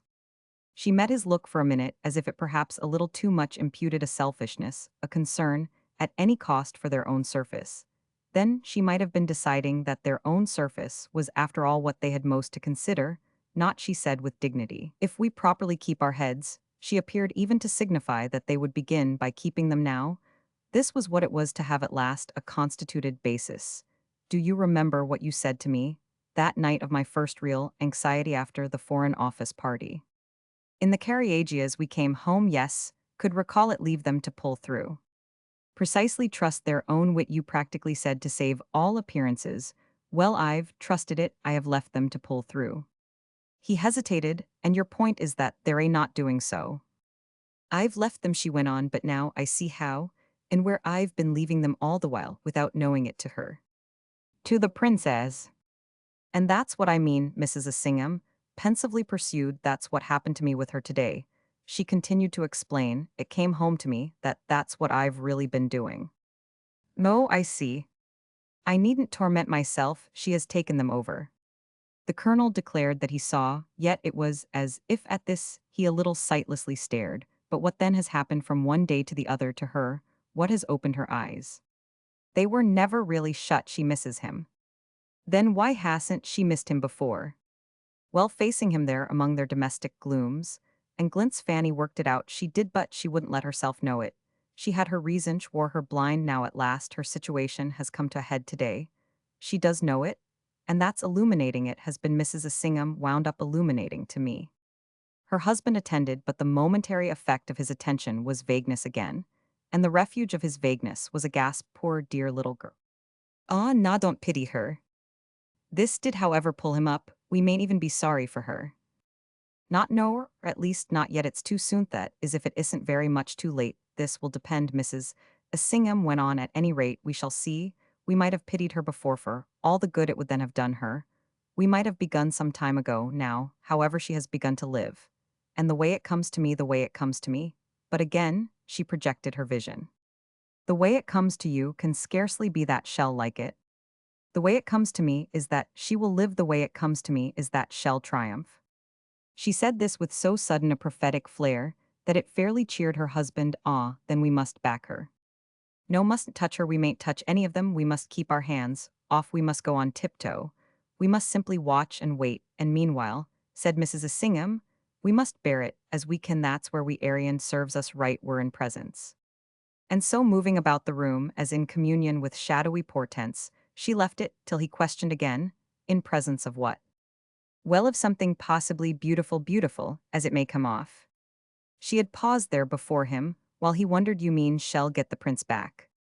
She raised her hand in quick impatience. The suggestion might have been almost abject. It isn't a question of recovery. It won't be a question of any vulgar struggle to get him back. She must have lost him. And to have lost him, she must have had him, with which Fanny shook her head. What I take her to be waking up to is the truth that all the while she really hasn't had him never.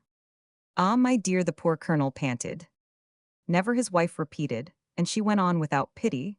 Do you remember what I said to you long ago that evening just before their marriage, when Charlotte had so suddenly turned up? The smile with which he met this appeal was not, it was to be feared, robust. What haven't you, love, said in your time? So many things, no doubt, that they make a chance for my having once or twice spoken the truth. I never spoke it more, at all events, than when I put it to you that evening, that Maggie was the person in the world to whom a wrong thing could least be communicated.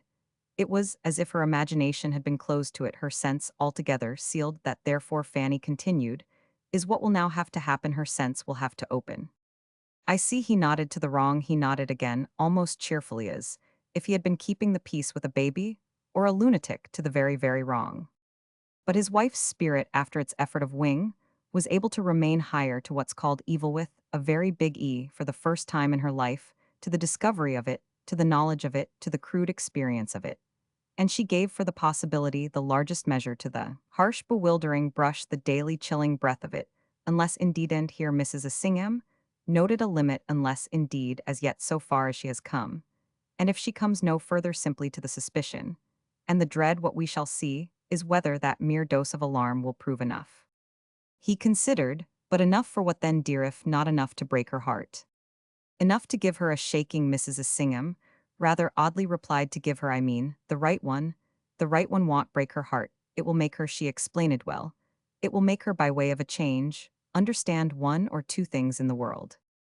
But isn't it a pity, the colonel asked, that they should happen to be the one or two that will be the most disagreeable to her? Oh, disagreeable, they'll have had to be disagreeable to show her a little where she is. They'll have had to be disagreeable to make her sit up. They'll have had to be disagreeable to make her decide to live. Bob Assingham was now at the window while his companion slowly revolved.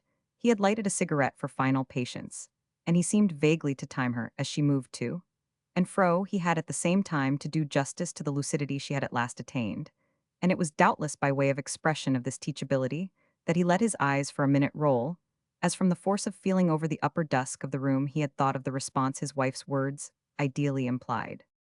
Decide to live a yes for her child. Oh, bother her child, and he had never felt so snubbed for an exemplary view, as when Fanny now stopped short to live, you poor dear, for her father, which is another pair of sleeves.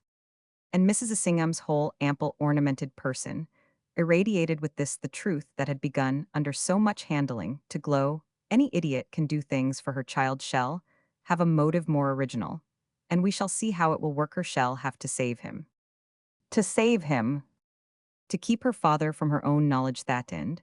She seemed to see it before her in her husband's very ice will be work cut out, with which, as at the highest conceivable climax, she wound up their colloquy good night.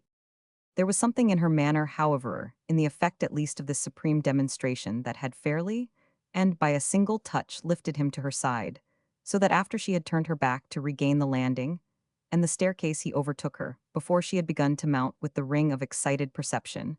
Ah, but you know that's rather jolly. Jolly, she turned upon it again, at the foot of the staircase. I mean, it's rather charming. Charming it had still to be their law, a little, that she was tragic when he was comic. I mean, it's rather beautiful, you just said yourself. It would be only, he pursued promptly with the impetus of this idea, and as if it had suddenly touched with light for him connections, hitherto dimly. I don't quite see why that very care for him, which has carried her to such other lengths precisely as effect one is so rum hasn't also by the same stroke, made her notice a little more what has been going on. Ah, there you are, it's the question that I've all along been asking myself. She had rested her eyes on the carpet, but she raised them as she pursued, let him have it straight, and it's the question of an idiot. An idiot? Well, the idiot that I've been in all sorts of ways, so often of late have I asked it. You're excusable since you ask it. But now, the answer I saw today has all the while been staring me in the face. Then what in the world is it? Why, the very intensity of her conscience about him, very passion of her brave little piety. That's the way it has worked, Mrs. Assingham explained, and I admit it to have been as rum a way as possible. But it has been working from a rum start from the moment the dear man married to ease his daughter off. And it then happened by an extraordinary perversity that the very opposite effect was produced with the renewed vision of this fatality, however she could give but a desperate shrug. I see, the colonel sympathetically mused, that was a rum start. But his very response as she again flung up her arms seemed to make her sense for a moment intolerable. Yes, sir. I was really at the bottom of it, she declared. I don't know what possessed me, but I planned for him. I goaded him on, with which however the next moment she took herself up. Or rather, I do know what possessed me, for wasn't he beset with ravening women right and left, and didn't he quite pathetically appeal for protection? Didn't he quite charmingly show one how he needed and desired it, Maggie? She thus lucidly continued, couldn't, with a new life of her own, give herself up to doing for him in the future all she had done in the pasto, fencing him in to keeping him safe and keeping them off. One perceived this, she went on, out of the abundance of one's affection and one's sympathy. It all blessedly came back to her when it wasn't all for the 50th time obscured, in face of the present facts, by anxiety and compunction. One was no doubt a meddlesome fool. One always is to think one sees people's lives for them better than they see them for themselves, but one's excuse here, she insisted, was that these people clearly didn't see them for themselves as didn't see them at all. It struck one for very pity that they were making a mess of such charming material, that they were but wasting it, and letting it go. They didn't know how to liven somehow. One couldn't, if one took an interest in them at all, simply stand and see it. That's what I pay for. And the poor woman, in straighter communion with her companion's intelligence at this moment, she appeared to feel than she had ever been before, let him have the whole of the burden of her consciousness. I always pay for it sooner or later, my sociable, my damnable, my unnecessary interest. Nothing, of course, would suit me, but that it should fix itself also on Charlotte, who was hovering there on the edge of our lives, when not beautifully and a trifle mysteriously flitting across them, and who was a piece of waste and a piece of threatened failure, just as for any possible good to the world Mr. Verver and Maggie were. It began to come over me in the watches of the night that Charlotte was a person who could keep off ravening women without being one herself, either in the vulgar way of the others, and that this service to Mr. Verver would be a sweet employment for her future. There was something, of course, that might have stopped me. You know what I mean. It looks at me, she veritably moaned, out of your face. But all I can say is that it didn't, the reason largely being once I had fallen in love with the beautiful symmetry of my plant, that I seemed to feel sure Maggie would accept Charlotte, whereas I didn't quite make out either what other woman or what other kind of woman one could think of her accepting. I see, she had paused, meeting all the while his listening look, and the fever of her retrospect had so risen with her talk that the desire was visibly strong in him to meet her on his side, but with cooling breath, one quite understands, my dear. It only, however, kept her there somber. I naturally see, love, what you understand, which sits again perfectly in your eyes. You see that I saw that Maggie would accept her in helpless ignorance. Yes, dearest, and the grimness of her dreariness suddenly, once more possessed her. You've only to tell me that that knowledge was my reason for what I. Roman 999. How, when you do, can I stand up to you? You see, she said with an ineffable headshake. That I don't stand up, I'm down, down, down, she declared. Yet she as quickly added, there's just one little thing that helps to save my life. And she kept him waiting, but an instant they might easily, would perhaps even certainly have done something worse. He thought, worse than that, Charlotte? Ah, don't tell me, she cried, that there could have been nothing worse. There might, as they were, have been many things. Charlotte, in her way, is extraordinary. He was almost simultaneous extraordinary. She observes the form, said Fanny Assingham. He hesitated with the prince. For the prince and with the others, she went on, with Mr. Verver wonderfully, but above all with Maggie, and the forms had to do even them justice. 2/3 of conduct. Say he had married a woman who would have made a hash of them. But he jerked back, "Ah, my dear, I wouldn't say it for the world." Say she none the less pursued he had married a woman the prince would really have cared for. You mean then he doesn't care for Charlotte? This was still a new view to jump to, and the colonel perceptibly wished to make sure of the necessity of the effort, for that while he stared his wife allowed him time at the end of which she simply said no. Then what on earth are they up to still, however? She only looked at him, so that standing there before her with his hands in his pockets, he had time further to risk soothingly another question. Are the forms you speak off that? Are two-thirds of conduct what will be keeping her now, by your hypothesis, from coming home with him till morning? Yes, absolutely, their forms. Theirs. Maggie's and Mr. Verver's those they impose on Charlotte, and the prince, those she developed that so perversely as I say have succeeded in setting themselves up as the right ones. He considered but only now at last really to relapse into woe your perversity, my dear, is exactly what I don't understand the state of things existing hasn't grown like a field of mushrooms. In a night, whatever they all round may be in for now, is at least the consequence of what they've done, are they mere helpless victims of fate? Well, Fanny at last had the courage of it. Yes, they are to be so abjectly innocent that is to be victims of fate. And Charlotte and the prince are abjectly innocent. It took her another minute, but she rose to the full height. Yes, that is, they were as much so in their way as the others. There were beautiful intentions. All round the princes and Charlotte's were beautiful off. That I had my faith they worried go to the stake. Otherwise, she added, I should have been a wretch. And I've not been a wretch, I've only been a double-deed donkey. Ah, then he asked, what does our muddle make them to have been? Well, too much taken up with considering each other, you may call such a mistake as that by whatever name you please it at any rate means all round their case. It illustrates the misfortune, said Mrs. Assingham, gravely, of being too charming. This was another matter that took some following, but the colonel again did his best. Yes. But to whom doesn't it rather depend on that? To whom have the prince and Charlotte then been too charming? To each other in the first place, obviously, and then both of them together to Maggie. To Maggie, he wonderingly echoed. To Maggie she was now crystalline by having accepted from the first so guilelessly, themselvish or guileless idea, of still having her father, of keeping him fast in her life. Then isn't one supposed in common humanity? And if one hasn't quarreled with him, and one has the means, and he on his side, doesn't drink or kick up roses, one's supposed to keep one's aged parent in one's life.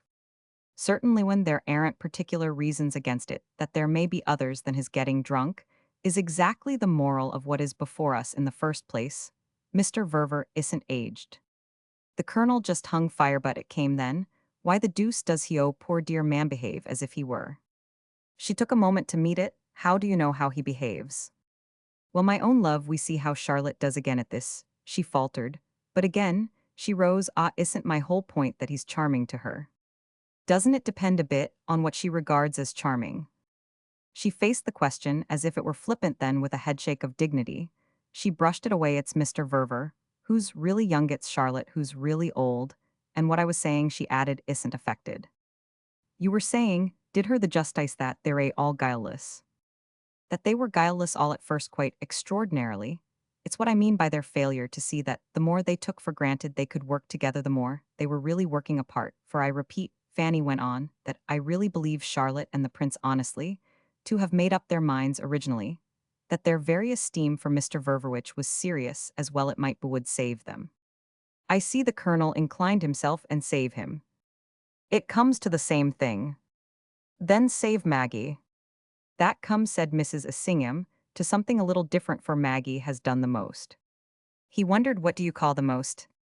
Well, she did it originalish, began the vicious circle, for that though you make round eyes at my associating her with vices, simply what it has been, it's their mutual consideration, all round, that has made it the bottomless gulf, and they're really so embroiled. But because in their way they've been so improbably good. In their ways, the colonel grinned. Which was above all Maggie's way. No flicker of his ribaldry was anything to her. Now Maggie had in the first place to make up to her father for her having suffered herself to become a poor little dear, as she believed so intensely married. Then she had to make up to her husband for taking so much of the time they might otherwise have spent together to make this reparation to Mr. Verver perfect. And her way to do this precisely was by allowing the prince the enjoyment, whatever you may call it, of Charlotte to cheer his pathby installments, as it were in proportion, as she herself, making sure her father was all right, might be missed from his side, by so much at the same time. However, Mrs. Assingham further explained by so much as she took her young stepmother for this purpose away from Mr. Verver. By just so much did this too strike her, as something again to be made up, for it has saddled her, you will easily see, with a positively new obligation to her father, an obligation created and aggravated by her unfortunate, even if quite heroic, little sense of justice. She began with wanting to show him that his marriage could never, under whatever temptation of her own bliss with the prince, become for her a pretext for deserting or neglecting him. Then, that in its order entailed her wanting to show the prince that she recognized how the other Desirethes wished to remain intensely the same passionate little daughter. She had always been involved in some degree, and just for the present, so to speak, her neglecting and deserting him. I quite hold Fanny with characteristic amplitude. Parenthesis that a person can mostly feel, but one passion on tender passion, that ice at a time, only that doesn't hold good for our primary and instinctive attachments. The voice of blood, such as one's feeling for a parent or a brother, those may be intense, and yet not prevent other intensitieses, you will recognize, my dear, when you remember how I continued tout betement to adore my mother, whom you didn't adore for years, after I had begun to adore you. Well, Magish, kept at Uppies in the same situation, as I was, plus complications, from which I was, thank heaven, exempt, plus the complication above all of not having in the least begun, with the sense for complications, that I should have had before she knew it, at any rate her little scruples, and her little lucidities, which were really so divinely blind, her feverish little sense of justice, as I say, had brought the two others together as her grossest misconduct couldn't have done. And now, she knows something or other has happened it hasn't heretofore known, what she has only piled up her remedy, poor child, something that she has earnestly, but confusedly seen, as her necessary policy, piled it on top of the policy on top of the remedy, that she at first thought out for herself. And that would really have needed since then so much modification. Her only modification has been the growth of her necessity to prevent her father's wondering if all in their life in common may be so certainly for the best. She has now, as never before, to keep him unconscious that peculiar, if he makes a point of it, as their situation is, there's anything in it all uncomfortable or disagreeable, anything morally the least out of the way, she has to keep touching it up to make it each day, each month, look natural and normal to him. So that, God forgive me the comparisons, like an old woman who has taken to painting, and who has to lay it on thicker to carry it off with a greater audacity, with a greater impudence, even the older she grows. And Fanny stood a moment captivated with the image. She had thrown off, I like the idea of Maggie audacious and impudent learning, to be so to gloss things over she could, even will yet I believe learn it for that sacred purpose consummately diabolically. For from the moment the dear man should see it's all rouge, she paused, staring at the vision. It imparted itself even to Bob. Then the fun would begin, as it but made her look at him hard. However, he amended the form of his inquiry. You mean that in that case she will, charming creature, be lost? She was silent a moment more. As I've told you before, she won't be lost. If her father's saved, shall see that as salvation enough. The colonel took it in then. She's a little heroine. Rather, she's a little heroine, but it's his innocence above all, Mrs. Assingham added, that will pull them through. Her companion at this focused again. Mr. Verver's innocence, it's awfully quaint.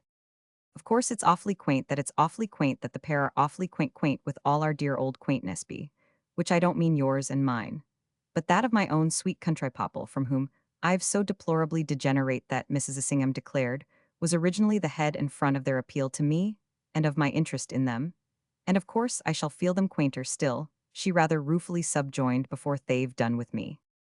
This might be, but it wasn't what most stood in the colonel's way. You believe so, in Mr. Verver's innocence, after 2 years of Charlotte. She stared, but the whole point is just that 2 years of Charlotte are what he hasn't really'r, what you may call undividedly had. Any more than Maggie, by your theory, has really, or undividedly, had 4 of the prince. It takes all she hasn't, had the colonel conceded to account for the innocence that, in her too, so leaves us in admiration. So far as it might be ribald again, she let this pass. It takes a great many things to account for Maggie. What is definite, at all events, is that strange, though this be her effort for her father, has up to now sufficiently succeeded. She makes him accept the tolerably obvious oddity of their relation, all round, for part of the game behind her they're protected and amused, and as it were exquisitely humbugged. The Principino, in whom he delights always aiding, has safely, and serenely enough, suffered the conditions of his life to pass for those he had sublimely projected. He hadn't worked them out in detail any more than I had heaven pity meaned. The queerness has been exactly in the detail, this for him. is what it was to have married Charlotte, and they both she neatly wound up help. Both? I mean that if Maggie always in the breach makes it seem to him, also flourishingly, to fit Charlotte does her part not less, and her part is very large. Charlotte Fanny declared works like a horse. So there it all was, and her husband looked at her a minute across it, and what does the prince work like? She fixed him in return like a prince whereupon, breaking short off to ascend to her room, she presented her highlight curated back in, which in odd places controlling the complications of its aspect the ruby, or the garnet the turquoise, and the topaz gleamed like faint symbols of the wit that pinned together the satin patches of her argument. He watched her as if she left him positively, under the impression of her mastery of her subject, yes, as if the real upshot of the drama before them was, but that he had when it came to the tight places of Lyfia's life had shrunk for him, now the most luminous of wives, he turned off in this view of her majestic retreat the comparatively faint little electric lamp, which had presided over their talk, then he went up as immediately behind her, as the billows of her amber train allowed, making out how all the clearness they had conquered was even for herself, a relief how, at last, the sense of the amplitude of her exposition, sustained, and floated her joining her however on the landing above where she had already touched a metallic point into light. He found she had done perhaps even more to create than to extinguish in him the germ of a curiosity. He held her a minute longer there. Was another plum in the pie, what did you mean some minutes ago, by his not caring for Charlotte? The prince's by his not really caring she recalled, after a little benevolently enough, I mean that men don't. When it has all been too easy that's how in 9 cases out of 10, a woman is treated who has risked her life. You asked me just now how he works, she added, but you might better perhaps have asked me how he plays. Well, he made it up like a prince. Like a prince he is profoundly a prince for that, she said with expression hess beautifully a case. They're a far rarer, even in the highest circles, than they pretend to be, and that's what makes so much of his value. He's perhaps one of the very last of the real ones.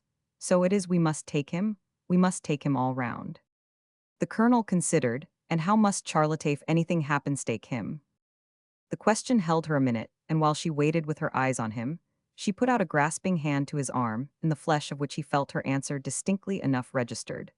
Thus, she gave him standing off a little the firmest, longest, deepest injunction he had ever received from her. Nothing in spite of everything will happen, nothing has happened, nothing is happening. He looked a trifle disappointed. I see, for us.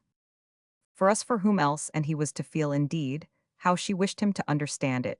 We know nothing on earth, it was an undertaking he must sign. So he wrote as it were his name, we know nothing on earth, it was like the soldier's watchword at night. We're as innocent, she went on in the same way, as babes. Why not rather say, he asked, as innocent as they themselves are? Oh, for the best of reasons, because we're much more so. He wondered, but how can we be more? For them, oh, easily we can be anything. Absolute idiots then. Absolute idiots, and oh, Fanny, breath the way it will rest us. Well, he looked as if there were something in that, but want they know we're not. She barely hesitated. Charlotte, and the prince think we Arrowhitch is so much gained. Mr. Verver believes in our intelligence, but he doesn't matter. And Maggie, doesn't she know that we see before our noses? Yes, this indeed took longer. Oh, so far as she may guess, it shall give no sign, so it comes to the same thing. He raised his eyebrows. Comes to our not being able to help her. That's the way we shall help her. By looking like fools. She threw up her hands. She only wants herself to look like a bigger. So there we are, with which she brushed it away. His conformity was promised, something however still held her. It broke to her own vision, as a last wave of clearness. Moreover, now, she said, I see, I mean, she added, what you were asking me? How I knew today in Eaton Square that Maggie's awake. And she had indeed visibly got it, it was by seeing them together. Seeing her with her father, he fell behind again, but you've seen her often enough before. Never with my present eyes, for nothing like such a test that of this length of the other's absence, Toadster has hitherto occurred. Possibly, but if she and Mr. Verver insisted upon it. Why is it such a test? Because it has become one without their intending it, it has spoiled, so to speak, on their hands. It has soured, the colonel said. The words horrible say, rather it has changed perhaps. Fanny went on, she did wish to see how much she can bear in that case. She has seen only it was she alone. Woe about the visit insisted, her father insists on nothing, and she watches him do it. Her husband looked impressed, watches him. For the first faint sign, I mean of his noticing, it doesn't as I tell you come, but she's there for it to see, and I felt she continued how she's there I caught her, as it were, in the fact she couldn't keep it from Metho.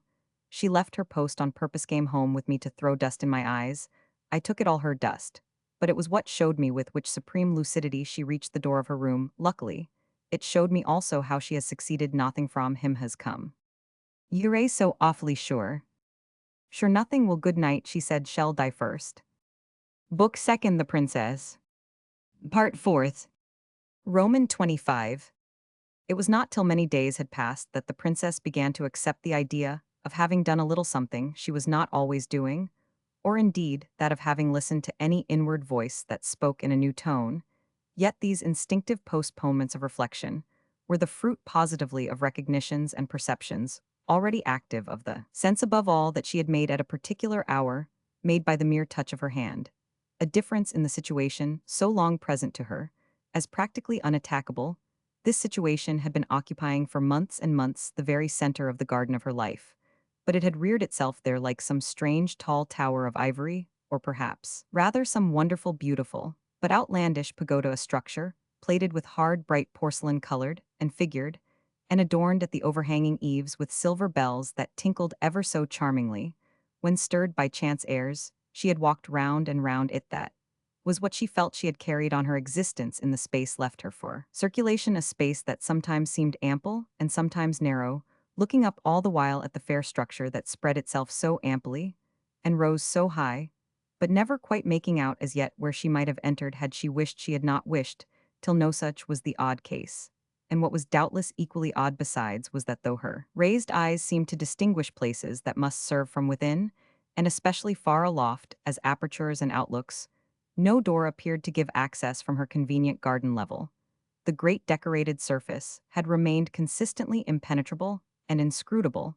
At present, however, to her considering mind it was as if she had ceased merely to circle and to scan the elevation, ceased so vaguely, so quite helplessly, to stare and wonder. She had caught herself distinctly in the act of pausing, then, in that of lingering, and finally, in that of stepping unprecedentedly.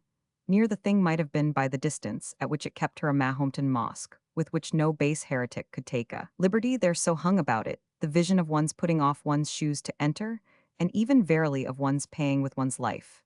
If found there, as an interloper, she had not certainly arrived at the conception of paying with her life for anything she might do, but it was nevertheless quite as if she had sounded with a tap or two one of the rare porcelain plates she had knocked in. Short, though she could scarce have said whether for admission or for what, she had applied her hand to a cool, smooth spot, and had waited to see what would happen. Something had happened. It was as if a sound at her touch after a little had come back to her from within, a sound, sufficiently suggesting that her approach had been noted. If this image, however, may represent our young woman's consciousness of a recent change in her life, a change now but a few days old, it must at the same time be observed that she both sought and found in renewed circulation, as I have called it, a measure of relief from the idea of having perhaps to answer for what she had done the pagoda in her blooming garden. Figured the arrangement, though otherwise was it to be named be, which so strikingly she had been able to marry without breaking, as she liked to put it, with the past. She had surrendered herself to her husband without the shadow of a reserve or a condition, and yet she had not all the while given up her father the least little inch.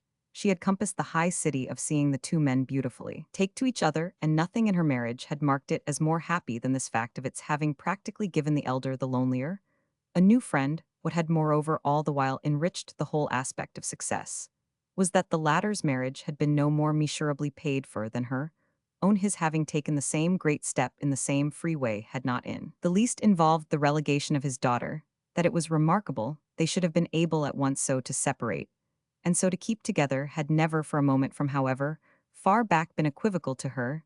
That it was remarkable had in fact quite counted at first and always, and for each of them equally as part of their inspiration and their support. There were plenty of singular things. They were not enamored offlights of brilliancy, of audacity, of originality, that, speaking at least for the dear man and herself, were not at all in their line, but they liked to think they had given their life this unusual extension, and this liberal form, which many families, many couples, and still more many pairs of couples would not have found workable. That last truth had been distinctly brought home to them by the bright testimony, the quite explicit envy of most of their friends, who had remarked to them again and again that they must on all the showing to keep on such terms be people of the highest amiability ability, including in the praise of coarse Amerigo and Charlotte, it had given them pleasurias, how should it not? Find themselves shed such a glamour it had certainly, that is given pleasure to her father and herself, both of them, distinguishably of a nature so slow to presume that they would scarce have been sure of their triumph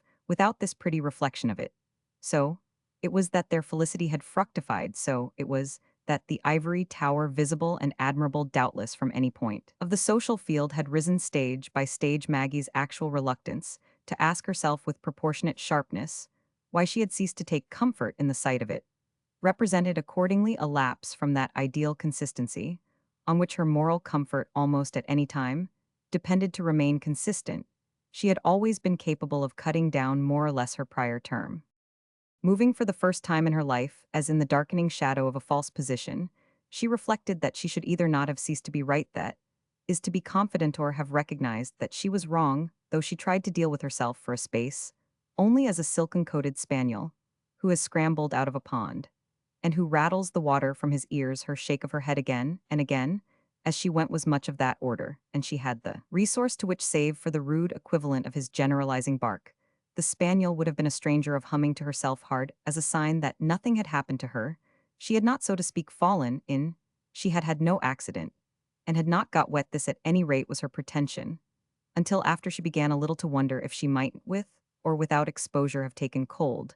She could at all events remember no time at which she had felt so excited, and certainly Nanuhich was another special point that so brought with it, as well the necessity for concealing excitement. This birth of a new eagerness became a high pastime in her view, precisely by reason of the ingenuity required for keeping the thing born out of sight.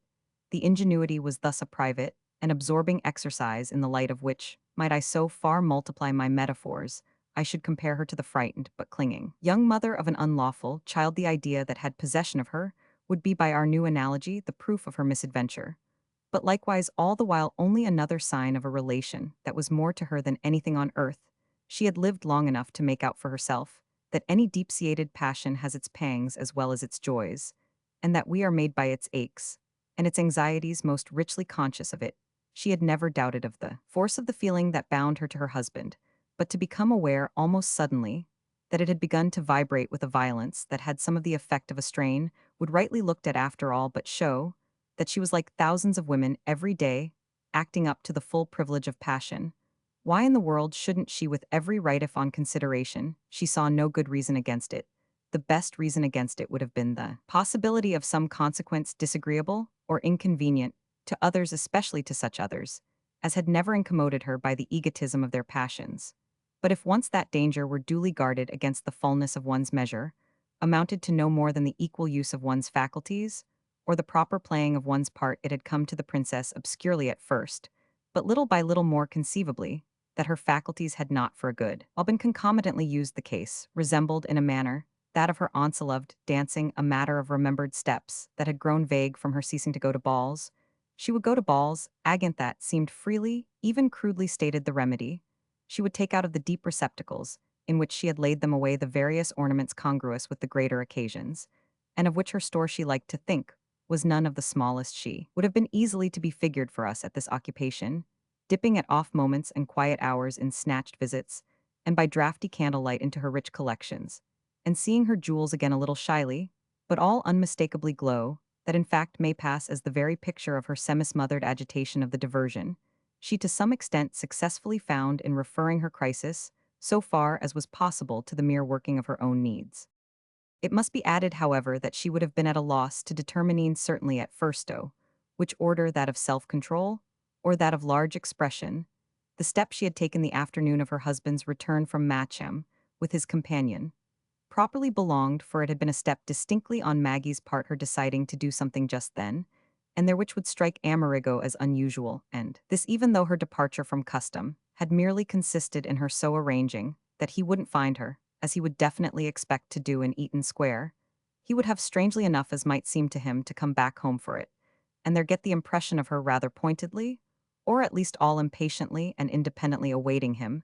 These were small variations and mild maneuvers, but they, when accompanied on Maggie's part, as we have mentioned, with an infinite sense of intention, Her watching by his fireside for her husband's return from an absence might superficially have presented itself as the most natural act in the world, and the only one into the bargain on which he would positively have reckoned it fell by this circumstance into the order of plain matters. And yet the very aspect by which it was in the event handed over to her brooding fancy was the fact that she had done with it all she had designed. She had put her thought to the proof. And the proof had shown its edge. This was what was before her, that she was no longer playing with blunt and idle tools with weapons that didn't cut their past across her vision, 10 times a day the gleam of a bare blade. And at this it was that she most shut her eyes, most knew the impulse to cheat herself with motion and sound. She had merely driven on a certain Wednesday to Portland Place, instead of remaining in Eaton Square. And she privately repeated it again, and again there had appeared beforehand no reason why she should have seen the mantle of history flung by a single sharp sweep over so commonplace a deed, that all the same was what had happened it had been bitten into her mind all in an hour, that nothing she had ever done would hereafter in some way, yet to be determined so count for her perhaps, not even what she had done in accepting in their old golden Rome, Amerigo's proposal of marriage. And yet by her little crouching posture there, that of a timid tigress, she had meant nothing recklessly ultimate, nothing clumsily fundamental, so that she called it names, the invidious, the grotesque attitude, holding it up to her own ridicule, reducing, so far as she could, the porty of what had followed it. She had but wanted to get nearer to something indeed, that she couldn't, that she wouldn't even to herself describe. And the degree of this achieved nearness was what had been in advance incalculable, her actual multiplication of distractions and suppressions, whatever it did for her, failed to prevent her living over again any chosen minute effort she could choose them. She could fix them off the freshness of relation produced by her, having administered to her husband the first surprise to which she had ever treated him. It had been a poor thing, but it had been all her own, and the whole passage was backwardly there, a great picture hung on the wall of her daily life for her, to make what she would of. It fell for retrospect into a succession of moments that were watchable still, almost in the manner of the different things done during a scene on the stage. Some scene so acted as to have left a great impression on the tenant of one of the stalls. Several of these moments stood out beyond the others, and those she could feel again, most count again like the firm pearls on a string, had belonged more particularly to the lapse of time before dinner, which had been so late, quite at 9 o'clock that evening, thanks to the final lateness of Amerigo's own advent. These were parts of the experience, though. In fact, there had been a good many of them between, which her impression could continue sharply to discriminate before the subsequent passages. Much later on, it was to be said, the flame of memory turned to an equalizing glow, that of a lamp in some side chapel, in which incense was thick. The great moment, at any rate for conscious repossession, was doubtless the first, the strange little timed silence, which she had fully gauged on the spot, as altogether beyond her own intention, but which for just how long should she ever really know, for just how long she could do nothing to break. She was in the smaller drawing-room, in which she always sat, and she had by calculation dressed for dinner, on finally coming in. It was a wonder how many things she had calculated in respect to this small incidenta matter, for the importance of which she had so quite indefinite a measure. He would be late, would be very late, that was the one certainty that seemed to look her in the face. There was still also the possibility that, if he drove with Charlotte straight to Eaton Square, he might think it best to remain there. Even on learning she had come away, she had left no message for him on any such chance. This was another of her small shades of decision, though the effect of it might be to keep him still longer absent. He might suppose she would already have dined, he might stay with all he would have to tell, just on purpose to be nice to her father. She had known him to stretch the point to these beautiful ends, far beyond that he had more than once stretched it to the sacrifice of the opportunity of dressing. If she herself had now avoided any such sacrifice, and had made herself during the time at her disposal quite inordinately fresh and quite positively smart, this had probably added, while she waited and waited, to that very tension of spirit in which she was afterwards to find the image of her. Having crouched, she did her best quite intensely by herself to banish any such appearance. She couldn't help it, if she couldn't read her pale novella, that par exemple was beyond her. But she could at least sit by the lamp with the book, sit there, with her newest frock worn for the first time sticking out all round her, quite stiff and grand, even perhaps a little too stiff and too grand for a familiar and domestic frock, yet marked none the less this time, she ventured to hope, by incontestable intrinsic merit.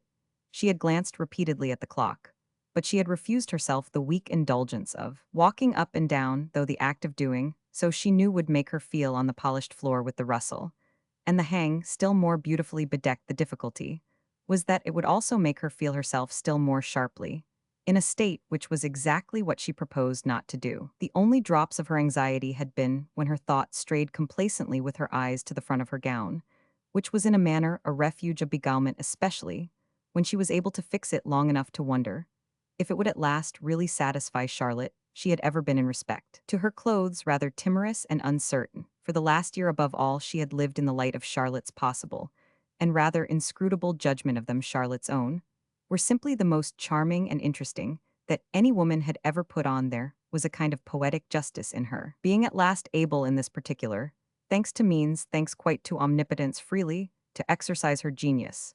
But Maggie would have described herself as in these connections, constantly and intimately torn, conscious on one side of the impossibility of copying her companion, and conscious on the other of the impossibility of sounding her independently to the bottom. Yes, it was one of the things she should go down to her grave, without having known how Charlotte, after all had been said, really thought her stepdaughter looked under any supposedly ingenious personal experiment. She had always been lovely about the stepdaughter's material bravurish, had done for her the very best with them, but there had ever fitfully danced at the back of Maggie's head the suspicion that these expressions were mercies, not judgments, embodying no absolute, but only a relative frankness. Hadn't Charlotte, with so perfect a critical vision, if the truth were known, given her up as hopeless by a serious standard, and thereby invented for her a different and inferior one, in which, as the only thing to be done, she patiently and soothingly abetted her? Hadn't she, in other words, assented in secret despair, perhaps even in secret irritation to her being ridiculoso,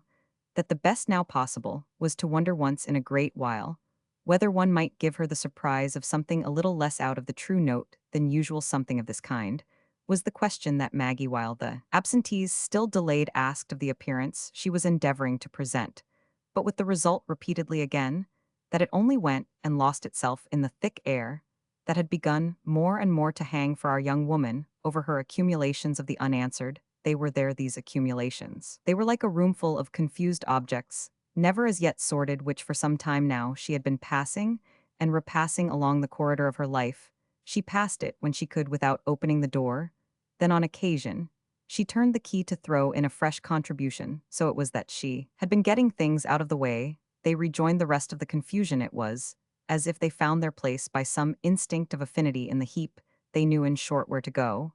And when she at present, by a mental act, once more pushed the door open, she had practically a sense of method and experience, what she should never know about Charlotte's thought tossed, that in it would find itself in company, and she might at last have been standing there long enough to see it fall into its corner. The sight, moreover, would doubtless have made her stare had her attention been more free. The sight of the mass of vain things, congruous, incongruous, that awaited every addition, it made her, in fact, with a vague gasp, turn away. And what had further determined this was the final sharp extinction of the inward scene. By the outward, the quite different door had opened, and her husband was there.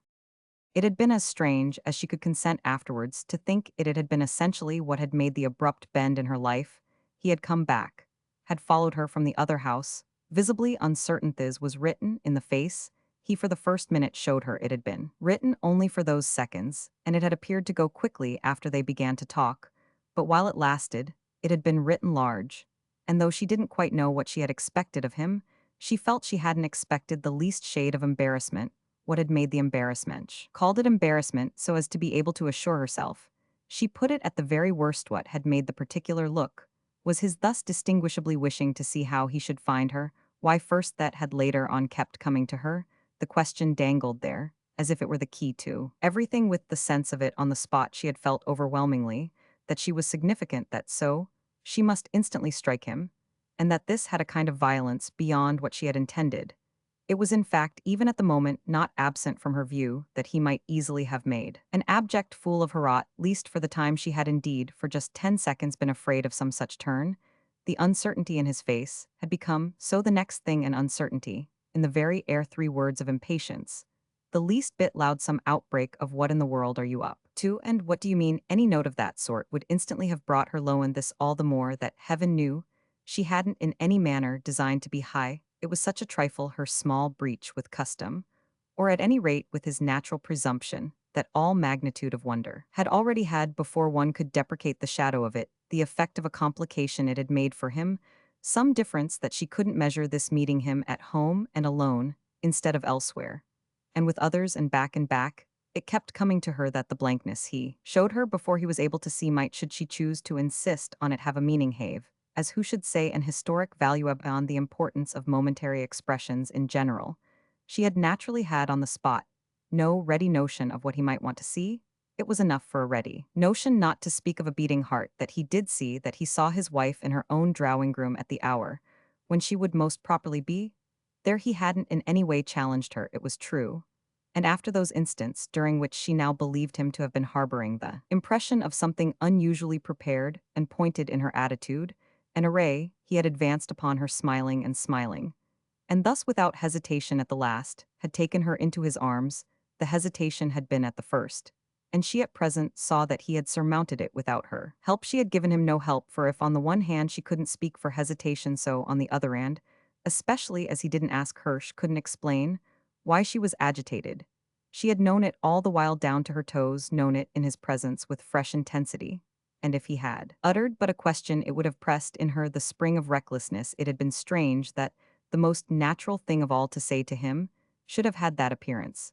But she was more than ever conscious that any appearance she had would come round more or less straight to her father, whose life was now so quiet on the basis accepted for it that any alteration of his consciousness, even in the possible sense of enlivenment, would make their precious equilibrium waver.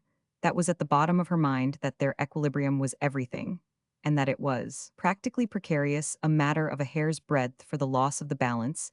It was the equilibrium, or at all events her conscious fear about it, that had brought her heart into her mouth. And the same fear was on either side in the silent look. She and Amerigo had exchanged the happy balance that demanded this amount of consideration, was truly thus, as by its own confession, a delicate matter, but that her husband had also his habit of anxiety, and his general caution only brought them, after all, more closely together. It would have been most beautifully, therefore, in the name of the equilibrium, and in that of her joy at their feeling so exactly the same about it, that she might have spoken, if she had permitted the truth on the subject of her behavior to ring out on the subject of that poor little behavior, which was for the moment so very limited a case of eccentricity. Why have I made this evening such a point of our not all dining together? Well, because I've all day been so wanting you alone that I finally couldn't bear it, and that there didn't seem any great reason why I should try to that came to me funny, as it may at first sound. With all the things we've so wonderfully got into the way of bearing for each other, you've seemed these last days, I don't know what, more absent than ever before, too absent for us merely to go on, so it's all very well, and I perfectly see how beautiful it is all round, but there comes a day when something snaps, when the full cup filled to the very brim begins to flow over. That's what has happened to my need of youth cup all day, has been too full to carry, so here I am with it, spilling it over yawned, just for the reason that is the reason of my life. After all, I've scarcely to explain that I am as much in love with you now as the first hour, except that there are some hours which I know, when they come, because they almost frighten me, that show me I am even more so they come of themselves, and they've been coming after all. Some such words as those were what didn't he ring out? Yet it was as if even the unuttered sound had been quenched here in its own quaver.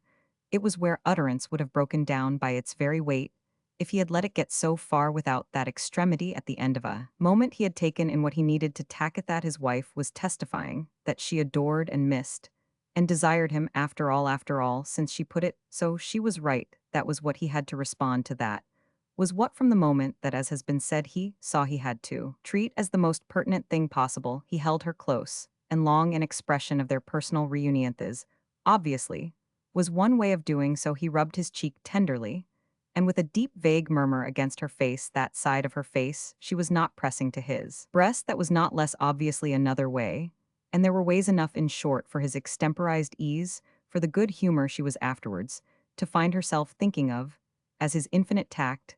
This last was partly, no doubt, because the question of tact might be felt as having come up at the end of a quarter of an hour during which he had liberally talked, and she had genially questioned. He had told her of his day, the happy thought of his roundabout journey with Charlotte, all their cathedral hunting adventure, and how it had turned out rather more of an affair than they expected. The moral of it was at any rate that he was tired verily, and must have a bath and dresto, which end she would kindly excuse him for the shortest time possible.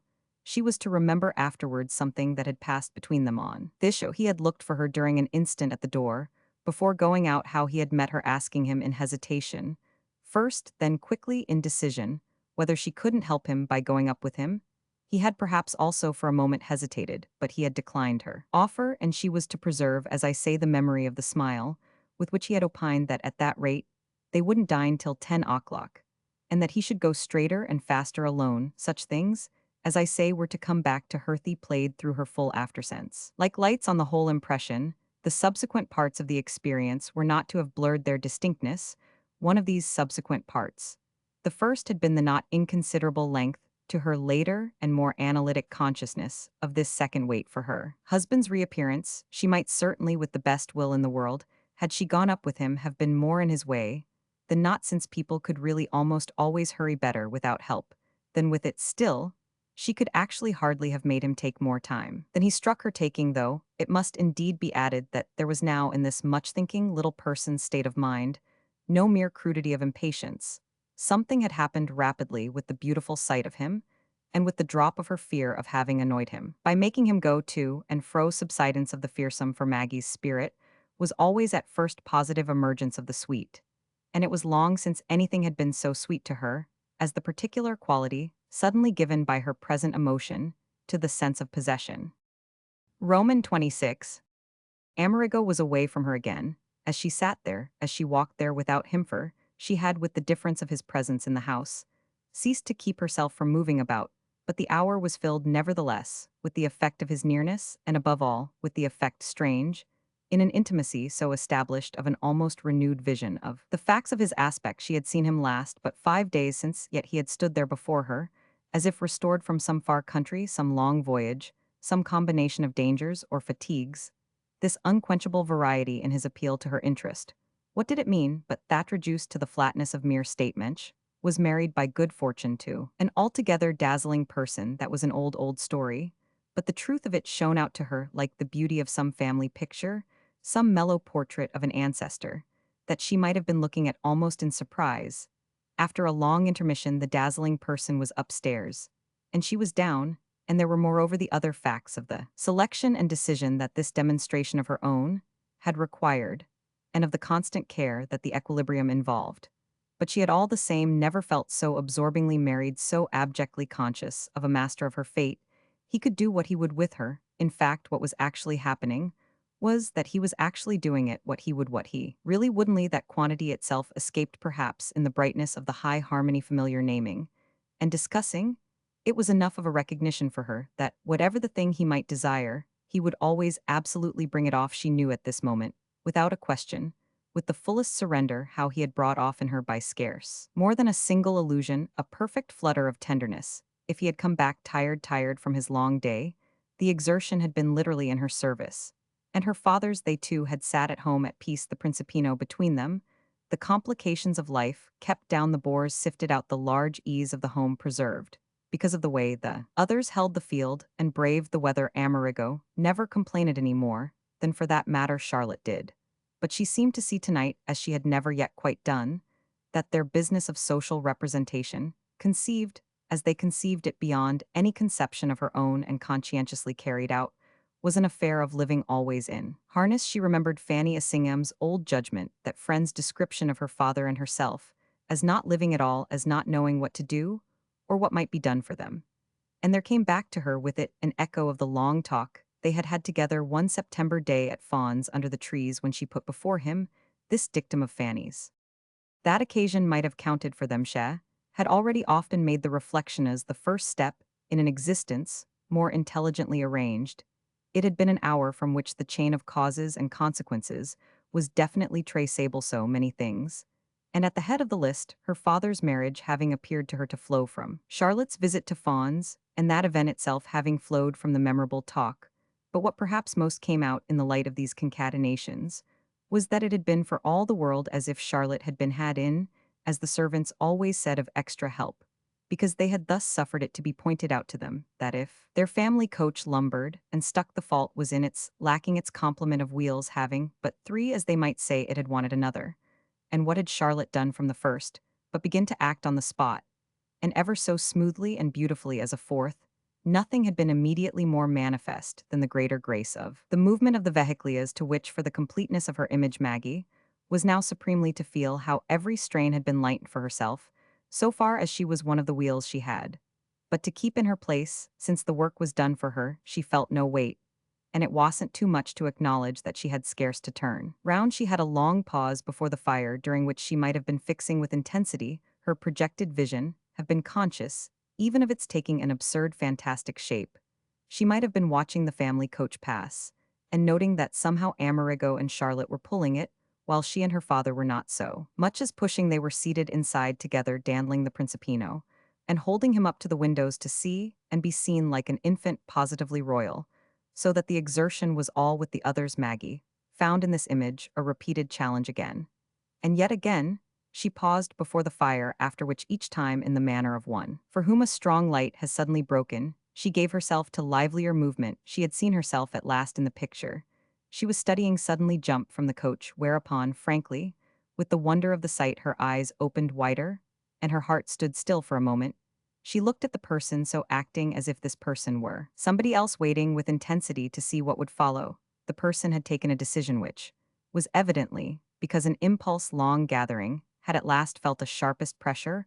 Only how was the decision to be applied? What, in particular, would the figure in the picture do? She looked about her from the middle of the room under the force of this question, as if there exactly were the field of action involved. Then, as the door opened again, she recognized whatever the action, the form, at any rate, of a first opportunity. Her husband had reappeared, stood before her refreshed, almost radiant, quite reassuring dressed, anointed, fragrant, ready above all for his dinner. He smiled at her over the end of their delay.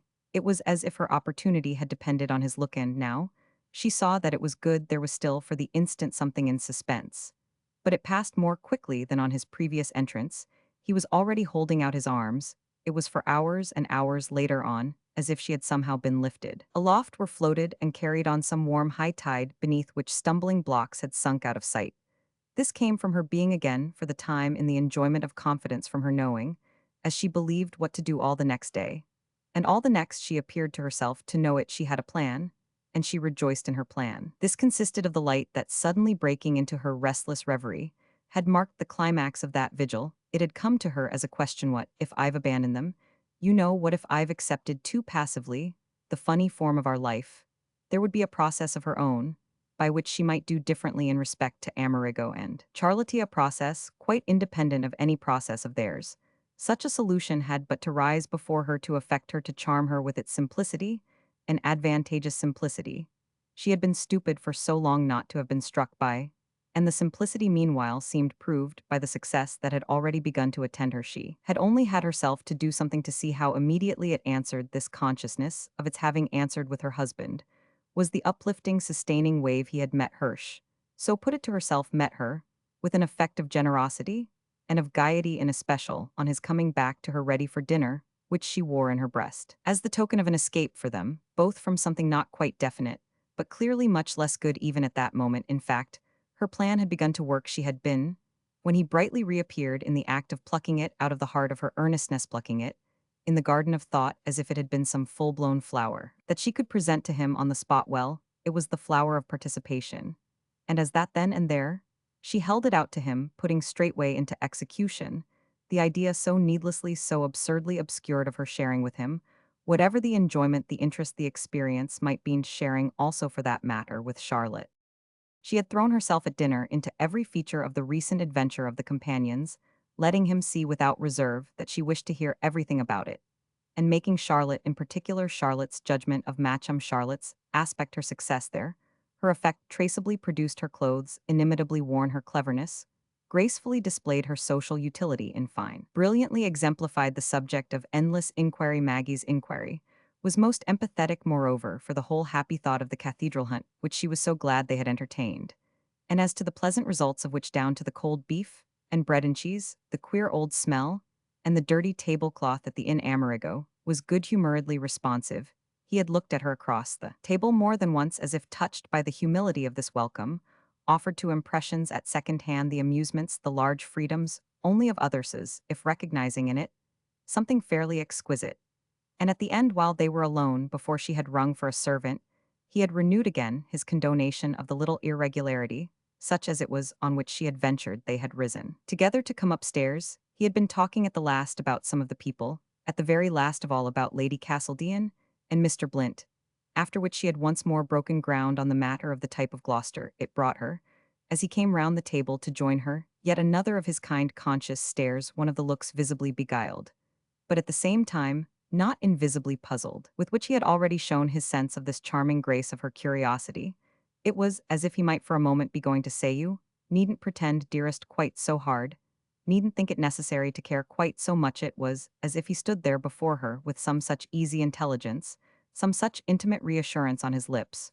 Her answer would have been all ready that she wasn't in the least pretending, and she looked up at him, while he took her hand with the maintenance, the real persistence of her lucid little plan in her eyes. She wanted him to understand from that very moment that she was going to be with him again, quite with them together, as she doubtless hadn't been, since the funny change that was really all one could call themento, which they had each as for the sake of the others too easily and too obligingly slipped. They had taken too much for granted that their life together required as people in London, set a special form which was very well so long as the form was kept only for the outside world, and was made no more of among themselves than the pretty mold of an iced pudding, or something of that sort into which to help yourself, you didn't hesitate to break with the spoon so much as that she would with an opening have allowed herself furthermore to observe. She wanted him to understand how her scheme embraced Charlotte too, so that if he had but uttered the acknowledgment she judged him, on the point of macking the acknowledgment of his catching, at her brave little idea for their case-ish, would have found herself as distinctly voluble almost to eloquence. What befell, however, was that, even while she thus waited, she felt herself present at a process, taking place, rather deeper within him than the occasion on the whole, appeared to require a process of weighing something in the balance of considering, deciding, dismissing. He had guessed that she was therewith an idea there, in fact, by reason of her idea. Only this, oddly enough, was what at the last stayed his words. She was helped to these perceptions by his now looking at her still harder than he had yet done, which really brought it to the turn of a hair for her, that she didn't make sure his notion of her idea was the right one. It was the turn of a hair, because he had possession of her hands, and was bending toward her ever so kindly, as if to see, to understand more, or possibly give more, she didn't know which, and that had the effect of simply putting her, as she would have said, in his power. She gave up, let her idea go, let everything go. Her one consciousness was that he was taking her again into his arms. It was not till afterwards that she discriminated as to this, felt how the act operated with him.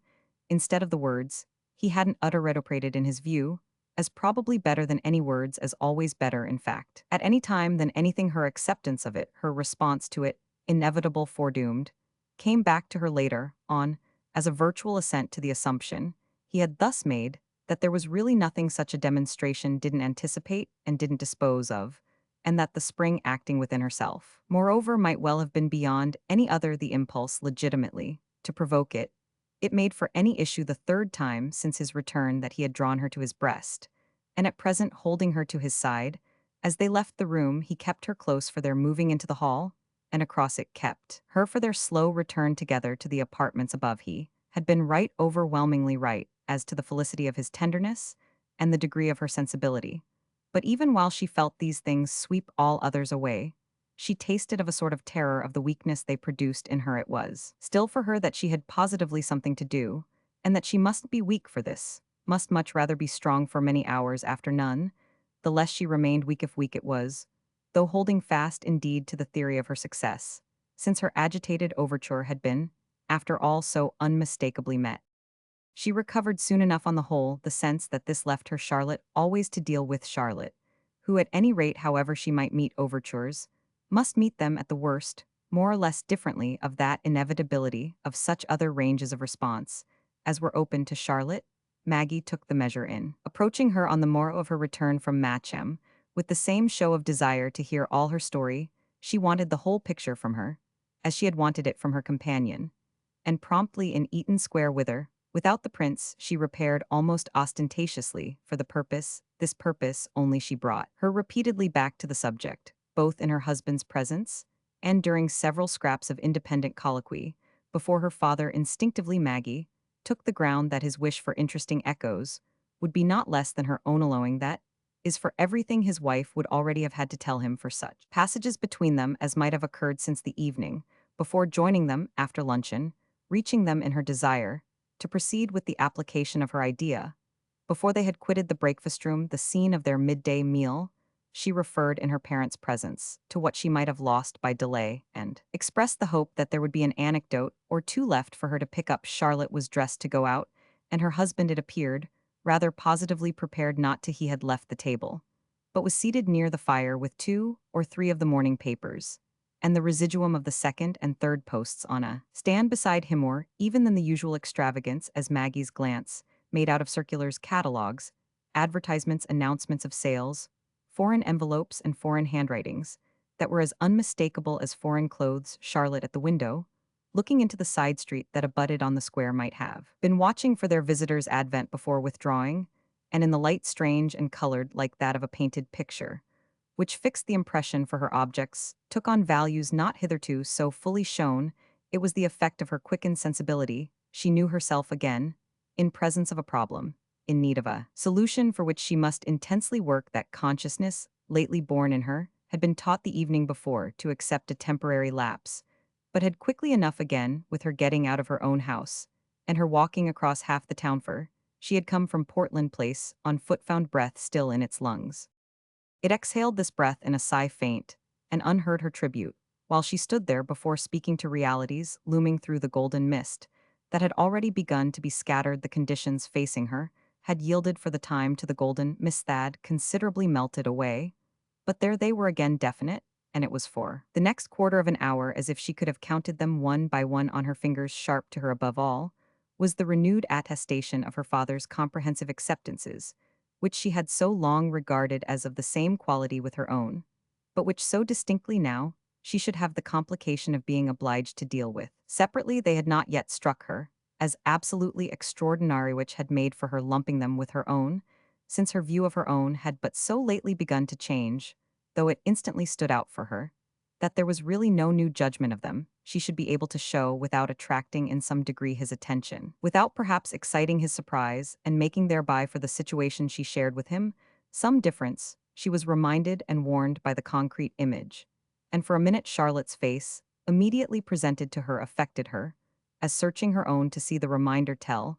She had not less promptly kissed her stepmother, and then had bent over her father from behind and laid her cheek upon him, little amenities tantamount heretofore to an easy change of guard. Charlotte's own frequent, though always cheerful term of comparison for this process of transfer, Maggie, figured thus as the relieving sentry, and so smoothly did use and custom work for them that her mate might even on this occasion, after acceptance of the password, have departed without irrelevant, and in strictness unsoldierly gossip.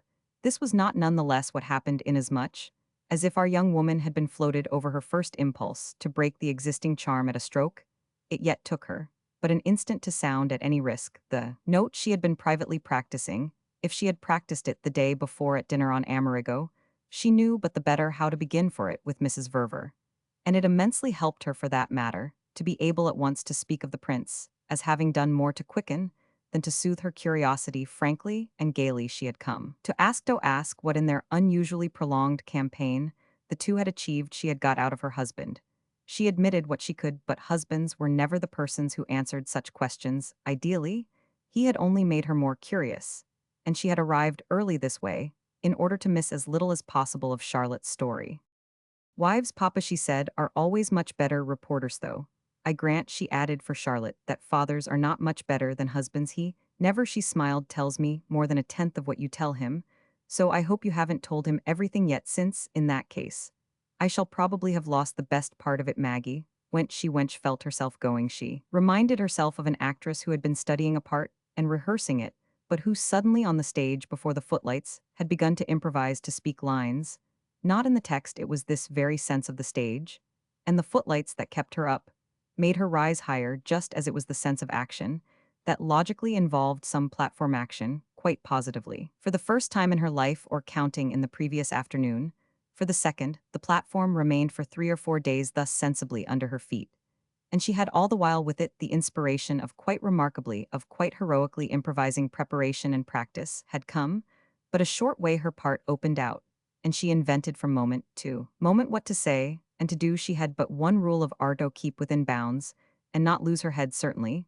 She might see for a week how far that would take her. She said to herself, in her excitement, that it was perfectly simple to bring about a difference touch by touch, without letting either of the three, and least of all her father, so much as suspect her hand. If they should suspect, they would want a reason, and the humiliating truth was that she wasn't ready with a reason, not, that is, with what she would have called a reasonable one. She thought of herself instinctively beautifully, as having dealt all her life at her father's side, and by his example only in reasonable reasons, and what she would really have been most ashamed of would be to produce for him in this line some inferior substitute, unless she were in a position to plead definitely that she was jealous. She should be in no position to plead decently that she was dissatisfied. This latter condition would be a necessary implication of the former. Without the former behind it, it would have to fall to the ground. So had the case wonderfully been arranged for her, there was a card she could play. But there was only one, and to play, it would be to end the game. She felt herself as at the small square green table, between the tall old silver candlesticks, and the neatly arranged counters, her father's playmate and partner. And what it constantly came back to in her mind was that, for her to ask a question, to raise a doubt, to reflect in any degree on the play of the others, would be to break the charm she had to call it, since it kept her companion so constantly engaged, so perpetually seated, and so contentedly occupied. To say anything at all would be, in fine, to have to say why she was jealous, and she could in her private hours but stare long with suffused eyes at that impossibility. By the end of a week, the week that had begun especially with her morning hour in Eaton Square, between her father and his wife, her consciousness of being beautifully treated had become again verily greater than her consciousness of anything else. And I must add, moreover, that she at last found herself rather oddly wondering what else as a consciousness could have been quite so overwhelming Charlotte's response to the experiment of being more with her ought, as she very well knew to have stamped the experiment with the feeling of success, so that if the success itself seemed a boon less substantial than the original image of it enjoyed, thereby a certain analogy with our young woman's aftertaste of Amerigo's own determined demonstrations, Maggie was to have retained for that matter more than one aftertaste. And if I have spoken of the impressions fixed in her, as soon as she had so insidiously taken the field, a definite note must be made of her perception. During those moments of Charlotte's prompt uncertainty, she had shown no doubt, she couldn't not have shown that she had arrived with an idea quite exactly, as she had shown her husband the night before that she was awaiting him with a sentiment. This analogy in the two situations was to keep up for her the remembrance of a kinship of expression in the two faces, in respect to which all she as yet professed to herself was that she had affected them, or at any rate the sensibility each of them, so admirably covered in the same way to make the comparison at all, was for Maggie to return to it, often to brood upon it, to extract from it the last dregs of its intresto, play with it, in short, nervously, vaguely, incessantly, as she might have played with a medallion, containing on either side a cherished little portrait, and suspended round her neck by a gold chain of a firm fineness that no effort would ever snap. The miniatures were back to back, but she saw them forever, face to face, and when she looked from one to the other, she found in Charlotte's eyes the gleam of the momentary. What does she really want that had come and gone for her in the prince's? So again, she saw the other light, the light touched into a glow both in Portland Place and in Eaton Square, as soon as she had betrayed that she wanted no harm, wanted no greater harm of Charlotte, that is, than to take in that she meant to go out with her. She had been present at that process, as personally as she might have been present at some other domestic incident, hanging of a new picture, say, or the fitting of the Principino, with his first little trousers. She remained present accordingly all the week, so charmingly and systematically did Mrs. Verver now welcome her company. Charlotte had but wanted the hint. And what was it but the hint, after all, that during the so subdued but so ineffaceable passage in the breakfast room she had seen her take? It had been taken, moreover, not with resignation, not with qualifications or reserves, however bland. It had been taken with avidity, with gratitude, with a grace of gentleness that supplanted explanations.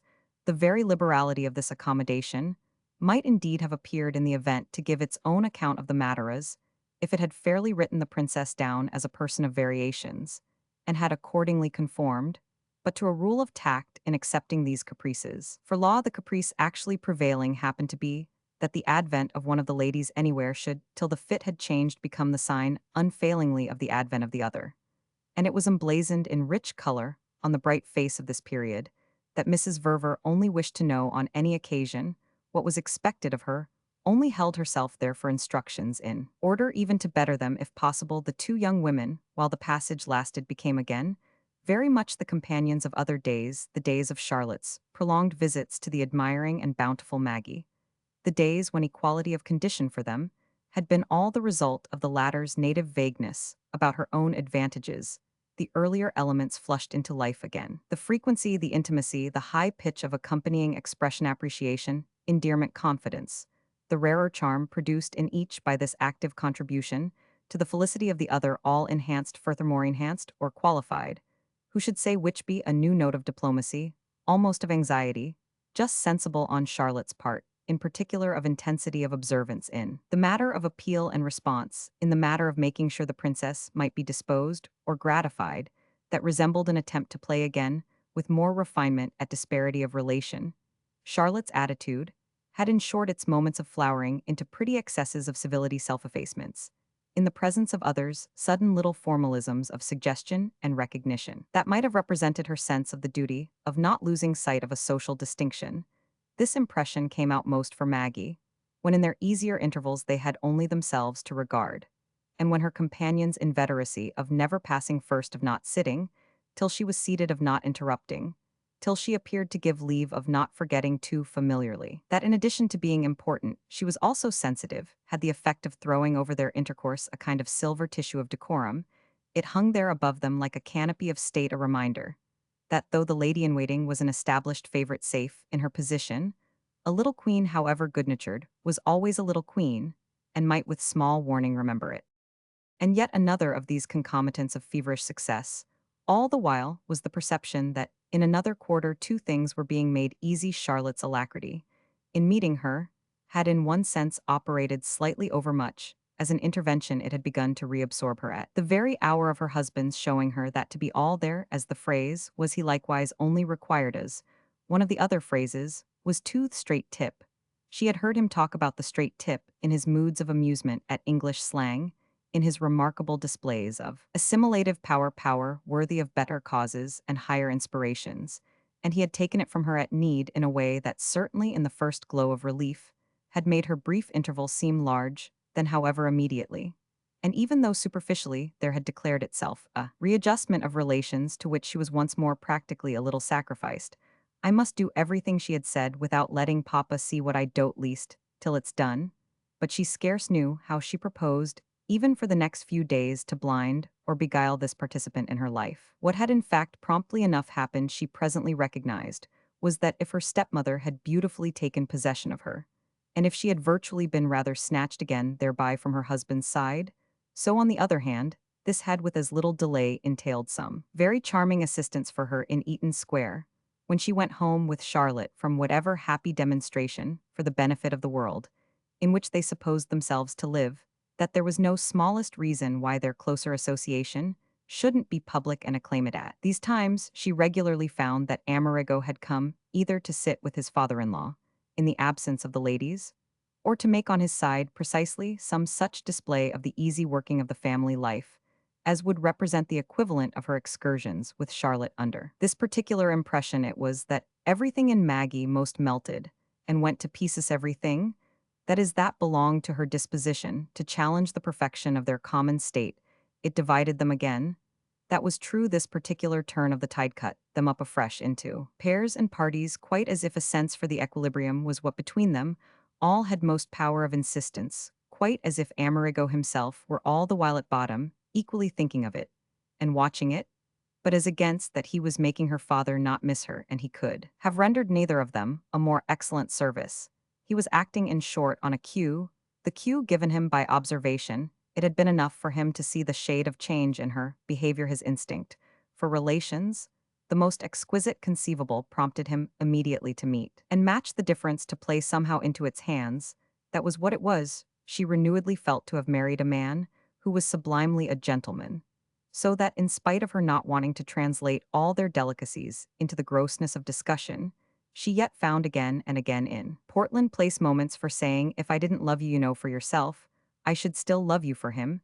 He looked at her after such speeches, as Charlotte looked in Eaton Square, when she called her attention to his benevolence, through the dimness of the almost musing smile that took account of her extravagance harmless, though it might be as a tendency to reckon with, but my poor child Charlotte might under this pressure have been on the point of replying that's the way nice people are all round so, that why should one be surprised about it, we're all nice. Tojtharas, why shouldn't we be? If we hadn't been we wouldn't have gone fair and, I consider that we've gone very far indeed. Why should you take on? As if you weren't a perfect dear yourself, capable of all the sweetest thingses. If you hadn't in fact grown up in an atmosphere, the atmosphere of all the good things that I recognized even of old as soon as I came near you, and that you've allowed me now between you to make so blessedly my own Mrs. Verver, might in fact have, but just failed to make another point a point charmingly natural to her, as a grateful and irreproachable wife. It isn't a bit wonderful, I may also remind you that your husband should find when opportunity permits worse things to do than to go about with mine.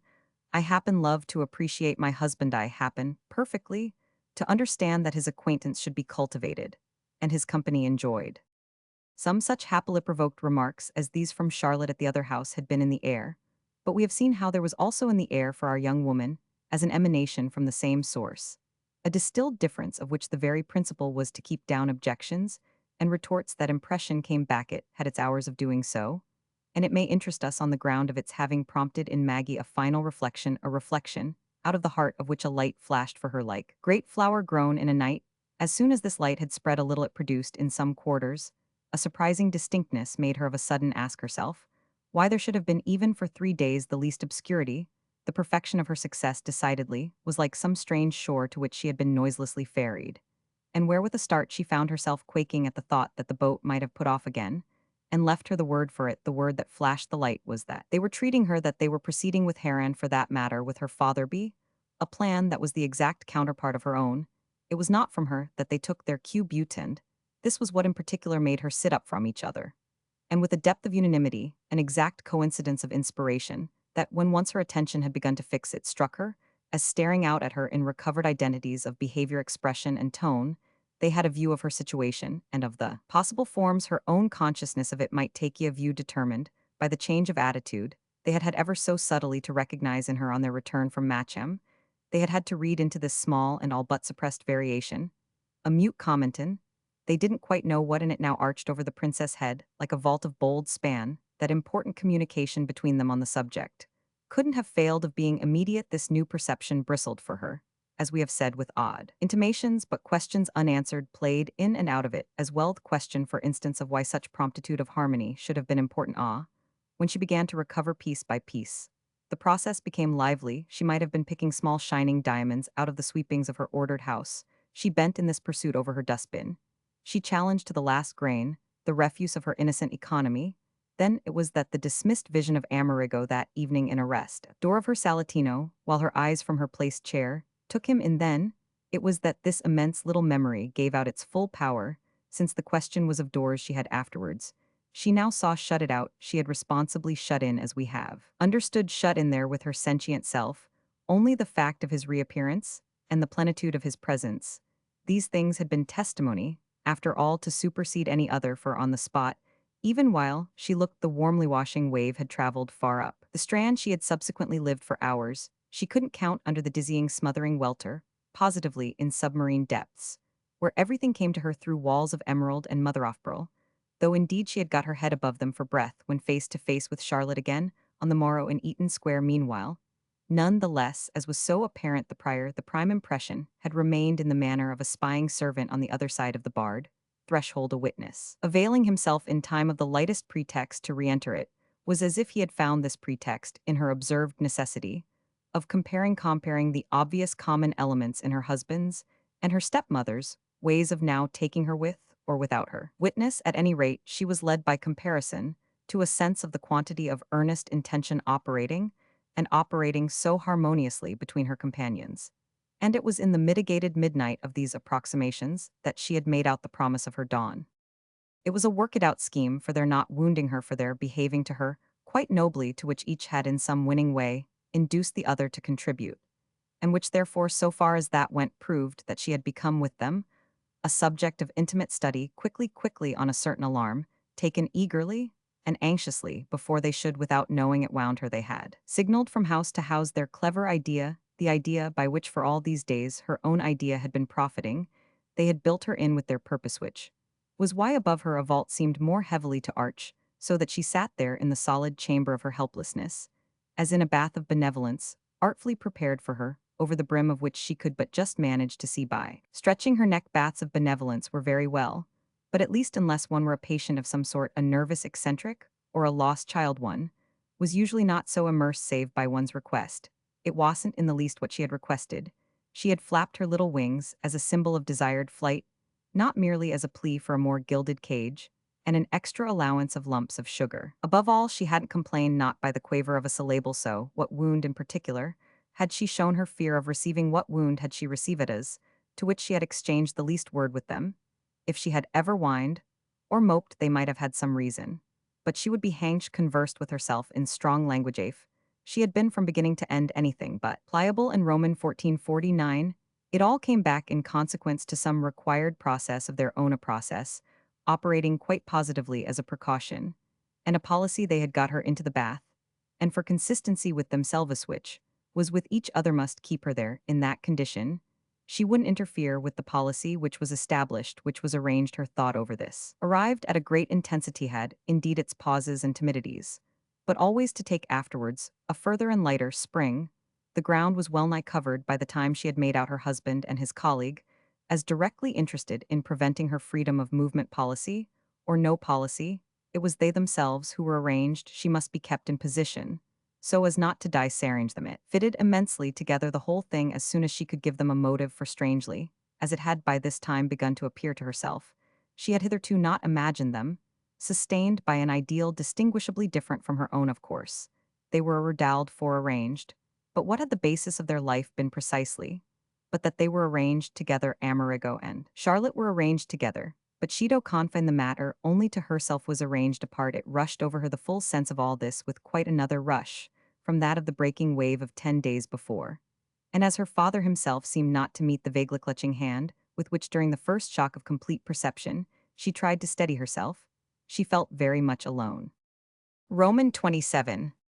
There had been from far back, that is from the Christmas time on, a plan that the parent and the child should do something lovely together, and they had recurred to it on occasion, nursed it, and brought it up theoretically, though without as yet quite allowing it to put its feet to the ground. The most it had done was to try a few steps on the drawing-room carpet, with much attendance on either side, much holding up and guarding, much anticipation, in fine, of awkwardness or accident. Their companions, by the same token, had constantly assisted at the performance, following the experiment with sympathy and gaiety, and never so full of applause. Maggie now made out for herself, as when the infant project had kicked its little legs, most wildly kicked them for all the world across the Channel and half the continent, kicked them over the Pyrenees, and innocently crowed out some rich Spanish name. She asked herself at present if it had been a real belief that they were but wanting for some such adventure to snatch their moment, whether either had at any instant seen it as workable save in the form of a toy, to dangle before the other, that they should take flight without wife or husband for one more look before they died at the Madrid pictures, as well as for a drop of further weak delay in respect to 3 or 4 possible prizes, privately offered rarities of the first water responsibly reported on, and profusely photographed, still patiently awaiting their noiseless arrival in retreats to which the clue had not otherwise been given away. The vision dallied with during the duskier days in Eaton Square had stretched to the span of 3 or 4 weeks of springtime, for the total adventure 3 or 4 weeks in the very spirit after all of their regular life, as their regular life had been persisting, full of shared mornings, afternoons, evenings, walks, drives, looks in at old places on vague chances, full also in especial of that purchased social ease, the sense of the comfort and credit of their house, which had essentially the perfection of something paid for, but which came on the whole so cheap that it might have been felt as costing the parent and child nothing. It was for Maggie to wonder at present, if she had been sincere about their going, to ask herself whether she would have stuck to their plan, even if nothing had happened. Her view of the impossibility of sticking to it, now, may give us the measure of her sense that everything had happened. A difference had been made in her relation to each of her companions, and what it compelled her to say to herself was that to behave as she might have behaved before would be to act for Amerigo and Charlotte with the highest hypocrisy. she saw in these days that a journey abroad with her father would more than anything else have amounted on his part, and her own to a last expression of an ecstasy of confidence, and that the charm of the idea, in fact, had been in some such sublimity day after day. She put off the moment of speaking, as she inwardly and very comprehensively called it speaking, that is, to her father, and all the more that she was ridden by a strange suspense. As to his himself breaking silence, she gave him time, gave him during several days that morning, that noon, that night, and the next, and the next, and the next, even made up her mind that if he stood off longer, it would be proof conclusive that he too wasn't at peace. They would then have been all successfully throwing dust in each other's eyes, and it would be at last as if they must turn away their faces, since the silver mist that protected them had begun to grow sensibly thin finally at the end of April.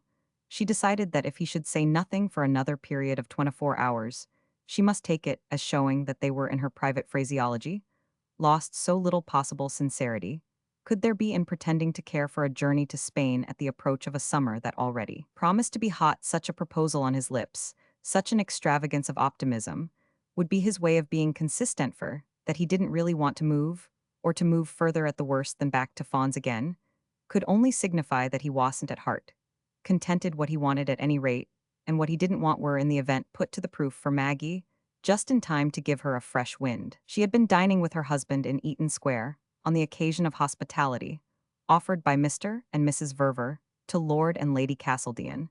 The propriety of some demonstration of this sort had been for many days before our group, the question reduced to the mere issue of which of the two houses should first take the field. The issue had been easily settled in the manner of every issue referred in any degree to Amerigo and Charlotte. The initiative obviously belonged to Mrs. Verver, who had gone to Matcham, while Maggie had stayed away, and the evening in Eaton Square might have passed for a demonstration all the more personal that the dinner had been planned on intimate lines.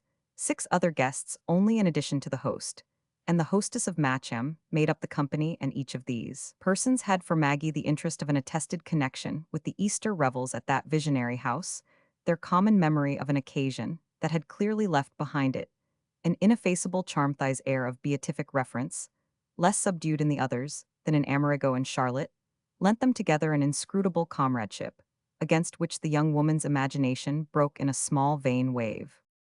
It wasn't that she wished she had been of the remembered party, and possessed herself of its secrets, for she didn't care about its secrets, she could concern herself at present absolutely, with no secret, but her own. What occurred was simply that she became aware at a stroke of the quantity of further nourishment required by her own, and of the amount of it she might somehow extract from these people, whereby she rose of a sudden to the desire to possess and use them, even to the extent of braving, of fairly defying, of directly exploiting, of possibly quite enjoying, under cover of an evil duplicity, the felt element of curiosity with which they regarded her. Once, she was conscious of the flitting wing of this last impressioned perception, irresistible, that she was something for their queer experience, just as they were something for hers. There was no limit to her conceived design of not letting them escape. She went and went again, tonight, after her start was taken, went positively, as she had felt herself going 3 weeks before on the morning, when the vision of her father and his wife awaiting her together in the breakfast-room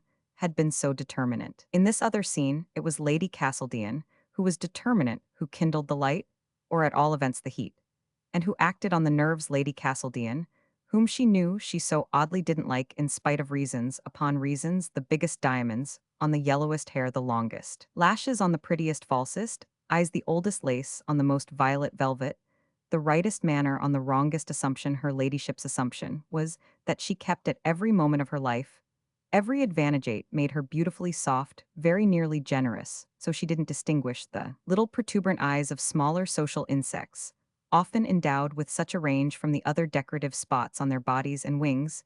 Maggie had liked in London, and in the world at large, so many more people than she had thought it right to fear, right even to so much as judge that it positively quickened her fever to have to recognize in this case such a lapse of all the sequences. It was only that a charming, clever woman wondered about her, that is wondered about her, as Amerigo's wife, and wondered moreover, with the intention of kindness and the spontaneity almost of surprise.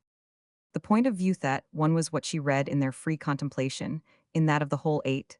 There was something in Amerigo to be explained, and she was passed about all tenderly and expertly like a dressed doll, held in the right manner by its firmly stuffed middle. For the account she could give, she might have been made to give it by pressure of her stomach.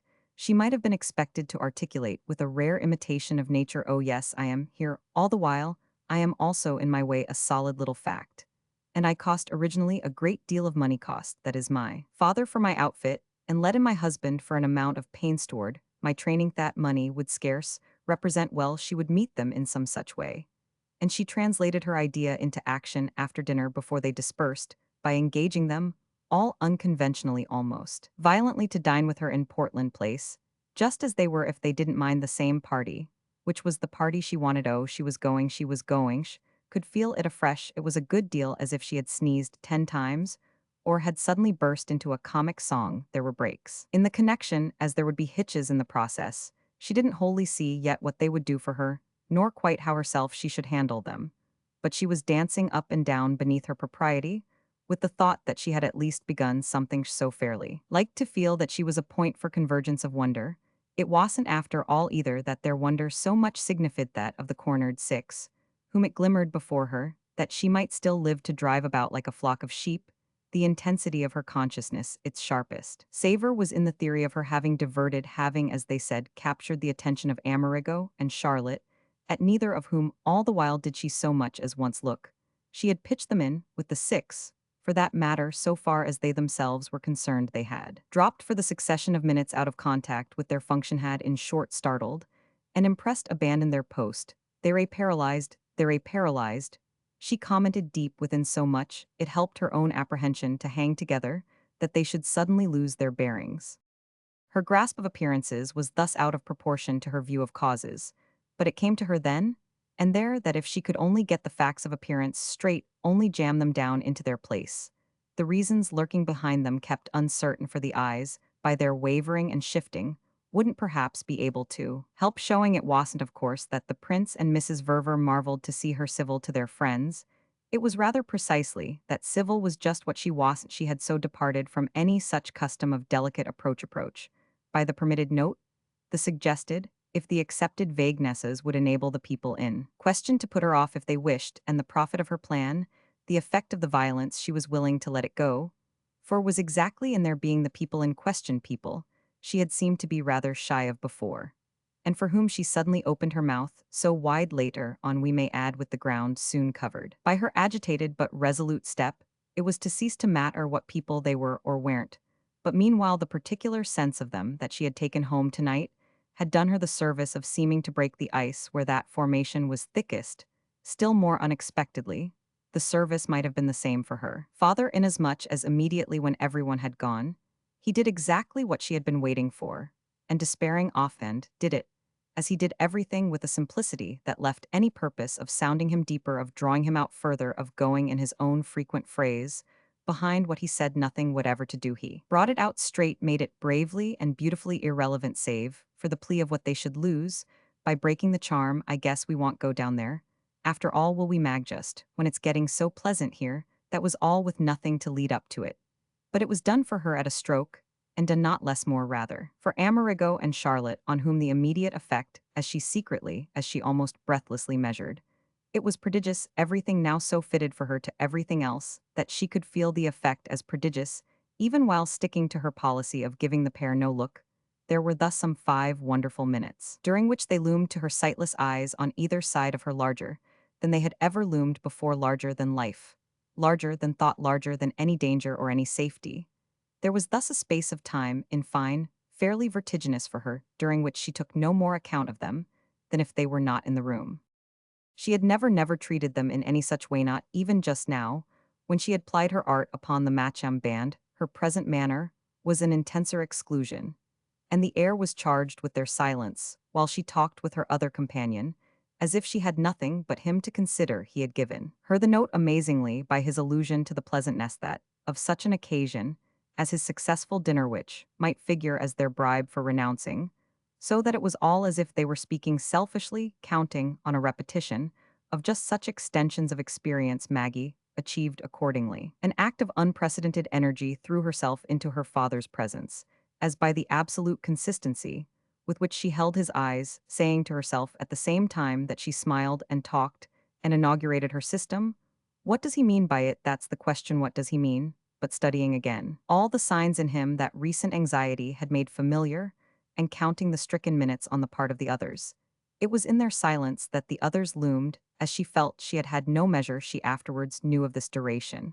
But it drew out and out truly to what would have been called in simpler conditions awkwardnesses, if she herself were stretching the cord. 10 minutes later, however, in the homeward carriage, to which her husband, cutting delay short, had proceeded at the first announcement 10 minutes later, she was to stretch it almost to breaking. The prince had permitted her to linger much less before his move to the door than they usually lingered at the gossiping close of such evenings, which she all responsive took for a sign of his impatience to modify for her the odd effect of his not having, and of Charlotte's not having instantly acclaimed the issue of the question debated, or more exactly settled before them.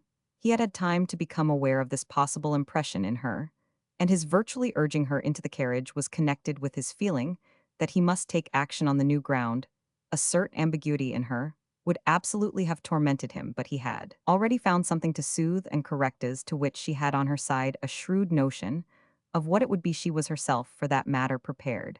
And she was of a truth, as she took her seat in the brougham, amazed at her preparation. It allowed her scarce an interval, she brought it straight out. I was certain that was what father would say if I should leave him alone. I have been leaving him alone, and you see the effect he hates now to move likes too much to be with us. But if you see the effect, she felt herself magnificently keeping it up perhaps, you don't see the cause. The cause, my dear, is too lovely. Her husband, on taking his place beside her, had during a minute or two for her watching sense, neither said, nor done anything. He had been for that sense, as if thinking, waiting, deciding, yet it was still before he spoke that he, as she felt it to be definitely acted, he put his arm round her and drew her close, indulged in the demonstration, the long firm embrace by his single arm, the infinite pressure of her whole person to his own, that such opportunities had so often suggested and prescribed, held accordingly, and as she could but too intimately feel, exquisitely solicited. She had said the thing she was intending and desiring to say, and as to which she felt even more than she felt anything else that whatever he might do she must be irresponsible. Yes, she was in his exerted grasp, and she knew what that was, but she was at the same time in the grasp of her conceived responsibility. And the extraordinary thing was that of the two intensities, the second was presently to become the sharper.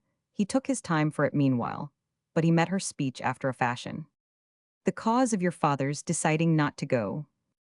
Yes, and of my having wanted to let it act for him quietly, I mean, without my insistence. She had in her compressed state another pause, and it made her feel as if she were immensely resisting. Strange enough was this sense for her, and altogether knew the sense of possessing by miraculous help some advantage that absolutely then and there in the carriage, as they rolled, she might either give up or keep. Strange, inexpressibly strangeese. Distinctly, she saw that if she did give it up, she should somehow give up everything forever. And what her husband's grasp really meant, as her very bones registered, was that she should give it up. It was exactly for this that he had resorted to unfailing magic. He knew how to resort to either could be on occasion, as she had lately more than ever learned so munificent a lover, all of which was precisely a part of the character she had never ceased to regard in him, as princely a part of his large and beautiful ease, his genius for charm, for intercourse, for expression, for life. She should have but to lay her head back on his shoulder with a certain movement to make it definite for him that she didn't resist to this. As they went, every throb of her consciousness prompted here every throb. That is but one, the throb of her deeper need to know where she really was. By the time she had uttered the rest of her idea, therefore she was still keeping her head, and intending to keep it, though she was also staring out of the carriage window with eyes into which the tears of suffered pain had risen, indistinguishable perhaps. Happily in the dusk she was making an effort that horribly hurt her, and as she couldn't cry out, her eyes swam in her silence with them. All the same, through the square opening beside her, through the gray panorama of the London night, she achieved the feat of not losing sight of what she wanted, and her lips helped and protected her by being able to be gay. It's not to leave you, my dear, for that hell give up anything just as he would go off anywhere, I think, you know, if you would go with him. I mean you and he alone, Maggie pursued with her gaze out of her window. For which Amerigo's answer again took him a moment. Ah, the dear old boy, you would like me to propose him something. Well, if you think you could bear it. And leave the prince asked you and Charlotte alone. Why not? Maggie had also to wait a minute, but when she spoke, it came clear. Why shouldn't Charlotte be just one of my reasons, me not liking to leave her? She has always been so good, so perfect to me, but never so wonderfully, as just now, we have somehow been more. Toads are thinking for the time, almost only of each other. It has been quite as in old days. And she proceeded consummately, for she felt it as consummates, as if we had been missing each other, had got a little apart though, going on so side by side, but the good moments if one only waits for them, she hastened to add come round of themselves, moreover you've seen for yourself. Since you've made it up so to father feeling for yourself, in your beautiful way, every difference, every air that blows not having to be told, or pushed only being perfect to live with through your habit of kindness, and your exquisite instincts. But of course, you've seen all the while that both he and I have deeply felt how you've managed, that he hasn't been too much alone, and that I on my side haven't appeared to hat you might call neglect him. This is always, she continued, what I can never bless you enough, for of all the good things you've done for me, you've never done anything better, she went on explaining. As for the pleasure of explainin' Jevon, though knowing, he must recognize as a part of his easy way too her description of his large liberality. You're taking the child down yourself those days, and you're coming each time to bring him away. Nothing in the world, nothing you could have invented, would have kept father more under the charm. Besides, you know how you've always suited him, and how you've always so beautifully let it seem to him that he suits you. Only it has been these last weeks, as if you wish adjust in order to please him to remind him of it afresh. So, there? It is she wound up, it's your doing, you've produced your effect, that of his wanting not to be even for a month or two, where you're not he doesn't want to bother or bore you that. I think you know he never has done. And if y'all only give me time, I'll come round again to making it my care, as always that he shan't, but he can't bear you out of his sight.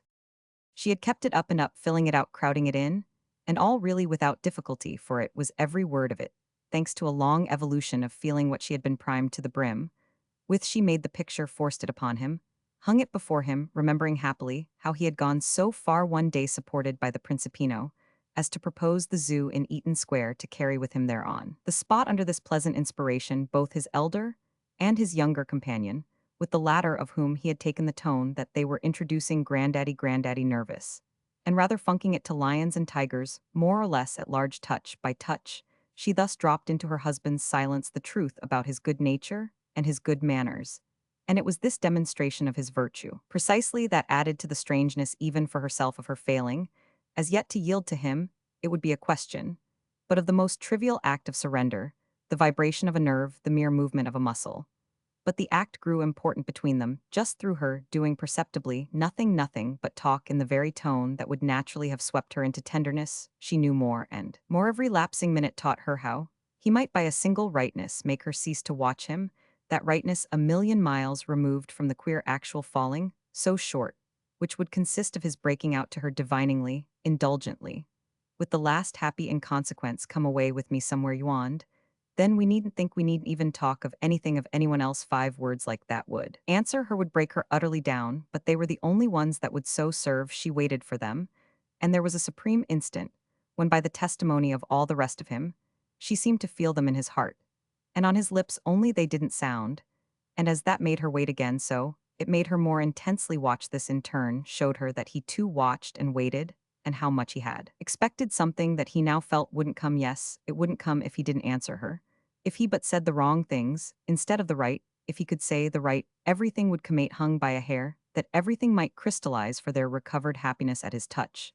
This possibility glowed at her, however, for 50 seconds, only then to turn cold, and as it fell away from her she felt the chill of reality and knew again, all but pressed to his heart, and with his breath upon her cheek, the slim rigor of her attitude, a rigor beyond that of her natural being. They had silences at last that were almost crudities of mutual resistance, silences that persisted through his felt effort to treat her recurrence to the part he had lately played to interpret all the sweetness of her so talking to him as a manner of making love to him.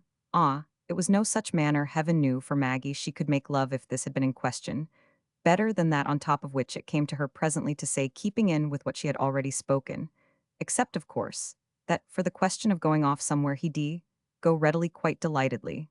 With you, I verily believe he'd like to have you for a while to himself. Do you mean he thinks of proposing it? The prince, after a moment, sounded. Oh no, doesn't ask, as you must so often have seen, but I believe he'd go like a shot, as you say, if you were to suggest it. It had the air, she knew, of a kind of condition made, and she had asked herself while she spoke if it wouldn't cause his arm to let her go the fact that it didn't suggested to her that she had made him of a sudden still more intensely think with such concentration that he could do but one thing at once. And it was precisely as if the concentration had the next moment been proved in him. He took a turn inconsistent with the superficial impression a jump that made light of their approach to gravity and represented for her the need in him to gain time that she made out was his drawback that the warning from her had come to him, and had come to Charlotte after all too suddenly, that they were in face of it rearranging, that they had to rearrange was all before her again, yet to do as they would like they must enjoy. A snatch longer or shorter of recovered independence Amerigo, for the instant, was but doing as he didn't like, and it was as if she were watching his effort without disguise. What's your father's idea this year? Then about fawns? Will he go at Whitsuntide? And will he then stay on? Maggie went through the form of thought he will really do, I imagine, as he has in so many ways so often done, before do whatever may seem most agreeable to yourself. And there's of course always Charlotte to be considered, only they're going early to fawns, if they do go she said needn't in the least entail your and my going. Ah, Amerigo echoed it, needn't in the least entail your and my going. We can do as we like what they may, do needn't trouble us since, they're by good fortune, perfectly happy together. Oh, the prince returned your father's, never so happy as with you near him, to enjoy his being so. Well, I may enjoy it, said Maggie, but I am not the cause of it. You're the cause, her husband declared, of the greater part of everything that's good among us. But she received this tribute in silence. And the next moment he pursued, if Mrs. Verver has arrears of time with you to make up, as you say, shall scarcely do either, you scarcely will be our cutting your, and my cutting too loose. I see what you mean, Maggie mused. He let her for a little to give her attention to it, after which shall I just quite of a sudden, he asked, propose him a journey. Maggie hesitated, but she brought forth the fruit of reflection. It would have the merit that Charlotte then would be with me, I mean so much more also, that I shouldn't by choosing such a time for going away seem unconscious and ungrateful, seem not to respond, seem in fact rather to wish to shake her off. I should respond on the contrary, very markedly be being here alone with her for a month. And would you like to be here alone with her for a month? I could do with it beautifully, or we might even, she said quite gaily, go together down to Fawns. You could be so very content without me, the prince presently inquired. Yes, my own dear, if you could be content for a while with father, that would keep me up, I might, for the time, she went on, go to stay there with Charlotte, or better still, she might come to Portland Place. Oh ho, said the prince with cheerful vagueness. I should feel, you see, she continued, that the two of us were showing the same sort of kindness. Amerigo thought the two of us, Charlotte and I. Maggie again hesitated, you and I, darling. I see, promptly took it in, and what reason shall I give, I mean your father. For asking him to go off, why the very simplest, if you conscientiously can the desire, said Maggie, to be agreeable to him, just that only. Something in this reply made her husband again reflect conscientiously. Why shouldn't I conscientiously? It wouldn't, by your own contention, he developed, represent any surprise for him. I must strike him sufficiently, as at the worst the last person in the world to wish to do anything to hurt him. Ah, there it was again, for Maggie's note already sounded the note of the felt need of not working harm. Why this precautionary view? She asked herself afresh, when her father had complained, at the very least as little as herself, with their stillness together, so perfect what had suggested so around them the attitude of sparing them. Her inner vision fixed it once more, this attitude, saw it in the others as vivid and concrete, extended it straight from her companion to Charlotte, before she was well aware accordingly. She had echoed in this intensity of thought Amerigo's last words, you're the last person in the world to wish to do anything to hurt him. She heard herself, heard her tone, after she had spoken, and heard it the more that for a minute after she felt her husband's eyes on her face, very close, too close for her to see him, he was looking at her because he was struck, and looking hard, though his answer, when it came, was straight enough. Why isn't that just what we have been talking about, that I've affected you, as fairly studying his comfort, and his pleasure he might show his sense of it, the prince went on by proposing to me an excursion. And you would go with him, Maggie immediately asked. He hung fire but an instant, per Dio. She also had her pause, but she broke it since gaiety was in the air with an intense smile. You can say that safely, because the proposal's one that of his own motion he want make. She couldn't have narrated afterwards, and in fact was at a loss to tell herself be What transition, what rather marked abruptness of change in their personal relation. Their drive came to its end, with a kind of interval established, almost confessed to between them. She felt it in the tone with which he repeated after her safely. Safely as regards being thrown with him, perhaps after all in such a case too. Long, he's a person to think you might easily feel yourself to be so. It won't, Maggie said, come from father, he's too modest. Their eyes continued to meet on it from corner to corner of the brougham. Oh, your modesty between you. But he still smiled for it, so that unless I insist, we shall simply go on as we are. Well, we're going on beautifully, he answered, though by no means with the effect it would have had if their mute transaction, that of attempted capture and achieved escape, had not taken place. As Maggie said nothing none the less to gainsay his remark, it was open to him to find himself the next moment conscious of still another idea. I wonder if it would do, I mean, for me to break in. To break in between your father and his wife, but there would be a way, he said, we can make Charlotte ask him. And then, as Maggie herself now wondered, echoing it again, we can suggest to her to suggest to him that he shall let me take him off. Oh, said Maggie. Then if he asks her, why I so suddenly break out, shall be able to tell him the reason. They were stopping, and the footman who had alighted had rung at the house door. That you think it would be so charming.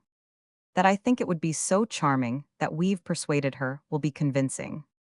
I see, Maggie went on, while the footman came back to let them out. I see, she said again, though she felt a little disconcerted. What she really saw of a sudden was that her stepmother might report her as above all concerned for the proposal, and this brought her back her need that her father shouldn't think her concerned in any degree for anything. She alighted the next instant, with a slight sense of defeat. Her husband, to let her out, had passed before her, and a little in advance, he awaited her on the edge of the low terrace, a step high, that preceded their open entrance, on either side of which one of their servants stood. The sense of a life tremendously ordered and fixed rose before her, and there was something in Amerigo's very face, while his eyes again met her own through the dusky lamplight, that was like a conscious reminder of it. He had answered her just before distinctly, and it appeared to leave her nothing to say. It was almost as if, having planned for the last word, she saw him himself enjoying it. It was almost as if, in the strangest way in the world, were paying her back by the production of a small pang, that of a new uneasiness for the way she had slipped from him during their drive. Roman 28. Maggie's new uneasiness might have had time to drop, inasmuch as she not only was conscious during several days that followed of no fresh indication for it to feed on, but was even struck in quite another way with an augmentation of the symptoms of that difference. She had taken it into her head to work, for she recognized by the end of a week that if she had been in a manner caught up, her father had been not less so. The effect of her husband's and his wife's closing in together round them, and of their all having suddenly begun as a party of four to lead a life gregarious, and from that reason almost hilarious, so far as the easy sound of it went, as never before. It might have been an accident and a mere coincidence, so at least she said to herself at first, but a dozen chances that furthered the whole appearance had risen to the surface. Pleasant pretexts, oh certainly pleasant as Amerigo in particular, could make them for associated undertakings, quite for shared adventures, for it's always turning out amusingly that they wanted to do very much the same thing at the same time. And in the same way funny, all this was to some extent in the light of the fact that the father and daughter for so long had expressed so few positive desires. Yet it would be sufficiently natural that if Amerigo and Charlotte had at last got a little tired of each other's company, they should find their relief not so much in sinking to the rather low level of their companions, as in wishing to pull the latter into the train in which they so constantly moved. Were in the train, Maggie mutely reflected after the dinner in Eaton Square, with Lady Castledean, we've suddenly waked up in it and found ourselves rushing along very much as if we had been put in during sleep, shoved like a pair of labeled boxes into the van. And since I wanted to go, I am certainly going. She might have added, I'm moving without trouble, they're doing it all for us. It's wonderful how they understand, and how perfectly it succeeds, for that was the thing she had most immediately to acknowledge. It seemed as easy for them to make a quartet as it had formerly so long appeared for them to make a pair of couplets, this latter being thus a discovery, too absurdly belated. The only point at which, day after day, the success appeared at all qualified was represented, as might have been said, by her irresistible impulse to give her father a clutch when the train indulged in one of its occasional lurches. Then there was no denying Ithi's eyes and her own met so that they were themselves doing active violence as against the others to that very spirit of union, or at least to that very achievement of change, which she had taken the field to invoke.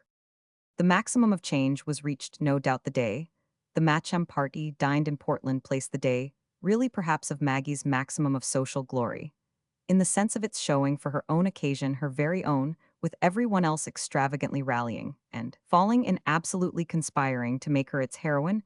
It was as if her father himself, always with more initiative as a guest than as a host, had dabbled too in the conspiracy. And the impression was not diminished by the presence of the Assinghams, likewise very much caught up now after something of a lull by the sidewind of all the rest of the motion, and giving our young woman, so far at least as Fanny, was concerned the sense of some special intention of encouragement and applause. Fanny, who had not been present at the other dinner thanks to a preference entertained and expressed by Charlotte, made a splendid show at this one, in new orange-colored velvet with multiplied turquoises, and with a confidence furthermore as different as possible her hostess, inferred from her too-marked betrayal of a belittled state at Matcham. Maggie was not indifferent to her own opportunity to redress this balance which seemed for the hour part of a general rectification. She liked making out for herself that on the high level of Portland Place, a spot exempt on all sorts of grounds from jealous jurisdictions, her friend could feel as good as anyone, and could in fact at moments almost appear to take the lead in recognition and celebration, so far as the evening might conduce to intensify the luster of the little Princess. Mrs. Assingham produced on her the impression of giving her constantly her cue for this, and it was in truth partly by her help, intelligently, quite gratefully, accepted that the little princess in Maggie was drawn out, and emphasized she couldn't definitely have said how it happened, but she felt herself for the first time in her career living up to the public and popular notion of such a personage, as it pressed upon her from all round, rather wondering inwardly too, while she did so at that strange mixture in things through which the popular notion could be evidenced for her by such supposedly great ones of the earth, as the Castledeans and their kind Fanny Assingham, might really have been there at all events like one of the assistants in the ring at the circus, to keep up the pace of the sleek, revolving animal on whose back the lady in short spangled skirts should brilliantly caper and posture. That was all doubtless Maggie had forgotten, had neglected, had declined to be the little princess on anything like the scale open to her, but now that the collective hand had been held out to her with such alacrity, so that she might skip up into the light, even as seemed to her modest mind, with such a show of pink stocking, and such an abbreviation of white petticoat, she could strike herself as perceiving under arched eyebrows where her mistake had been. She had invited for the later hours after her dinner a fresh contingent, the whole list of her apparent London acquaintance which was again a thing in the manner of little princesses, for whom the princely art was a matter of course. That was what she was learning to do, to fill out as a matter of course her appointed, her expected, her imposed character. And though there were latent considerations that somewhat interfered with the lesson she was having tonight, an inordinate quantity of practice, none of it so successful as when quite wittingly she directed it at Lady Castledean, who was reduced by it at last to an unprecedented state of passivity. The perception of this high result caused Mrs. Assingham fairly to flush with responsive joy. She glittered at her young friend from moment to moment quite feverishly.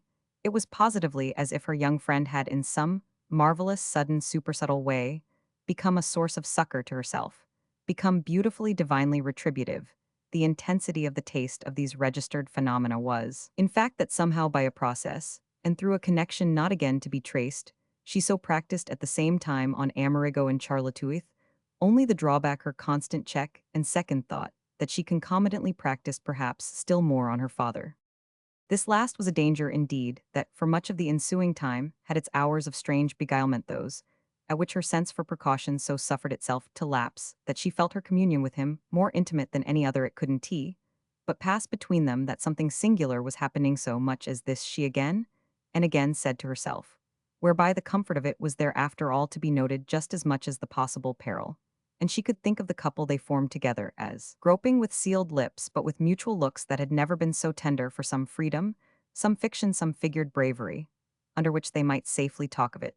The moment was to commend it, finally came with an effect as penetrating as the sound that follows the pressure of an electric button when she read the least helpful of meanings into the agitation she had created. The merely specious description of their case would have been that, after being for a long time as a family delightfully uninterruptedly. Happy they had still had a new felicity to discover a felicity for which blessedly her father's appetite, and her own in particular, had been kept fresh and grateful this livelier march of their intercourse as a whole, was the thing that occasionally determined in him the clutching instinct we have glanced at very much as if he had said to her, in default of her breaking silence, "First everything is remarkably pleasant, isn't it, but wherefore it after all are we up in a balloon, and whirling through space or down in the depths of the earth in the glimmering passages of a gold mine, the equilibrium, the precious condition, lasted in spite of rearrangement. There had been a fresh distribution of the different weights, but the balance persisted and triumphed, all of which was just the reason why she was forbidden face to face with the companion of her adventure, the experiment of a test if they balance edge had to take, that it deprived her of every pretext for arriving by however covert a process at what he thought. But she had her hours thus of feeling supremely linked to him by the rigor of their law, and when it came over her that all the while the wish on his side to spare her might be what most worked with him, this very fact of their seeming to have nothing inward really to talk about, wrapped him up for her, in a kind of sweetness that was wanting as a consecration, even in her yearning for her husband. She was powerless, however, was only more utterly hushed when the interrupting flash came, when she would have been all ready to say to him, "Yes, this is by every appearance the best time we've had yet, but don't you see all the same how they must be working together for it, and how my success in shifting our beautiful harmony to a new basis comes round to being their success above all their cleverness, their amiability, their power to hold out their complete possession, in short of our life." For how could she say as much as that without saying a great deal more? Without saying they'll do everything in the world that suits us save only one thing, prescribe a line for us that will make them separate. How could she so much as imagine herself, even faintly murmuring, that without putting into his mouth the very words that would have made her quail, "Separate, my dear? Do you want them to separate then? You want us, Toyu and me, for how can the one separation take place without the other?"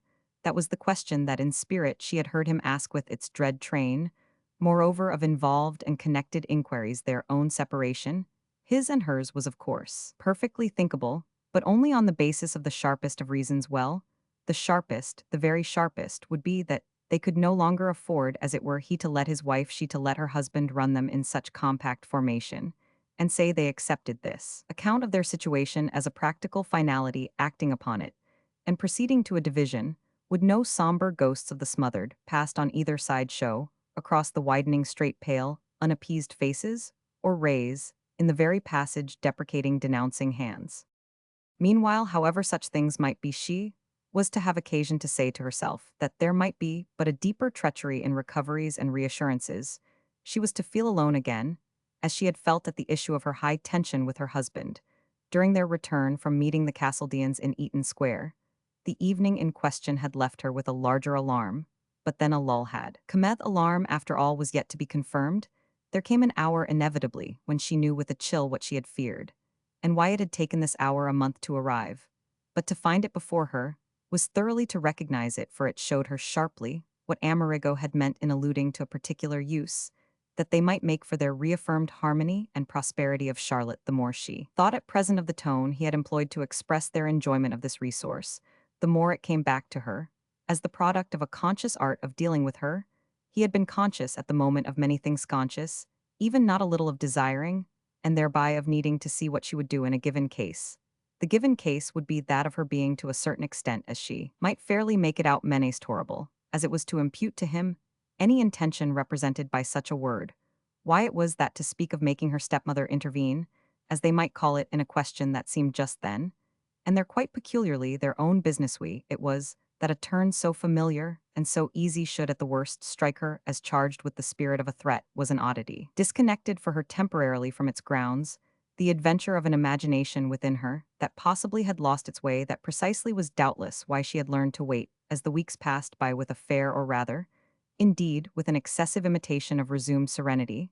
There had been no prompt sequel to the prince's equivocal light, and that made for patience, yet she was none the less to have to admit after delay that the bread he had cast on the waters had come home, and that she should thus be justified of her old apprehension. The consequence of this, in turn, was a renewed pang in presence of his remembered ingenuity. To be ingenious with her, what didn't he? What might that mean, when she had so absolutely never at any point of contact with him put him by as much as the value of a penny too. The expense of sparing, doubting, fearing her, of having in any way whatever to reckon with her. The ingenuity had been in his simply speaking of their use of Charlotte, as if it were common to them in an equal degree, and his triumph on the occasion had been just in the simplicity she couldn't and he knew it say. What was true, oh, you use her.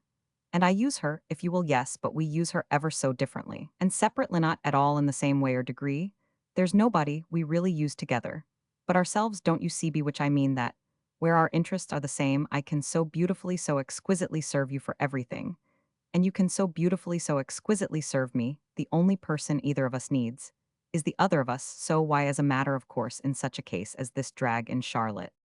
She couldn't so challenge him, because it would have been in there. She was paralyzed the note, it would have translated itself on the spot for his ear into jealousy, and from reverberation to repercussion, would have reached her father's exactly in the form of a cry, piercing the stillness of peaceful sleep. It had been for many days almost as difficult for her to catch a quiet 20 minutes with her father, as it had formerly been. Easy there had been in fact of old the time, so strangely seemed already far away in inevitability in her longer passages with him, a sort of domesticated beauty in the calculability round about them of everything. But at present, Charlotte was almost always there, when Amerigo brought her to Eaton Square, where Amerigo was constantly bringing her. And Amerigo was almost always there, when Charlotte brought her husband to Portland Place, where Charlotte was constantly bringing him the fractions of occasions, the chance minutes that put them face to face, had as yet of late contrived to count, but little between them either for the sense of opportunity, or for that of exposure inasmuch as the lifelong rhythm of their intercourse, made against all cursory handling of deep things, they had never availed themselves of any given quarter off an hour to gossip about fundamentals. They moved slowly through large still spaces, they could be silent together at any time beautifully, with much more comfort than hurriedly expressive. It appeared indeed to have become true that their common appeal measured itself for vividness, just by this economy of sound. They might have been talking at each other when they talked with their companions, but these latter assuredly were not in any directer way to gain light on the current phase of their relations. Such were some of the reasons for which Maggie suspected fundamentals, as I have called them, to be rising by a new movement to the surface. Suspected it. One morning late in May, when her father presented himself in Portland Place alone, he had his pretext off that she was fully aware the Principino 2 days before had shown signs happily not persistent of a feverish cold, and had notoriously been obliged to spend the interval at home. This was ample ground for punctual inquiry. But what it wasn't ground for, she quickly found herself reflecting, was his having managed in the interest of his visit to dispense so unwontedly as their life had recently come to be a reduit his wife's attendance. It had so happened that she herself was for the hour exempt from her husband's, and it will at once be seen that the hour had a quality all its own when I note that, remembering how the prince had looked in to say he was going out, the princess whimsically wondered if their respective sposi might frankly be meeting, whimsically hoped.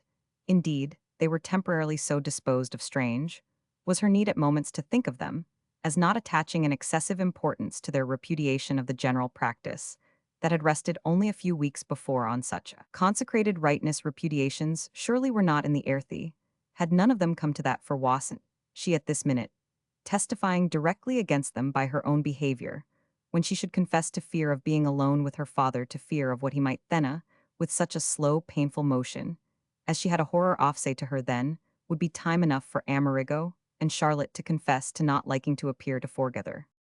She had this morning a wonderful consciousness, both of dreading a particular question from him, and of being able to check, yes, even to disconcert magnificently, by her apparent manner of receiving it, any restless imagination he might have about its importance. The day, bright and soft, had the breath of summer. It made them talk, to begin with, of fawns, of the way fawns invited Maggie, aware the while that in thus regarding with him, the sweetness of its invitation to one couple, just as much as to another, her humbugging smile grew very nearly convulsive. That was it, and there was relief truly of a sort in taking it, and she was humbugging him already by absolute necessity, as she had never done in her life, doing it up to the full height of what she had allowed for the necessity in the great, dimly shining room, where, declining for his reasons to sit down, he moved about in Amerigo's very footsteps.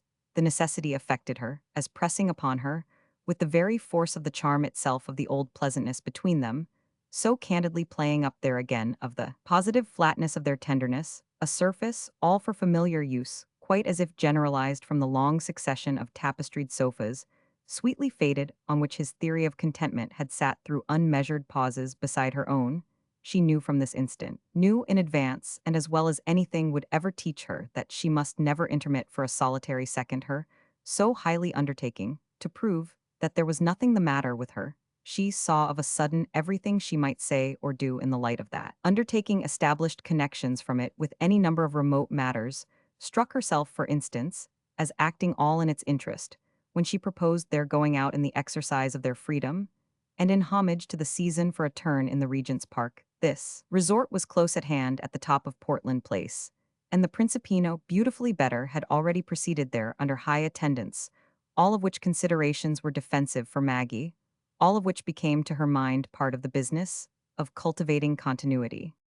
Upstairs, while she left him to put on something to go out in the thought of his waiting below for her, in possession of the empty house, brought with it sharply, if briefly one of her abrupt arrests of consistency, the brush of a vain imagination, almost paralyzing her often for the minute before her glassed vivid look, in other words, of the particular difference his marriage had made. The particular difference seemed, at such instants, the loss, more than anything else, of their old freedom, their never having had to think, where they were together, concerned of anyone of anything. But each other. It hadn't been her marriage that did it, that had never for 3 seconds suggested to either of them that they must act diplomatically, must reckon with another presence. No, not even with her husband's, she groaned to herself. While the vain imagination lasted, why did he marry? Ah, why did he?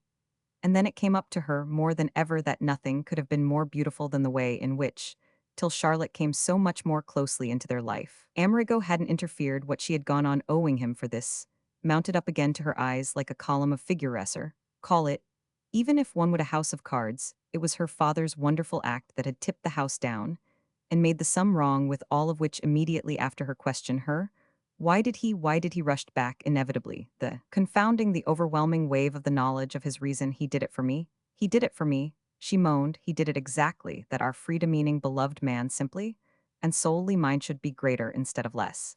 He did it divinely to liberate me so far as possible from caring what became of him. She found time upstairs, even in her haste, as she had repeatedly found time before, to let the wonderments involved in these recognitions flash at her, with their customary effect of making her blink the question, in especial of whether she might find her solution in acting herself, in the spirit of what he had done in forcing her care, really to grow as much less as he had tried to make it. Thus she felt the whole weight of their case drop afresh upon her shoulders, was confronted unmistakably with the prime source of her haunted state.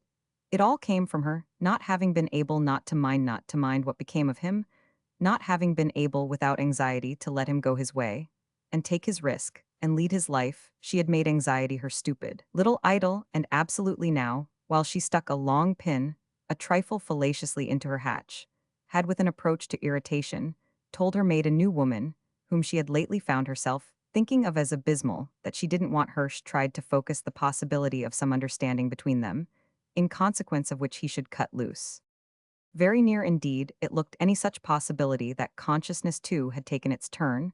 By the time she was ready, all the vibration, all the emotion of this present passage being precisely in the very sweetness of their lapse, back into the conditions of the simpler time, into a queer resemblance between the aspect and the feeling of the moment, and those of numberless other moments that were sufficiently far away. She had been quick in her preparation, in spite of the flow of the tide that sometimes took away her breath. But a pause once more was still left for her, to make a pause at the top of the stairs, before she came down to him, in the span of which she asked herself, if it weren't thinkable from the perfectly practical point of view, that she should simply sacrifice him. She didn't go into the detail of what sacrificing him would mean. She didn't need to. So distinct was it in one of her restless lights that there he was awaiting her, that she should find him walking up and down the drawing-room, in the warm, fragrant air, to which the open windows and the abundant flowers contributed, slowly and vaguely moving there and looking very slight and young and superficially manageable, almost as much like her child, putting it a little freely, as like her parent, with the appearance about him, above all, of having perhaps arrived just on purpose to say it to her himself in so many words: sacrifice me, my own love, do. Sacrifice me, do sacrifice me. Should she want to, should she insist on it, she might verily hear him bleating it at her, all conscious and all accommodating, like some precious, spotless, exceptionally intelligent lamb, The positive effect of the intensity of this figure, however, was to make her shake it away in her resumed descent, and after she had rejoined him, after she had picked him up, she was to know the full pang of the thought that her impossibility was made absolutely by his consciousness, by the lucidity of his intention. This she felt, while she smiled there for him. Again, all hypocritically, while she drew on fair, fresh gloves, while she interrupted the process, first to give his necktie a slightly smarter twist, and then to make up to him for her hidden madness by rubbing her nose into his cheek, according to the tradition of their frankest levity.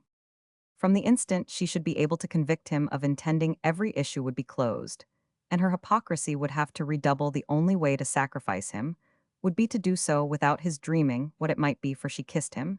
She arranged his cravat, she dropped remarks, she guided him out, she held his arm not to be led but to lead him, and taking it to her by much the same intimate pressure she had always used when a little girl to mark the inseparability of her dolch, did all these things so that he should sufficiently fail to dream of what they might be for. Roman 29.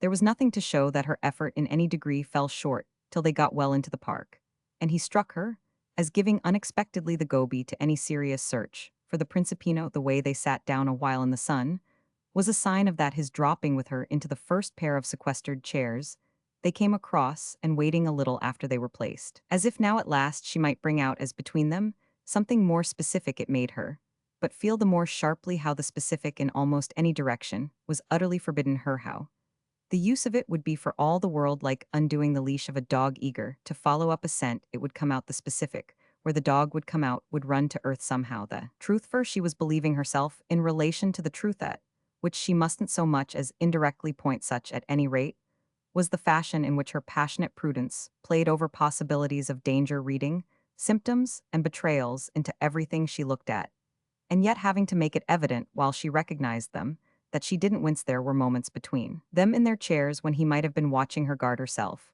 and trying to think of something new that would trip her up. There were pauses during which, with her affection, as sweet and still as the sunshine, she might yet, as at some hard game over a table for money, have been defying him to fasten upon her the least little complication of consciousness. She was positively proud afterwards of the great style in which she had kept this up. Later on, at the hour's end, when they had retraced their steps to find Amerigo and Charlotte awaiting them at the house, she was able to say to herself that truly she had put her plan through, even though once more setting herself the difficult task of making their relation, every minute of the time, not fall below the standard of that other hour in the treasured past, which hung there behind them like a framed picture in a museum, a high watermark for the history of their old fortune. The summer evening in the park at Fawn's, when side by side under the trees, just as now they had let their happy confidence lull them with its most golden tone, there had been the possibility of a trap for her, at present, in the very question of their taking up anew that residence, wherefore she had not been the first to sound it, in spite of the impression from him of his holding off to see what she would do. She was saying to herself in secret, "Can we again in this form migrate, there can I for myself undertake it face all the intenser keeping up and stretching out indefinitely. Impossibly that our conditions in the country as we've established and accepted them would stand, for she had positively lost herself in this inward doubt. So much she was subsequently to remember, but remembering then too that her companion, though perceptibly perhaps as if not to be eager, had broken the ice very much as he had broken it in Eaton Square after the banquet to the Castledeans. Her mind had taken a long excursion, wandered far into the vision of what a summer at Fawn's with Amerigo and Charlotte, still more eminently, in presence against that higher sky, would bring forth. Wast her father meanwhile, only pretending to talk of it, just as she was in a manner pretending to listen. He got off it finally, at all events, for the transition it couldn't well help thrusting out at him. It had amounted exactly to an arrest of her private excursion by the sense that he had begun to imitate, as never yet, ancient tone of gold. It had verily come from him, at last, the question of whether she thought it would be very good, but very good indeed, that he should leave England for a series of weeks on some pretext, with the prince. Then it had been that she was to know her husband's menace hadn't really dropped, since she was face to face with the effect of it. The effect of it had occupied all the rest of their walk, had stayed out with them, and come home with them, besides making it impossible that they shouldn't presently feign to recollect how rejoining the child had been their original purpose. Maggie's uneffaced note was that it had at the end of 5 minutes more driven them to that endeavor as to a refuge, and caused them afterwards to rejoice as well that the boy's irrepressibly importunate company in due course secured, and enjoyed with the extension imparted by his governess, a person expectant of. Consideration constituted a cover for any awkwardness, for that was what it had all come to, that the dear man had spoken to her to try her quite as he had been spoken to himself, by Charlotte, with the same fine idea. The princess took it in on the spot, firmly grasping it. She heard them together, her father and his wife, dealing with the queer case. The prince tells me that Maggie has a plan for your taking some foreign journey with him, and as he likes to do everything she wants, he has suggested my speaking to you for it as the thing most likely to make you consent, so I do speak, being always so eager myself, as you know, to meet Maggie's wishes I speak. But without quite understanding this time what she has in her head, why should she have a sudden at this particular moment desire to ship you off together, and to remain here alone with me, the compliments all to me I admit, and you must decide quite as you like. The prince is quite ready evidently to do his part, but y'all have it out with him, that is, y'all have it out with her, something of that kind, was what in her mind's ear Maggie heard, in this, after his waiting for her to appeal to him, directly, was her father's invitation to her to have it out. Well, as she could say to herself all the rest of the day, that was what they did, while they continued to sit there in their penny chairs. That was what they had done, as much as they would now ever have out anything the measure of this. At least had been given, that each would fight to the last for the protection, for the perversion of any real anxiety. She had confessed instantly, with her humbugging grin not flinching by a hair, meeting his eyes as mildly as he met hers. She had confessed to her fancy that they might both, he and his son-in-law, have welcomed such an escapade, since they had both been so long so furiously domestic. She had almost cocked her hat under the inspiration of this opportunity to hint how a couple of spirited young men, reacting from confinement and sallying forth arm in arm, might encounter the agreeable in forms that would strike them for the time at least as novel. She had felt for 50 seconds with her eyes all so sweetly and falsely in her companions horribly vulgar, yet without minding it either. Such luck should she have, if to be nothing worse than vulgar would see her through, and I thought Amerigo might like it better, she had said, than wandering off alone. Do you mean that he won't go unless I take him? She had considered here, and never in her life had she considered so promptly, and so intently. If she really put it that way, her husband challenged might belie the statement, so that what would that do but make her father wonder, make him perhaps ask straight out why she was exerting pressure. She couldn't, of course, afford to be suspected for an instant of exerting pressure, which was why she was obliged only to make answer, wouldn't that be just what you must have out with him? Decidedly, if he makes me the proposal, but he hasn't made it yet. Oh, once more how she was to feel. She had smirked. Perhaps he's too shy. Because you're so sure he so really wants my company. I think he has thought you might like it. Well, I should, but with this he looked away from her, and she held her breath to hear him either ask if she wished him to address the question to Amerigo straight, or inquire if she should be greatly disappointed by his letting it drop. What had settled her, as she was privately to call it, was that he had done neither of these things, and had thereby markedly stood off from the risk involved in trying to draw out her reason to attenuate, on the other hand, this appearance. And quite as if to fill out the too large receptacle made so musingly by his abstention, he had himself presently given her a reason, had positively spared her the effort of asking whether he judged Charlotte not to have approved. He had taken everything on himself. That was what had settled her. She had had to wait very little more to feel with this how much he was taking. The point he made was his lack of any eagerness to put time and space on any such scale between himself and his wife. He wasn't so unhappy with her, far from it. And Maggie was to hold that he had grinned back paternally through his rather shielding glasses, in easy emphasis of thesis, to be able to hint that he required the relief of absence, therefore, unless it was for the prince himself. Oh, I don't think it would have been for Amerigo himself. Amerigo and I, Maggie had said, perfectly rub on together. Well then, there we are. I see, and she had again, with sublime blandness, assented, there we are. Charlotte and I too, her father had gaily proceeded, perfectly rub on together. And then he had appeared for a little to be making time to put it only, so he had mildly and happily addetto, put it only so he had spoken, as if he might easily put it much better yet, as if the humor of contented understatement fairly sufficed for the occasion. He had played then, either all consciously or all unconsciously, into Charlotte's hands, and the effect of this was to render trebly oppressive Maggie's conviction of Charlotte's plan. She had done what she wanted his wife had, which was also what Amerigo had made her do. She had kept her test, Maggie's test, from becoming possible, and had applied instead a test of her own. It was exactly as if she had known that her stepdaughter would be afraid to be summoned to say, under the least approach to cross-examination, why any change was desirable. And it was for our young woman herself still more prodigiously, as if her father had been capable of. Calculations to match of judging it important, he shouldn't be brought to demand of her. What was the matter with her? Why otherwise with such an opportunity? Hadn't he demanded it always from calculation that? That was why he was terrified of the retort. He might have invoked what, my dear, if you come to that, is the matter with you, when a minute later on he had followed up his last note by a touch or two, designed still further to conjure away the ghost of the anomalous at that climax. Verily, she would have had to be dumb to the question. There seems a kind of charm, doesn't there, on our life, and quite, as if just lately it had got itself somehow renewed, had waked up refreshed, a kind of wicked selfish prosperity perhaps, as if we had grabbed everything, fixed everything down to the last lovely object for the last glass case of the last corner, left over of my old show. That's the only takeoff, that it has made us perhaps lazy, a wee bit languidlying like gods together, all careless of mankind. Do you consider that we're languid, that form of rejoinder she had jumped at for the sake of its pretty lightness? Do you consider that we are careless of mankin living, as we do in the biggest crowd in the world, and running about always pursued and pursuing? It had made him think, indeed, a little longer than she had meant, but he came up again, as she might have said, smiling, well, I don't know, we get nothing but the fun, do we? No, she had hastened to declare, we certainly get nothing but the fun. We do it all, he had remarked so beautifully. We do it all so beautifully, she hadn't denied this for a moment. I see what you mean. Well, I mean too, he had gone on, that we haven't no doubt enough the sense of difficulty. Enough for what? Enough not to be selfish. I don't think you are selfish, she had returned and had managed not to wail it. I don't say that it's me particularly, or that it's you, or Charlotte, or Amerigo, but we're selfish to the remove as a selfish mass.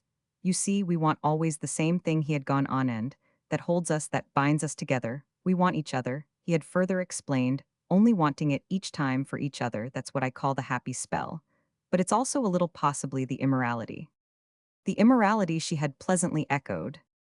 Well, we're tremendously moral for ourselves, that is for each other, and I won't pretend that I know exactly at whose particular personal expense you and I, for instance, are happy. What it comes to, I dare say, is that there's something haunting us, if it were a bit uncanny, in such a consciousness of our general comfort and privilege.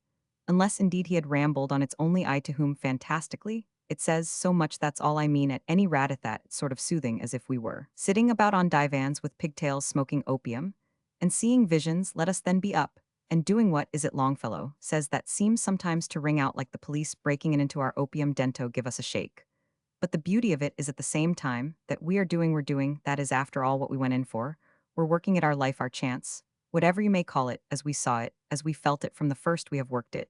And what more can you do than that? It's a good deal for me. He had wound up to have made Charlotte so happito, have so perfectly contented her you from a good way back.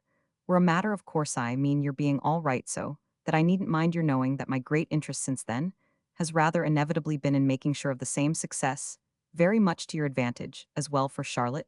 If we've worked our life, our idea, really, as I say, if at any rate I can sit here and say that I've worked my share of it has not been what you may call least by our having put Charlotte so at her ease, that has been soothing all round, that has curled up as the biggest of the blue fumes, or whatever they are of the opium.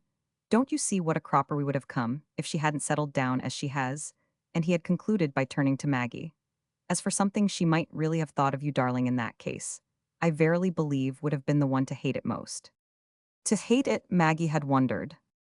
To hate our having, with our tremendous intentions, not brought it off, and I dare say, I should have hated it for you even more than for myself. That's not unlikely, perhaps, when it was for me after all that you did it. He had hesitated, but only a moment. I never told you so. Well, Charlotte herself soon enough told me. But I never told her, her father had answered. Are you very sure, she had presently asked.